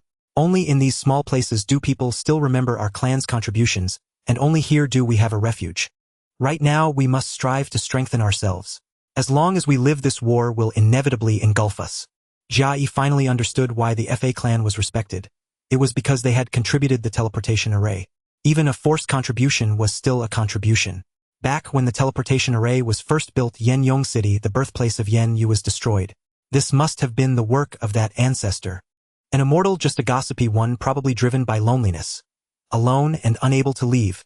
Also, the livestock in the market were indeed all black, and even most of the plants were black. The black-feathered chickens and the teleportation array were both promoted 2,000 years ago. The intensity of this war was considerable. He remembered that in the Shen dynasty there were rewards for having children, allowing entry into fate change, and the Skin Clan had relaxed the conditions. Giving birth to 20 people rewarded a transcendent becoming fate changed. Giving birth to 5 people also granted that reward. It seemed that people like Zhu Lingling had become cannon fodder. None of them had returned since leaving Bamboo Bark Village. Was the war already that brutal back then? And it's still going on after all this time. The Gloomlight Clan lost their clan's treasure, the Gloomlight Pearl, didn't they? Back when third brother Hao was the village chief, he brought back a man named Pai Nandao, a member of the Skin Clan, who had said so. Unexpectedly, instead of searching for the treasure, the two clans went to war. In a clan war of this scale, would Yen Bamboo Market be casually wiped out, just like how that ancestor destroyed Yong City? Worry crept back into his heart. In a flash his thoughts cleared. The great war between the two clans had long shown signs. The young couple's conversation continued. Meng, don't worry, I'll protect you and the baby. The real war won't happen here. Have you noticed? Today this market has seen many ordinary people in the body nurturing stage. Their first purpose might be to use them as replacements for the major clan's casualties. But using body nurturing cultivators as sacrificial pawns isn't realistic. Fa Dong had just finished speaking when Fa Meng exclaimed, "Ah, I understand. It's to bind themselves to mortals." Exactly. If those great powers destroy the market and kill so many mortals, they will be cursed with karmic sin and die from distortion. Karmic sin doesn't show mercy because of one's strength. What we need to worry about now are those reckless ones who might launch a surprise attack. Those who produce large quantities of war materials are all targets. Dong, you're overthinking it. If we don't raise livestock or grow black plants, that will draw attention. The Skin Clan and the Yen Clan will surely make an example of us, claiming we were killed by the Gloomlight Clan. This? Oh Dong, let's not worry about that. Well, just raise a few and we won't become a target for attack. Not like that fool next door. With all that chirping, he's obviously raised a lot of black-feathered chickens. As long as we raise fewer than others, we'll be fine. I suspect he raised so many on purpose. Maybe he's a spy for the Gloomlight Clan. Raising a lot keeps him from being suspected. Hearing Fa Meng's belittlement and Fa Dong's suspicion, Jia Yi's mouth twitched. Looking at the black-feathered chicks in the pen, there were too many. He should raise fewer to avoid drawing attention. He had never considered that there might be spies from the Gloomlight clan in Yen Bamboo Market. And what about karmic sin? Killing too many mortals would incur it, leading to distortion. Was this another reason the market was gathering people in the body nurturing stage? This was new knowledge to him. Those bastards in the group never said a word. They wished for group members to die from distortion. He didn't know if he had any karmic sin on him. If the powerful feared it, then as a minor fate changer he feared it even more. The feeble option in collect was useful now. He would fill it with karmic sin. He activated his innate skill on himself to check if he had any of this on him. Collecting karmic malice. Karmic malice 1. As expected, there is indeed some. He recalled that in Bamboo Skin Village, he had killed nearly 100 to ensure the village's peace. He continued collecting, repeating the process hundreds of times, and Jia Yi's face darkened. Was one human life not even worth a single strand of karmic malice? With the ability to harvest, he feared not its abundance. He would strip it all away. After more than 2,000 attempts, his body felt lighter, as though a burden had been lifted from him. The range of his 5 senses also expanded. When he tried to collect again, the response was no target. Counting the harvested karmic malice in his storage space, there were over 2,000 strands. He couldn't discern a pattern. Could it be that killing different people left varying amounts of karmic malice on him? It was unfair. He had killed villains. If he hadn't eliminated those evildoers, how could Bamboo Skin Village have remained peaceful for 1,000 years? It would have been ravaged long ago. Listening to the whispered secrets of the young couple from the FA tribe and continuing his collection, a night passed. He was pondering how to scheme for the 5 elements materials when early in the morning, he sensed someone approaching. The footsteps of a stranger were steady and deliberate. Is Brother Sure present? The newcomer called out, his spiritual energy, faintly surging toward the chicken coop where Jia Yi was hiding. Realizing he had been discovered, Jia Yi immediately opened the fence and stepped out. The visitor was refined in appearance, dressed in plain clothes, with a small leather pouch at his waist engraved with the character Pi. Dressed as he was in his past life, he could have made a living off his looks. May I ask why this fellow Taoist has come? Pai Hongbei, greetings to Brother Sure. I have come today to invite you to join my guard squad. Jia Yi frowned. Was this a recruitment drive for cannon fodder? Seeing Jia Yi's expression, Pai Hongbei immediately used his spiritual energy to push out a jade slip. The terms within can all be met. If they are insufficient, you may propose more. Jia Yi reached out and took it but did not examine it. He had no desire to know what was recorded within. His talent was his own path to transcendence. Lifting his head to gaze at the rising sun, he let out a long sigh. My good brothers have already joined the Pai clan, leaving me alone. However, I have no ambition for advancement. I only wish to tend my fields and raise my chickens. If my words are false, may my lifespan be reduced by 100,000 years with heaven and earth as witnesses. As he finished speaking, a gentle breeze rose from the ground, rustling the hem of his robe. Seeing his lifespan vanish by 100,000 years, he understood that such an oath could not be made lightly. Witnessing this, Pai Hongbei's expression turned solemn. He cupped his hands and bowed. So you are the kin of a meritorious official. Hongbei has been discourteous. Jia Yi pushed the jade slip back. I have no desire for fame or success in this life. I only wish to live in solitude. Brother Pai, please seek another. Pai Hongbei caught the jade slip and nodded. Very well. From now on in the market, Brother Shurjo shall be an honored guest of the Pai clan. I take my leave. Having successfully fended off the man, Jia Yi sighed inwardly. When one is weak, everyone seeks to bully them. When one is strong, even stronger forces come to recruit. Who would dare refuse openly without a powerful backer? No matter where one goes, troubles abound. Fortunately, the oath served as proof. Since his good brothers had all joined the Pai clan, pressing further would have been inappropriate. Pai Hongbei returned to the artifact pavilion and had just entered. Hongbei, you didn't bring him back. That fellow is quite formidable. Finding a suitable replacement will be troublesome. Third uncle, several of Shurjo's brothers have already joined our Pai clan. Judging by his name, he is the 9th. If he is unwilling, how can we force him? And you believed him just like that. He swore an oath. One that even our ancestors could not bear. Furthermore, he didn't even glance at the jade slip before returning it. An ordinary person would at least be curious about the terms our Pai clan offers, even if they chose not to join. A heavy silence fell over the artifact pavilion. So that's how it is. I was wondering how there could be so many geniuses capable of killing 4 in one go.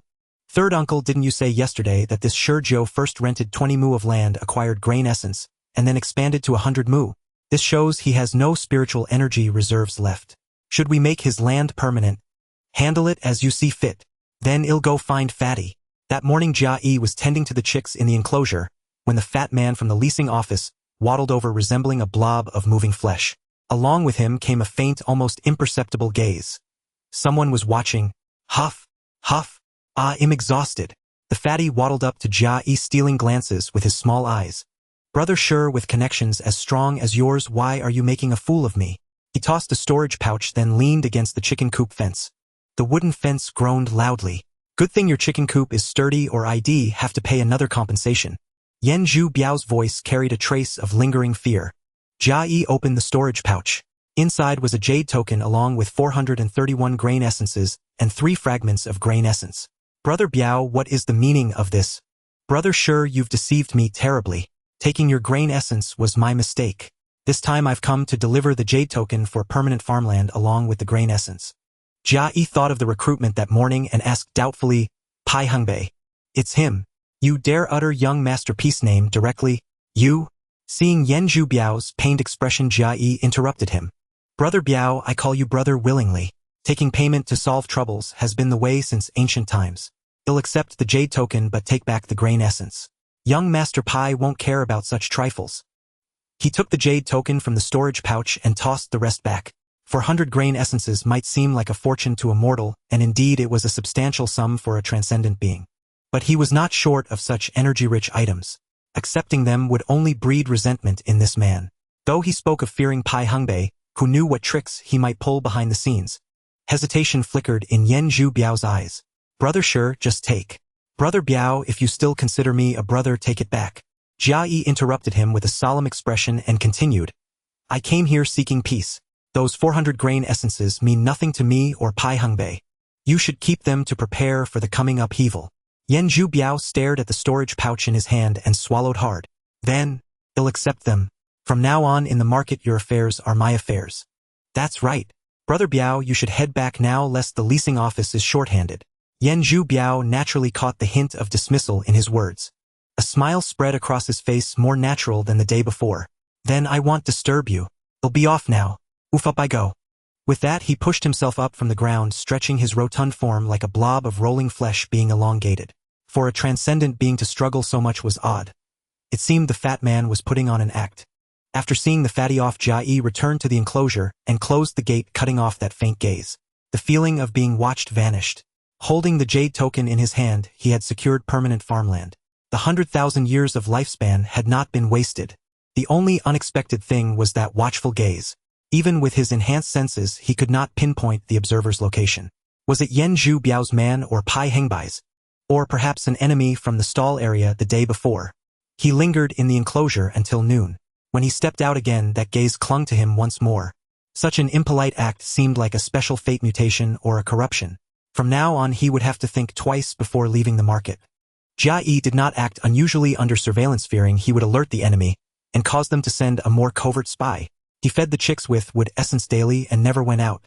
Until over 10 days later a wave of corruption emanated from the center of the market. Looking in that direction, he saw a surging crowd, a vast dark mass of tens of thousands of people. Those body-nurturing fellows had all arrived. Fellow Taoist, sure care to go take a look. A voice came from beside him. It was Fa Dong. Jia Yi turned to look at the man.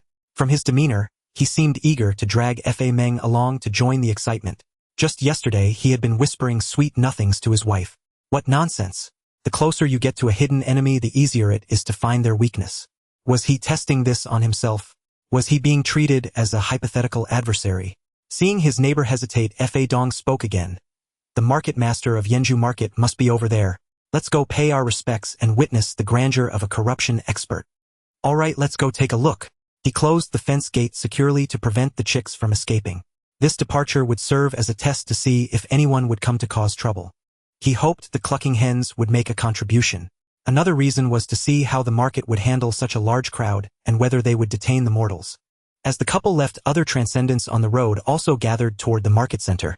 Fellow Taoist, sure, have you ever thought about finding a suitable transcendent object? Fa Meng suddenly spoke on the road. Obviously, Jia Yi rolled his eyes. Meng, don't be rude.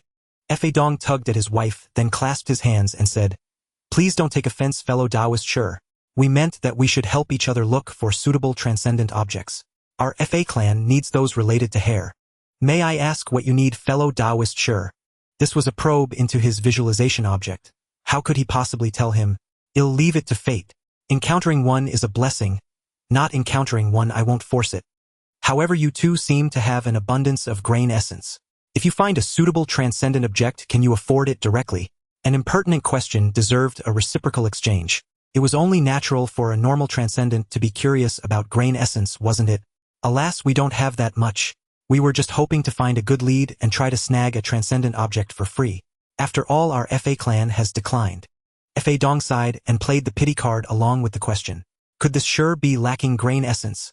Jia Yi understood his words. He didn't want to be coveted, but a broken ship still has 3 pounds of nails.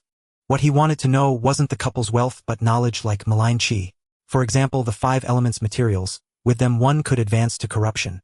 Actually, I've already secured my transcendent object, and I even have leads on the materials for corruption. But due to personal reasons, I can't advance, so I've come here to retire. Ah, personal reasons. Is there something wrong with your visualization object? Fa Meng asked, covering her mouth. Jia Yi shook his head, glancing at the hair-type transcendent objects in his space, both first and second rank. He cast a deep look at the couple. If your price is right, I have connections to help you find suitable transcendent objects and materials for corruption. Once again, he set his sights on their resources, mentioning both transcendent objects and corruption materials, hoping to steer the conversation away, since no one wanted to be targeted for their wealth. His offer for the couple to name a price left them silent for a moment. Fa Meng touched her bulging belly and said with a bitter smile, "The clan has fallen and the real benefits haven't gone to small fry like us. To be honest, my husband and I rely entirely on everyone's goodwill toward the Fa clan to get by." After Fa Meng finished, Fa Dong continued. "When I was young, the elders in the clan said that whenever someone used a corruption item, the Fa clan would arrange for the corresponding 5 elements essence. There was no need to search for 5 elements items. But now my wife and I don't even have a hint of a transcendent object." This Fa Meng was truly tight-lipped, even playing dumb in public. So many schemes. At least Fa Dong was better boasting about the Fa clan's past glory and letting slip the matter of the 5 elements. 5 elements essence. Probably wood essence, water essence, earth essence, and the like. He could gather these things. A great clan is indeed different. It's a pity that in all these days at the market, I haven't seen a single piece of wood essence. They've probably all been collected by those fate mutators. Each person gathers a bit, and who knows when they'll be able to undergo corruption. Seeing that Jia Yi had stopped probing into their grain essence, Fa Dong followed along. Even 10,000 pieces of grain essence are hard to come by, let alone the 5 elements essence. Each piece is a rare and sought-after treasure. Even small clans have to use 5 elements materials as substitutes, let alone down-and-out families like us. 10,000 pieces were enough. Easy to handle. To be safe, head still need to ask around. Fa Dong's mention of down-and-out didn't bother him. He wasn't after their wealth anyway. The group chatted as they walked, with Fa Dong doing most of the complaining. "Look, it's the market master. My husband and I heard that the master of Yenju Market is kind and the most righteous, which is why we came here." Fa Meng bounced slightly on the spot, her tone light. She quickly tugged Fa Dong's arm and cast a glance at Jia Yi. Jia Yi looked at the market master. A face so familiar, identical to an old acquaintance. Indeed, Lord Yen Zuming's reputation is well known even in Yenmei City, another person explained. Hearing the name Yen Zuming, Jia Yi quickly averted his gaze to the mortal body nurturers. The body nurturing stage was no longer worthy of being called a cultivator. Yen Zuming, identical to the grandson of the old village head of Zhupi village. Had Zhu Ming been reincarnated, back in Zhupi village, Zhu Ming had always been considerate of others and kind-hearted. Now this market master also had a reputation for kindness. There must be some connection between the two. This was a transcendent world, nothing was too strange. But after 2,000 years, had he also been reincarnated? How many times had he been reborn? Did he retain memories of his past life? In all these years at Zhupi village, ever since the transcendents were transferred away, and he received the chance for fate mutation, he had never seen any familiar faces return. His good brothers hadn't come back and Zhu Ming hadn't returned. Perhaps given their strength they had come to visit without him knowing. From now on he would have to be even more cautious. Huff huff. Isn't this the 2 friends from the Fa clan? And brother Sergio? As he was thinking, someone approached, speaking with a wheezing breath like a bellows. "Oh my, I'm exhausted." That voice. He had heard it near the chicken coop. It was Tua Luo. "Ah, it's brother Biao. Thank you for your help. We've settled into the market, so quickly thanks to you." Fa Meng was the first to greet him with thanks. Fa Dong and Jia Yi clasped their hands and called him brother Biao. Others nearby also greeted him. "Oh, it's nothing. It's all thanks to the market master, Lord Yen Zuming." He set the rules when he took office, and one of them was to give preferential treatment to members of the FA clan. You should thank the market master, not me. Hehe, if it were about food though, you could think of me. Then when I have time, I'll make some special dishes for you, brother Biao. Fa Meng picked up on Yanzhu Biao's cue. Jia Yi, seeing Yanzhu Biao's attitude, understood that this Tuo Luo was looking out for him. He had once mentioned liking peace and quiet, and it had been remembered. This guy. No wonder he worked at the rental office. Then brother Biao is in for a treat again. As he spoke, he tilted his neck slightly, nearly burying his chin in the fat of his neck. Lowering his voice, he sent another message through spiritual energy. Since you're so cooperative, brother Biao will tell you something. Don't accept any missions from the task hall recently. After saying this, Yanzhu Biao glanced at the trio, his gaze lingering on Jia Yi. The other transcendents nearby who hadn't heard furrowed their brows slightly. Though dissatisfied with Yanzhu Biao's behavior, they dared not speak up. Fa Meng nodded repeatedly before declaring loudly, "I'll tend the fields diligently with Dong and won't waste your guidance, brother Biao." The surrounding transcendents cast their gazes upon Fa Meng as she spoke. As a member of the FA clan, she was naturally recognized by some. It was only fitting that she received favors. Jia Yi looked toward the front of the crowd where 2 filth transformation cultivators and over a dozen fate transformation cultivators stood. His thoughts drifted. Was someone targeting him through missions from the task hall? But if he didn't accept missions, could they force him? According to the market handbook, missions from the task hall were voluntary. Most of the people have arrived. The market master is about to speak. Someone nearby reminded him. Yan Zhuming opened his eyes and rose to his feet.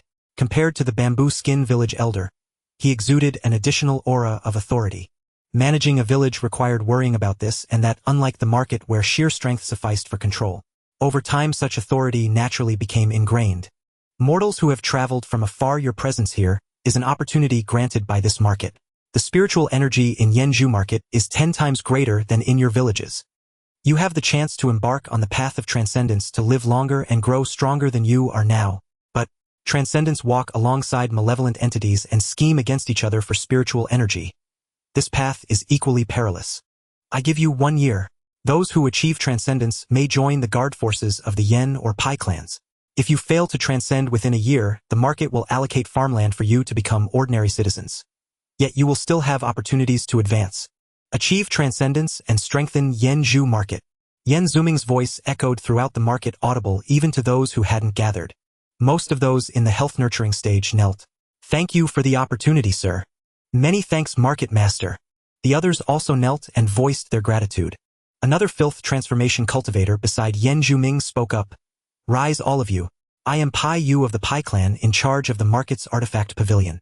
From now on, you mortals in the health nurturing stage may come to the artifact pavilion each month to receive a batch of essence grain for cultivation, for 1 year. Jia Yi looked at Pai Yue, who bore a resemblance to Pai Hongbei. His features were delicate, revealing no age. Perhaps he was an elder of Pai Hongbei. Moreover, the Pai clan was truly generous. If each person received 100 essence grains, that would amount to millions in expenditure. Even if he could gather them himself, it would still be a fortune. The speech concluded with the Pai clan's magnanimity. It seemed the FA couple's speculation was correct. They were using mortals as shields. Many of the health-nurturing mortals present breathed a sigh of relief. Free essence grain. I wonder how much we'll get each month. Maybe 3 pieces. It's good enough to have something useful. They want us to transcend, so they'll give plenty. With so many people, the Pai clan is truly generous. A great clan indeed. Should I join the Pai Guard force later? Listening to the crowd's chatter, Jia Yi took his leave from the group and followed the flow of people to the task hall. Sensing a fate transformation cultivator inside, he didn't enter but merely glanced at the hall from the doorway. In the center stood a wooden frame, its surface layered with hide, inscribed with rows of mystical characters. Purchasing transcendent items, 30 essence grains each. Purchasing natural treasures, starting at 1,000 essence grains, negotiable. Cultivation and breeding of tainted light materials, negotiable. Expedition to the Evil Valley, seeking 1 reconnaissance type, transcendent.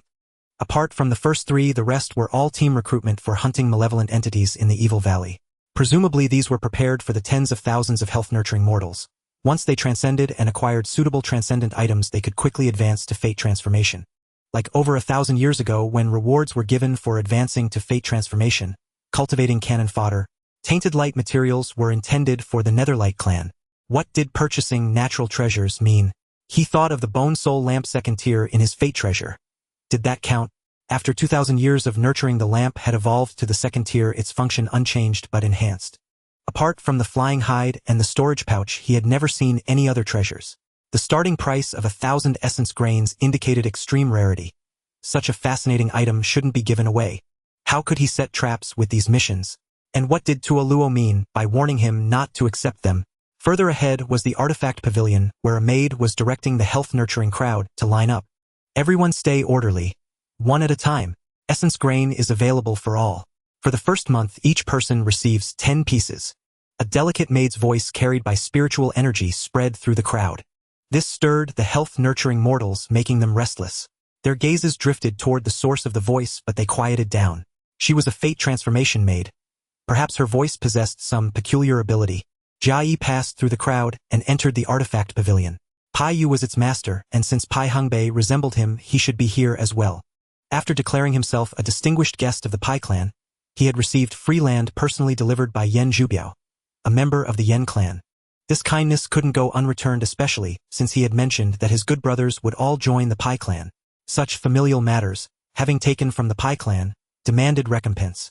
As it happened, they needed transcendent items and he had accumulated many. He would offer a small portion to repay the favor. If Pai Hongbei accepted without further action, they could be friends, granting him a true ally within the market. If he offered a return gift, it would mean he was seen as an aloof pauper. No friendship there, just a nodding acquaintance.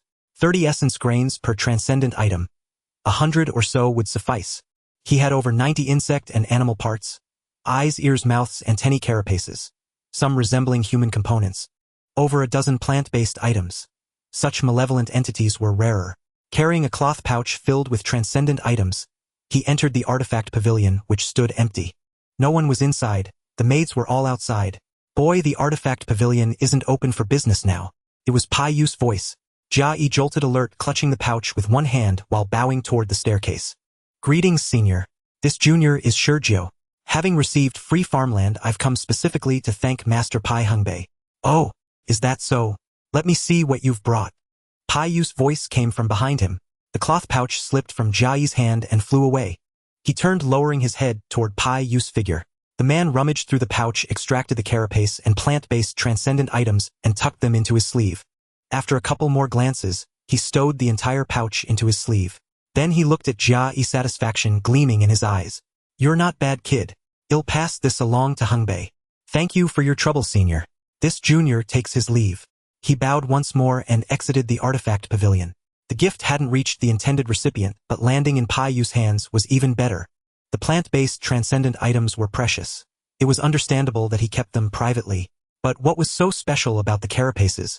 Thinking about his own spiritual skin, if it hardened, wouldn't it be akin to a carapace? A carapace could also be considered a type of skin. There was no rule stating that skin had to be soft. It was even better if he took it privately. Against the flow of the crowd, he headed home. Along the way, voices of delight constantly reached his ears. 10 grain essences a month, I can achieve life transformation in half a year. I'm a bit inferior on my body forging art, isn't proficient. ITLL probably take about a year. I wonder if I can make it for the guard recruitment. Being recruited probably didn't bode well. Scanning their expressions, all these people wanted to join the guard. Jia Yi didn't believe there were no clever ones. Perhaps they had been manipulated. The benevolent market master hadn't appeared, seemingly tacitly approving. Lost in thought, the feeling of being watched emerged again. He hadn't even reached home yet, a truly audacious. Once he returned home, he immediately entered the chicken coop to block prying eyes. He proceeded to gather from the chicks. Gather poison, erosion, bone poison. Common 1. The chicks were contaminated with erosion bone poison. Rummaging through distant memories. The first time Bamboo Skin Village obtained chicks from Feast Bamboo Town, they had been poisoned with erosion bone poison. Back then Zhu Guang was the village chief. Now it's happening again. Were the Bone Tooth Bandits still in Feast Bamboo Market? Had their legacy persisted all this time? Or was it the work of the Gloomlight clan's spies? Wouldn't it be better to target people? Targeting livestock was a lowly, underhanded tactic. To prevent the enemy from using more honorable methods, one simply wouldn't leave the market. He successively used his gathering skill, collecting from half of the chicks. He obtained a large mass of erosion bone poison. Unfortunately, he couldn't detoxify the other half of the chicks, otherwise it would arouse suspicion. Only half dying meant the poison wasn't applied well. Detoxifying all of them would implicate Shurjiu. Just as his mood soured, he suddenly heard approaching footsteps. A stranger was heading his way not towards the Fa tribe. The footsteps stopped before a house. Bang, bang, bang. An urgent knocking. Anyone home? Is fellow Taoist sure here? Jia Yi remained silent, hearing the person move to another door. Unwilling to listen to him knocking, he quickly stood up from the chicken coop and said with displeasure, "Speak quickly if you have business." The person turned around. It was a young man, barely an adult, with his collar slightly open and clear eyes. Seeing Jia Yi, he flashed a big grin, his joy evident. "Fellow Taoist sure Joe, so you're here. Why didn't you say so? Hurry up and pack your things, come with me." He stepped forward, reaching for Jia Yi's arm. Jia Yi flicked his spiritual energy on his arm, sending the newcomer stumbling back, then retreated 2 steps himself. The young man steadied himself, his delight growing even stronger.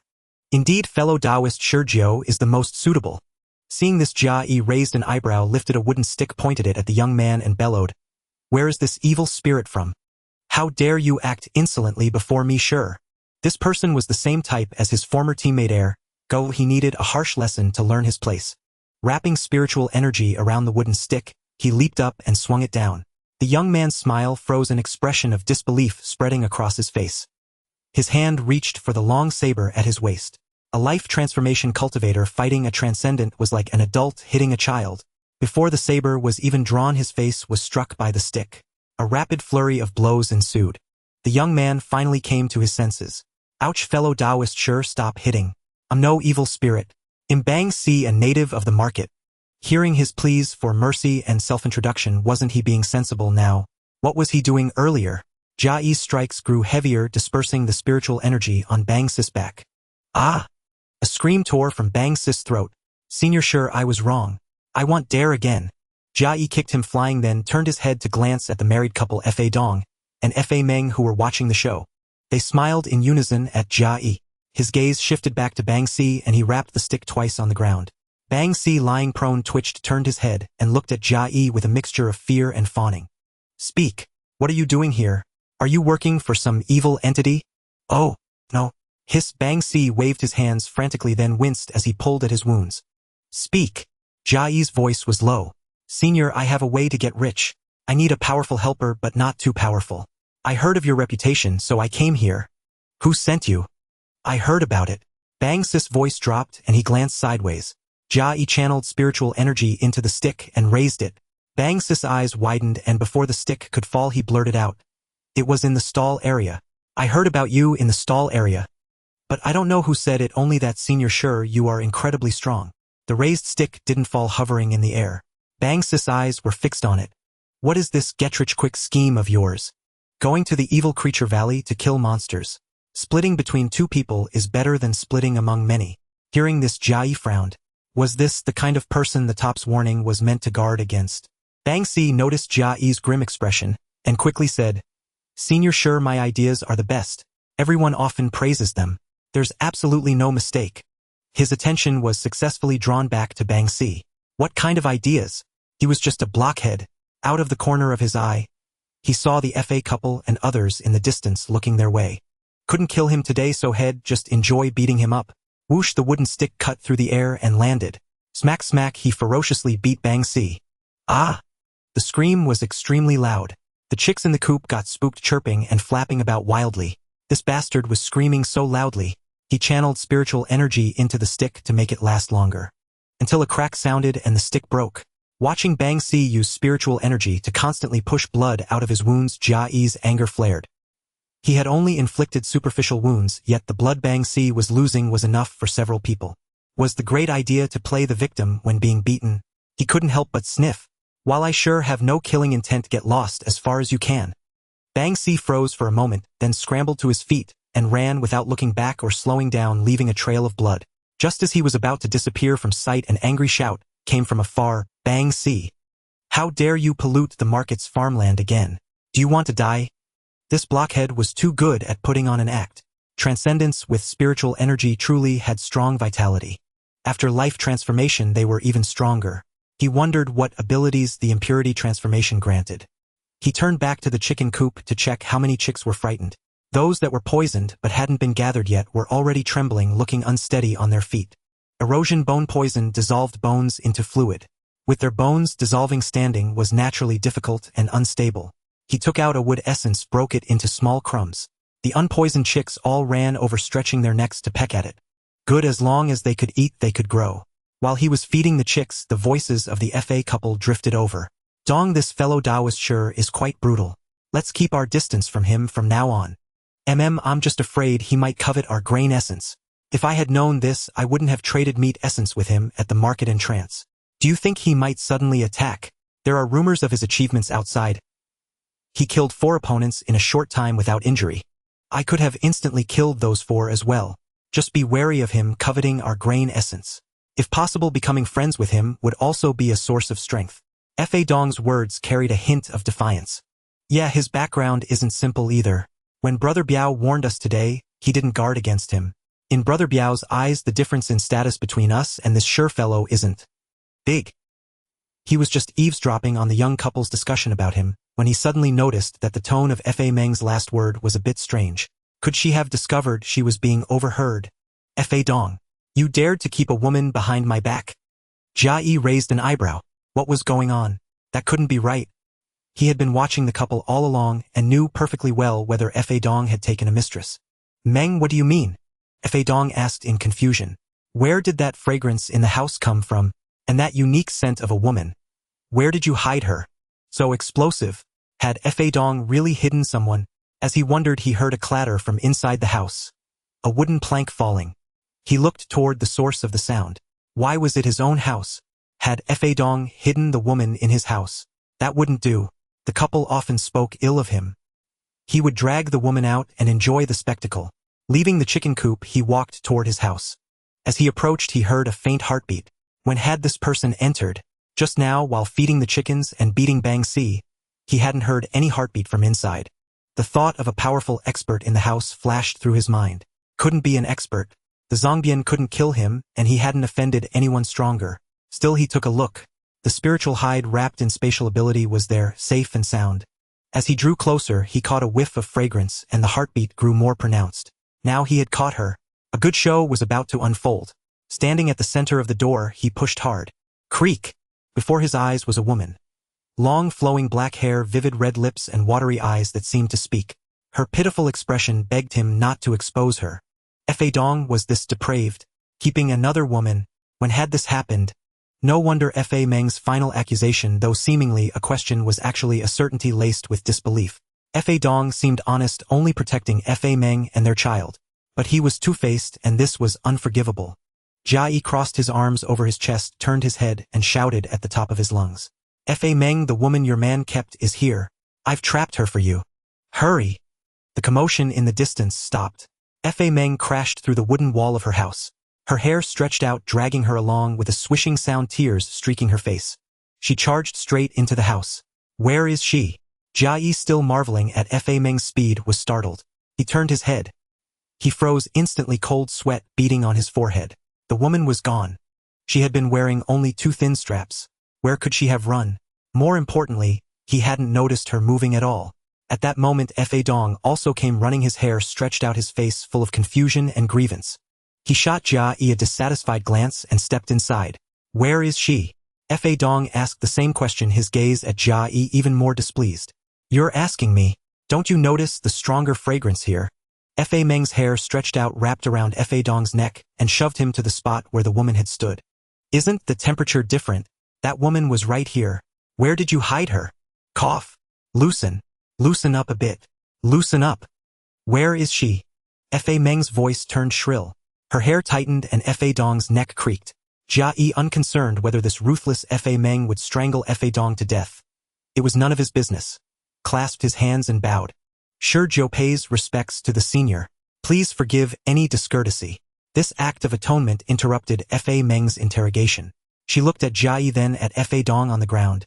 Her hair retracted and her eyes grew vacant, as if lost in thought. After Jia Yi apologized twice more, the young Fa clan couple came to their senses and kowtowed together toward the spot where the woman had stood. Fa Dong and Fa Meng slandered the senior. Please punish us. After a few breaths. What dull little ones? A languid voice said, as if weary from exertion. As the words faded, Jia Yi felt an inexplicable lightness. The woman must have left. After another incense stick's time, Fa Dong and Fa Meng finally stood up. Fa Meng, still shaken, touched Fa Dong's neck. She turned to Jia Yi and asked softly, "Taoist sure, what did that senior look like? What was she wearing?" Recalling the woman, he shook his head. Should he tell her the answer? That she wore only translucent bandages? If he said that he'd be killed on the spot. He had no idea what her cultivation level was, but she probably hadn't noticed the spiritual hide he had hidden. Cough. Cough. Meng, matters of the senior must not be discussed recklessly. The neighboring farming households were also trying to look their way. Everyone could hear Fa Meng's frenzied shouts. Jia Yi shook his head. He dared not speak. He could not speak. He turned back to the chicken coop. Still, that senior was truly ahead of the times. Even the special places from his past life were no match for her. Whether in bearing or figure, she embodied the word allure to perfection. But more importantly, what was she doing here? In this life, she was only the second such person he had seen. The first was Zhu Xiaoxiao. Her words and actions were, "Never mind. Why think of her? What bad luck." Zhu Xiaoxiao was even more absurd, affecting his thoughts. At the same time, at the center of Yanzhou Market, a wooden building had appeared adorned with all kinds of flowers emitting waves of fragrance. Yan Zhuming and Pai Yu were kneeling respectfully before the building. People came and went, paying no heed to the suddenly appearing building or the Zongbian big shots kneeling on the ground. Inside the building were two women. One was the very woman Jia Yi had just seen. The other had a red flower tattooed on her face, its petals slowly opening and closing, its tender yellow stamens trembling slightly. "Xiao Mei, done stealing. Done so boring. When will you take me to see the big sister? Is she really that formidable? I swore an oath, and so did you. Don't forget. We must go and help her. Also, when you steal, it's best not to leave traces. A zoo is hunting thieves. Don't cause trouble. Don't worry. I only steal a tiny bit. They won't notice. You steal dressed like that. I steal hearts on the side. If they think I'm cold, they'll give me their hearts. That feedback is the best. And importantly, I don't have to worry about a zoo tracking me." "You little slut." The woman with the flower tattoo sneered. "You're the slut. There are no men in the building, so you need to replenish again. This is just close to the big sister's birthplace, not Zhu Pai village. Besides, I've completed my mission. What's wrong with replenishing my consumption?" The woman with the flower tattoo then transmitted a voice to the outside, received by Yan Zhuming and Pai Yu. "Announced to the market, the flower building offers opportunities. Only men of pure yang body." The two Zongbian cultivators, their expressions wooden, their eyes flickering with flower shadows, responded in unison. "Yes. Sister Kanhua, why the rush this time? This is the Pai clan's territory. They are at war with the Yu Guang clan. We are strangers here. What do you think? Then hurry up. I haven't seen the big sister yet. Keep an eye on the group chat. See what those four old fogies are saying and guess their locations." Apart from a Zhu being the state preceptor of the Xian dynasty, no one reveals any information. "Should we go check out the Yan Yong city ruins later? That's where Yan Yu once stayed." The woman with the flower tattoo immediately refused. "We can't go. Who knows if she left any hidden traps? Perhaps a zoo is also watching that place. Put your clothes on properly first. If you displease the big sister, she might really make you receive guests. My flower building has her location." Jia Yi, confined within the chicken coop, was still brooding over that woman. What was her true purpose in coming here?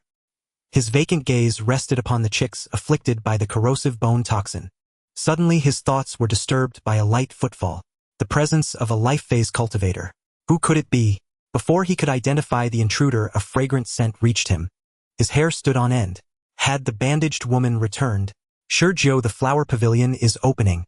A man with a pure yang body may find an opportunity there. It's located in the market square. If you seek fortune, go quickly." The tone was somewhat harsh. It was the female life phase cultivator from the artifact pavilion. Yet her voice seemed different. Where was that faint, seductive charm? Jia Yi turned around, his enhanced senses keenly catching a faint red hue in her eyes. A delicate petal form. She had changed. "Senior, what is the flower pavilion? What opportunity?" Even as he spoke, his mind conjured the bandaged woman, but with fewer bandages. Was the flower pavilion hers? He began to subtly circulate the spiritual energy within his body. Even if the bandaged woman was powerful, he couldn't just wait for death, could he? As Jia Yi mobilized his energy, the red flower phantom in the woman's eyes grew denser, until her pupils transformed entirely into petals. Witnessing such an ominous sign, he knew this matter would not be resolved easily. At worst, he could abandon this identity. Who knew where this madwoman had come from? Whoosh!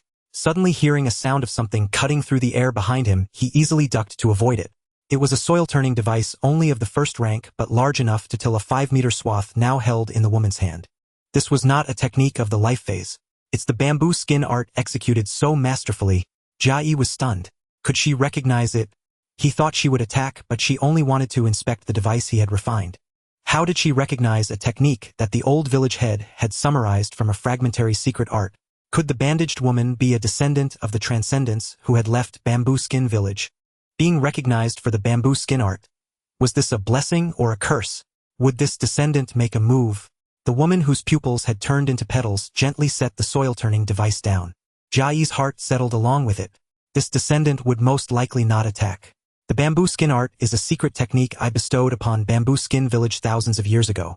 I didn't expect you to have preserved its legacy. Jia Yi's eyes widened.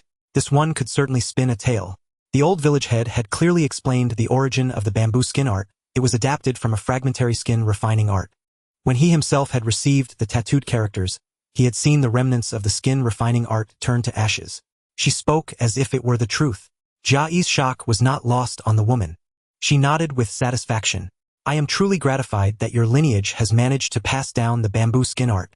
Now I will grant you another opportunity, provided of course that your lineage can continue to survive. A look of delight spread across Jia Yi's face. Senior, we can preserve it. Our lineage keeps a low profile and never courts trouble. I only bestow the opportunity. Whether you can obtain it depends on you. Having said this, the woman flicked a petal from her hand.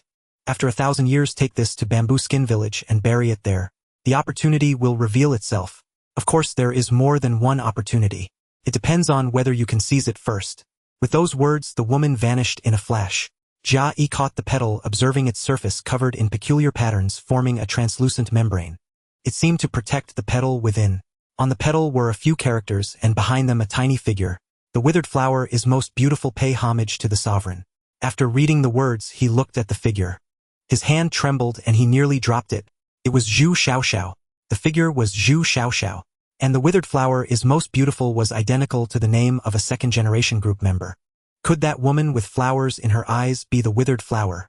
The bandaged woman. The withered flower is most beautiful. An ordinary person would hear it as praise for the beauty of a withered bloom. But Jia Yi, a member of the chat group, did not think so. Were there so many coincidences? The worst-case scenario was that the 3 people he understood from the petal were real. Zhu Xiaoxiao possessed innate charm. The bandaged woman hadn't grasped its essence and had to resort to bandages. At that moment, the real bandaged woman was sitting beside the withered flower. Sister Withered Flower, is that Shurjiu very special? The withered flower, whose face seemed to bloom and close like a petal, nodded. Although he is merely a transcendent, he does not covet opportunities. He is a suitable candidate. Is 1,000 years truly necessary? You said he doesn't covet opportunities, Zue Mei asked curiously. 100 years will suffice. By then he will have no choice but to go. Jia Yi clenched the petal in his hand, abandoning any thought of collecting it now. The withered flower was still here. He was outmatched and had to lie low. Let him take the opportunity. Dream on. Knowing it was a trap, no one would go. Daoist, sure, why are you standing there in a daze? Seeing you talk to yourself, you haven't mutated into a fiend, have you? Came Fa Dong's greeting from a distance. Alone. Jia Yi looked at the petal in his hand, which seemed to mock him. Alone. The withered flower could alter perception. So strong. And he was still struggling at the life phase. To be safe. No matter how strong she was, she had bowed to Zhu Xiaoxiao. That little girl was so sinister. He didn't believe the withered flower could easily extricate herself. He shot a glare at Fa Dong and returned to the chicken coop. He wrapped the petal carefully and put it away. Of course, this was for the withered flower's benefit. Being able to influence others' vision, making Fa Dong unable to see her. Such power meant she might be observing his actions. Perhaps she was still nearby. He sat cross-legged on the ground looking at the limp chicks. Jia Yi did not collect them. Their bones had probably dissolved. Collecting them now would be futile. As his thoughts wandered, he heard a familiar footstep. So the withered flower hadn't left. What did she want now? Young Master, sure, this servant is Pai Yuan, maid of young Master Hungbei. I have come specifically to return a courtesy. This time her soft, gentle tone evoked goodwill much better than before. Jia Yi turned to look at her. The petals in her eyes were gone. The withered flower could not only alter perception but also possess others. Greetings, Miss Pai. Jia Yi rose and bowed. After all, she was a life phase cultivator and he was merely a transcendent. Pai Yuan stepped aside, covering her mouth with a light laugh, her eyes curving into crescent moons. Young Master, sure, you are too kind. I dare not accept such courtesy. Judging by her demeanor, the withered flower had departed. The flower pavilion, Jia Yi asked casually. What? Pai Yuyan's face showed curiosity. Then she said, I came this time to return a gift to thank young Master Shi for his generosity. Her spiritual energy extended, carrying a storage pouch that landed in Jia Yi's arms. He did not inspect it on the spot. This Pai Yuyan cared nothing for his words, only about completing her task. But he cared about the withered flower and the group members. Pointing at a line of footprints on the ground, he said, You were here just now. As he finished speaking, he braced himself for an attack, prepared to abandon this identity. To have survived 1,000 years in this world with such power and a pure kind nature was highly improbable. The smile on Pai Yuyan's face faded slightly, but she still looked down at the footprints. After only 2 breaths, she reached for the storage pouch at her waist, producing a jade shuttle the size of a palm etched with peculiar patterns. She lifted a pinch of the soil marked with footprints, imbuing it with spiritual energy, and placed it into the small hollow at the center of the shuttle. Pai Yuyan turned to Jia Yi and said, Young Master Shi, just now it must have been some thief disguised as your humble servant. This jade shuttle can locate that person. Jia Yi stepped back lest she find the true culprit and splatter him with blood. Spiritual energy swirled around the jade shuttle, as it slowly rose, hovering in midair for a moment, before its tip abruptly turned to point at Pai Yuyan. The smile on her face instantly froze. She slowly withdrew the shuttle and looked at Jia Yi. Young Master Shi, what was your humble servant here for just now? I seem to have forgotten a little. Seeing she was still alive, perhaps the residual flower had left, he decided to try again. You wanted me to go to the pleasure house to receive the inheritance. Pai Yuyan paused for a moment. So the pleasure house you asked about just now. You mentioned it, that's why I asked. After Jia Yi spoke, a look of recollection flickered across Pai Yuyan's face. She furrowed her brow, glanced at the ground, and shook her head. This? Your humble servant came to handle matters for the young master. I shall take my leave first. Wait, take this with you. He called her back again, picking up 2 poisoned chicks from the ground. Pai Yuyan took the chicks. They were dead. In her hands, they naturally collapsed into a shapeless mass. Corrosive bone poison. She identified it quickly, her gaze turning to Jia Yi filled with confusion. Seeing she was still bewildered, Jia Yi began to explain. There might be remnants of the bone tooth bandits in the market. The chicks were poisoned before you arrived. It has nothing to do with your 2 visits. As a resident of the Yen Bamboo Market, I don't want this place destroyed by the bone tooth bandits. Pai Yuyan lifted the chicks, examined them, then looked at the footprints on the ground, her brows knitting together. After hesitating for a moment, she bent her knees in a bow to Jia Yi. Your humble servant truly forgot about the pleasure house matter. I will report back to the young master. As for the bone tooth bandits, the market will take precautions. However, this corrosive bone poison has already spread throughout the market and become a commonly used toxin. Young Master Shi can rest assured. Your humble servant takes my leave. He watched Pai Yuyan leave, carrying the dead chickens. The boneless corpses stretched 3 times their length in her hands. The trouble with the residual flower couldn't be borne alone. It had to be exposed. If the residual flower was still in the market, why wasn't she making a move, relying on her strength, fearless? How could a tiny ant escape from her grasp? Or perhaps she was putting on a show for him, having just bestowed a fortuitous opportunity, and that petal was still in his possession. If she wasn't in the market, then she must have a backup plan. How could someone from the group not leave a contingency? He returned to the chicken coop, cleaned up the dead chicks, and simultaneously sensed that petal. Was this the backup? Perhaps others had one too. Accumulate energy, prepare to flee. After cleaning up the chicks, he discovered another issue. There was 1 extra live chick. He had counted them during the collection. It was impossible to make a mistake. Could the extra 1 be problematic? Scanning the flock, he quickly found 1 limping. Collect poison, a trace of corrosive bone poison. The poison had been removed, but not completely. Who did it? Excluding the residual flower, her possession was of a being with fate-altering power. Her every move would have been detectable. If she had cleaned the poison, there was no reason to only clean 1 chick. That left the bandaged woman who had vanished from his perception elusive as a dragon. She had also gone to the Fa tribe couple's home, causing Fa Meng to go berserk. Jia Yi pondered her purpose there for a moment, then instantly opened the second session chat group. Residual flower, most beautiful. These were the original members. They were on good terms but rarely communicated. He suspected they passed notes through transactions. The possessed person was residual flower, a member of the second session. The bandaged woman was most beautiful, also from the second session. Most beautiful's talent was to grow stronger by stealing. He had personally seen her change her name to most beautiful. Had she gone to someone else's home for no reason, just to steal, There was nothing to steal in his 2 rooms, so she stole the poison from the chicks. Carelessly, he had made her stronger again.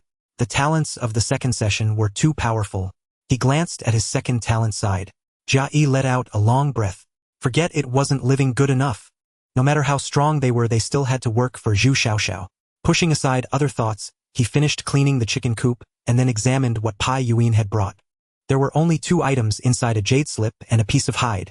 Collect knowledge from jade slip object control art. He absorbed and inspected it. It was a method to use spiritual energy to control supernatural objects carrying the body to fly. This was one of the reasons he had left the Zhu Pai village. He took out the piece of hide.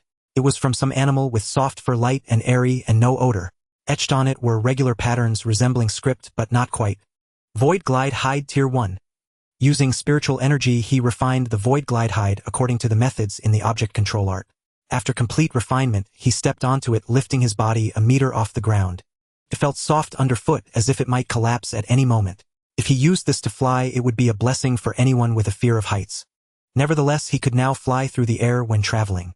Once aloft, he could hide the spiritual hide using spatial energy. Who could find it? Using the hide control art, he hardened the hide beneath his feet, dispelling the soft sinking feeling. Now he felt secure. With that thought, he landed. The hide control art seemed somewhat similar to the object control art. He carefully compared them. The control method of the object control art was a simplified version of the hide control art.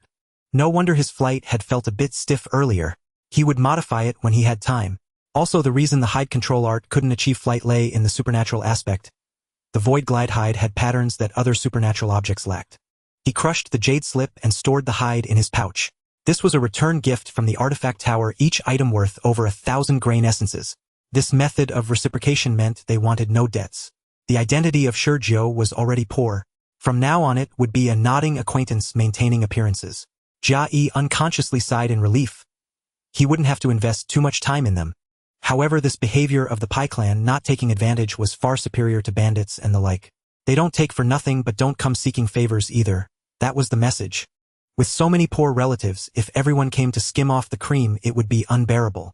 Thinking of himself, he also didn't want to share the spoils of his collection with his good brothers. His good brothers were the same.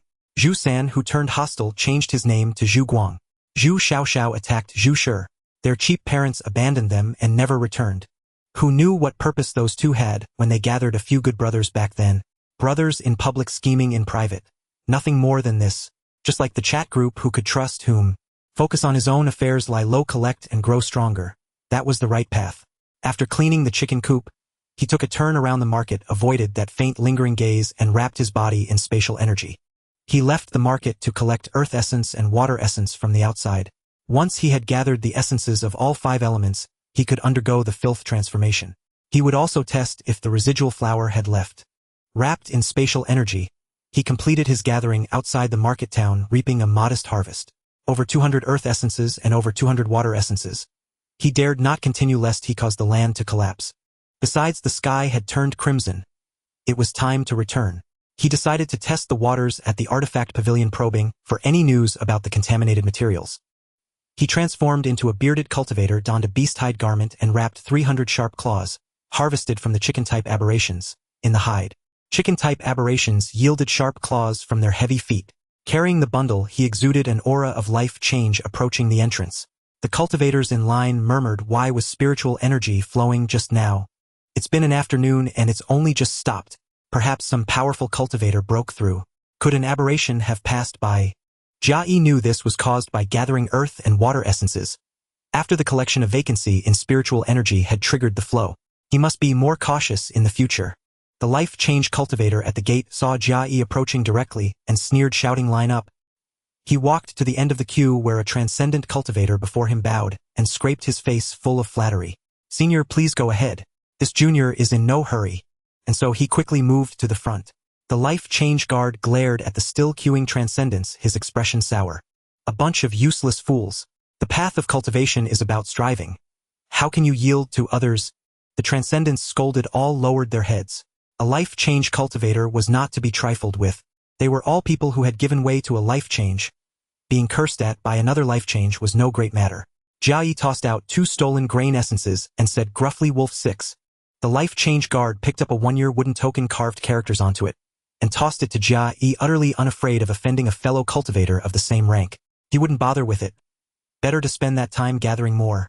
Entering the market town, he headed straight for the artifact pavilion. Passing by the stall area, he saw that life change cultivator berating his subordinate, poking the man's head with his finger. That transcendent cultivator's head bobbed with each poke, not daring to resist. Didn't you say it was foolproof? How did it go missing? Do you want to see tomorrow's sun? Senior you. Slap. The life change cultivator struck him, sending him to the ground, blood trickling from the corner of his mouth. Who told you to speak? Are you even worthy? The transcendent cultivator no longer bowed his head, and Jia Yi saw his face. His most distinctive feature was a pair of bulging eyes. And that life change surnamed you. Were they talking about him? How could a mere transcendent be under his surveillance? He quickly passed through the stall area and arrived at the artifact pavilion. As he exuded the aura of life change, Pai Yuan spotted him the moment he entered. She minced over with small steps and said, "Esteemed Taoist, what do you require?" Jia Yi handed over the beast-hide bundle of sharp claws and said, "Directly exchange for 5 elements essences." Pai Yuan's face lit up with joy, but as she took the bundle and inspected it, her hand stiffened. "Taoist, if you sell in bulk transcendent items, go for 20 grain essences each. These claws are worth 6,000 grain essences, which can be exchanged for 6 5 elements essences. What do you require?" Hearing this outrageous exchange rate, Jia Yi fell silent. Were there 5 elements essences different from his 2 metal type and 1 of each of the others? When Pai Yuan fetched the items, he took them and examined them. They were identical. After a moment's thought, he asked, "And what is the exchange rate among the 5 elements essences themselves?" 11 to 1. This Pai clan's artifact pavilion was truly extortionate. "I want 10,000 of each of the 5 essences. Can the exchange be made immediately?" Pai Yuan shook her head. "Taoist, if you plan to break through to impurity change with your friends and family, 5 elements essences aren't worth it. Better to use 5 elements substances. If you join the Pai clan's guard, we can provide the 5 elements substances free of charge once." Jia Yi lowered his head. Good 10,000 pieces. He had probed it out, 10,000 pieces, and she could guess about the impurity change matter. Now he needed to prepare the 5 elements essences. Thinking back, that jade slip was truly troublesome, not even specifying how much essence was needed. Feigning the end of his contemplation, he shook his head under Pai Yuan's expectant gaze. "I Wolf 6 only do business. How many 5 elements essences can you provide?" Pai Yuan was taken aback. 5 element substances were enough for a breakthrough. Why would he need so many essences? Special 5 element substances could also enhance combat power. What was his true aim? She could only shake her head. The market town only stocks 1,000 of each 5 elements essence. Farewell. Jia Yi turned and left the artifact pavilion, making several swallowing motions as he gathered the 6 essences. Each essence was missing at least 1 fragment, and the wood essence only had 6 fragments left. After he had distanced himself from the artifact pavilion, Pai Yu appeared behind Pai Yuan. "How is it? How are the aftereffects of being controlled?" "Thank you for your concern, Pavilion Master. Yuan is much better." Pai Yuan bent her knee in a salute. Straightening up, she continued, "This person brought transcendent items that are all sharp claws and asked about the quantity of 5 elements essences, which everyone knows. Should we follow him?" Pai Yu watched Jia Yi's retreating figure. "No need." He swallowed the 5 elements essences. A waste of heavenly treasures. He doesn't care about such things. A man full of such contradictions. Don't get close to him. Especially during this time of war with the Yoguang clan, it's even more important not to offend someone like him. He might be some ancient monster from another clan. Jia Yi didn't hear their conversation, focusing all his efforts on sharpening his 5 senses to guard against being followed. The Pai clan was a major clan, but who knew if they would have him tracked? Passing the stall area, he saw that life change cultivator again, scolding the Baijid one. "That you?" The life change bent down and whispered into the Baijid man's ear, "You'd better make it clean." The threat in his tone was thick. "Sir, this subordinate has double-checked. Not a single chicken will survive," the Baijid man replied pitifully. As if that would save his skin. "Ayumang only care about the results. If you fail, he'll have someone else take your place." The Baijid man's body trembled as he hurriedly responded, "Yes." Jia Yi passed through the stall area and left the market town, pondering their conversation. If it was aimed at him, they must be poisoning the chicks. Entering the forest, he flickered, using spatial energy to vanish from sight. He looked at the life-change treasure. The petal inside was still there, unchanged. Gather random item flower puppet seal 1 puppet. The character for puppet. That wretched residual flower had ill intentions. He gathered randomly again. Tracking mark 1 on the petal, Zhu Xiaoxiao's image vanished simultaneously, appearing in the gathering space as a speck of light. That wretched residual flower nearly ruined him. That was definitely Zhu Xiaoxiao's tracking mark. Jia Yi's throat bobbed as he swallowed his saliva. Thank heavens his talent was strong enough. He continued gathering randomly. Worn petal one what? He looked at the gathering space. It was a tattered petal missing a corner with broken script characters on it. In the end, only an empty shell remained like a transparent, glowing cocoon. He still dared not take it out and could only gather it. Gather random item. Soul cocoon 1. What is a soul cocoon? This is something new. He looked into his collection space. It was a transparent humanoid empty shell only half a fingernail in size. The face was that of an unfamiliar woman. He dared not take it out and left it in the collection space. It was best not to touch such strange and peculiar things. With the lingering troubles resolved, the sky turned a dark red. He went to the market, revealed himself in a hidden spot, and returned home. All was silent. It was quiet with him alone. Nothing unusual there. But the chicks hadn't chirped and the light hadn't dimmed. They couldn't have simply fallen silent. Could it be? He walked to the chicken coop. The remaining half of the chicks were all lying on the ground, sprawled out like mud.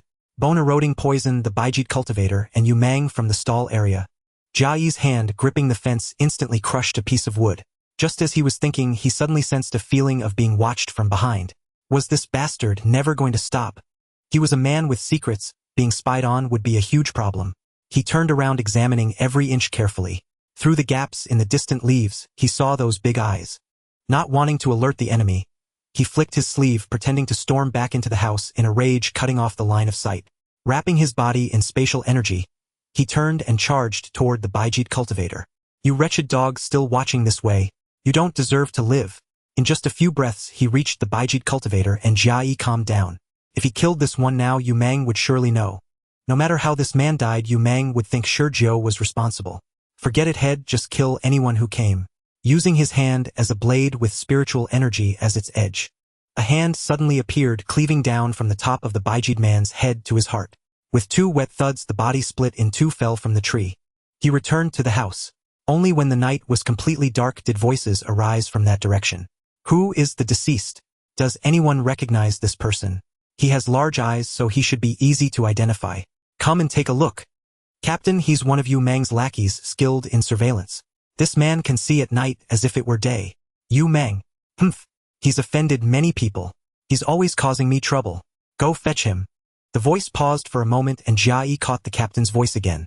A clean and swift kill. The victim's position had been found long ago. And they called him skilled in surveillance. What a fool. In the time it takes to drink a cup of tea, Umang arrived at the spot where the Isekai'd man had died. The moment he saw the corpse, the accusations began. Umang, the market master, trusted you in vain, yet you caused trouble time and time again. Captain Che, what are you talking about? Don't play dumb. This was your man. How many times has this happened? Your people are constantly in trouble. What are you trying to do? Seeing the patrol was relentless, Umang said, Fine, Captain Che, what do you propose to do? 200 essence grains, not one less. 200. Are you robbing me? Instead of going after the real murderer, you come after me, the victim. Are you paying or not? Make it quick. I'll count down from 3. 3, 2. Fine, I'll pay, but you must arrest the murderer. Captain Che squinted at Umang upon hearing his request. Are you teaching me how to do my job? Umang's face turned pale. He clenched his teeth, stared at Captain Che, and said through gritted teeth, Don't forget the duties of the patrol. Oh, now you're lecturing me. Judging by your expression, you know who the murderer is. Lead the way. Humph. Umang gave a cold snort and began to walk. Inside the house, Jia Yi lay on the wooden plank listening as the sound of footsteps drew nearer. He took out the storage pouch and tied it to his waist. Inside was the jade token for the permanent farmland. At this final moment, this item would surely be useful. The sound of breathing guided Captain Che and Umang to his location. Captain, there are many dead chickens here. It looks like bone-eroding poison. A team member discovered the anomaly in the chicken coop, disrupting the group's advance.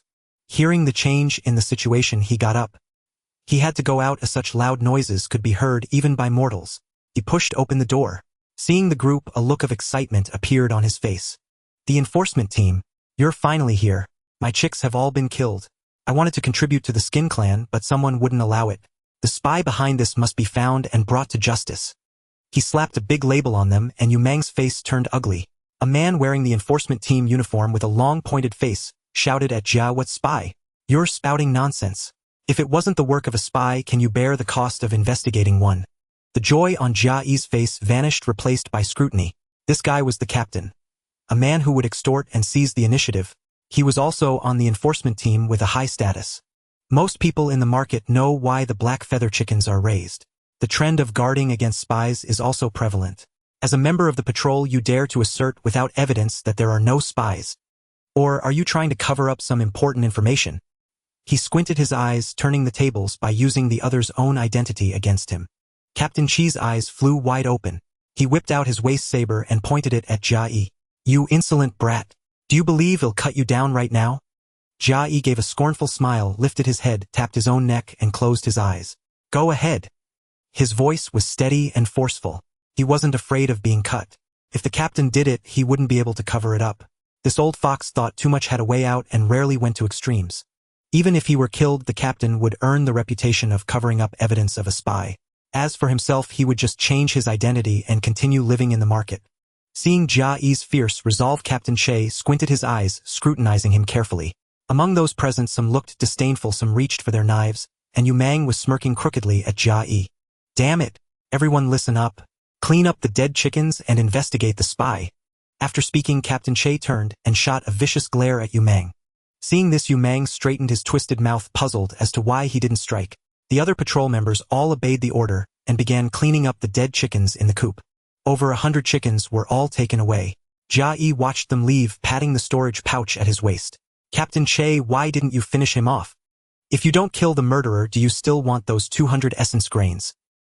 Hearing this, Captain Che immediately stopped, a fierce look on his face. Yu Mang, you want to use me as your knife?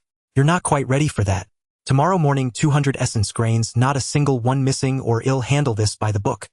With that, he waved his hand and left with the other patrol members. Left alone, Yu Mang's face darkened. He glanced back in the direction where Jia Yi was seeing only pitch black. He flicked his sleeve and left the spot. Only after the patrol had walked far away did someone dare to ask, Captain, what's wrong with that guy? Humph, a bunch of idiots. That man is sure Joe, a newcomer to the market and quite famous. Think carefully about his information. The patrol members were silent for a few moments before several responded. A strong one among the transcendents, killed for in an instant. Quite poor, sells transcendent items for essence grains. A stubborn and straightforward personality, a hothead who won't bow his head. Hearing this, Captain Che stopped in his tracks, his sharp, stern eyes sweeping over his men. A bunch of fools. If I ever get killed one day, you'll never even find the murderer. Listen carefully. Before Shi Jusha killed those four, he said in the market that the mastermind should leave the market. At least he wasn't afraid of the cultivators from the fate change stage. Saying he was poor, yet in just a few days he acquired a storage pouch from the artifact tower. Do you take the artifact tower for fools giving things away for free? If he had ties with the artifact tower, even if I were named Yen, I'd still die. And you saying he's upright and stubborn. Do you think I can't handle those brash and reckless fools? If the blade truly falls, this captain's career is over, and I might even be branded a spy. But Captain, where do we catch the spies? The captain stopped, stared at the team member who asked about catching spies, looked around, and revealed a helpless expression. Idiot, don't ever say you're under my wing again. I've analyzed it so thoroughly for you. How to catch the spy, whether to catch them, where to find them. Figure it out yourself. What matters now is finding those missing men. Don't dwell on useless things. Jia Yi, overhearing their conversation, knew the matter had been settled. This market had its order. He gazed at the empty chicken coop. In just a few days his efforts had turned to nothing. Still, he could use this as an excuse to stop raising livestock. A good time to rest, collect the 5 elements essence by day and comprehend those techniques by night. The 2 methods of the skin control art, skin control and warning, and those 5 viscera transformation techniques. With viscera transformation approaching, he needed to study them even more carefully. Late at night, as Jia Yi delved into the skin control art, he heard the young couple from the FA clan whispering again. Curiosity stirred. What secrets would they share this time? Dong, this sure guy isn't afraid of death. What if he recklessly robs us? Don't worry, he'll protect you. If it comes to it, well, just get on good terms with him. After all, we live nearby. Jia Yi turned over and withdrew his attention. They were just gossiping. He had thought there might be real secrets. Time passed and over 3 months had gone by since Fa Meng's childbirth. He had been constantly on guard against Yu Mang's attacks. Meanwhile, he observed Yu Mang daily, waiting for him to leave the market to deliver a fatal surprise. In these 3 months, he had gathered over 10,000 water essence and earth essence each. A new worry arose. The 5 elements essence he collected was of extremely high purity. Using it to trade for other attributes essence. The artifact tower would surely find out. They weren't like Fa Meng, who'd greedily devour meat essence. Excessive purity was also a problem. At least he couldn't trade it.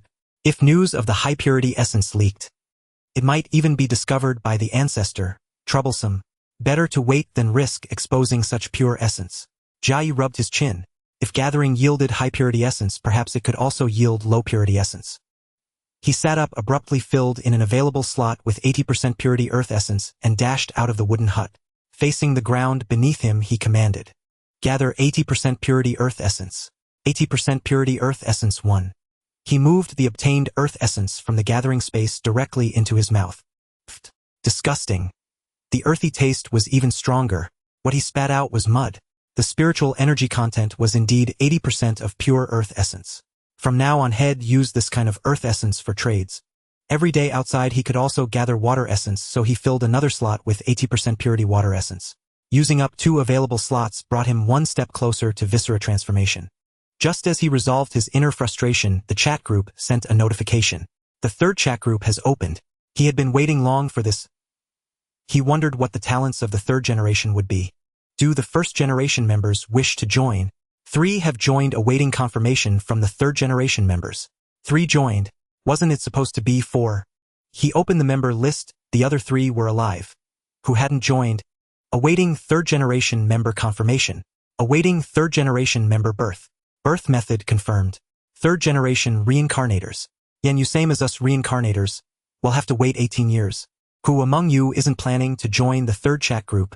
Eternal life were the 1st generation, no comparison. Maybe it'll be confirmed soon. They'll definitely join. I've had enough of this godforsaken place. Jia Yi said nothing. 18 years. What did it matter? By then he'd probably have reached viscera transformation. From Yen Yu and Eternal Live's conversation, it seemed the ancestor hadn't joined. What was he up to, not being enthusiastic about this? Jia Yi, lost in thought at the door, was interrupted by a loud wail. Fa Meng had given birth. He focused his 5 senses on the Fa couple's wooden hut. Meng, are you okay? This child cries. With just a slap came Fa Dong's worried voice. Don't worry, take the baby out quickly. It'll clean up. Creak. The wooden door of that room opened and the wailing grew louder. Fa Dong came out holding a loudly crying infant. He coated his hand with spiritual energy to clean the little one. Perhaps the process was soothing as the baby stopped crying. Why isn't it crying? Is it dying? Fa Dong exclaimed in surprise. Slap. A hand smacked the bottom and the baby started crying again. Jia Yi curled his lips. Sensing Jia Yi's gaze, Fa Dong lifted the crying child toward him, revealing a grin of white teeth. Brother, sure, look at my child. The child stood propped up, crying loudly, its eyes darting around. He smiled at Fa Dong, who lowered the child. He had seen such scenes in Bamboo Skin Village, but Fa Dong's child seemed more spirited, looking around. As he pondered, another notification arrived. 2 have chosen to be born near old members. All were denied entry. 1 person refused. Rejected again. This was expected. Not having to wait 18 years was the best outcome. Force breakthrough. Please fill breakthrough energy. He had already decided on 50 million years of lifespan. Filling it, he immediately checked the talents. This time 1 person refused. Not ideal. Yen Yu has broken through the chat group barrier. Gatherer has broken through the chat group barrier. Eternal life has broken through the chat group barrier. The 3 broke through in sequence. First target, check the member list. Talent 1, Son of Alchemy. All things can become pills. Talent 2, Son of Talismans. Heaven and earth can be drawn. Talent 3, Son of Artifacts. Under the hammer all are tools. Talent 4, Son of Formations. Perceiving the world's patterns. Talent 5, Puppet. As he watched, the 5th directly vanished. Yen Yu 1 died. You 4 can change your names. Son of Alchemy, is this the real world? I was just born. Can I live another life? Son of Talismans, I was just born too. Who are you? Son of Artifacts, same here. Who are the old members? Which unit are you from? Son of Formations, is this still Blue Planet? Then I'll change my name. Listen to the old members, it can't hurt. Jia Yi returned to the hut and lay back on the wooden plank. 2 were near old members, and from their words both were newborns. That child from Fa Dong's family might be one of them. He wondered what talent it had. He licked his lips. Talents, the more the better. As Jia Yi schemed over talents, he saw the 4 change their names in unison, their actions perfectly synchronized. Fire in the face of duty. Apex Talismans. Great nations vessels. Pioneer. These names were a world apart from the hooligan nature of the previous generation. The four arrived in the new world like curious children, and Jia Yi was reluctant to answer their questions lest he develop attachments. If possible, when gathering talents there would be less hesitation, especially for the child of Fa Dong. The group chatted with the immortal Yen Yu, allowing them to become familiar with this extraordinary world. Jia Yi also gleaned information about them. Righteous in Flame, son of Dan, associated with Fire, a firefighter who saved lives in his past life and entered the Light Gate willingly. Apex Talisman, son of Fu, a scientist who made great contributions to Blue Star on the verge of death from old age and entered the Light Gate willingly. The other two were also righteous individuals who entered the Light Gate for Blue Star. The immortal don't trust anyone, especially about your birthplace, revealing it will lead to death. Pillar of the Nation. Why? By the way, is Ancestor Zhu really a group member? Yen Yu, has he found you? You're doomed. He's been hunting me for ages, only stopping a few centuries ago. Pillar of the Nation. Yeah, he's a kindly old man. He said he was a member of the first generation. Right after I was born, he appeared suddenly, locked eyes with me, and took me away. Yen Yu, ask him why he didn't kill you. The immortal Ancestor Zhu might use his methods on you, exploit you. Pillar of the Nation. Ancestor Zhu said the Shen domain is very dangerous, that he wants to send me away, and that I shouldn't trust any of you or remember the Shen script. The chat group fell into silence. Pillar of the Nation. He knows I told you all this. He just smiled and said nothing more. Yen Yu, the imperial preceptor of the Shen dynasty, is incredibly powerful. He can see your memories with a single glance. But why didn't he kill you? Jia Yi's eyes narrowed as he read this. Ancestor Zhu had hunted Yen Yu until a few centuries ago.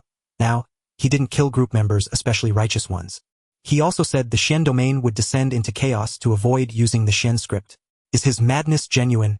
Pioneer, aside from Pillar of the Nation, how are the two of you faring?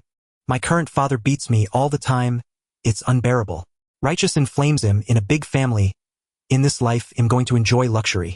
Apex Talisman, it's freezing cold. I've got goosebumps. It's just like Yen Yu described with those evil entities. Maybe I'm near one of those evil entities.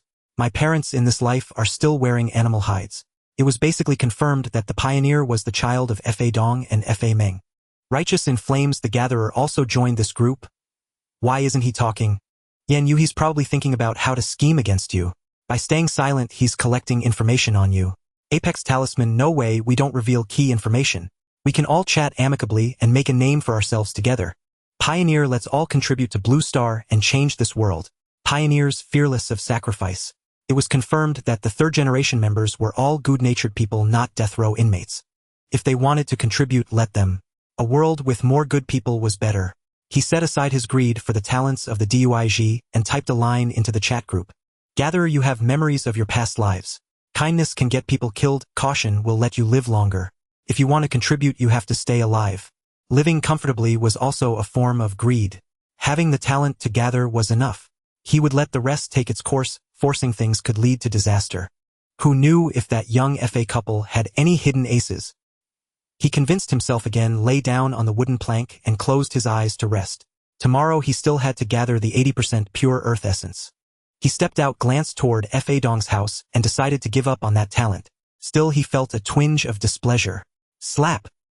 He slammed the door shut with force, swaggered out of the market town, and cast one last look at the stall area. He wondered if Yu Mang would come out and get beaten. In the stall area, Yu Mang was listening to his underlings report. What? That ant left the market town. That damned bastard holed up for 3 months and now he goes out. Senior, you should we go out? The underling looked at Yu Mang and made a cutting gesture across his throat. Yu Mang turned his head, glared at the underling, and kicked him away. Who told you to speak? Get out of here and mind the stall. It's obviously a trap. Do you want to go out and get yourself killed? Jia Yi waited outside the market town for an hour, but Yu Mang never appeared. His expression darkened. He had wasted more time. From now on he would swagger out of the market town every day, giving him every opportunity, hoping he would seize it. He stopped waiting for Yu Mang, wrapped himself in spatial energy, and went to gather the 80% pure 5 elements essence. 80% pure earth essence 1. While gathering, he kept an eye on the group chat. The second generation's resplendent blossom Most Fair was asking about the third generation members. Most Fair, brother immortal, what kind of energy do you use to break through the chat group's barrier? How much energy does it consume? Most Fair, please, pretty please.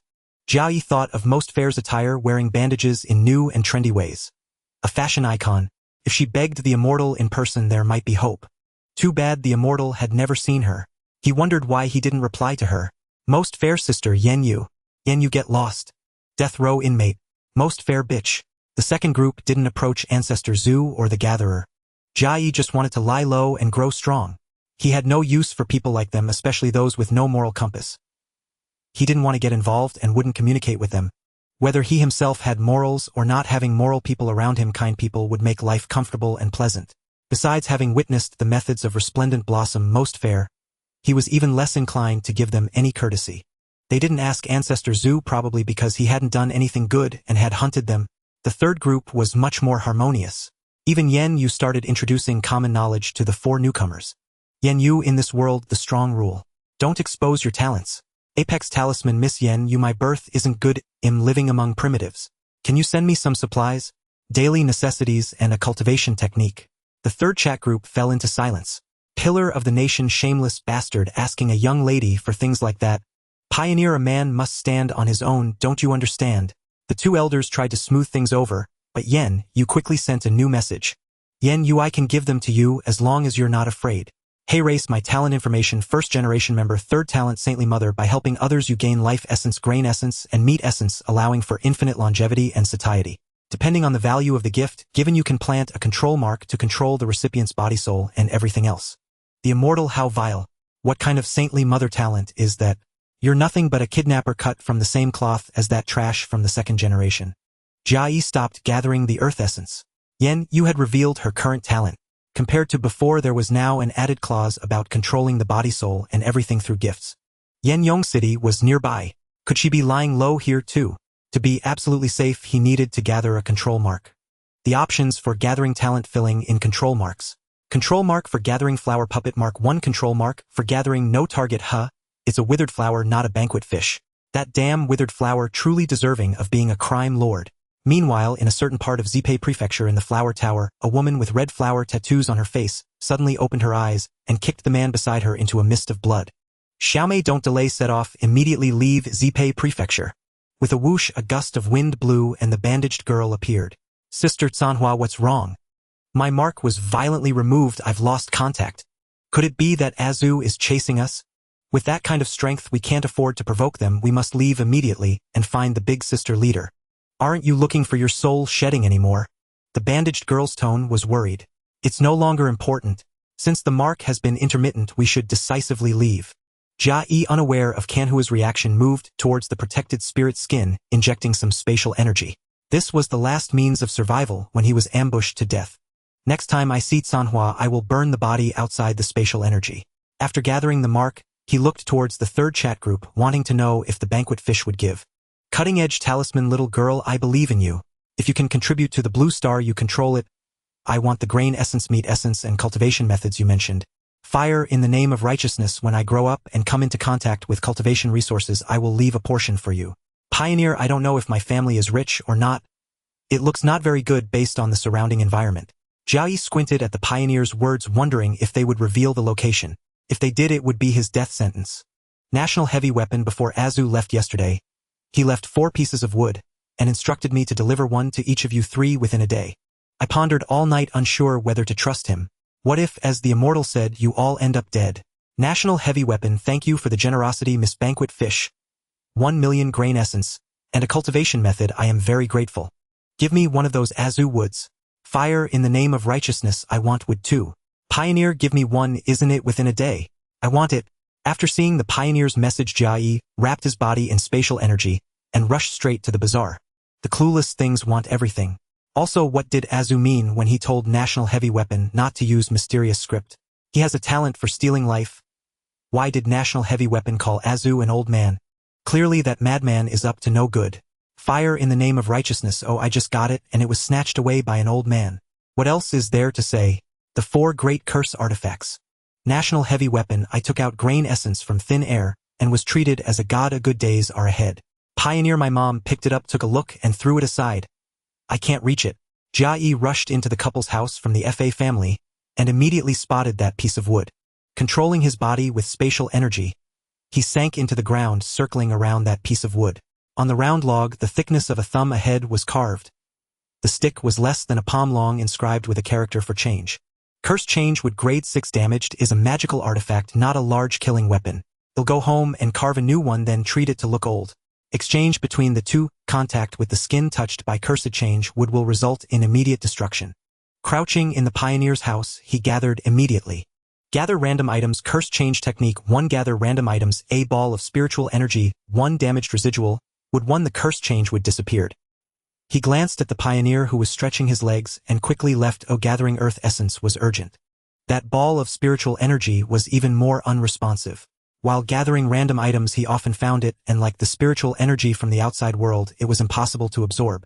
While leaving the bazaar he checked the cursed change technique. This is a technique that uses a medium to curse others and oneself. Cursing others to lose something will cause oneself to double the loss at least 100-fold. The greater the difference in strength from the opponent, the more one loses in the backlash. This trash technique can only be used by those with abundant capital. Can be utilized with a longer life, but it's not worth it. With so much lifespan, it's better to let the enemy die slowly. Solving the troubles brought by the pioneer gathering earth essence and water essence became a lot smoother. 80 pure water essence 1. While struggling by the riverside, Jia Yi noticed someone speaking in the first chat group. Since the second chat group was established, the first group had not spoken at all. Who is it? He opened to check. Azu, enjoy the last moments of peace. About to send you a big gift. Immortal Huang Mao, what does your dog say? If you have the ability, send it over. Banquet fish, I know you sent wood to those 4 people with bad intentions. Azu, I've been in this world for 2,000 years. I've done everything. Do you remember my ideals? Seeing Azu's words, he felt an ominous premonition and thickened the spatial energy. He really hadn't paid attention to Azu's ideals. Azu 321. It is said that killing the great emperor will produce an anomaly. Hearing him mention the killing of the great emperor, he recalled Azu's previous words. When he initially hinted at the establishment of the Xianzhao dynasty, he had mentioned wanting to overthrow the Xianzhao. At that time, he was still questioning what dynasty he wanted to establish, including its name and location. The cracks in the chat group also originated from that time. This guy wouldn't really want to kill Xuanri, would he? As his thoughts drifted for a moment, the sky suddenly darkened. Boom! A loud sound hit, causing his heart to tremble. Above and below the sound echoed, lingering for a long time. The sun's warmth had cooled significantly. He suddenly sensed a chilling aura emanating nearby, the unique sense of malice from evil entities gradually intensifying. Turning his head, he saw a red beetle the size of a thumb absorbing spiritual energy, and in a daze it transformed into the size of a basin. Its limbs and facial features retracted into its body, forming a lump. That lump of flesh split horizontally from left to right, and the gap suddenly burst open. Revealing a mouth, it became a mouth showcasing a mouth full of sharp teeth, shining with a cold light, and the red interior also bore a metallic sheen. A second-generation evil entity shellmouth. It's been a long time since I last saw one. This is a rather troublesome evil entity. Those in the nurturing stage are bound to die upon encountering it, while extraordinary beings can't break its defenses, either leading to their demise. Jia Yi, being a life-altering cultivator, naturally felt no fear, and since his body was wrapped in spatial energy, Shellmouth did not detect him.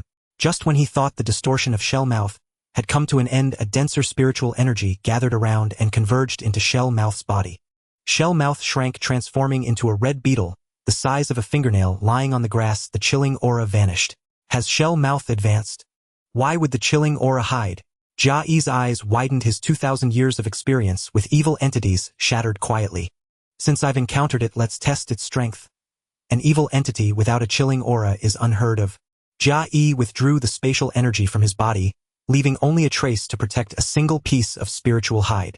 As soon as the spatial energy was removed, the red beetle slowly spread its wings and flew over. No chilling aura leaked out. He fixed his gaze upon it. The beetle flew to him, and when it was less than half a meter away, it instantly enlarged to over a meter in diameter, and a sinister cold aura emerged.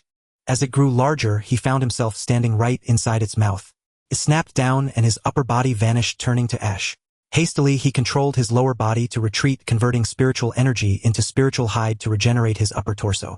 The shellmouth immediately opened wide and pursued him. Jia Yi enveloped his body with spatial energy, and they passed by each other. The shellmouth lost its target. In less than 3 breaths, it transformed back into a beetle and perched on a blade of grass. Yet that sinister cold aura lingered, not withdrawn. It was a remnant from before, not emanating from the small beetle. When he reappeared, it was time to test its combat prowess. He withdrew the spatial energy. Upon reappearing, he was not attacked. The beetle remained motionless, only chewing something in its mouth. He bent down for a closer look. It was spiritual energy. Jia Yi's face instantly darkened. so small and it stops attacking once it obtains spiritual energy. After it commits its deeds, who could find it? Who would kneel down to check a bug's mouth for spiritual energy?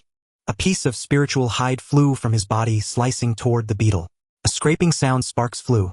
The beetle transformed back into the shellmouth unharmed, and the chilling aura pressed down on him again. The shellmouth opened wide and charged at him.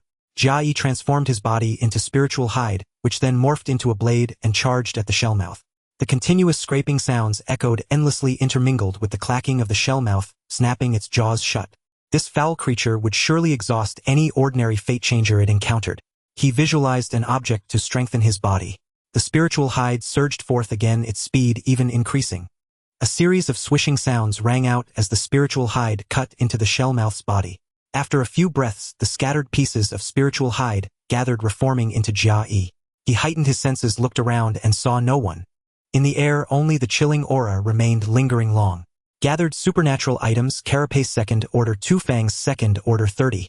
Truly a second order evil creature. After the collection, that chilling aura still persisted. He took out the white bone soul lamp. Spiritual energy flowed, and a wave of phosphorescent fire spread out to burn. The chilling aura vanished. Fortunately, it could be removed. A sigh of relief escaped him. If it could not be removed, this world would be far more dangerous. The inability to discern the presence of evil creatures would waste a great deal of energy. Having eliminated the creature, he enveloped himself in spatial energy and returned to the marketplace. The world had become like this. He would first return to a populated area. Even if danger lurked, there would be more people to share the burden. On the way, he glanced at the chat group. During his battle with the evil creature, he sensed that a group member had fallen. He opened the member list. The Eternal Yen Yu the Gatherer. The three names were listed in order. Azu was dead. What of his grand ambitions? He opened the first chat group. The recent conversation appeared. Yen Yu the Emperor's death sound. Azu, have you lost your mind? Without the Sun Emperor's divine light to suppress them, the evil creatures will riot. Azu, hahaha, so what? Can't I just become the Emperor myself? Less than a minute after his arrogant words, he spoke again. Azu traitor. Gu Meng. Azu I. The Eternal, hahaha, that brat is dead, a great relief. Finally, that kidnapper is gone. The Eternal, woo-woo, it's so lonely alone. Azu was dead. A group member who had lived for 2,000 years was gone. Suddenly he felt a void. He stared blankly at the translucent formation ahead, his eyes vacant. The transparent barrier was covered in green vines. From that direction came a mix of chilling auras. Evil creatures were attacking the marketplace. He did not watch the battle. He continued toward the market, protected by spatial energy. These things could not harm him. Instead, the chat content, Yen Yes words, explained much. That peculiar roar was the sound of an emperor's fall. The dimming light and the cold were due to the disappearance of the divine light of the land. The evil creatures were awakening because they had lost the suppression of the emperor's light. And Azu's final words. The first sentence was arrogant, then came the shock of betrayal, and the last word was I. No longer acting like an elder to others. Was it regret?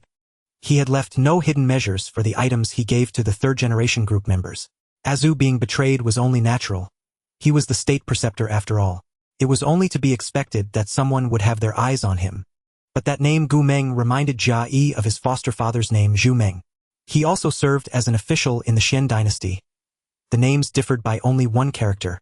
His foster mother's name was Zhu Hui, the Madam of the Green Silk Pavilion. In the second chat group, they were also asking about Azu's situation. Kenhua, is Azu dead? Yen Yu, he acted arrogantly. His fate was sealed. Zue Mei, excellent. Everyone wanted Azu dead, and he did not disappoint. Having confirmed the matters in the chat group, Jia Yi had already arrived outside the marketplace. At the position of the protective barrier, no human figures were visible, only green vines continuously lashing out, killing the approaching evil creatures. There were 3 evil creatures over 10 meters long.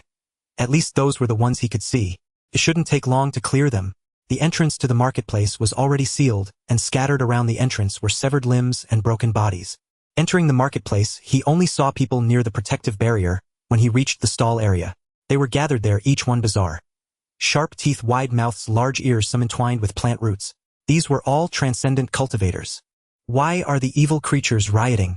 Does anyone have inside information? Where are the demon-slaying guards? Are the people of the Xian dynasty all dead?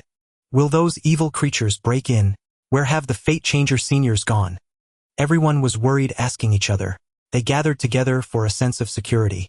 He found a secluded spot to reveal himself and returned to his wooden hut. He met no one on the way. The cultivators were all in their own huts. Approaching his wooden hut, he saw Fa Dong and Fa Meng sitting in the field, holding a child, their faces full of worry. Dong, is the emperor truly dead? I've read the clan records. When an emperor dies, that sound is made. This time the sound matches the records exactly. Then can we ask for the clan's teleportation treasure back? Fa Dong shook his head and put his arm around Fa Meng's shoulder. Jia Yi curled his lip. Once something is given, there's no taking it back, and no one wants to return it. Fa Dong and Fa Meng also noticed Jia Yi. Wariness crept onto their faces, and Fa Meng hugged the child closer. Brother, sure you're back. There seems to be an evil creature near your home. Be careful, Fa Dong greeted him proactively, even offering a warning. Jia Yi nodded and looked toward the two wooden huts and the chicken coop. An evil creature. So close, yet he hadn't sensed any chilling aura. Was it one of those that could conceal its presence? Wouldn't the two members of the Fa clan be dead? He heightened his vigilance and walked toward the chicken coop. Only when he was a few steps away did he perceive the chilling aura. He immediately halted, ready for an attack. Fa Dong and Fa Meng also watched Jia Yi intently, not blinking. Dong, do you think fellow Taoist sure can find it? I'm not sure. I only killed one earth intestine, but the other evil creature hasn't come out. Jia Yi overheard the couple's conversation and recalled the information about the earth intestine. An earth intestine was an intestine sprouting from the ground, akin to a tentacle-like evil creature that remained stationary. It camouflaged itself with the color of the earth, and when a living being drew near it, would suck them into its mouth, which was connected to the intestine. From their words, Fa Dong had already slain it, and with his enhanced senses, he could see the fine needle-like holes in the chicken coop. It seemed to have been killed in a single strike using hair, and the corpse of the earth intestine had vanished. He quietly retrieved the white bone soul lamp and lit a tiny spark. At the location where the spark existed, a fist-sized gap appeared in that chilling sensation. When he withdrew the white bone soul lamp, the cold aura did not fill the void, the gap remained. It was the same type of evil creature, and it had been cleansed. His heart relaxed slightly as he pulled open the fence gate and stepped inside. Fa Dong and Fa Meng stared at Jia Yi, their eyes wide, holding their breath. Was a fight about to break out? Jia Yi searched everywhere for insects, but there were none. They had likely all been devoured by the earth intestine. Reassured, he lay down on the wooden board, prepared in the chicken coop, relaxing his body and mind. After a while, he overheard the couple whispering. Dong, do you think fellow Taoist sure was eaten by the evil creature? Let me ask. Fa Dong quietly replied to his wife, then called out loudly.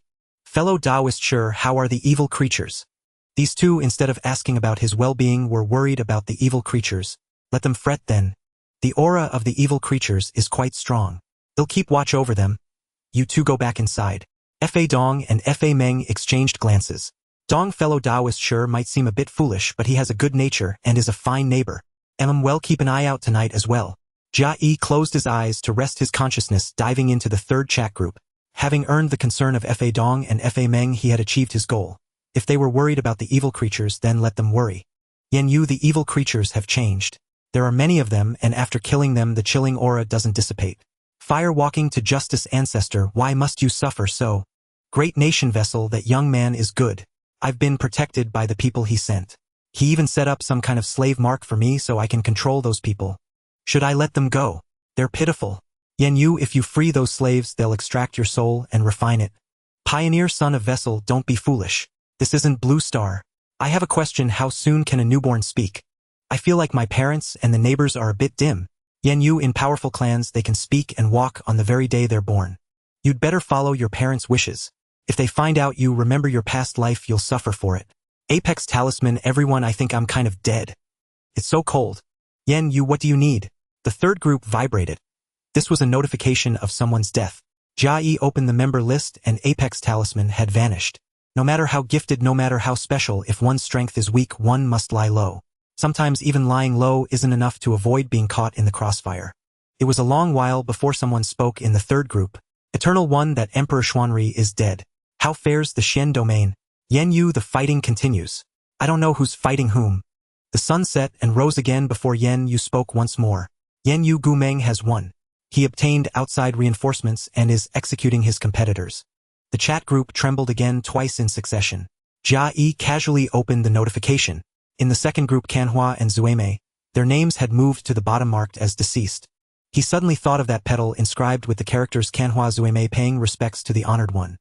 When those two arrived in this world, such inscriptions could no longer be written.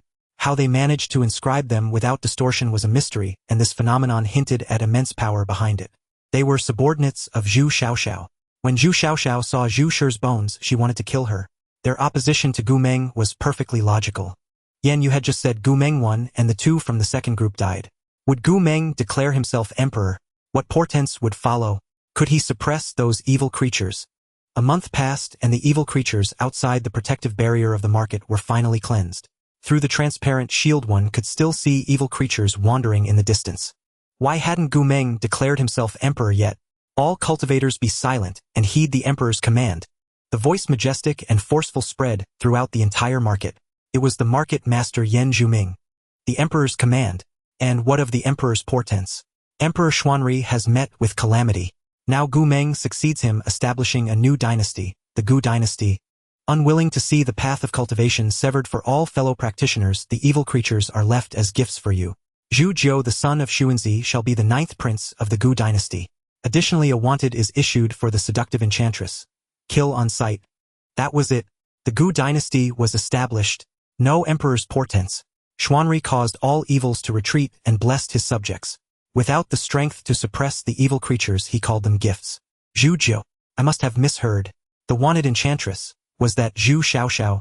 Jia Yi looked toward the source of the voice where Yan Zhuming and Pai Yu stood. He wondered if there was a portrait of Zhu Xiaoxiao. After Yan Zhuming announced the matters of the Gu dynasty, he said to Pai Yu beside him, Brother Yue, about the artifact tower. The capable do more. Brother Zhuming, go ahead and announce it.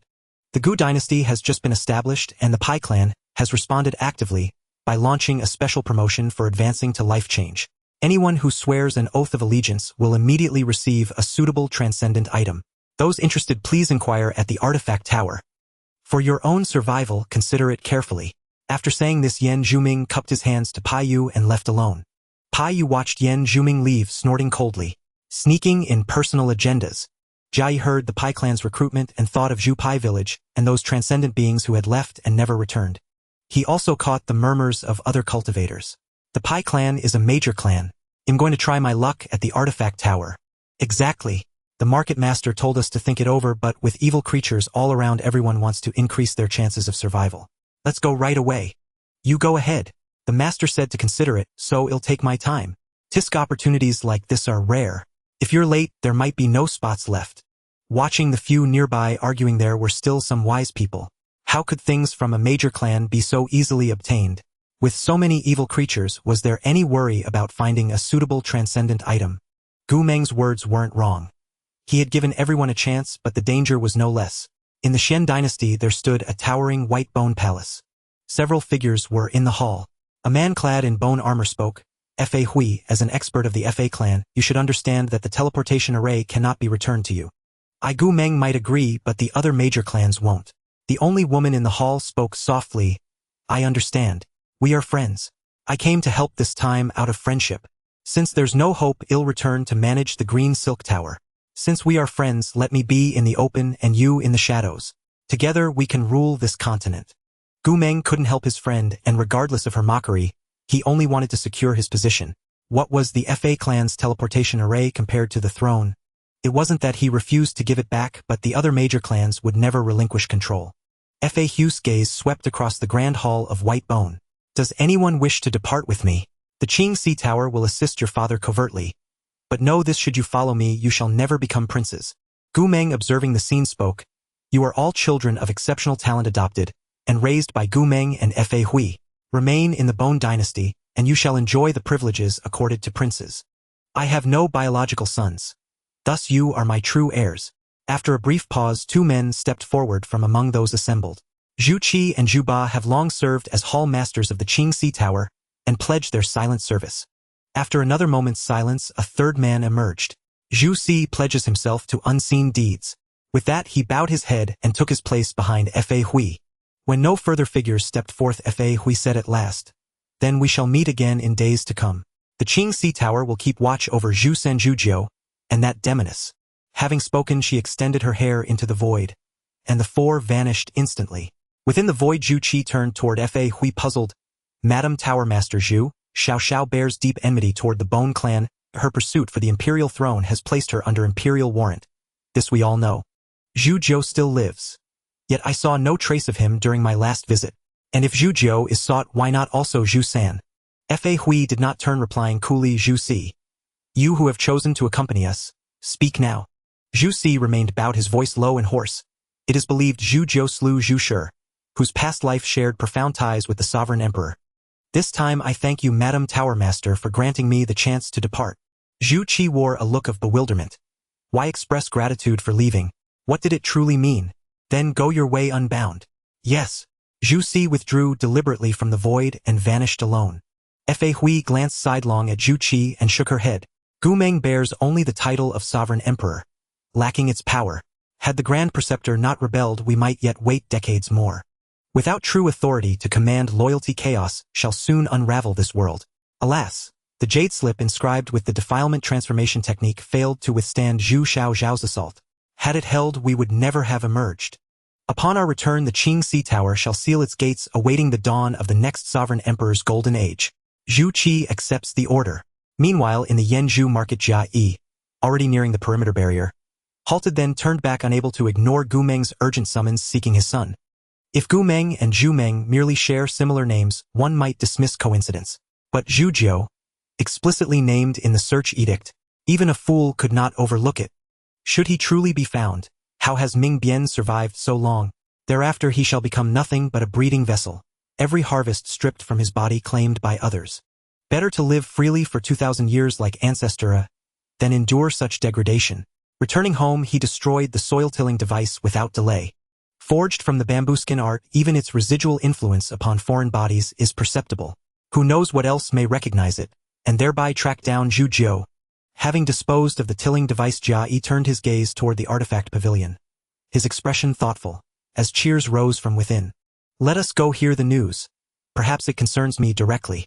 Passing several groups of hurried cultivators, he drew near the pavilion where jubilant figures thronged before its entrance. The Pai clan shows extraordinary generosity. We shall hunt immediately. To advance into defilement transformation. I never dared dream it. Jia Yi looked up. Bold characters blazed across the pavilion's facade, seeking transcendent artifacts capable of corrupting light, or otherwise interfering with luminance. Reward guaranteed advancement to defilement transformation. Pai Yu and Pai Hongbei stood, their backs turned to the crowd. Pai Yu ran his fingers repeatedly over the arcane script. Uncle Third, what is amiss? Pai Hongbei, sensing anomaly, asked aloud. These runes feel wrong, chilling, unnaturally cold.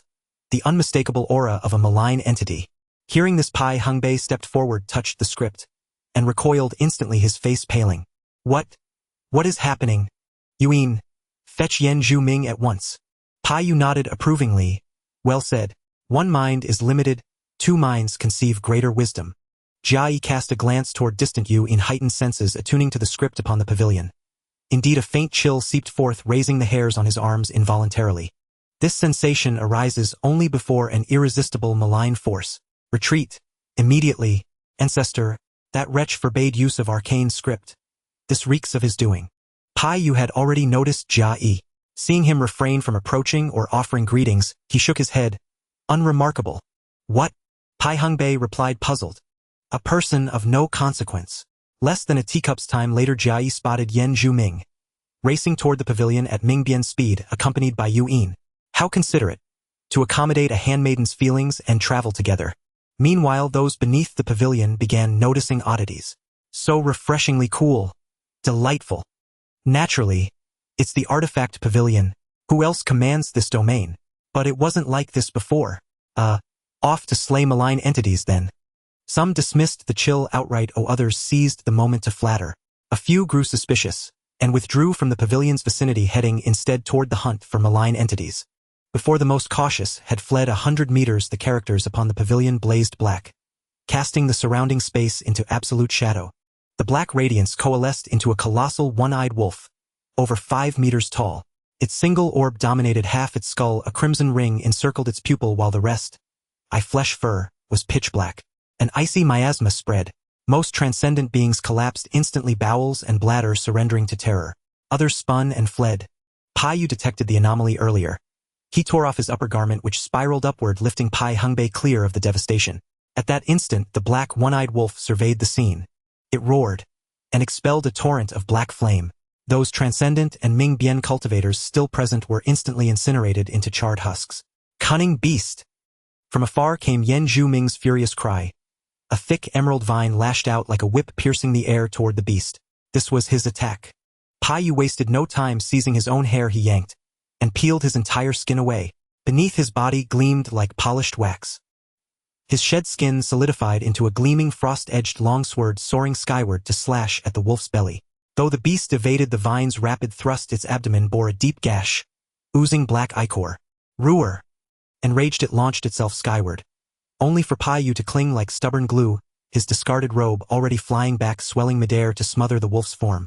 Jia Yi had retreated far enough to observe, from below, as the two defilement-transformed masters fought the beast aloft. Yan Zhu-Ming's vines weaving a cage, Pai Yu's robe constricting the one-eyed monstrosity.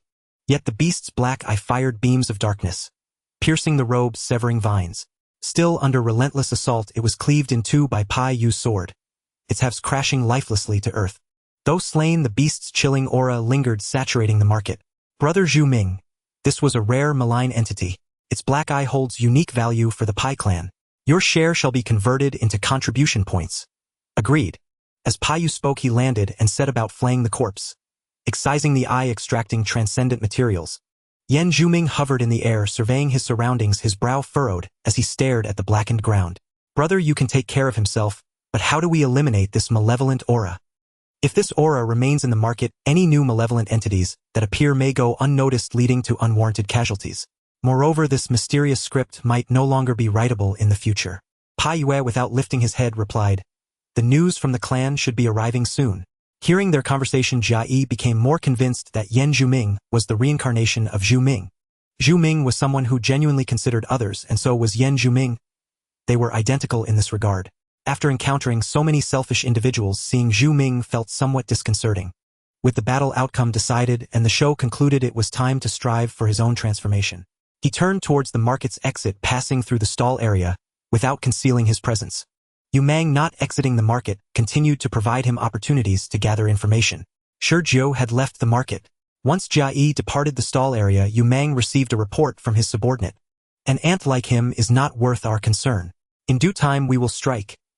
Even if he hides in the market, he will surely perish. As he spoke, he looked at the reporting subordinate, his eyes turning fierce as he kicked out. He kicked his subordinate, sending him tumbling. Get lost. Is this a place for you?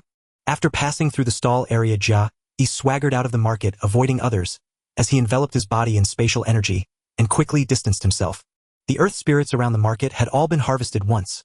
Continuing would lead to over-harvesting, risking land collapse and attracting attention. Encountering malevolent entities was not something to evade or eliminate. Their presence served as a warning line, deterring others, and allowing him to collect with peace of mind. 2 months passed, and whenever he gathered just over 1,000 inferior wood spirits and earth spirits, he exchanged them using the identity of Wolf 6. The fire spirits and metal spirits he obtained were finally accumulated to just over 10,000. The cost was that he successfully drew Pai Yu's attention. Glancing at Pai Yu flying in the sky, he discarded the remnants in his hand into the treasure of transformation, which were the blood-like residues left from collecting metal spirits and fire spirits. Friend Wolf 6, please show yourself. Pai Yu has rewards to offer. Friend Wolf 6, you've exchanged over 10,000 metal spirits and fire spirits, surely not just to break through your transformation. If you simply disclose the method to obtain earth spirits and water spirits, Pai Yu vows to grant you tremendous benefits. A gentle breeze blew past, fulfilling the oath. Jia Yi was too lazy to listen to Pai Yu's words, traversing the area where malevolent entities congregated, and would never reveal the method to acquire earth spirits and water spirits. Even if offered tremendous benefits for free, he would not accept them. Was it more valuable than gathering the sweet trap in life? There was no need to contemplate which was more important. Stepping away from Yan Zuming's market, he found a withered tree and dug a small hole beneath it, just enough to sit cross-legged. He could no longer wait, or transformation awaited. Calming his excited heart, he recalled the 5 methods of transformation. Heart, fire, liver, wood, spleen, earth, lung, metal, kidney, water. The arrangement of the jade slip was based on the 5 elements in conflict, so he would activate the 5 organs in the order of the 5 elements in harmony from his past life. Moreover, the knowledge in the jade slip did not specify the order of transformation. Most familiar with wood spirits, he decided to start with the liver. He controlled the spiritual energy within the wood spirits to envelop the liver, until there were 10,000 forming a protective shield of spiritual energy around it. The liver began to glow, resonating with the visualization object, controlling the agitation of the visualization. Next would generates fire. He enveloped the heart with the spiritual energy from the fire spirits. The spleen, lungs, and kidneys lit up in succession. Releasing control over the visualization object, the spiritual energy within it flowed out, surging into the 5 organs connecting with them. Jia Yi was struck by a thunderous sound within his body, clearing his senses and allowing him to see further. The range of perception from his 5 senses was greater than during his transformation. The surrounding spiritual energy surged into the visualization object, which in turn connected to the 5 organs, greatly increasing the pull on the surrounding spiritual energy. Hastily pulling out the prepared meat essence, he replenished the surrounding spiritual energy concentration. The range of his Bodhis pull on spiritual energy diminished. The meat essence on the ground disappeared at a visibly rapid pace. After using half of the meat essence, the pull on spiritual energy from his body ceased. At this moment, the treasure of transformation trembled violently, akin to an egg about to hatch. Moments later, a sudden clarity arose within him.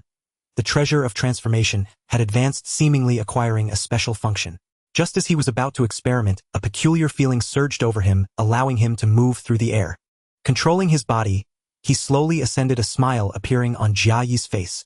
This was far more effective than the art of controlling objects and the airborne technique. It felt effortless, flying became instinctual. Using spiritual energy to control his flight, whether fast or slow, he still couldn't satisfy his craving for flight. He enveloped himself in spatial energy, concealing his body, while maximizing spiritual energy consumption. Flying close to the ground, half of his body was submerged underground, the other half above the surface. The nearby scenery flew by rapidly like a line. Ahead, a large mountain appeared. He chose not to ascend high, but simply passed through. As he passed through, he discovered it was hollow. A glance down revealed a huge pearl. Just as this thought arose, a chilling aura enveloped him, freezing his thoughts, and something flashed before his eyes. The spatial energy within the treasure of transformation instantly consumed a cubic unit, and Jia Yi, propelled by his flight's inertia, had already passed through the mountain. The chilling sensation vanished, and beads of sweat appeared on his forehead. Looking again at the energy within the treasure of transformation, he confirmed that a unit had indeed been depleted. At this moment, a sense of fear arose within him, and he quickly replenished that depleted unit of energy. With the spatial energy replenished, he still dared not look back. Only upon seeing Yan Zuming's market did he dive in. Returning to his wooden hut, he sprawled on the wooden planks, dispelling the spatial energy, his eyes glazed over. What was that malevolent entity? It could conceal its aura near Yan Zuming's market and attack spatial energy. With that being strength, if it launched an attack, he would surely be unable to escape. The market had not been attacked, so it was safe for now. After a long time, he calmed down and recalled that pearl-like malevolent entity. It was an eye growing slender legs. He had only seen it for a moment before it attacked him with those legs. Fortunately, he hadn't stopped, because the mountain was hollow, or otherwise, he would have surely perished. He wondered what level of strength that malevolent entity possessed and whether he should warn the people of the market. If he warned them, he feared that Pai Yue, proud of his status, would bring the malevolent entity forth. But if he remained silent, this Yan Zuming's market would inevitably become a feast for that eye-like malevolent entity. Rather than waiting for death, it was better to speak up in advance, letting everyone know and vying for a chance at survival. More importantly, that I could attack spatial energy, and simply hiding wouldn't provide peace of mind. Enveloping his body with spatial energy, he approached the artifact building, where he had just written a mysterious script that had caused trouble. If he wrote it again, such a hated act would surely be remembered by everyone. If unsuccessful, he would write it again in the stall area. Using spiritual energy to control the earth beneath, he lifted it, sticking it to the artifact building, forming the mysterious script. Outside the Yanzhufang market, there lies a powerful evil entity with eyes over 1,000 meters. As the words formed, Pai Yu noticed it immediately. He flew out at once, scanning the surroundings, but found no trace of the vile being, and called out loudly, "Which friend of the Tao, please reveal yourself." Upon finishing his words, he sensed a chill, and turned to see several characters before his eyes. "Are you perhaps toying with someone like me?" The powerful evil entity in this area had already been cleared out by the Pai clan. Pai Yu's words were filled with skepticism as his eyes darted around, trying to identify the vile being. Jia Yi, seeing his expression, knew that Pai Yu did not believe him, and withdrew the mysterious script. After all, the surrounding people had already seen those characters, and the fear in their eyes was genuine. Channeling spiritual energy through his throat, he bellowed, "Arrogant creature, wait for your demise." His words echoed throughout the market. A stranger had arrived at the market, and as the market master Yan Zhuming couldn't ignore it, he flew directly from his residence. Which family's friend of the Tao, please reveal yourself, and I will treat you with courtesy. Seeing Yan Zhuming arrive, Jia Yi slowly retreated. It was always wise to be cautious around those who could reincarnate. He did not wish to engage with such individuals. Just as he was about to head to the market, Pai Yu spoke up. This is not a vile being from any family. It should be a self-broken one. Brother Yan, you should know the reason. This statement piqued Jia Yi's curiosity. How could Pai Yu be so sure that it wasn't a member of a family? Was it yet another blind spot in his knowledge? Was it the wrong method of using spiritual energy? Yan Zhuming's expression shifted, a sorrowful look on his face, as he shook his head and sighed, alas, this market master has low cultivation and little authority. I cannot stop it. Stop what? Jia Yi caught onto the key point. Given Yan Zhuming's character of being kind to others, what he wished to stop must surely be an evil deed. An evil deed related to the vile being. Suddenly he thought of the people from Zhu Pai village who had disappeared after advancing their life transformations. Could this evil deed involve some major planting technique? In this market he had not seen any other vile cultivators. Had they been harvested like vegetables? While his thoughts wandered, Yan Zhuming continued to speak. Please reveal yourself, friend of the Tao, this market master will never wrong you. His words struck a nerve in Jia Yi, who decisively retreated to the market. Whatever the case, one should never trust such words. What promises from a market master, endorsements from powerful factions, and guarantees from mighty seniors, if one believed that they would be doomed? Upon leaving the artifact building, he noticed that Pai Yu had not disclosed the content of the mysterious script to Yan Zhuming. The first thing he did upon reaching the stall area was to gather soil. In the center of the stall area he released spiritual energy. Boom! The ground shook. A soil tablet erupted from the earth, rising to 10 zhong before coming to a halt. What is happening? Has an evil entity invaded? Look, what is that? Yu Mang, witnessing the anomaly, called out loudly from a distance, everyone step back and be vigilant. Jia Yi had no time to attend to him. A small nuisance could not compete with a giant eye. He glanced towards the artifact building where the anomaly had already caught the attention of two powerful vile cultivators who were flying over. Hurriedly he poured out spiritual energy, inscribing characters on both sides of the soil tablet. Now Yan Zhuming could see it. Since Pai Yu had not reported it, Yan Zhuming would also report it to the Yan family. Bold thief, do you dare to disturb the hearts of the people? Pai Yu shouted loudly as he flew. He arrived next to the soil tablet, his garments fluttering, intertwining around the tablet. The soil tablet crumbled with a rumble, dust spreading throughout the stall area. Yan Zhuming hovered in the air, a frown etched on his forehead. Is this the tactic of a spy? Jia Yi looked at him. The implication of the question was that he did not believe in the existence of the vile entity. Wasn't he kind-hearted? Compared to a stranger's words, he likely trusted the Pai clan's capability to clear out evil. This thief from the Yoguang clan wants to disrupt the market. Pai Yu stated loudly, defining the matter. Jia Yi scanned the crowd, noticing some with doubtful expressions. Finally his efforts were not in vain, as some questioned the reality of the evil. Since he couldn't summon outside help, he decided to do what he could and leave the rest to fate. He needed to stockpile various essences, vigorously preparing to supplement spatial energy for a quick escape when the evil entity arrived. Back in the wooden house, he carefully sensed the changes in his body. Having advanced to the vile transformation, he had yet to ascertain what changes in power he had encountered when he faced that monster. What concerned him most was the treasure of vile transformation. He casually collected a cubic measure of his innate space, drew closer, and fused it, but had yet to refine it. The essence collected from the space was dwindling, and he had to prepare for a possible escape, so refining could wait. After upgrading the treasure of life transformation, it connected the 5 organs: heart, liver, spleen, lungs, and kidneys, becoming a treasure of vile transformation. He could distinctly sense that it had acquired the functions of the 5 organs. There was air inside, which indicated the function of the lungs. The heart controlled temperature, while the kidneys managed humidity. These were the conditions for hatching eggs. The liver purified the environment, and the spleen could produce soil for planting spiritual herbs. However, the moisture from the kidneys could also lower the temperature, while the soil from the spleen could serve as a purification method. The 5 organs after the vile transformation had mixed and merged functions, but the treasure of vile transformation should allow living beings to survive. He placed over 200 nearly hatched black-feathered eggs in a specific location within the treasure, adjusting the environment. In the cultivated land outside, he moved a few black crystal rice seedlings. Black crystal rice plant, first rank. He hoped the two could grow naturally. As long as they could grow, he could quietly collect various essences. After 2 days of waiting, crack, a black-feathered chick had hatched. Lying on the wooden board, Jia Yi grinned. In the future, He could collect without worrying about being discovered. Raising them in the space was better than letting them roam free outside. A few days later, a group of black-feathered chicks chirped loudly in the treasure of vile transformation. Lifespan Collection Life Essence 1. The collected black-feathered chicks absorbed spiritual energy and grew rapidly.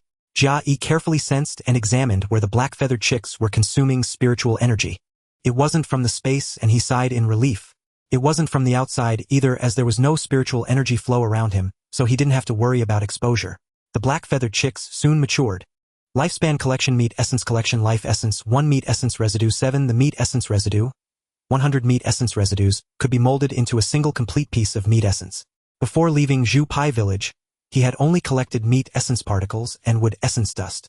Now, with the spiritual energy concentration increased tenfold, the collected meat essence had also expanded from particles to residues. Whole pieces, fragments, residues, particles, dust. He wondered if there were even smaller ones. He began to collect from a black crystal rice seedling. Would essence particles 1. No longer mere dust. The spiritual energy concentration within the vile transformation space should match that of the outside world. Continuously collecting lifespan, the chicks absorbed spiritual energy and grew larger. He altered the shape of the space, leaving them with 20% of it. 20 meters long, 10 meters wide, and 1 meter high. It was just enough for 200 cubic meters. Raising 200 black-feathered chicks was more than sufficient. They could even lie down to hatch eggs. With this space, he could directly raise the chicks to maturity without fear of being discovered. In the future, he only needed to wait 20 days for the eggs to hatch before reaping the rewards. Over 6 years, Jia Yi had been keeping an eye on the market's movements with the threat level of that evil entity at the forefront. He had been accumulating meat essence and wood essence all this time. While weeding in the fields, a powerful oppressive force enveloped the market. His palm twitched as he was about to cover himself in spatial energy, only to realize that this wasn't the evil entity. He looked up towards the source of the pressure. It was Pai Nan Dao. The sight was somewhat blinding, as if his eyes were pricked by needles. He hurriedly lowered his head. Memories from 2,000 years surged forth. To what extent had this person's strength reached? The other two transcendents within the market also detected Pai Nan Dao. Yan Zhuming ascended a short distance into the air, his eyes shimmering with concern. Unfamiliar with this formidable figure, he could only bow respectfully, saying, Yan Zhuming, master of the Yanzhou market, humbly welcomes the esteemed elder. Pai Yu then performed a salute and said, Your junior Pai Yue greets the elder. Pai Nanju extended a hand, and the chilling aura that had permeated the market dissipated. It was the remnant presence of the black, one-eyed giant wolf. This display further awed the crowd, filling them with admiration. He did not respond to Pai Yu but nodded at Yan Zhuming. Not bad. The Yanzhou market is the most satisfactory one I have seen in recent days. Mortals and cultivators coexist harmoniously, and the entire market is developing positively. By now, Yan Zhuming had set aside his anxieties. This was an elder of the Pai clan, and he had even offered praise. May I ask what errand the elder requires? Let us speak below. With these words, Pai Nanju descended into Yan Zhuming's residence. You come here as well. This brusque command was clearly directed at Pai Yu. It seemed he was displeased with Pai Yu's conduct. Upon seeing Pai Nandao, Jia Yi's mind began to stir with schemes. He had lived in constant fear for over 6 years, all because of that one-eyed evil entity lurking nearby. Pai Nandao had lived for over 2,000 years. His strength must be considerable. Sending him to slice apart that giant eyeball should be feasible. At least he was more reliable than that fool Pai Yu. He could not approach directly. He needed an intermediary. Within his body, the piece of spirit leather, always enveloped by spatial energy, flew out toward the distant area where mortals gathered. He casually snapped a bamboo branch, carving the characters Yan Zhuming on one side. On the reverse, he etched 1,000-meter evil entity, followed by the likeness of the one-eyed fiend, and finally its location. He deliberately made the characters small to delay the onset of distortion. Spotting a grimy child tending to his younger brother, he approached. Boy, do you want a stroke of fortune? The child immediately grew wary. Jia Yi sighed in exasperation and tossed out 10 portions of grain essence produced by the market. Enough to see them through to adulthood. In a sinister whisper, he murmured to the child. This grain essence is your fortune given in advance.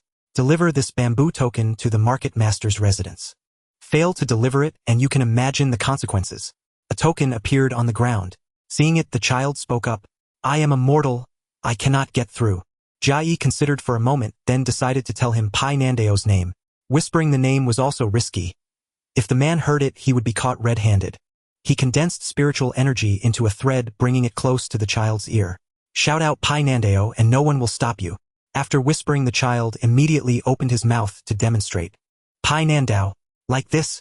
As soon as Jia Yi heard the child utter the syllable pai, he sensed trouble and instantly dove into the ground, fleeing swiftly. At the market master's residence, Pai Nandao was about to explain the purpose of his visit to the two filth transformers, when he suddenly caught his name. His divine sense expanded rapidly, revealing a grimy child. The child seemed to be waiting for something. After a few breaths, he turned his head to look around and asked in confusion, Senior, is it true that saying Pai Nandao 3 times will get this bamboo token to the market master? Pai Nandao raised an eyebrow, his divine sense examining the bamboo token. After reading it, his brow furrowed. Who had carved these fresh characters? In this remote place, who knew his name? Could it be an old acquaintance? Why not reveal themselves? Seeing no response, the child tightened his grip on the grain essence and ventured, Senior, are you still there? He collected himself, using his spiritual sense to destroy the bamboo token, while telling the child, no need to deliver it. His spiritual sense coalesced, scanning the market inside and out several times, but finding nothing unusual. Withdrawing his spiritual sense, he still pondered who could be so secretive. The place was so close. He would go take a look later. 1,000-meter evil entity. He hoped it wasn't true. If it really was that large, dealing with it alone would be a challenge. The two filth transformers saw Pai Nandao suddenly fall silent mid-sentence, his expression contemplative. They quickly lowered their heads, not daring to stare. I will make this brief. Gu Meng has ordered our Pai clan to find a person named Zhu Jiu, immortal from 2,000 years ago. Humph. Not even a trace of bone remains now. The Pai clan refuses to be bullied, so we have allied with several major clans to resist the oppression of the Bone dynasty. This time the Yanzhou market must gather as many resources as possible. Pai Nandao spoke, then turned his gaze to Yan Zhuming. As a member of the Yan clan, you will likely receive orders from them soon. Yan Zhuming awaits your command. I will take my leave now. I hear there is a 1,000-meter evil entity near your market. I shall go investigate. Upon hearing this, Pai Yu clasped his hands and said, Elder, rumors of this have circulated for years. They are likely false information spread by spies from the Yoguang clan. Pai Nandao ignored him and vanished before their eyes. Brother Zhuming, we need to carefully plan the resource collection. There are now many destiny change cultivators in the market. Yan Zhuming shook his head. Recalling Pai Nandao's presence, a trace of sorrow flickered across his face. Very well, as long as Brother Yu does not touch the mortals. He paused, then continued, since your clan elder insists on heavy resource collection, let us impose a 90% tax. With a 90% tax, those people won't starve. Pai Yu nodded thought for a moment and frowned. That would make it even harder for mortals to break through to transcendence. It will also affect the future number of destiny change cultivators. How will you answer to the Yan clan when they call you to account? Yan Zhuming shook his head, staring ahead. We do not need to bear that burden. The Pai clan's need for resources takes precedence. The Yan clan's desire for destiny change cultivators is secondary. I believe the clan will understand. Pai Yu turned and walked away, muttering as he went, what a pity. The rewards from the Yan clan will be diminished. Yan Zhuming watched him depart, then flicked his sleeve and returned to his chamber. Humph. One might think your name was Yan Yu.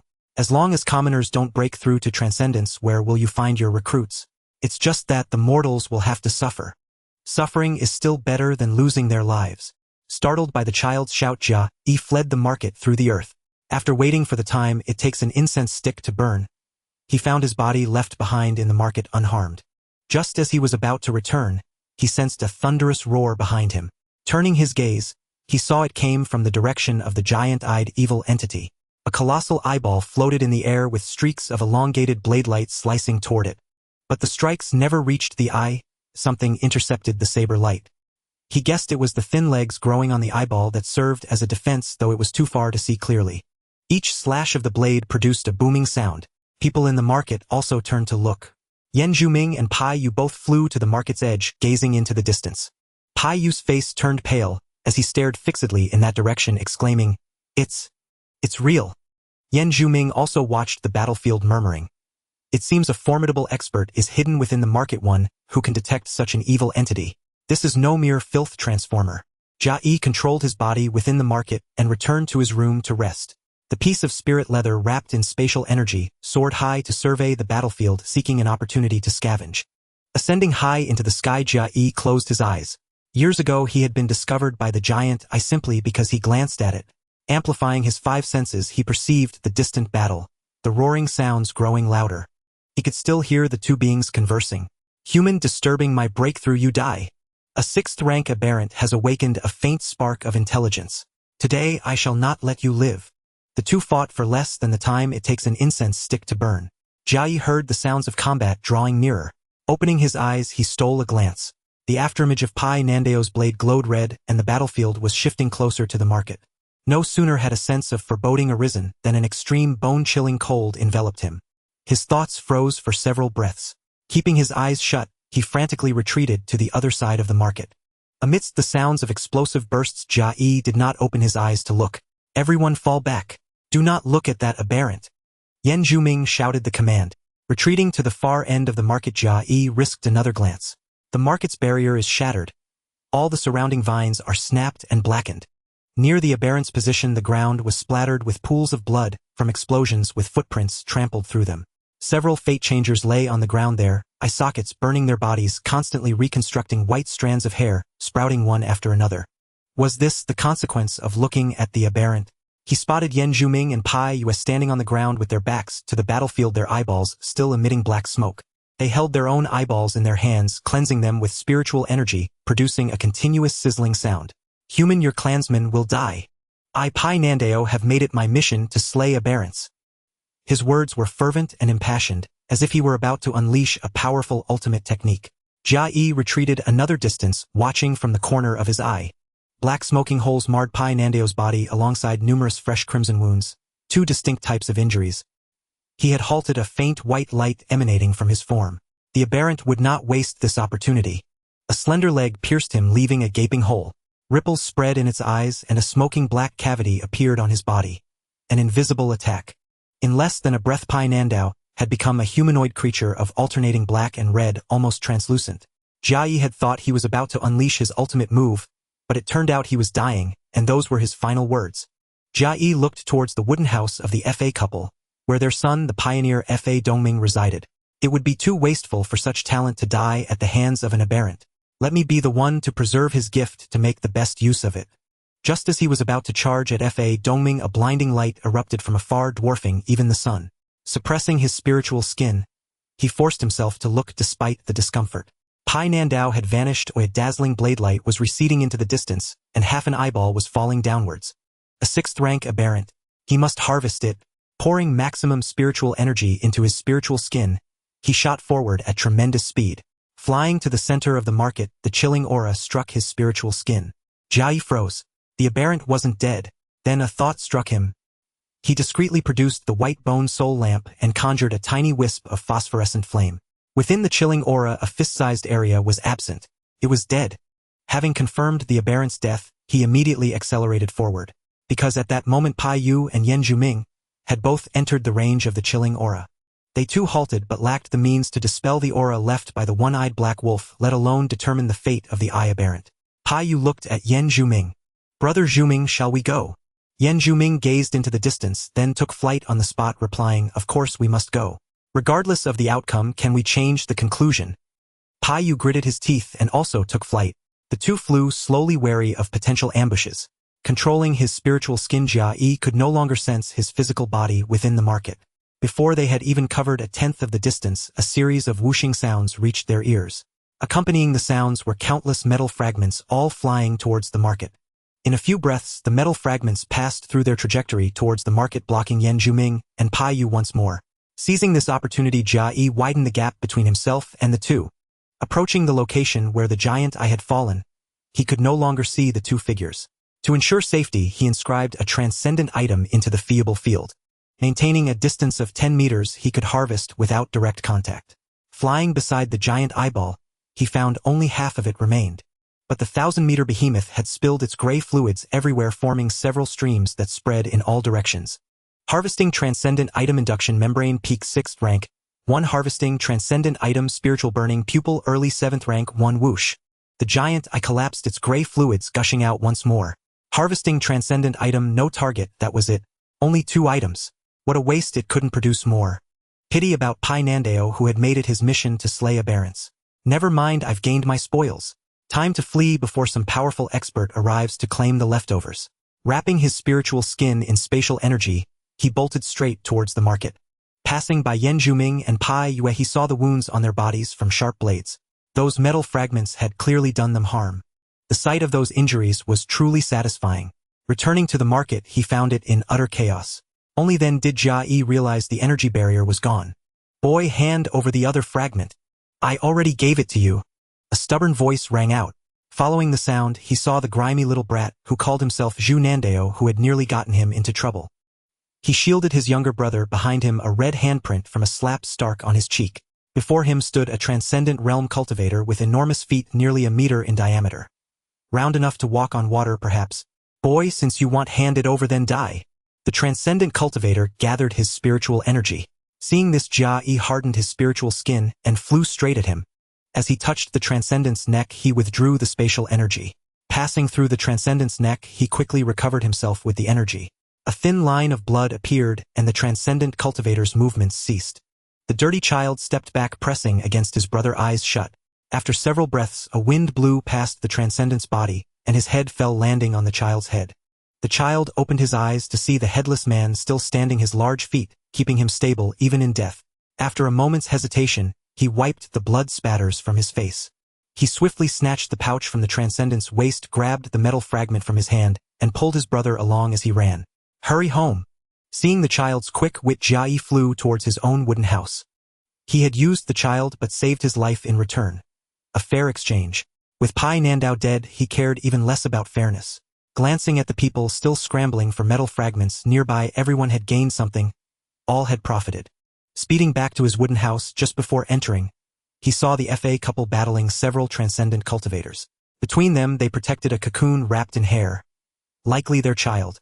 Jia Yi quickly controlled his physical body to go out as their battle was encroaching upon his farmland. Bang! He burst through the door and charged out. Observing the situation, it seemed the FA couple had deliberately moved the battle to this spot. Cultivating land was the very foundation of cultivation. A bunch of reckless fools daring to cause trouble on Shi's farmland. A thunderous roar drew the attention of the group. "Daoist Shi, these scoundrels are destroying your fields. Slay them at once." Amidst the skirmish, Fa Meng still found time to speak, shifting all the blame onto the intruders. The men glanced at Jia Yi and tacitly dispatched one of their own. This man's hands transformed into two massive bone axes, each as large as half his body, his gaze fierce and ruthless. "Shirjiu, you've offended Boss Yu and your death is nigh, yet you still dare to spout arrogant nonsense." The remaining men also threatened Fa Dong and Fa Meng. "Hand over the fragments immediately, or well, grind your son into mincemeat." Jia Yi heard their words, and a smile spread across his face. So they were Yu Meng's men. He would collect some interest today. Without slowing his pace, he charged at the man whose hands had become axes. This fellow reminded him of Gu Meng. He had to die. "I want to see if you're all talk." The man with axe hands charged forward, one axe guarding his body, while the other cleaved toward Jia Yi. How could Jia Yi, having reached viscera transformation, be struck by him? He subtly stirred his spiritual skin, and with a single punch, he pierced straight through the axe-handed man, sending blood spraying into the other battlefield. Yu Meng's other lackeys immediately sensed the danger, and turned to flee, trampling Jia Yi's farmland once more. The importance of farmland was paramount in a cultivator's heart. He could not let them leave alive. He absolutely could not show any sign of indifference toward his fields. He immediately gave chase, daring to trample Shi's crops again. Even if Yu Meng himself came, he couldn't save you. The FA couple glanced at Jia Yi, and with tacit understanding used their hair to entangle the remaining men. The trapped men naturally refused to be subdued, their hair snapping strand by strand under the assault. It only bought a few breaths of time. Jia Yi then obliterated the rest of them one by one. Maintaining the fighting style of Shirjiu was simple and effortless. He shook the blood from his fists and looked toward the FA couple. They had already released Fa Dongmeng. Yet their hair still lay spread across the ground, ready to offer protection at any moment.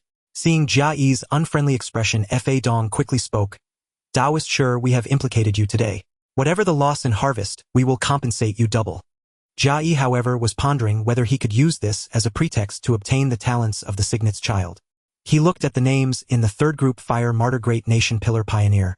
He was perfectly clear on the content of their conversation. Then he looked at the first group: Eternal Feast, Fish Gatherer. Even the villainous Azu had not made a move, leaving only Great Nation Pillar behind. After 2,000 years, had his heart been stained black? If he continued, he might become a madman who hunted down his own group members. For cultivation gathering was enough. Once again sparing the pioneer Jia, he felt a sudden clarity in his mind, as if he was about to grasp something profound. This feeling required deep contemplation. He glared fiercely at the three of them. If only the pioneer were a death row criminal, what a pity. Jia Yi's gaze caused the FA couple's hair to ripple slowly. He decided to let them off, but not for free. Double compensation was not enough. Work Shure's 100 mu of land for 50 years. I will come personally at harvest time. Fa Dong's expression instantly relaxed, and he nodded quickly, a faint joy appearing on his face. Finally, he wouldn't have to fight this man. 50 years it is. Fa Dong will surely work hard tending to it, as if it were his own land. Before Jia Yi could respond, Fa Meng interjected. Daoist Shure, after all, this incident was sudden.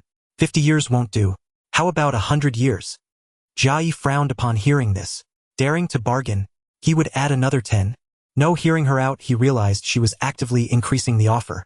A benefit, he was about to refuse. But on second thought, there was no need for an oath. The couple was under his watchful eye. They couldn't scheme anything. He would accept this benefit. As expected of Shure's neighbor so generous. 100 years it is. Fa Dongmeng blinked, holding a metal fragment in his hand, looking up at his mother in this life. Was this how things worked? Fa Dong also looked at Fa Meng, as if to say, you don't even work the fields, only to receive a glare from her. Seeing that the neighbor had accepted the benefit, Fa Meng's face broke into a broad smile. We won't disturb you any longer, Daoist Shure. My wife and I will go tend to the fields now. Jia Yi nodded and instructed, don't forget my share. Fa Dong's smile twitched as he nodded quickly. 50 years increased to 100 by his wife. Was his own family tricking him? Seeing their agreement, Jia Yi returned to his wooden hut. He needed to eavesdrop and see if they had any ill intentions. He also had to contemplate that feeling of mental clarity while it was still fresh. Shortly after returning to the house, he caught the conversation between Fa Dong and Fa Meng. Meng, 50 years would have been enough. Daoist Shure himself proposed it, adding to 100. I know perfectly well. But did you see Daoist Shure's strength today? It's no exaggeration compared to the rumors. If we help him farm, then if anyone plots against us in the future, he might at least be inclined to help. Unlike today when he took so long to come out. Oh, I see. This is borrowing influence. A childish voice spoke up. It was Fa Dongming, also the pioneer. Oh, my son is so smart. Fa Meng praised him with delight. Well, fine. 100 mu is farming, 200 mu is farming too. Fa Dong murmured. What nonsense. From now on, I'll farm with you. Hearing their words, Jia Yi realized they were borrowing Shure Zhou's prestige. So there was no such thing as a free lunch in this world. They were trading labor for a sense of security. Let them borrow it. He had no intention of sticking his neck out for them. If Fa Dongmeng actively stirred up trouble, then he wouldn't be a good person, and it would be the perfect excuse to deal with him. Borrowing influence. He himself was borrowing the influence of the false identity Shure Zhou. Now that there were many viscera transformation cultivators in the market, he needed to bolster his public strength. The transcendent realm was still a bit too weak. After listening to the FA couple, he saw the pioneer speaking in the group. Pioneer confirmed. I am in an unsafe place. Does anyone have any experience or advice to share? Great nation pillar, I can't help. There's a war where I am and the teleportation arrays are sealed. I hope I don't die. Eternal, eat more, drink more. Hey, do they have steamed buns in this world? Fire martyr, I do have some. This family of mine is extremely strict. No cultivation technique, regardless of status, can be leaked in any form. Of course, family heirlooms are excluded. Feast fish, I have one I can pass on. Let me know if you need it. As for other techniques, it's just as Fire Martyr said. They cannot be leaked. Especially starting from the viscera transformation secret arts, one must swear an oath not to teach them privately. In this world, anyone who reaches viscera transformation is definitely part of some faction or connected to a major figure. Seeing this, Jia Yi recalled the conversation between Pai Yu and Yan Zhuming. He had left a hint outside the artifact pavilion, but somehow Pai Yu had discerned that he was not from a cultivation family and had broken through on his own. Pai Yu had mentioned that Yan Zhuming also knew the reason. Judging by the pattern of their recruitment and the subsequent disappearance of cultivators, this region must be under extremely strict control. He'll have to use the identity of Wolf 6 to probe further. Pioneer Senior Collector, any advice? Collector bound by oath cannot advise. Pioneer, very well, thank you all. Obtaining an object that might be a treasure, he asked his subordinate to examine it. Within less than a quarter, the Pioneer received a reply. Great nation's vessel, what treasure? Do you wish for death? A remnant soul recently deceased is parasitizing within. I have removed it for you. Here is the 6th grade material. Pioneer, thank you. Great nation's vessel, a mere trifle. Should such matters arise again, you may send them to me. It was at this moment that Jia Yi sensed something amiss. Those metal fragments should be the remnants of Pai Nandao's weapon. The blade slash that slew the ocular aberration flew into the distance. How could its fragments have flown back into the market in reverse? So it had not perished completely. He decided not to touch those fragments. Instead he would observe whether Pai Nandao would resurrect. A chance to witness the methods of such an ancient monster. After receiving the messages, Jia Yi carefully probed his own mind. The momentary clarity he had felt persisted. After several searches, he finally discovered one of the reasons his strength had changed. He had advanced from the early stage of filth transformation to the mid-stage. Name Jia Yi, age 203752060 million. Strength mid-filth transformation. With an additional lifespan of over 60 million years, he still had to strive to catch up to the Eternal Ones. Over these 6+ years, he had harvested less than 1 million life essences. A sign of slackness. The 400-year increase in his physical lifespan came from advancing to filth transformation. The moment of mental clarity had propelled him from early to mid-filth transformation. Closing his eyes to sense, he suddenly found he could perceive his own visage.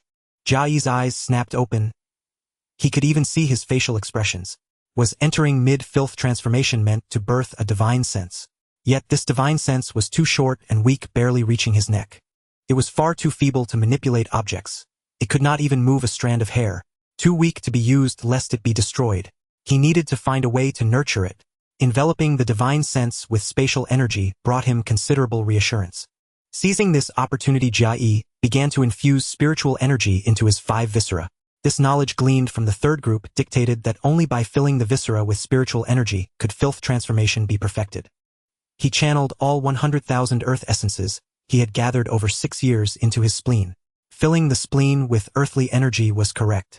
The spleen did absorb the spiritual energy from the earth essences, but it evenly distributed it, granting 20,000 units to each of the 5 viscera.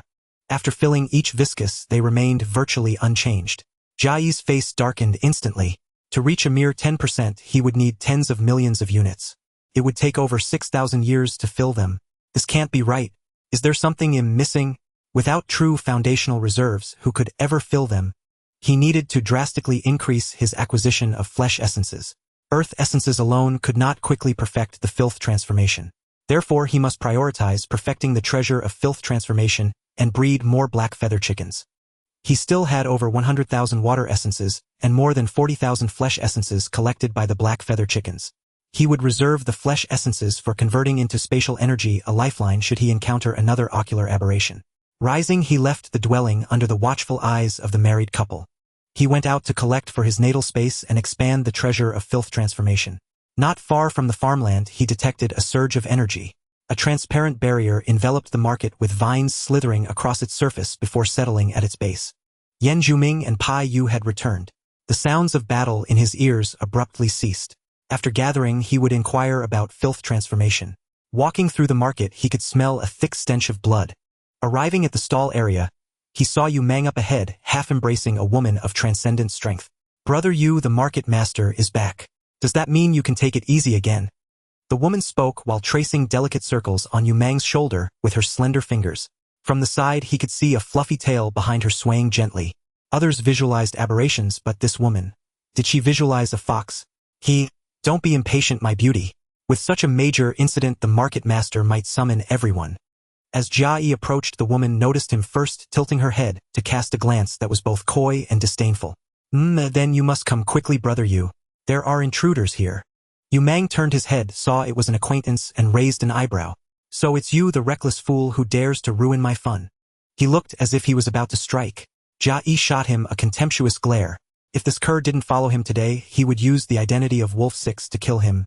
Before, at life transformation, he hadn't been certain. Now at filth transformation, things were different. The woman, seeing Jia Yi's demeanor, gleamed with excitement, then looked at Yu Mang and cooed, "Brother Yu, who is this? He seems formidable." Yu Mang paused, a flicker of displeasure crossing his face as he looked at the woman before him. He reached up and pinched her chin, causing her to grimace in pain. Yu Mang leaned down and whispered in her ear, "I didn't show my full strength last night. I'll let you experience it later." With that, he flung the woman aside and turned to Jia Yi, his eyes fierce and murderous. "Daring to make me lose face before a beauty. I'll settle this with you today." Sensing the gaze behind him, Jia Yi shifted one eye to his back, peeking through a gap in his clothes. "He's following." Returning his eye to its place, a slight smile curled his lips. He was truly eager to kill him. He quickened his pace. Seeing Jia Yi suddenly speed up, Yu Mang easily kept pace. Trying to run. How naive. Jia Yi exited the market, accelerated, and dashed toward a small grove. Emerging, Yu Mang clenched his teeth, his face twisted with rage. That small grove was where his 4 subordinates were buried. As Jia Yi neared the grove, Yu Mang, under the gaze of onlookers, transformed into a giant python a meter in diameter. He shot forward with a rustle, his forked tongue probing for Jia Yi's scent. Other transcendents at the market entrance quickly followed. Entering the grove, Jia Yi heard someone nearby hunting aberrations and redirected his path. He needed a secluded spot to kill Yu Mang lest his true strength be exposed. After several detours, he found a group of transcendents trailing Yu Mang. Were these Yu Mang's underlings or mere spectators? Hadn't they seen enough excitement from the ocular aberration? Detaching a piece of spirit skin, he swept it through the air during a turn, cutting down a row of pursuers. The other transcendents were startled, then swiftly began looting the bodies. When he veered off again, he noticed the transcendents had not been deterred. He could not keep running. It would be unreasonable for a life transformation cultivator like Yu Mang to fail to catch a transcendent like Shurjiu. Fearing Yu Mang might realize this, he decided to finish him here. As for the other transcendents, they had learned what they should not. There was only one path left for them. The road to the Yellow Springs. Yu Mang saw Jia Yi stop, yet he continued charging forward. His ferocious demeanor seemed intent on crashing into someone. Jia Yi's feet transformed into spirit skin, and propelled by spatial energy they sank into the earth. He rushed toward the group of transcendents, arriving a step ahead of Yu Mang. His spirit skin spat out a massive wooden spike, piercing through them. Only after seeing all the transcendents fall did he finally cast a proper glance at Yu Mang, his body lifting into the air. The great serpent's fierce gaze shifted to confusion as it halted, kicking up a cloud of dust. It stopped and looked at Jia Yi's feet. No feet. Only calves. Was he seeing things? He turned his head to look at the transcendents behind him, all impaled by wooden spikes and lying on the ground. Horror flickered in his serpentine pupils. He transformed into human form, knelt on the spot, clasped his hands, and looked up at the figure floating in the air. "Senior, I mistook you for someone else." He couldn't be bothered to waste words with Yu Mang. He raised his hand. His hand detached from his body, turning into a cloud of fine metallic filings. They tore through the air with a screech, slicing across Yu Mang's waist. The man on the ground was instantly severed into 3 sections. He knew all too well how tenacious the life of a fate-transforming cultivator could be. He controlled the metallic filings, moving them swiftly to annihilate Yu Mang. "Senior, you can't kill me, I am." The filings flew past, and Yu Mang's head instantly turned to ash. After several passes, only ashes remained on the ground. He produced the bone soul lamp to absorb the soul. From the pile of ashes, a phantom of a human head with a serpent body rose and vanished into the lamp. The metallic filings moved again, scattering the ashes on the ground. He looked at the distant transcendents, his eyes narrowing. These creatures' souls needed to be dealt with as well. He had to minimize the possibility of information leakage to the utmost. He attempted to absorb the souls from the transcendents' corpses, finding it somewhat laborious. One by one, illusory figures were collected into the bone soul lamp. After finishing, Jia Yi's brow furrowed. One was missing. He converted spiritual energy into flames and cast them onto the transcendents' corpses. The crackling sound of burning grew louder and louder until it diminished, leaving only a charred black sphere on the ground. The black sphere emitted faint strands of spiritual energy to resist. It bore the aura of fate transformation. This fellow was playing dead. A sinister smile curled at the corner of his mouth. He manifested spiritual energy into a blade and struck down with one slash, cleaving the sphere in 2. The blade of spiritual energy vanished. An eye appeared from within the black sphere. Seeing Jia Yi, its expression twisted into terror. It transformed into a human form. A middle-aged man, half his hair already white, a symptom of excessive life force depletion. "Senior, this junior meant no offense. Please show mercy." Seeing the mockery on Jia Yi's face, he immediately knocked his head against the ground. "This junior has a 6-month-old baby at home. His mother is immortal. Without me, they wouldn't survive in the market. Whoa, I beg you for leniency." "You must have known when those transcendents died," Jia Yi said, indifferently glancing at the ashes on the ground. Spiritual energy seeped from his feet, transforming into fine dust that crept toward the man. "Senior, no. I have the secret of the filth transformation. It will ensure you." "Ah!" A scream cut short as the man turned to ashes flying out from the gaps in the fine dust. This time, the bone soul lamp successfully absorbed the middle-aged man's soul. The third function activated and howls echoed from within. Unwilling to listen to such wailing, Jia Yi stored the lamp back into his spatial realm. As for the man's words, they weighed nothing on his conscience. If he truly had a 6-month-old baby, he wouldn't have followed them here for his child's sake. As for that secret of the filth transformation, who knew if the information he obtained was true or false? After eliminating Yu Mang, he sensed the energy boost to his second talent was negligible. Thankfully, he hadn't relied on the method of growing stronger through slaughter as his primary means. Relieved, Jia Yi began to harvest his natal space, refining and merging it into the filth transformation treasure. Using up 100,000 water essences, he refined it into 100 cubic meters. To gather spiritual energy more quickly, he needed to clear out the space of the fate transformation treasure, using it entirely to raise black feather chickens. The matter of planting could wait until later. He continued harvesting his natal space, merging it into his body. However, this natal space could not hold living creatures, only miscellaneous items. By the time the sky turned red, the capacity of the natal space had reached tens of thousands of cubic meters. He transferred the contents of the filth transformation treasure and returned to the market. With a filth transformation space of 1,100 cubic meters, if 1 cubic meter held 1 chicken with a bit of squeezing and leaving some roosters, he could harvest 11 meat essences a day, plus during leisure time, he could obtain around 100 earth or water essences daily. If the filth transformation treasure reached perfection, forming a cube with a side length of 100 meters, it would take about 26 years to fill. For a side length of 1,000, it would take over 50 years. Having entered the midstage of filth transformation and birth divine sense, his calculation speed was far faster than before, and he obtained the result in an instant. With the space capable of breeding, he no longer had to wait a millennium to nurture treasures. Near the Yen bamboo market, the concentration of spiritual energy was high, with many locations suitable for harvesting earth and water essences. Compared to the bamboo skin village, where every harvest left a huge pit, it was much more concealed. In areas with low spiritual energy, he dared not harvest. Jia Yi transformed into the form of Wolf 6, braving the crimson sky as he approached the market. As he neared the market entrance, the fate-transforming gatekeeper spotted Jia Yi. Dressed in animal skins with a rough build, he was unmistakable. The gatekeeper sneered. So arrogant, daring to use a flying artifact. He stopped mid-sentence, realizing Jia Yi wasn't standing on any artifact. He quickly stood up, bent over, his face full of flattery. Welcome, sir, to the Yen bamboo market. This sort of person. He had seen it all. Ignoring him, Jia Yi flew past the crowd into the market. The fate-transforming gatekeeper kept bowing and scraping even as Jia Yi departed, as if welcoming a filth transformation cultivator was his honor. Expanding his perception, Jia Yi flew near the artifact pavilion. Brother Zhu Ming, has the Yen family truly sent word that my Pai family elder is arriving soon? Indeed, that eyeball evil entity, a filth transformation Taoist friend, has arrived. Let us go out and welcome him. Yen Zhu Ming stopped mid-sentence upon noticing Jia Yi disguised as Wolf 6. The Pai family was sending another elder, and it was related to that eyeball evil entity. Wasn't the eyeball already dead? What use could it still be? As he entered the artifact pavilion, he saw the two men descending the stairs. Pai Yu saw Wolf 6's appearance, his face full of shock as he blurted out, Wolf 6, you've reached fate transformation. Where did you obtain the filth transformation method?